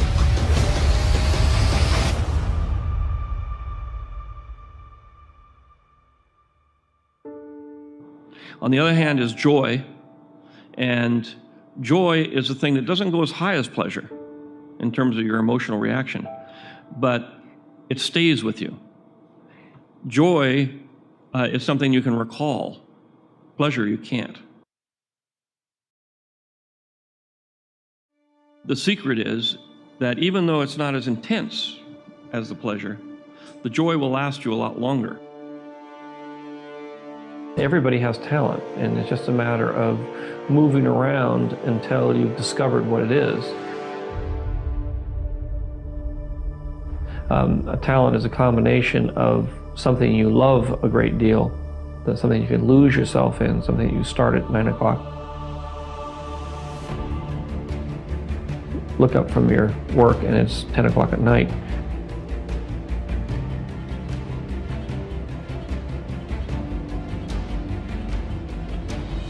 In today's time, it's literally just about you realizing your own potential and being creative within your own potential.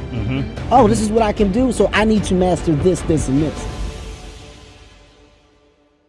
Because you see, understanding gives us the ability, if we cannot see the positive circumstance on the outside, we can build it on the inside. That's why Napoleon said, circumstance, hell, I make them. George Bernard Shaw said, people are always blaming circumstance for what they are. He said, I don't believe in circumstance. The people who get on in this world are the people who get up, look for the circumstances they want, and if they can't find them, they make them. They have the understanding they can do that. And through doing that and getting emotionally involved, they then set up an emotional state that's quite opposite to fear. It's called faith.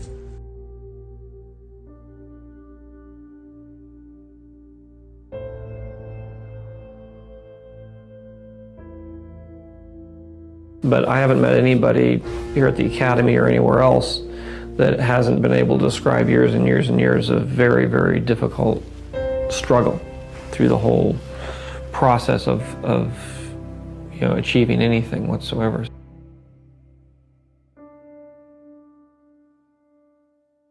And there's no way to sort of get around that. And the secret is just not to give up hope.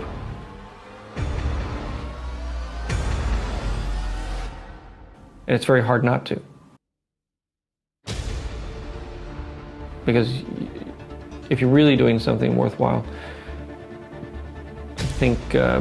I think you will be pushed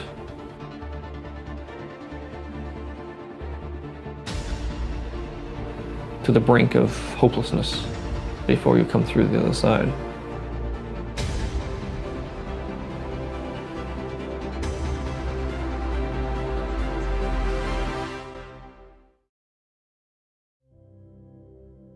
Another quality that I think is important is kind of being flexible-minded or open-minded.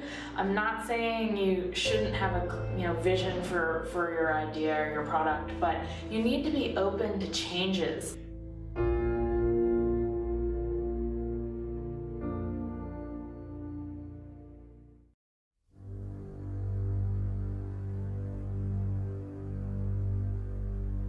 The most powerful tool that you have right now in your life, in your body, is your mind. That's why the enemy fights you in your mind. The devil doesn't have to tie you up for you to be bound. He just has to tie up your head. With stress, with worry, with aggravation, with low self-esteem, with pettiness, with anger, with hostility, with rebellion, and he can make you physically sick because your mind is sick.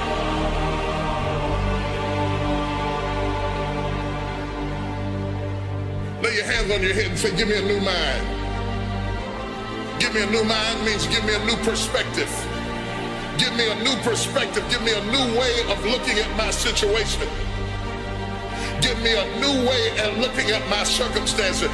Get my mind ready for this year, because when I get this year, there's going to be blessings, there's going to be miracles, there's going to be opportunities. Oh yes, it's going to be some struggles, it's going to be some challenges, it's going to be some tests, but even the struggles are an opportunity for me to show off the victory if my mind can handle the change.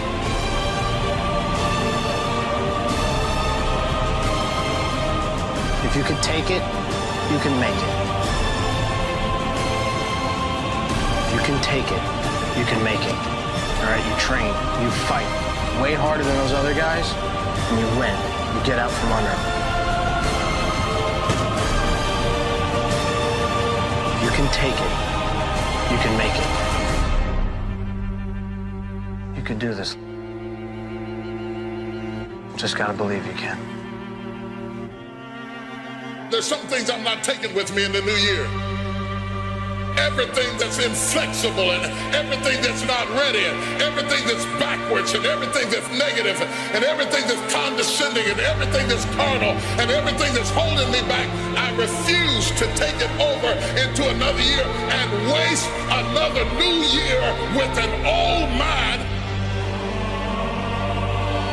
Don't shape yourself around the comings and goings of this world. Don't shape your opinions and your attitudes around circumstances that you cannot change. If you go into another year and waste another year with the old mentality while somebody's in the hospital begging God for the opportunity that you have right now, you better step into this moment.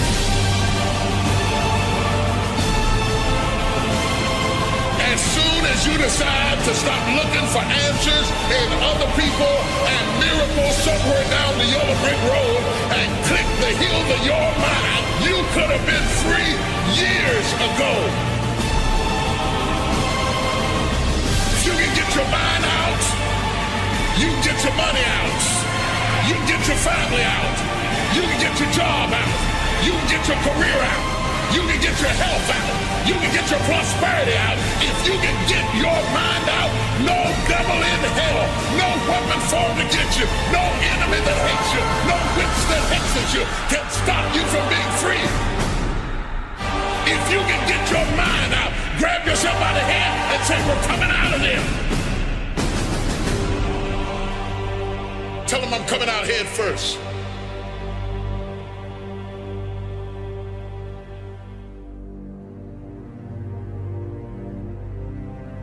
I will not face a giant without you.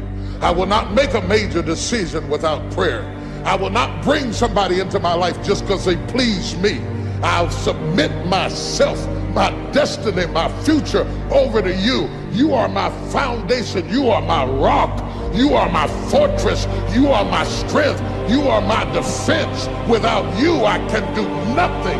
You are the substratum of every dream I have ever dreamed in my life, and I will take no promotion you don't want me to have, and I will accept no friend you don't want me to have. You're my rock. You owe him a level of commitment. You owe him a level of commitment.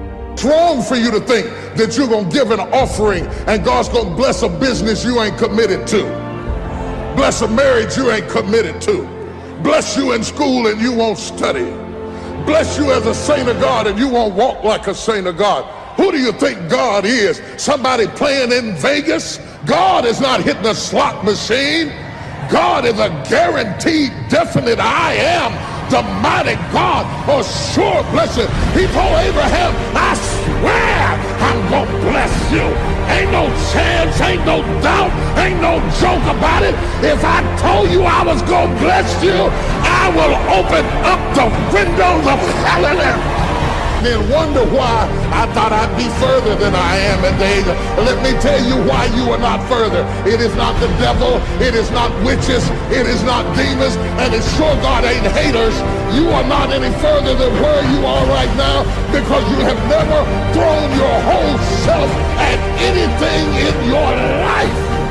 You take a half-committed man and a half-committed trifling woman and put them together and they'll have some half-committed trifling kids and the whole house will be half-committed because children will be what they see. Stop fussing at your kids.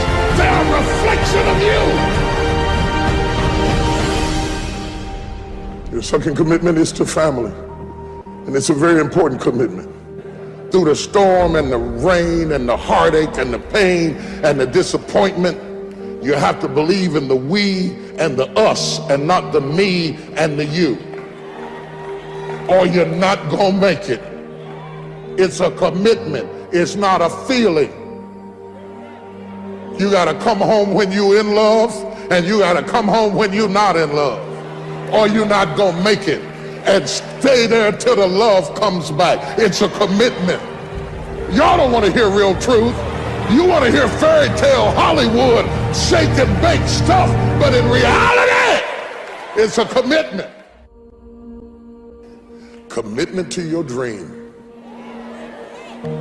You cannot get people to believe in your dream until you believe in it yourself. Stop asking people to invest in things where you have no investment. Stop asking people to deliver something to you where you're not willing to go to the wire for yourself.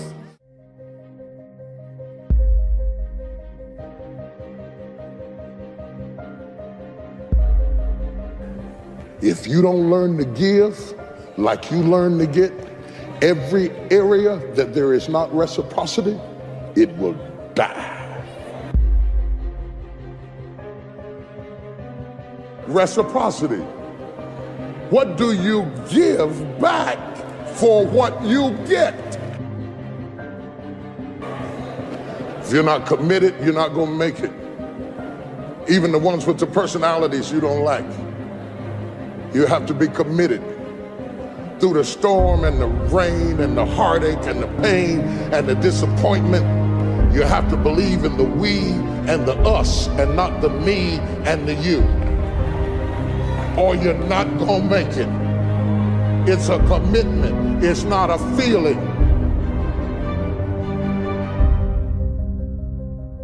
Until you have had the taste of finishing, you will not respect yourself. Until you follow through, until something is done, come hell or high water, tears and struggles and pain, and you go through it anyway, and you show up and you continue to fight on no matter the circumstances. After a while, something begins to wither inside of you.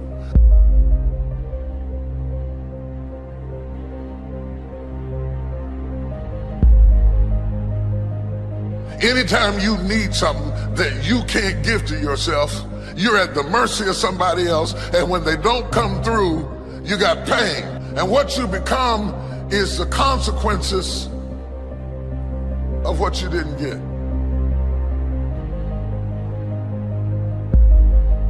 It's an urge. It's an urge. Truth be told, every champion has felt it.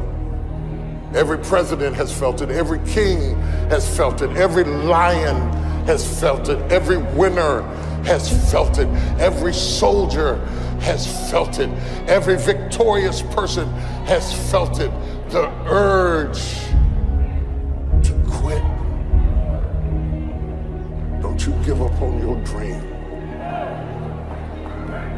I don't care if you don't have the money, you don't have the help, and you don't have the family for it, and you don't have the background for it, and you don't have the friends for it. Don't you give up on your dream. Don't you do it. Don't you do it.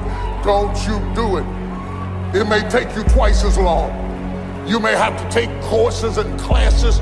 You might not read as fast. You might not move as quick. You might not have as much, but don't you quit.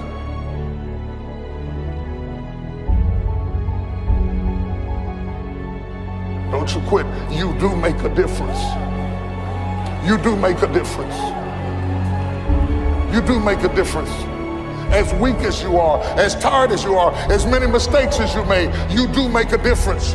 There is something they would lose if you were not there. There was something that they would miss if you were not there. You do make a difference. It is not the movement of the clock that produces the newness of life. It is the movement in your mind.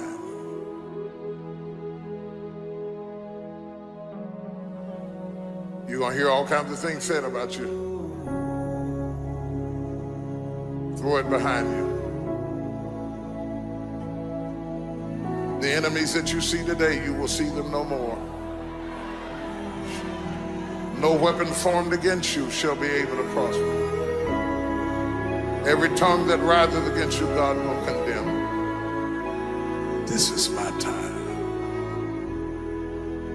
truth of the matter is everybody in here is going through a change. You don't have to be ashamed of yours. We are all in the process of transforming to a higher, better expression of myself. Let this be the year that I birth a higher, better expression of myself.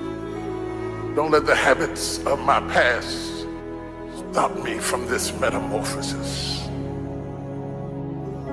New year, new me. New year, new me. What separates us is transformation. The possibility of change. The desire to evolve. The passion to get up off the ground and stop eating dirt. I'm tired of doing what I used to do. If I always do what I've always done, I'll always be where I've always been. I'm gonna throw it behind me. There's somebody in this room that nobody would think would be in a church tonight, but you drew them to this place tonight because you want them to be a new me and a new year and have a new attitude and a new mind. Because the real battleground is in your mind. That's where the fight is. You lay down with it. You get up with it. You go to work with it. You can't digest your food because of it. Smiling in front of people and nobody knows that there's gunfire going off in your head. It's not a geographical location. It's not debt. It's not money. It's not haters. It's not enemies. It's not liars. It's not backbiters. That's not the battleground. Stop wasting your weapons on what people say, because it is not what they say about you that matters. It is what you say about you that threatens your destiny. You will never be defeated by what they say about you. You will be defeated by what you say about you. I dedicate this to you, to the greatness in you, and to the dream that you showed up on the planet to produce. And it's simply this: if you want a thing bad enough to go out and fight for it, to work day and night for it, to give up your time, your peace, and your sleep for it, if all that you dream and scheme is about it, and life seems useless and worthless without it, and if you gladly sweat for it and fret for it and plan for it, and lose all your terror of the opposition for it, and if you simply go after that thing that you want with all of your capacity, strength and sagacity, faith, hope, and confidence, and stern pertinacity, if neither cold poverty, famish, or gulf, sickness or pain, or body and brain can keep you away from the thing that you want, if dogged and grim you besiege and beset it, with the help of God you'll get it. You have greatness in you. What I'm trying to tell you, beloved, is that you can have a new year, but it don't mean jack diddly if you don't have a new mind. I'm telling you that you can buy a new car, but if you put the old man in a new car, you're still gonna have the old experience. I'm telling you that a new house doesn't make a new marriage. I'm talking about a new outfit doesn't make you a new person. And if you think you are magically gonna be a new person, I hate to be the bearer of bad news, because new life comes from a new mind and a new way of looking at your life. I cannot step into the future and still think in my past. I cannot let the rumors and the stain of what they said about me destroy my opportunity. Slap somebody and tell them I gotta kill it tonight.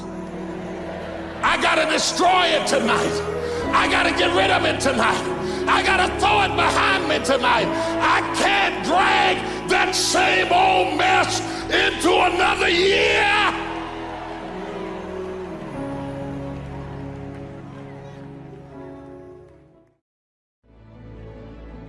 Everybody wants to be a beast until it's time to do what real beasts do. Everybody gets excited. E.T., the guru story, but nobody wants to get up at 3 o'clock.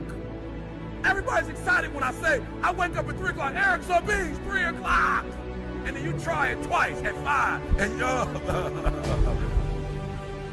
like for real, you walk out of here pumped up, fired up, you get some new information, you're ready. Everybody wants to be a beast until it's time to do what beasts do. And what you have to understand is, everybody that you're gonna hear from, Eric Thomas, my mother got pregnant with me at 17 years old, high school dropout, ate out of trash cans, lived in abandoned buildings, slept in cars, multi-million company that's changing the world. I didn't say America, the world. Why? Because not only do I want to be a beast, if you follow my 24 hours, I do what beasts do.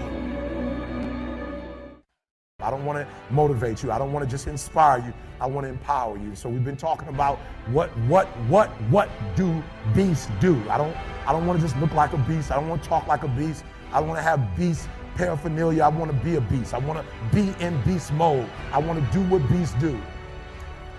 And so I told him yesterday, it was the weirdest thing. I was reading the story about the lion and gazelle, just like you. I was reading a study. I was reading it and I was studying. I would read it over again. I would study. I was examining. I would pull back and I would digest the story. I'm going over the story over and over and over and over. And I'm looking for that thing. I'm looking what makes a lion a lion. I'm looking because if I can find out what makes a lion, I can help you turn that switch on. Because we all have it. That switch is in all of us. It's in a high school dropout. That switch is in someone who was homeless and ate out of trash. That switch exists in all of us. And I knew if I could turn the switch on, and if I could teach you how to turn that switch on.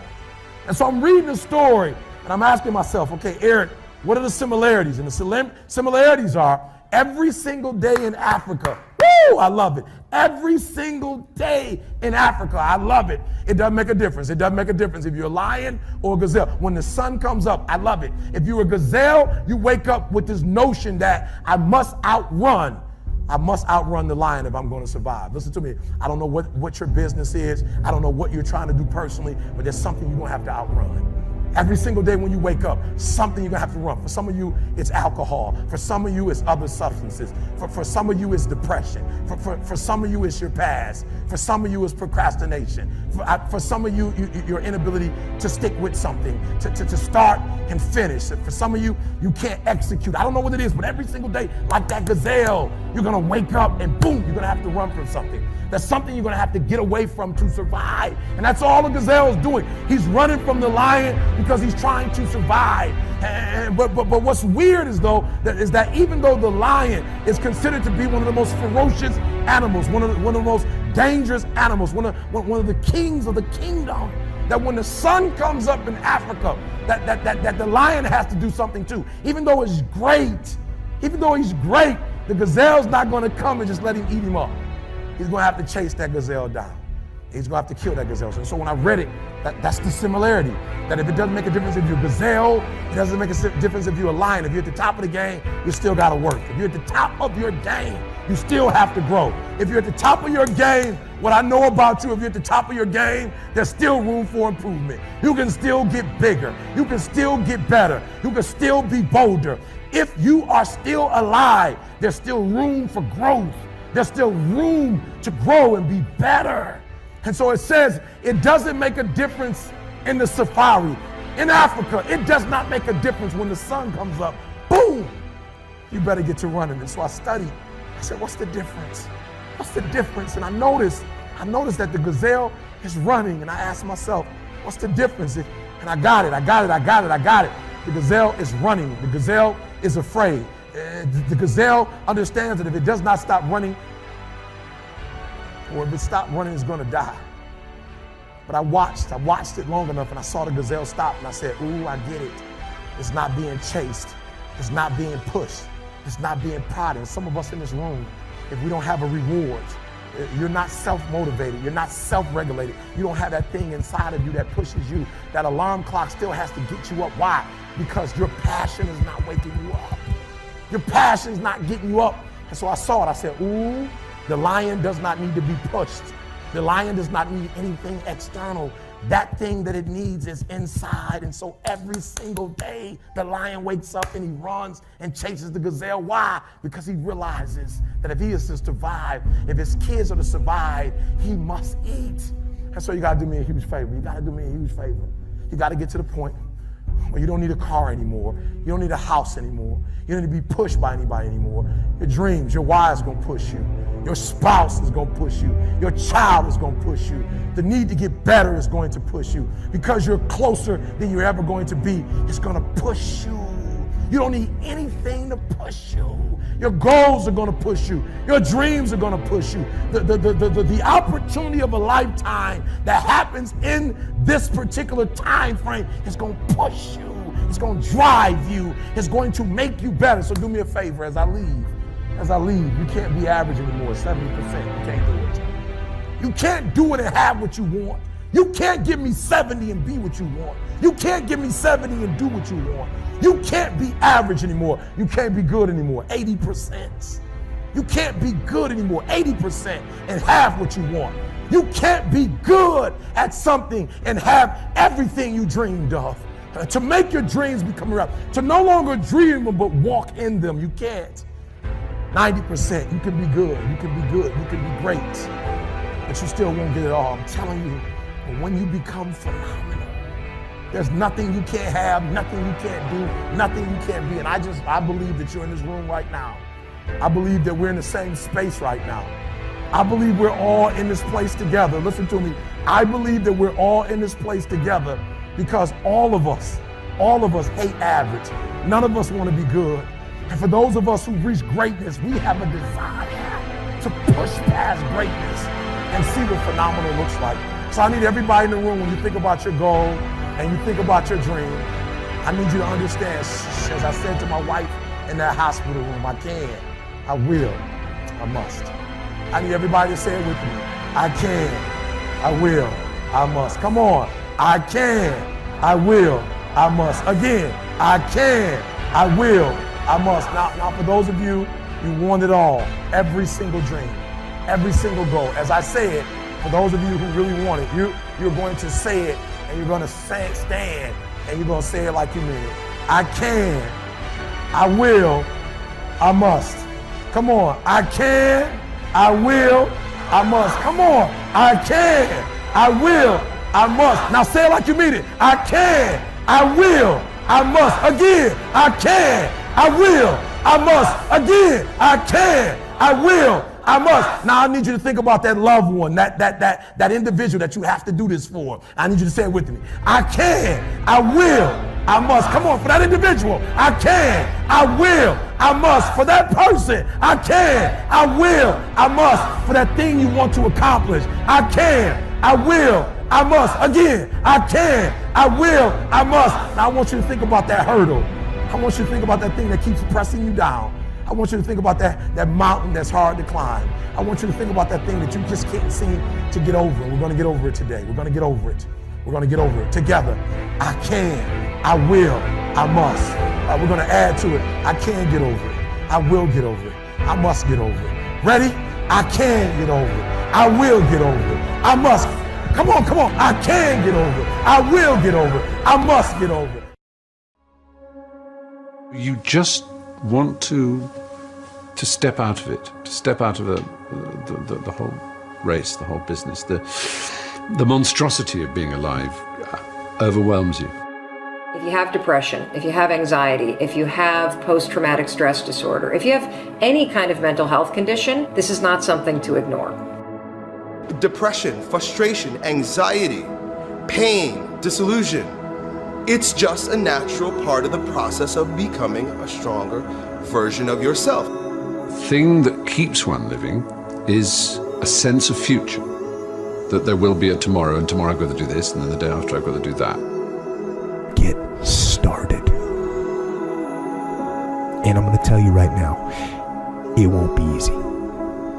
It will be hard because life is hard. That's what life is. With depression, one of the most important things you could realize is that you're not alone.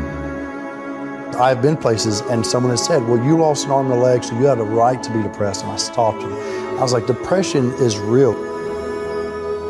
No matter what you're going through right now doesn't mean that it's not going to end. I think too often we think about the stresses that we're dealt with right now, and we think that there's no light at the end of the tunnel. all that you can see is darkness, and everything that you try to do just kicks you right back in the face, and you just can't seem to get yourself out. You don't even have to go through something traumatic. Some are caused by, something traumatic. Some can be a chemical imbalance in the brain. There is light at the end of the tunnel. Life is hard. Life is challenging. There are ups and downs. And these challenges that you face, they're going to do their best to take you down. Do not let them. Of course you have to work. Of course you have to show up. Your team needs you. Life needs you. Your family needs you. Life is for the living. Depression is not only normal, it's essential, and be grateful for it because it allows you to reorder yourself at a higher level. I speak what's on my heart. And I gave my speech, and as I was closing, I kind of mentioned some depression.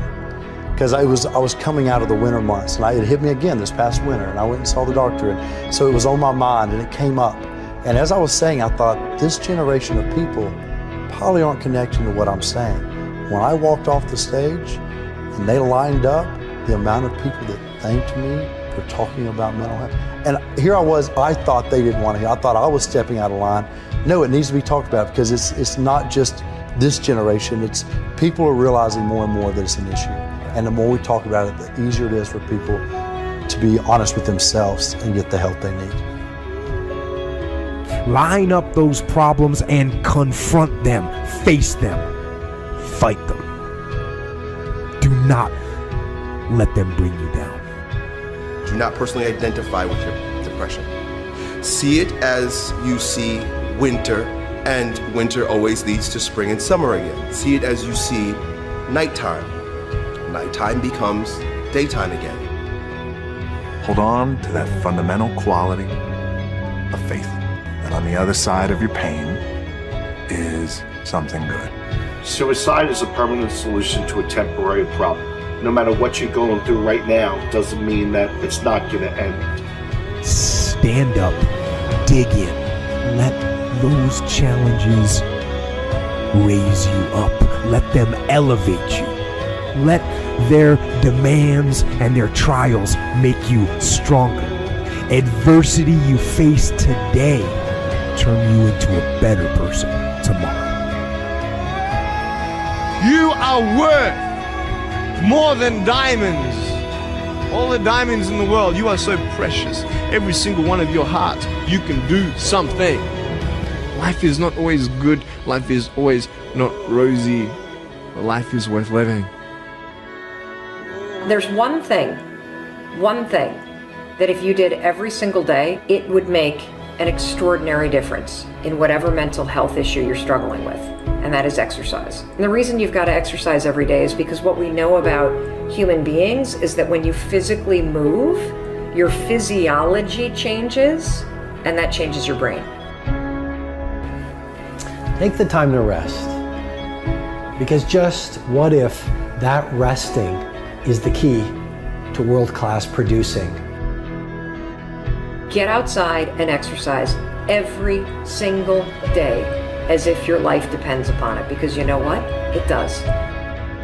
Your brain needs it, your body needs it, your mental health needs it.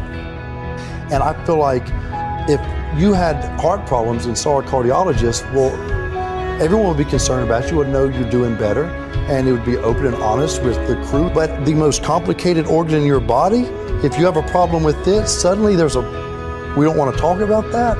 No, and you can get over it. And that's what people need to realize. You can be cured. You can get past it. I assure you, the clouds will lift. Right, there is sunlight above the clouds. You're just looking at the clouds right now. And they will lift, and crisis has come to teach you the big lesson you're meant to learn to move to your next level in the next chapter of your greatest life. This depression will pass. It will go away, and something much better will take its place. But for right now, all that you really need to know is that you have to make it through. Getting your heart rate up, getting outside, breathing, feeling connected, getting out of your house, which may make you feel depressed and trapped. The man I am with you right now as I speak with as much authenticity as I know how to share is the result of my times in the valley of darkness. Doing that every day, that physical push. You don't have to run. You don't have to go to an aerobics class. Get outside with your dog in the woods. Walk with a good friend for 2 or 3 miles. Doing that every single day not only moves your body, which changes your mind, it gets you out of your physical environment, which is one of the things that people with depression tend to have a hard time doing. And it also creates a bit of momentum and a bit of a routine in your life. Every time I experience a bout of depression, I come out on the other end a different person, doing different things. But it's because I'm aware of what's happening and I'm aware. I want to see the opportunities as they present themselves to me instead of falling into the depths of a spiral down depression because I'm personally identified with what is happening when I'm upset. And your schedule is not full and you actually feel like you're wasting your life because you're not this epic producer. What if those times were actually a different form of productivity? What if those times were actually being productive in a different way, where you're actually producing not in the world, but producing within yourself, producing strength, producing new insights, producing new ideas, producing new capabilities, producing new energies, producing new emotions, shifting from fear to love, because when you go through difficult times, what do you really do if you feel your fear and your pain? You release it. It's out of your system, and you grow in love and bravery and strength. What does that do to your craft? What does that do to your power? What does that do to your bravery? What does that do to the light that you bring into the world? You become this incredible force that is undefeatable. I suggest to you that if you are facing a challenge, don't stop. Stay busy. Work your plan. Continue to do those things that you know that work for you after you have evaluated yourself in the situation. Continue to move. Stay busy, stay busy, stay busy. You are part of a larger cosmos, whether you know it or not. And communing with nature allows you not to see the bars of the prison cell, but the stars of the universe. And if you can connect with those every day, my dear friend, you will use your pain as an instrument for your greatest growth. And then you try something new. And then you'll also go to school and people will put you down and parents will tell you that you're a failure because you failed at a test. And you start believing the lies around you, saying that you're not good enough and no one's going to want you and you'll never ever do anything good in your life and you'll never ever, achieve the dreams and goals that you wish you had done or wish that you could do. And these steps take you closer. That voice saying, you're not good enough, you're not good enough, you're not good enough, and all you need is one more step to fall. So you have a choice to know which step you're going to take today.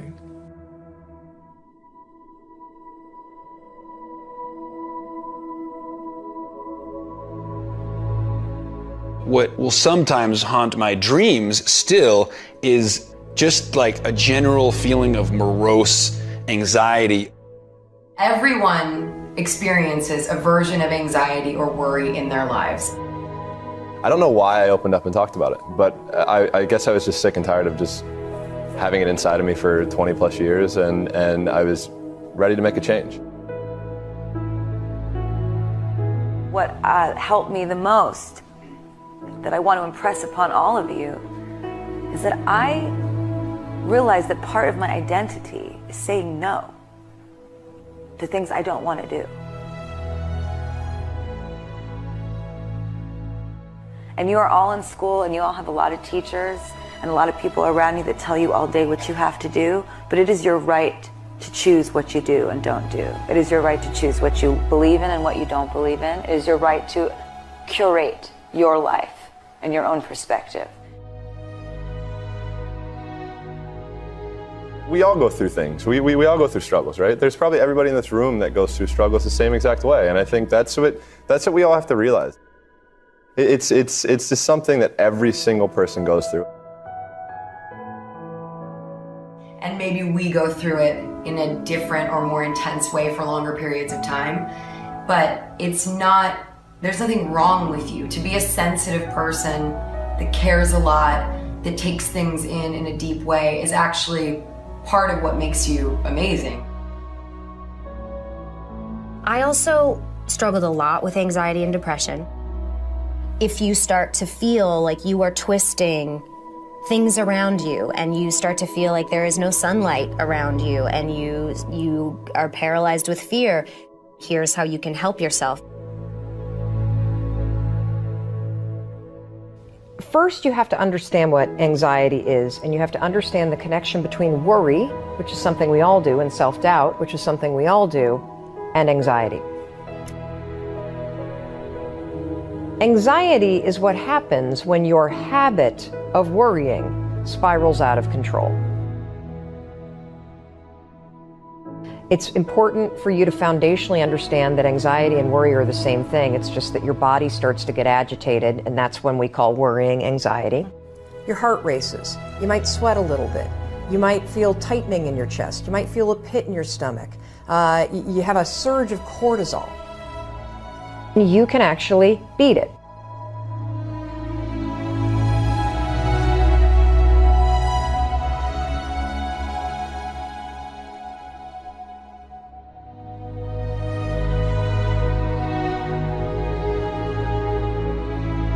This is how you're going to do it. So all day long, you're going to have moments where your thoughts drift. Like you'll just be hanging out with your friends, and then suddenly you're like, I'm not sure that that person likes me anymore. I haven't heard from my kids lately. I wonder if they're dead, or, as I check, like you just start worrying about stuff. Why? Because it's a habit. Because when you're not paying attention, your brain shifts from you being a decision maker and paying attention to you just kind of spinning things on autopilot, and one of your habits is worrying. The second you wake up and you notice, holy cow, I'm talking some negative garbage to myself right now. 5, 4, 3, 2, 1. You've just shifted the part of the brain.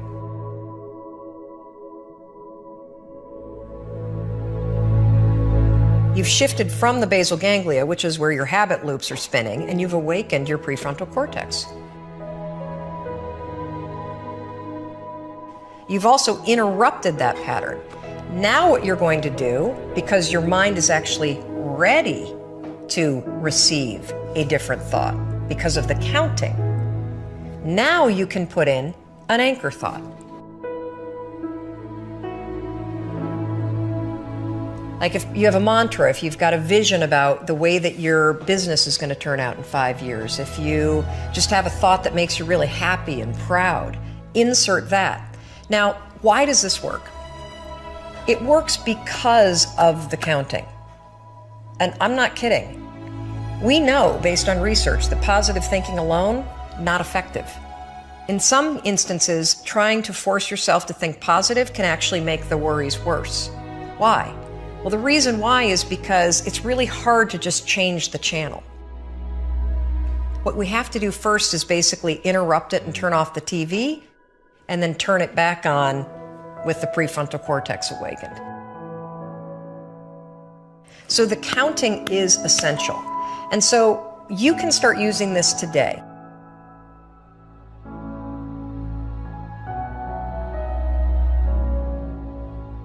And the problem that I have with anxiety is the physiological side of it. I got shallow breathing, rapid heart rate, and most terrifyingly, the blood is actually leaving the prefrontal cortex. And so you're getting into a position where your higher level cognition is actually being shut down because it doesn't have blood flow. And then I began to visualize that what I was trying to do was get myself into a calm state where the blood could actually go back to the places that I needed it, so that my higher level ability to reason would kick back in.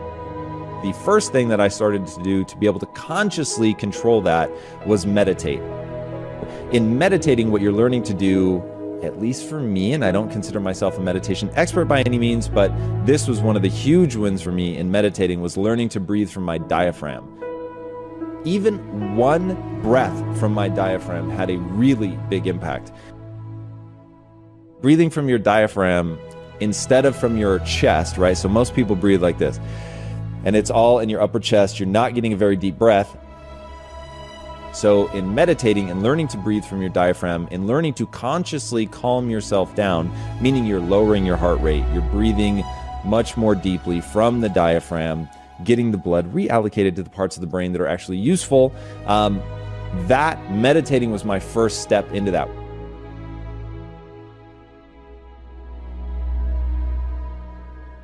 When there are really hard times, there are so many tools that you can use to help yourself in those times, and it does get better and easier as life goes on and you start to get to know yourself more and what will trigger certain instances of anxiety and where you feel comfortable and safe. So I would just say, don't ever feel like you're a weirdo for it, because we're all weirdos.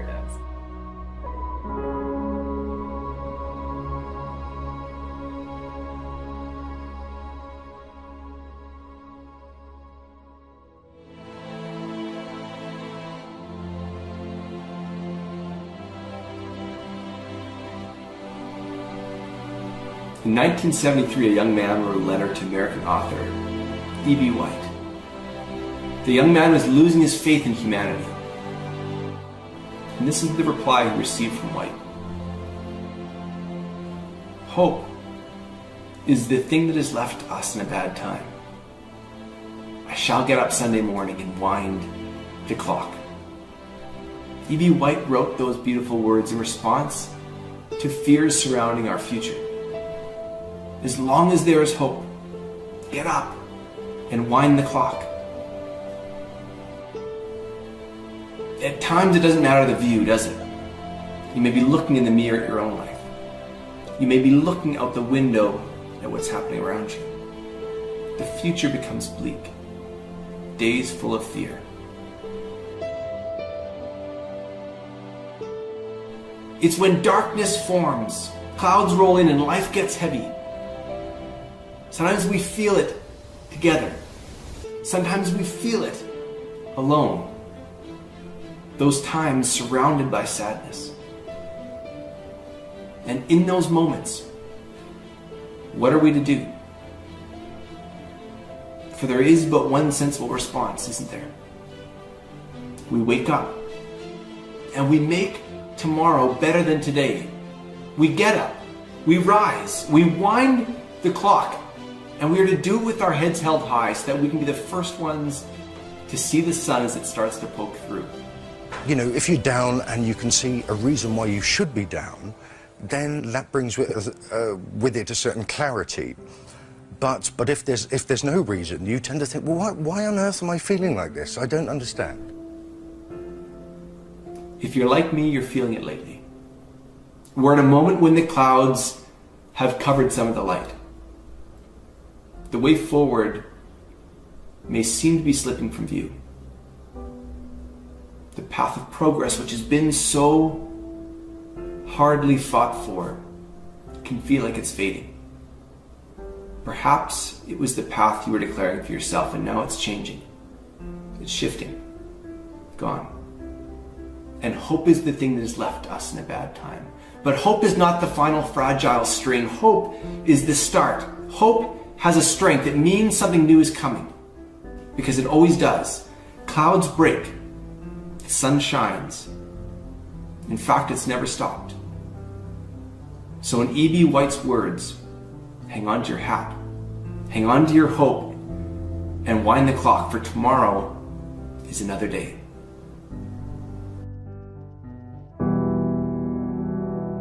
I want you to know that no matter where you are in life, no matter how low you have sunk, no matter how bleak your situation, this is not the end. This is not the end of your story. This is not the final chapter of your life. I know it may be hard right now, but if you just hang in there, stick it out, stay with me for a little while, you will find that this tough moment will pass. And if you are committed to using this pain, using it to build your character, finding a greater meaning for the pain. You will find that in time, you can turn your life around and help others going through the same struggles.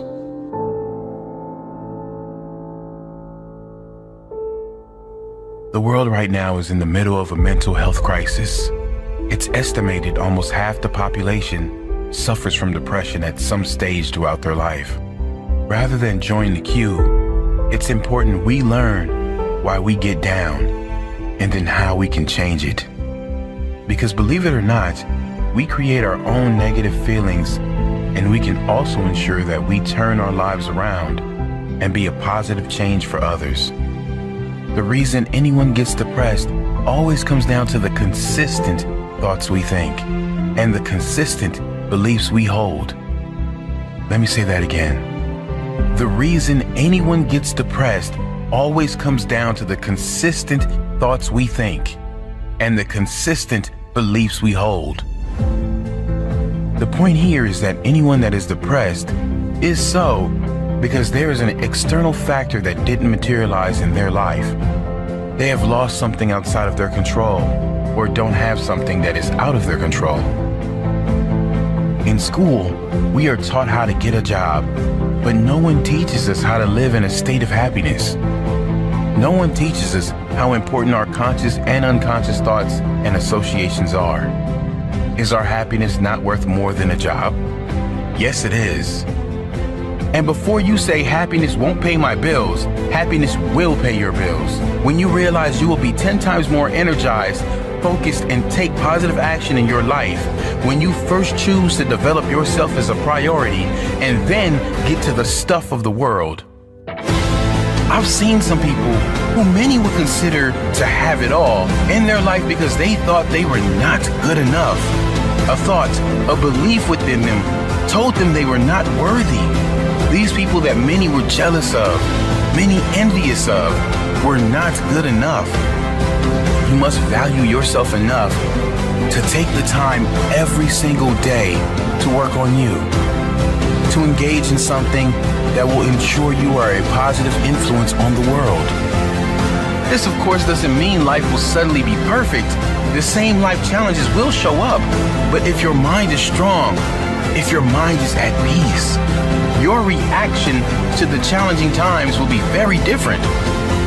Your reaction will be, how can I make this work? Not why is this happening to me? And then others will look to you, not with pity, but with hope. Because your strength will become their hope, their strength. You really can be that powerful. You can ditch the victim story. You can leave the pain behind and focus on how you will react next.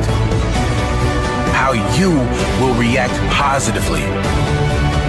Read all you can read to get your mind in a positive place. Take steps to ensure you will be in a better position next time. Whatever pain you are suffering from, how you can ensure it won't show again. Take little steps and soon you will be at the top of the staircase. Don't give up. You are worthy. You are more than worthy.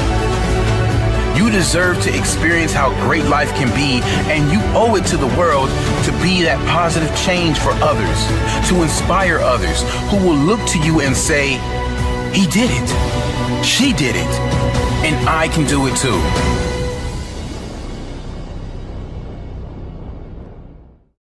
It's never going to make sense. It's never going to be obvious. You're never going to walk out your door and see the obvious way that you want to go. And if you do, it's a trap. If you do go down the path that's already laid for you, it's going to take you to all the destinations that are already known. It's going to take you to all of the places that instinct drove the people before you. But if you want to go somewhere unique, if you want to go somewhere that only you would go, if you want to create something new and really live a life that was meant for you, because it's literally crafted by you, you have to take the first steps on faith. And as Rumi said, as you start to walk out on the way appears. So as you're looking at the choices that are before you, where you've got a path that's well trodden, you've got a path that literally is invisible and won't become something until you step on it, You have to understand that that's what this life is meant to be, and that the only frustration that you will look back on with tremendous regret is knowing that you did what was easy, even though it wasn't you. There's some mechanism inside of us. There's something that wants us to walk a path that's never been walked before. And the thing that makes it so hard is right now inside of you is a desperate desire for that to be easy. But it's not going to be easy. It's going to be hard. You're going to fail. You're going to stumble. You're going to fall on your face. And thank God.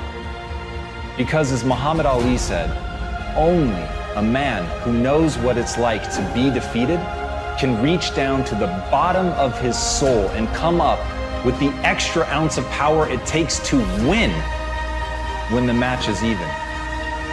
So what you have to ask yourself is, what do you want? Do you want it to be easy? Do you want the path to be well-worn? Or do you want the path to be yours? Do you want to know that inside of you is something that you can reach into and grab and that will be there at the moment that you most need it? Do you want to know that you're that type of person? Because if you do, you have to be willing to walk the path that doesn't exist. You have to be willing to tread through the brambles. You have to be willing to fall, because it is in that process of failure and pain and agony and suffering that you will become. That's the process that will make you you. That's the process that will shape you. It's the suffering that gives you the reserves to draw on when you need them most. So when you ask for safety, when you ask for ease, know that you're saying a prayer for weakness.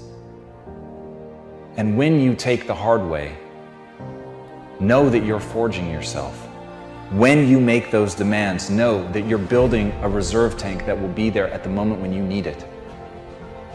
When you walk the path that only you can walk, know that you're living the life that you were meant to live. And that, my friends, is how you become the you worth becoming.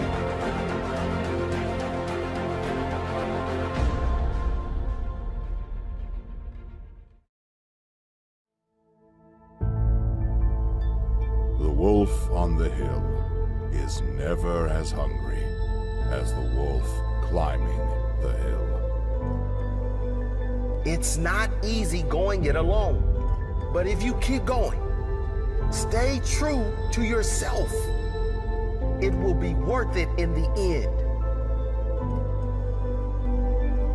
The hardest walk you can make is the walk you make alone. But that is the walk that makes you the strongest. That is the walk that builds your character the most. To all of you fighting battles alone, to all of you going against the grain, battling the naysayers, stay strong. Keep going. Stay strong. Keep going. This walk is hard, but the hardest walks lead to the greatest destinations. The toughest climbs always lead to the best views.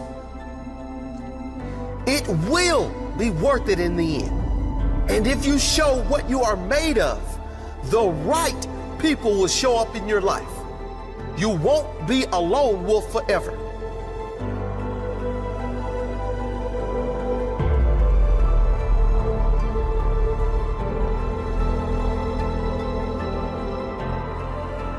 You have qualities only few can admire because most don't possess.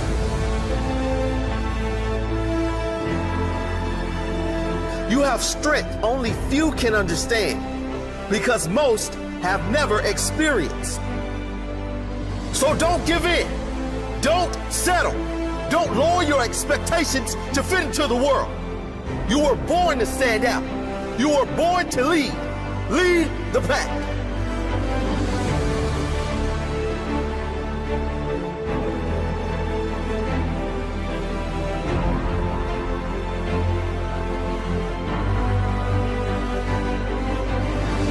They say the wolf on the hill is never as hungry as the wolf climbing the hill.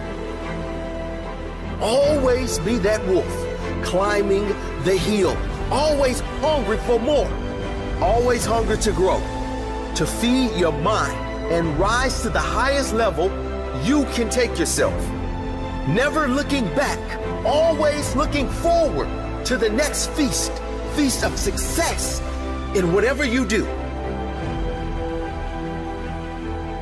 It does not matter if you have to walk alone for a while. It is much better to walk alone in the right direction than to follow the herd walking in the wrong direction. Stay strong. Be different.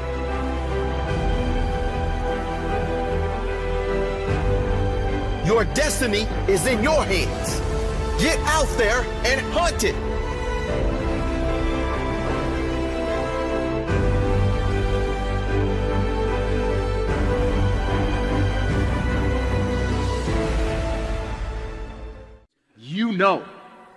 You know when you are guilty of wasting time and laying in bed and you're being lazy. You know it. Whether that was 7 o'clock in the morning or 6 o'clock in the morning, you know it. You have to start the cycle of waking up early by waking up early. Success is not convenient. You have to do what is required to accommodate success. Holding the line, maintaining the standard, giving no slack, none. That's the discipline. There are opportunities that are going to come your way, and there might be some other things going on, and you have to make a choice. You have to ask yourself the question, what do you want? Because if you don't know what you want, nothing else matters. how I'm about to use my time. Is it positive? Is it purposeful? Is it leading in the direction of where I'm going and the meaning of my life? Is it productive? And is it profitable? But when you know what you want, why do you wake up at 3? Because I know what I want. One thing that discipline definitely does help you with is it helps you get things done. And when you get things done, when you actually do things, you have more success. I wake up, boom, and I go pursue it.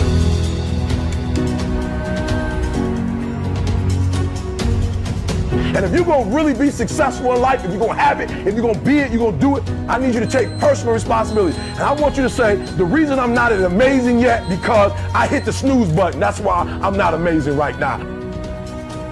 A big part of success is just not being lazy and just doing it. That's like 90% of it is just showing up. The reason why I'm not amazing right now is because I couldn't get up early enough because I told myself I'm not an early person. Get there and start working. Like, you're not going to feel perfect every day. If I only worked out when I felt good, I'd be a fat. I'm not amazing because I would prefer to make excuses than make adjustments. That's why I'm not amazing. Because there's a lot of days I don't want to do it. It's pretty much the same with everybody that actually gets good at something. I want you to do me a huge favor. I want you to stop talking about this person didn't do that person didn't do this. This thing I didn't have that. I didn't grow up here. I didn't get this advantage. I didn't get. Kill it. There's got to be those days you push through. Are you hearing what I'm saying? Why haven't you reached amazing yet? Just keep it 100. I'm not amazing because I'm lazy. Just look at yourself in the face and be honest. I'm not amazing because I'd rather spend my money on shoes.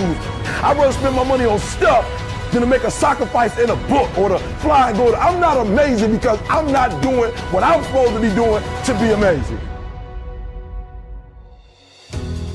And getting up early is not only an incredible competitive advantage because most of your competitors are asleep, but getting up early is a great gift to give yourself. You get more life. I always say that I'm like the most lazy, disciplined person I know because I don't want to do it. Yeah. But I always do. Do you want to be an artist? Do you want to be an engineer? I don't know, but I want you to start the year off. We're not talking about, fake dreaming and just writing goals down to be doing it. I'm talking about knowing what you want, because when you know what you want, that's where the drive comes from. That's where the passion comes from.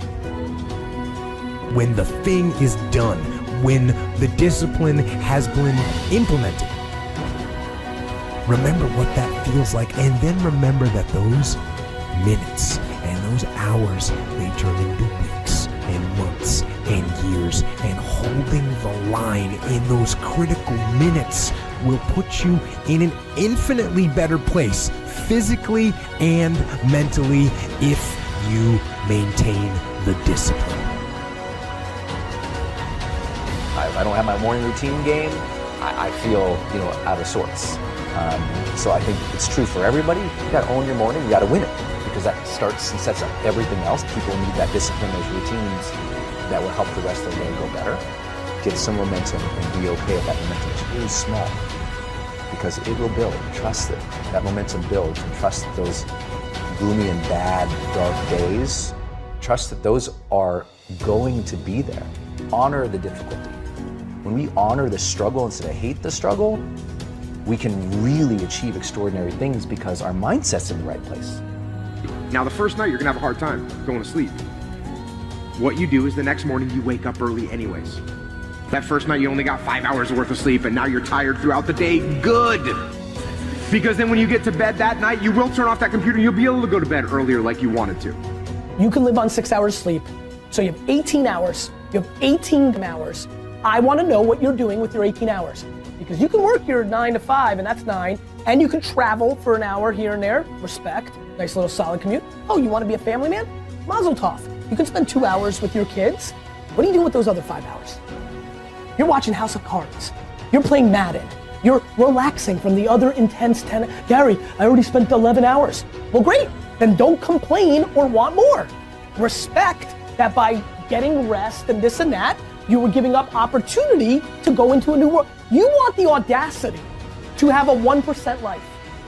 Let's call it what it is. You want to live as well as the 1 to 2% in the world. It's not very complicated. The math is very raw. Like, if you want to have one of the best lives in the world, which is you live on your terms, you have to pay your dues to get there. And you have to be lucky enough to figure out that you had talent in the thing that you actually want to do. Because you can work 24 hours a day, and if you stink at golf, or you're not a good content producer, or your logos look like that I would make, then you're gonna lose. So that's what you gotta do.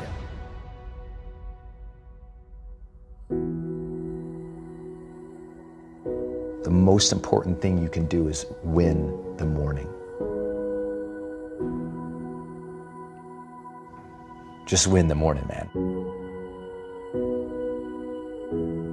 It is not easy, but it is worth it.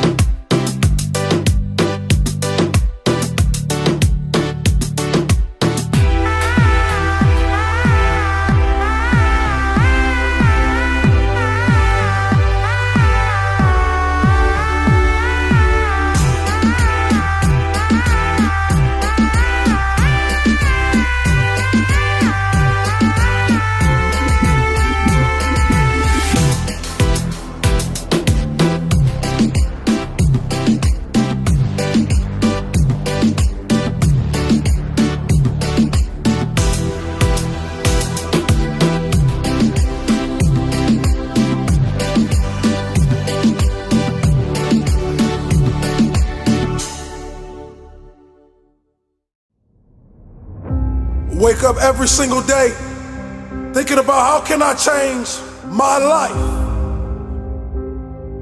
How can I stand on the stage with the giants?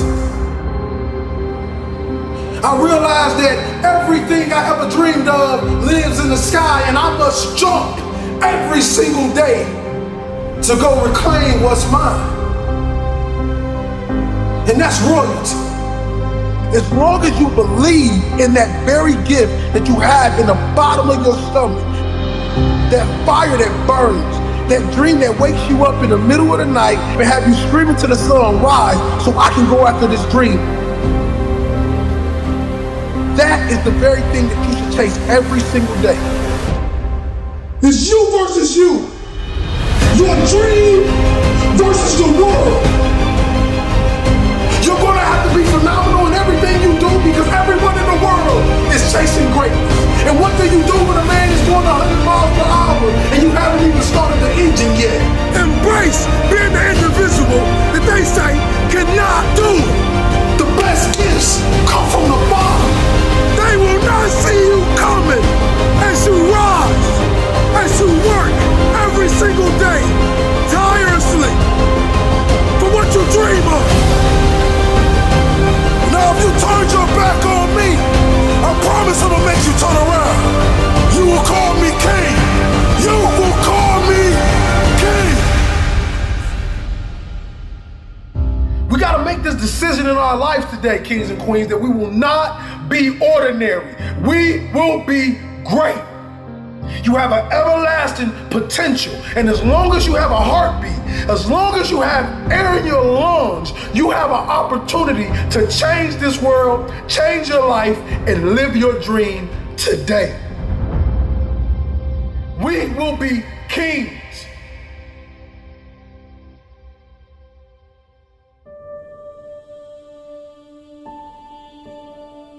I see millions of motivational speakers that speak to the rich, that speak to the successful. I said, who speaks to the broken? Who speaks to the individuals that's still in the process? Who speaks to the individuals that doesn't want to live anymore? Every motivational speech you ever heard, I was talking to myself and I was telling my story. I couldn't read till I was 16. I buried my mother to a heroin overdose. My father was a hitman. I used to sneak in crack houses to sleep next to my mom to make sure she was safe at night.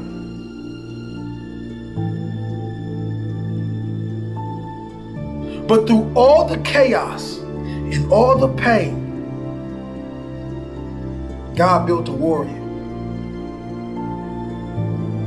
So when y'all see King Hollis, and every time I drop a speech, I'm dropping it for you. That person that want to give up on his life, I'm dropping it for you. That person that don't know that they have greatness inside of them, I'm dropping this for you. See the difference between a good player and a great player. See, that good player does just the minimum to get by. That great player pushes his body past the limit. He leaves every single drop of blood on the field. And whatever he does in life, he wants to be remembered as the greatest. He does that extra 10 when the coach only asks for 20. He runs that extra mile when the coach only asks for 5. See, he knows he's gonna have to dig deep inside his soul to bring out that king, to bring out that legend, to bring out that power that lays in every single one of us. But we won't go deep enough to get it.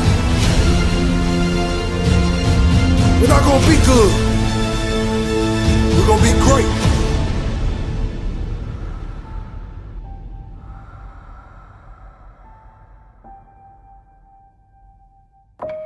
Being broke is a mindset. That's something that you put inside your head. That's something that you tell yourself every single day. I literally started from the side of a Turkey Hill gas station. And all I did was ask someone, could you give me an opportunity to go into your studio? Could you give me an opportunity to walk into this place every single day and create my motivation? The time didn't take long. It was only 2 to 3 minutes and I'll finish a speech and I'll give it out, because many of you guys don't know, I do not write speeches. Everything I do is from the heart.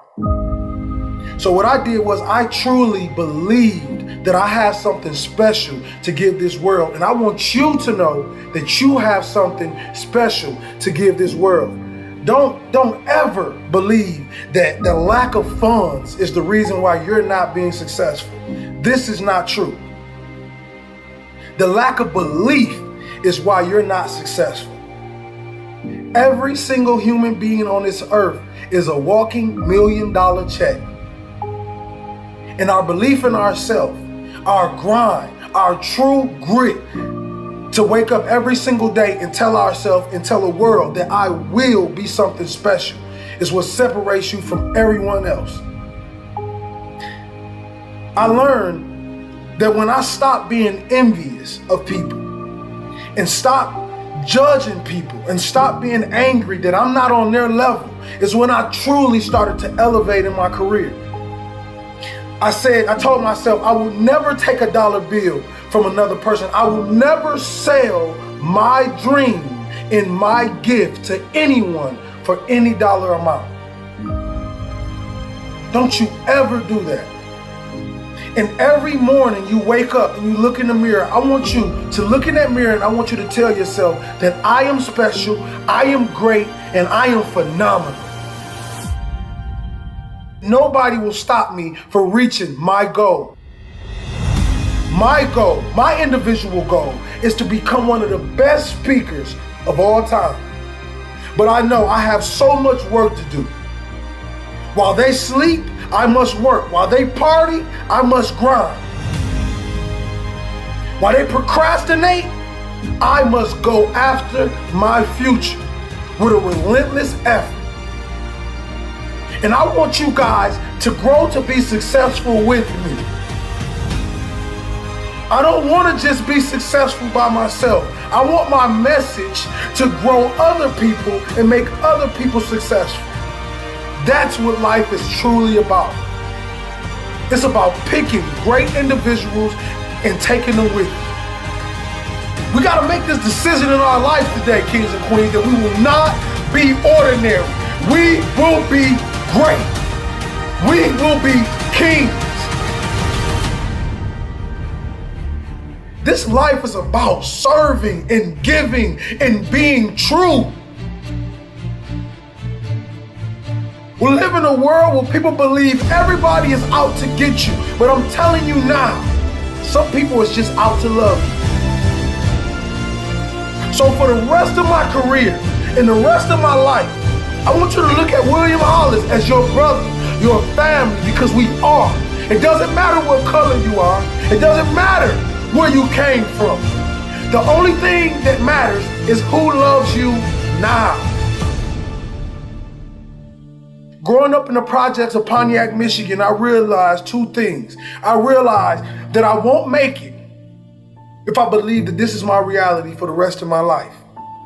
And two, I had to realize that all the knowledge and my gifts were already placed inside of me at birth. All I have to do is fine tune. All I have to do is keep working on this craft every single day, and I can be successful. When I sat on the side of that Turkey Hill gas station, I realized that no one would believe in me. No one will say, William Hollis, one day your speeches will be played all around the world. No one. And I realized that pain was necessary. I realized that without my belief, I cannot go to the next level. And I want you guys to know, every piece of motivation I give you, I'm talking to myself. The world just happens to hear it. Let's become legendary. Let's not focus on who don't see anything in us. Let's focus on everything that does. You are filthy rich. You were born rich. We're going to forget about the generational lack. We're going to forget about the people who left us. And we're going to focus on the people who loves us. We're going to focus on the people who believe in us. Because you have greatness inside of you. You have an everlasting potential. And as long as you have a heartbeat, as long as you have air in your lungs, you have an opportunity to change this world, change your life, and live your dream today.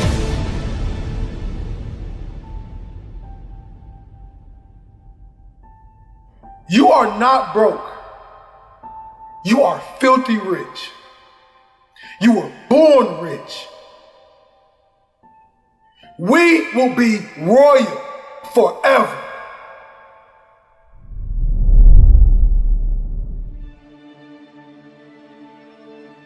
Sometimes your life won't turn out how you planned it.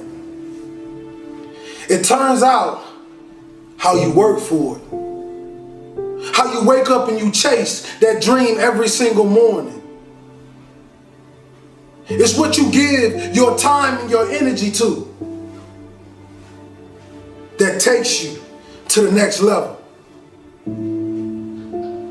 You see, I witnessed the death of my mother, the death of my grandfather, the incarceration of my father, and still I stood. Because when I walked in those projects, I realized one thing. I realized this, that my dream never lived down there. I realized that everything I ever dreamed of lives in the sky, and I must jump every single day to go reclaim what's mine. And that's royalty. You see, many of us believe that just because our father was a drug dealer and our uncle was a drug dealer, that is our life and that is our forever. But I want you to know something. That is only a lesson to show us to be something more than what they thought we can be. You see, when a family tree is dying, all you have to do is take care of the roots. And if the roots is too dead to bring the tree back alive, you plant another one. Young king and queen, I'm sorry, but we live in a generation today where you're gonna have to grow up right now. You're gonna have to be phenomenal in everything you do because everyone in the world is chasing greatness. And what do you do when a man is going 100 miles per hour and you haven't even started the engine yet? The best gifts come from the bottom. They say, well, why you want to be great? I don't want to be great for me. I want to be great so them project babies can look in the mirror and say, I am too. I am special.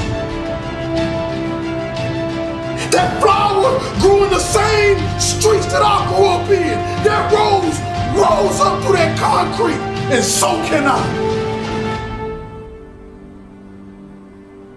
It's a mentality. Roses can grow in the projects if you take care of the soil. It don't matter how big the house is, baby. It's the love inside of it. Take care of your community. Take care of your brothers and sisters. Hold cowards accountable for what they put in your neighborhoods. Put your crown back on your head.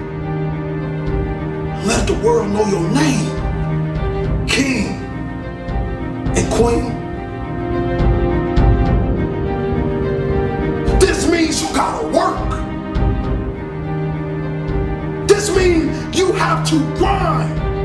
when they sleep. You gotta grind when they won't. You gotta grind when you do not feel like it. And this in all areas in life. School, sports, your religion. Consistency is the tunnel to greatness. Consistency will turn an ordinary man into something he never thought he can be. I want you to look in the mirror, young kings and queens today. If you're growing up with nothing and you're growing up without, I want you to look in the mirror and I want you to say these words. I want you to say that I am royalty. I am more of my generational curses. I am more than my drug addict father. I am more than my incarcerated uncle. No, I'm not better than them, but I want to do better for them.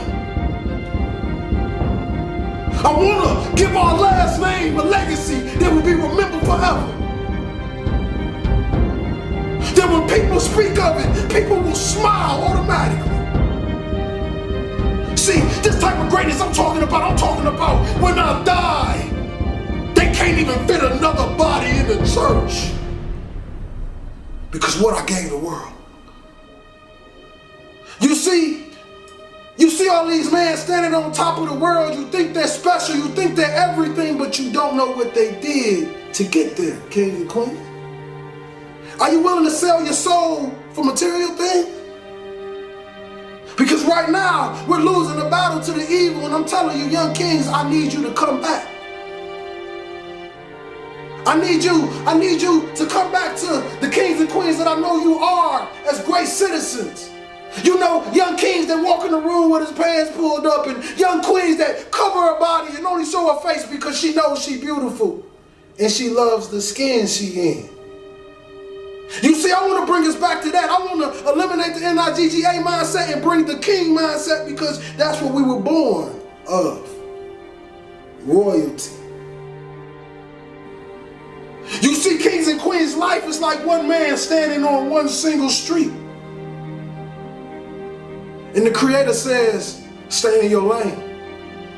If you stay in this lane, you will continue to ride. But if you pay attention to all the other cars, you will crash. What do I mean?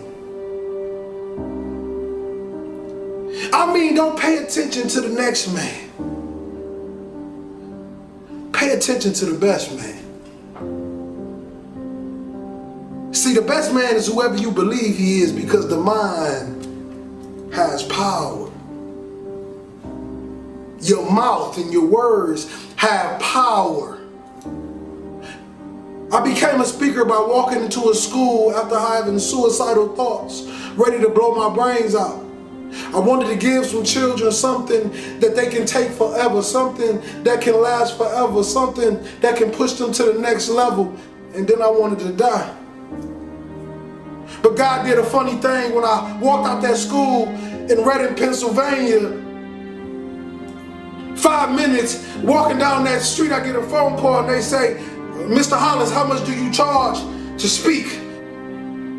And that was the day my career started. Since then, I have done nothing but speak. Since then, I've paid every bill with nothing but what I make from what I speak. Since then, I've had a meal every single night. Since then, I've met beautiful, kind people that help me go to the next level. Since then, you get my point. God is amazing. See, I thought it was about time that somebody came to the world and they gave people true words. You know, not just talk to the people with the big wallets and the big purses. I'm talking about the people that have nothing. I'm talking about the people who can barely get cough syrup and barely feed their babies. I'm talking about the mothers left alone. I'm talking about the fathers just lost that never had a father and had a baby and still don't know how to be a father, and they call the deadbeat every single day. See, the thing about this world, they believe that you can just vanish somebody into something, but I want you to know something. With God put his hands on it, you cannot vanish anything.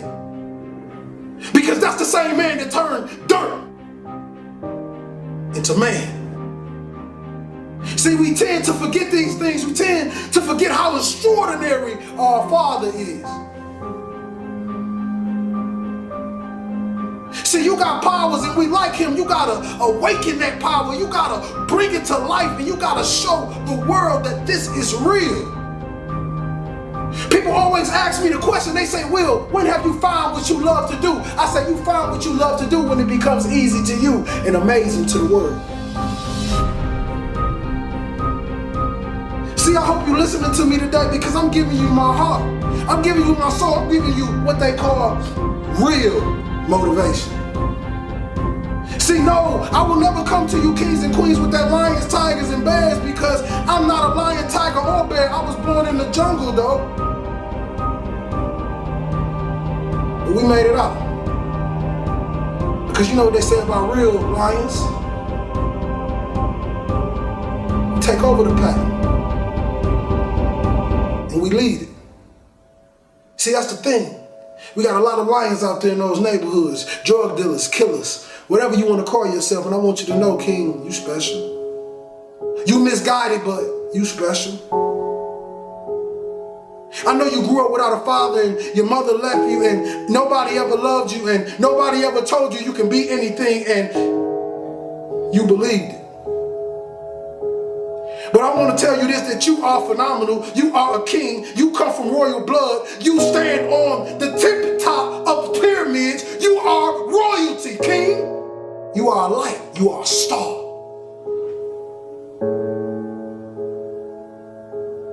The question is, do you believe you are?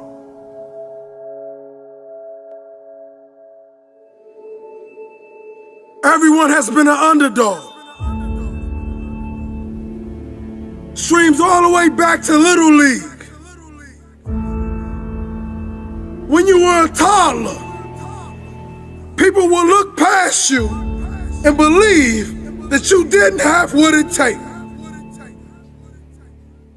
What do you want to do to prove them wrong? How are you going to go about that? See, it's beauty in the underdog. Because nobody sees you coming. The struggle of getting people to believe that if they put you in, you won't let them down. The struggle of making people believe that you have what it takes to get the job done. But remember, they will not see you coming as you rise, as you work every single day, tirelessly, for what you dream of. It doesn't matter who says you're not good enough. It doesn't matter if they say you're not qualified enough. The only thing that matters is that you're willing to work your behind off to change their mind frame. Embrace being the underdog.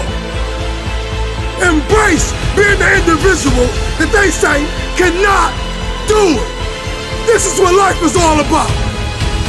When we see the underdog win, it puts belief in us.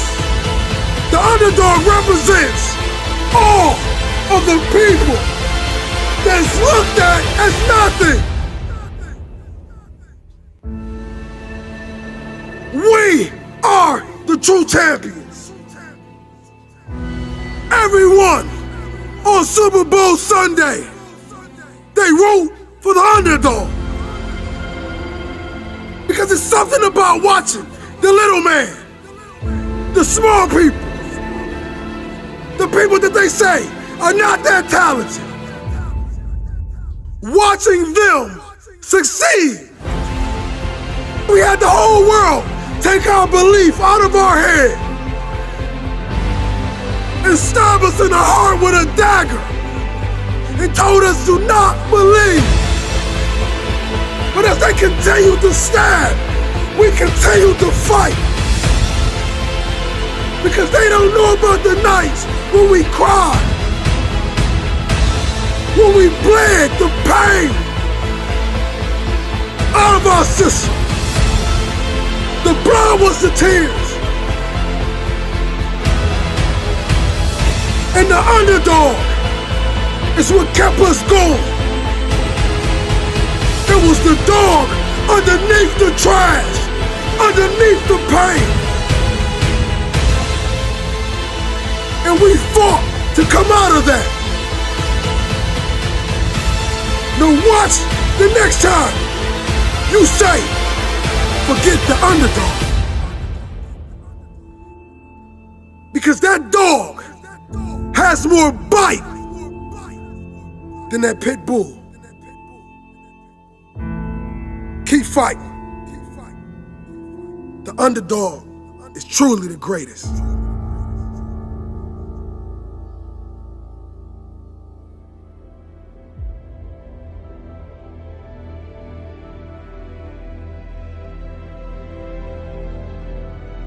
Oh, this is the comeback.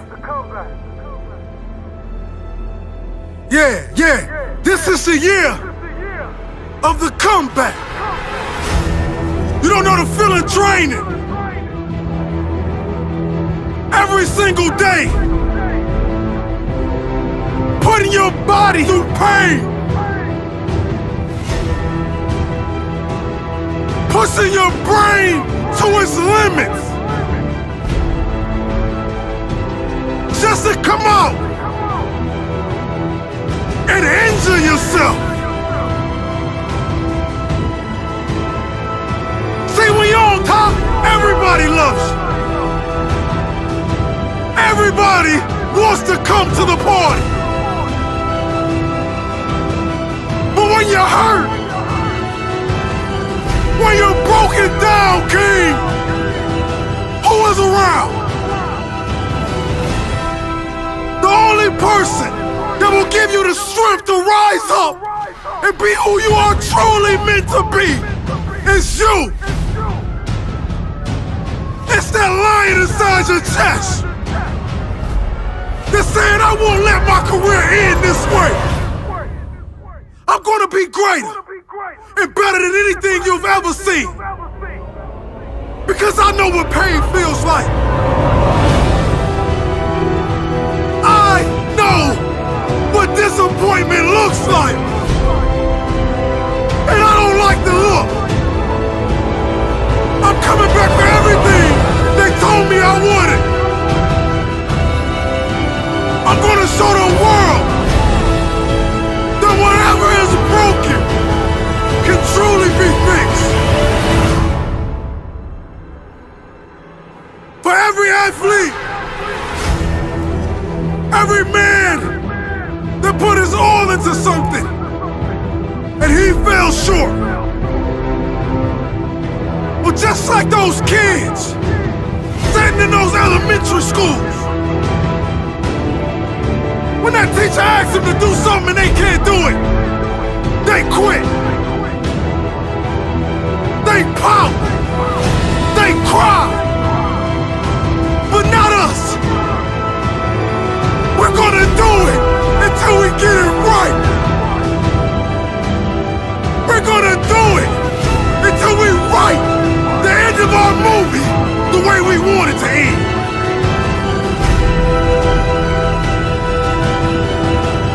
Now if you bet against me, you better get your money back. The comeback.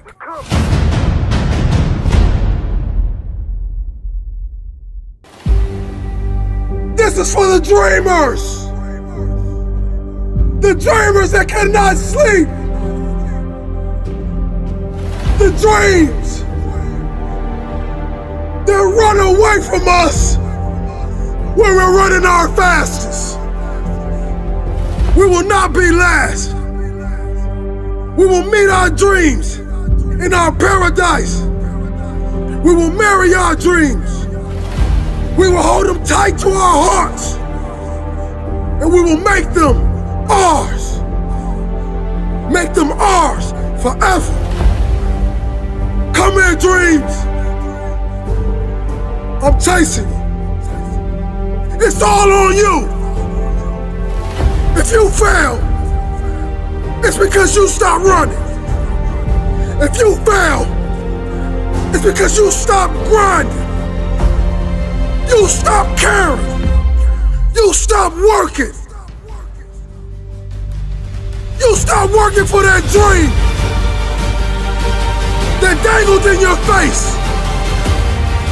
The gift that God left you.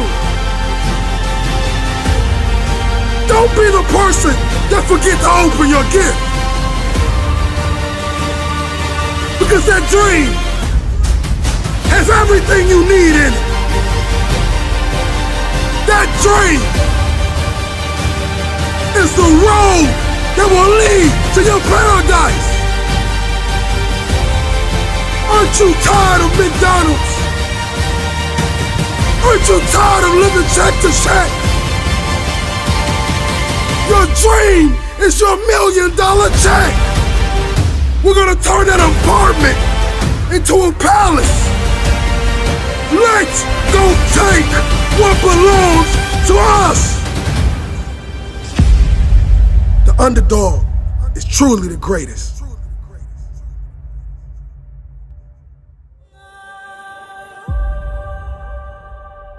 Greatness will only come to you if you run to it. Greatness will only arise when you step in the fire and you're not afraid to get burned. Mistakes happen.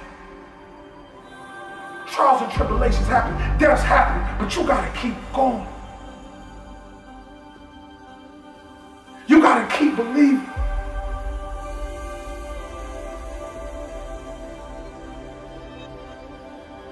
I need you to develop that what now mentality. You know exactly what I'm talking about.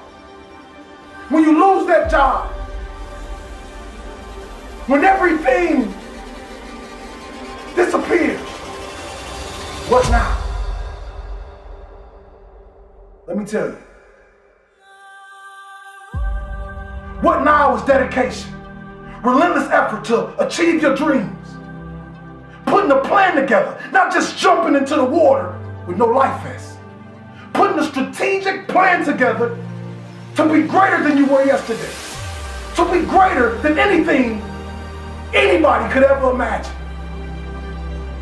See, this thing about dreams, we believe that it's up to other people to believe it. And the truth is, the only person that needs to believe in you is you. Sometimes when terrible things happen to us, we go into this dark shell and we stay there and we believe that this darkness will be our home forever. But you gotta understand that every pain is a lesson. Every lesson that you learn in the process of life, it's turning you into something phenomenal. Life is painful. In it, we lose some of the greatest things we ever had. But one of the hardest things to do is to keep going. Is to keep chasing. You show them the beautiful, beautiful taste of greatness. You blend your trials and tribulations with triumph and celebration. Because your son, your daughter, your brother, your sister, your mother, your grandfather, your grandmother, they're depending on you. But first you must ask yourself, are you willing to lay down and bleed so you can see the dream?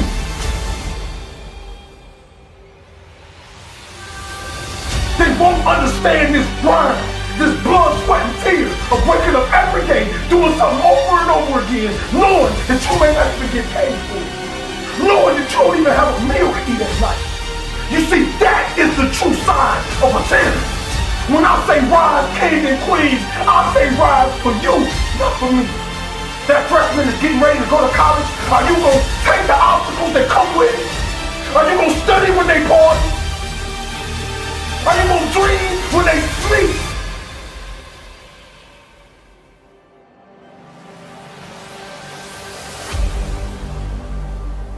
Are you gonna beat the obstacles? This is the question you must ask yourself. What we hold back for? What are we holding back for?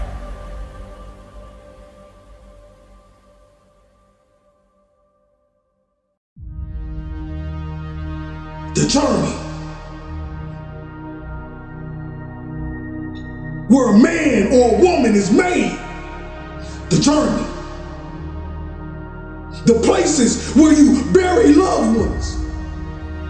And you gotta keep going on without it. The journey.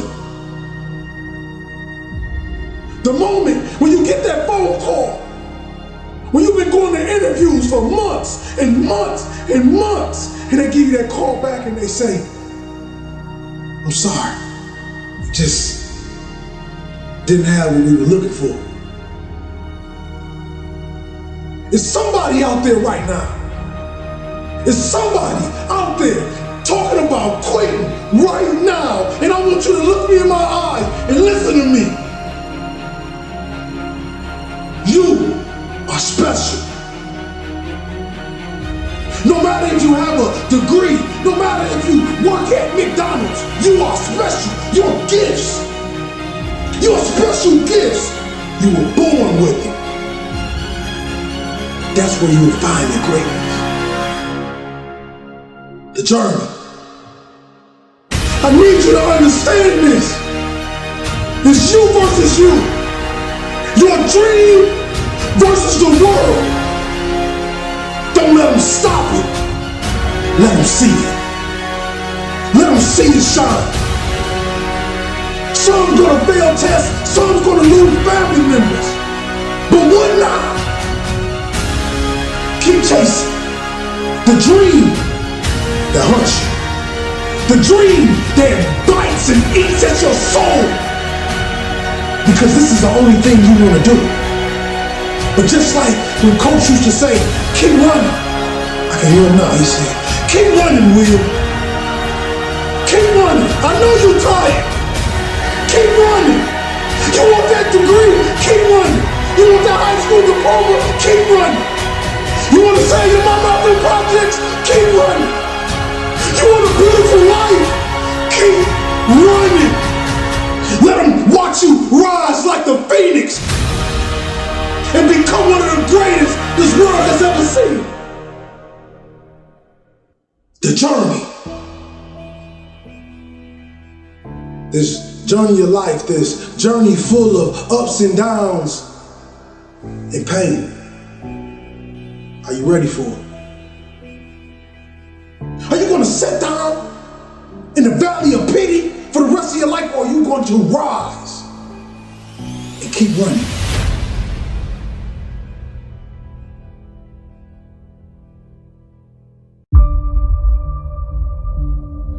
This is you versus you. Listen to me again. I need you to understand this. This is you versus you. You see, once you stop paying attention to everything that has nothing to do with you, your life will change. You wake up every single day, you get on your Instagram, you get on your Facebook, and what do? You scroll up to see what's going on in other individuals' lives. And I need you to teach you the lesson of staying in your lane, understanding your unique gifts that you have to give this world. You see, what I will relate to you guys with is the fact that I started off with a terrible household. I started off with people telling me, you're gonna be just like your father. I started off with the echoes of the doubters screaming that you will stay in this pit of hell for the rest of your life. And as I watched around me, other kids listened. Other kids made this a part of their DNA. They decided to make this their reality. But I ran away. I ran towards my dreams because I understood that if I do not make it, my family dies in this pit of hell. But the only way I can start running is when I realized that it was me versus me. Not him versus me or her versus me or them versus me. It was me versus me. Stop paying attention to the man that's already 100 miles ahead of you and focus on your next step. Put your crown on and become a king. Put your crown on and stop asking for other people to make you great. And you take it. And no, this will not be given to you. This will not just be handed to you. You're gonna have to take it. No, not with force or power, but I'm talking about your pure work ethic.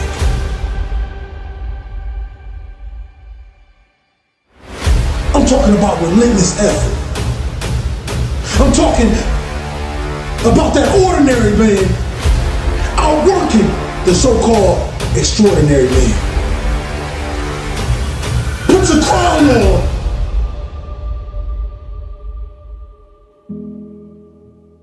I'm gonna tell you a story about one day I had to wake up and I had to go all the way down to another city to speak, and I had no money to get there. All I had was $1.25 and a burned desire to make it. You see, on this day, I learned about life and journeys. I learned that there's going to be people that you love the most, that you look in their eyes and you ask them, do you believe in me? You ask them, do you believe in me? Their mouth will tell you yes, but their eyes, it will tell you no. But it's not about what they did to you, it's about what you're going to do when it's done. Yes, in life we have plenty of people that say, but I say, but what now? You see, that's what life is about. That's what this journey is about. It's about what now? Once we take our eyes off our destination, we start to trip. We start to trip over fake family members and fake relationships. But I promise you, if you look in the mirror and you ask yourself, what do you have to do to be successful? I promise you, your heart will tell you. People always ask me, Will, what is your morning routine? My morning routine is whatever it takes to be the greatest. I like to walk in new pastures and go into new valleys of battles and see if God gave me what it takes to continue to fight that. I will take that phone call. I will answer that email. I will go to the slums. I will go where the killers at. Because I have a duty from the man above to save the souls that's dying inside. You see, the biggest mistake you motivators make in this world is you try to change too much. And what happens when you do things too fast? You make a mess. You see me, I learned this very thing: take it, keep it, caress it. Meet them where they are, so you can take them where you want them to go.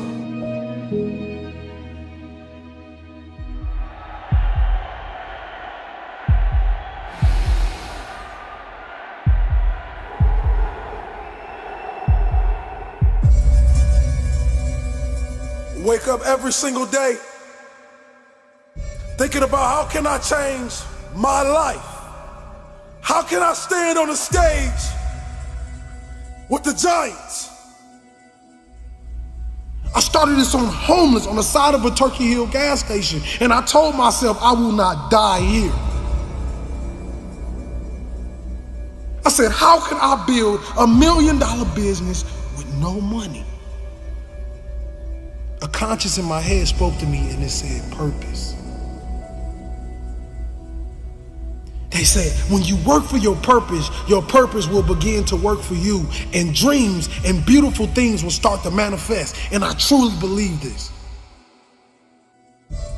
As long as you believe in that very gift that you have in the bottom of your stomach, that fire that burns, that dream that wakes you up in the middle of the night and wakes you up and have you screaming to the sun, rise, so I can go after this dream.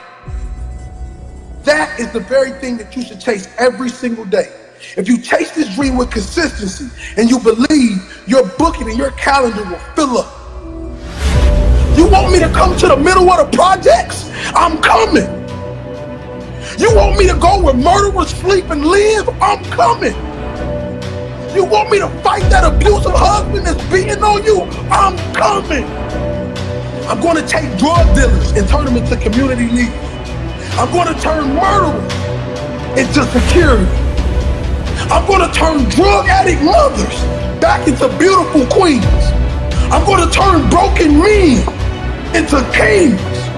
And I'm going to show them that everything you tried to hide, God placed inside of me to tell the truth. So when I say the kings are on the rise, we are on the rise.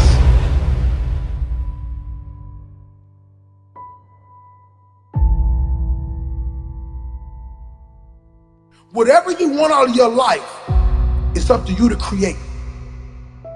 Because every human on this earth is born with this empty canvas.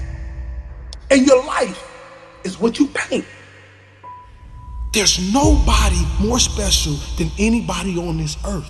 It's just people that's willing to go down into the valley of nothingness. The valley of darkness. And come back with the sun.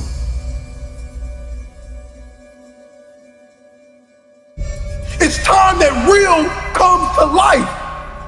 That's why the world is falling in love with this motivation, because it's real. You can feel it, you can see it, you know it. Because my motivation comes from my darkest days. And when I realized that I was gonna have to put on my hard hat, that I was gonna have to put on my boots, and I was gonna have to strap up and fight for this dream, that's when things started to happen. I told people I never wanted to be the man and the leader that stood in the front and everyone stood behind me. I wanted to be a leader that everybody stood on side of me and we fought together. And we won't sell our soul for a taste of a light bulb. I don't care if you that small boy sitting in them project halls. I don't care if you that girl, that mother treats her like trash and calls her out her name. I don't care if you that young boy who never had a father to take him outside or throw a football. I don't care if you that father that they say is not a good father, but they don't understand you never learned how to be a father. You never learned how to love. I want you to know that you still are something. And as long as you got air in your lungs, life in your body, you can be anything you want to be. You can be anything you want to be. This is what we must do to take back our city. This is what we must do to change this world. We must come together collectively. We must understand that these older cats have sold their soul to the devil for $1. And they forgot about the babies at the bottom. They never went back. They left us. We don't need you anymore.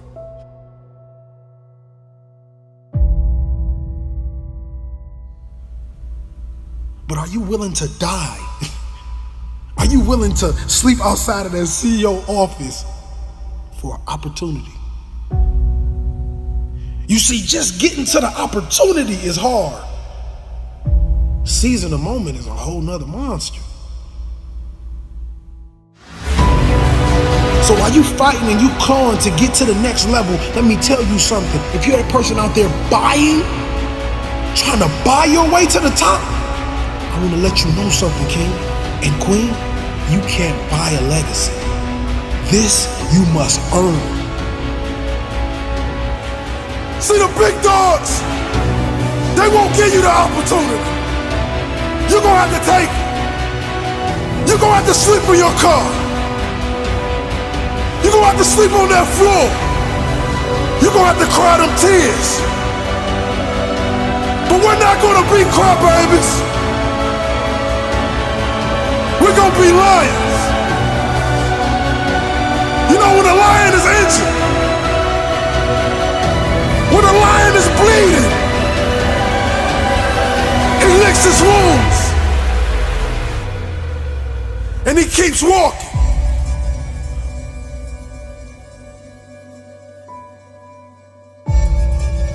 So be the type of person that's willing to fight. Give your blood, sweat, and tears for what you believe in. And understand, a legacy can never be bought. See, the Most High give us this dynamic gift, this gift that's so amazing. I mean, this gift that the whole world wants to buy. But he makes us work for them. He makes us grind. He makes us feel the pain of the process. And for me, I would say I'd rather have it no other way. See, we get a lot of people that throw all these big conferences, throw all these big, amazing events, and what I realize is you pay $10,000, but the Most High is the only one that's going to give you the date that says it's time for you to be great. It's time for you to be phenomenal. See, many of us like to skip the hard part.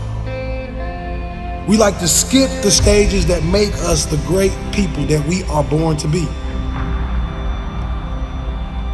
Les Brown has a saying, live full and die empty. And that's what I live by. I realize that you have to be willing to sleep outside of that office for your opportunity. You must be willing to go down to the shelter and eat those canned goods for your opportunity. You must be willing to almost die for your dream. And you must realize that you cannot buy this. No one can give you this. You must earn this. I played the game as if my life was on the line. And individuals all over the world to understand this very thing. Greatness lies in the man that believes it's in them.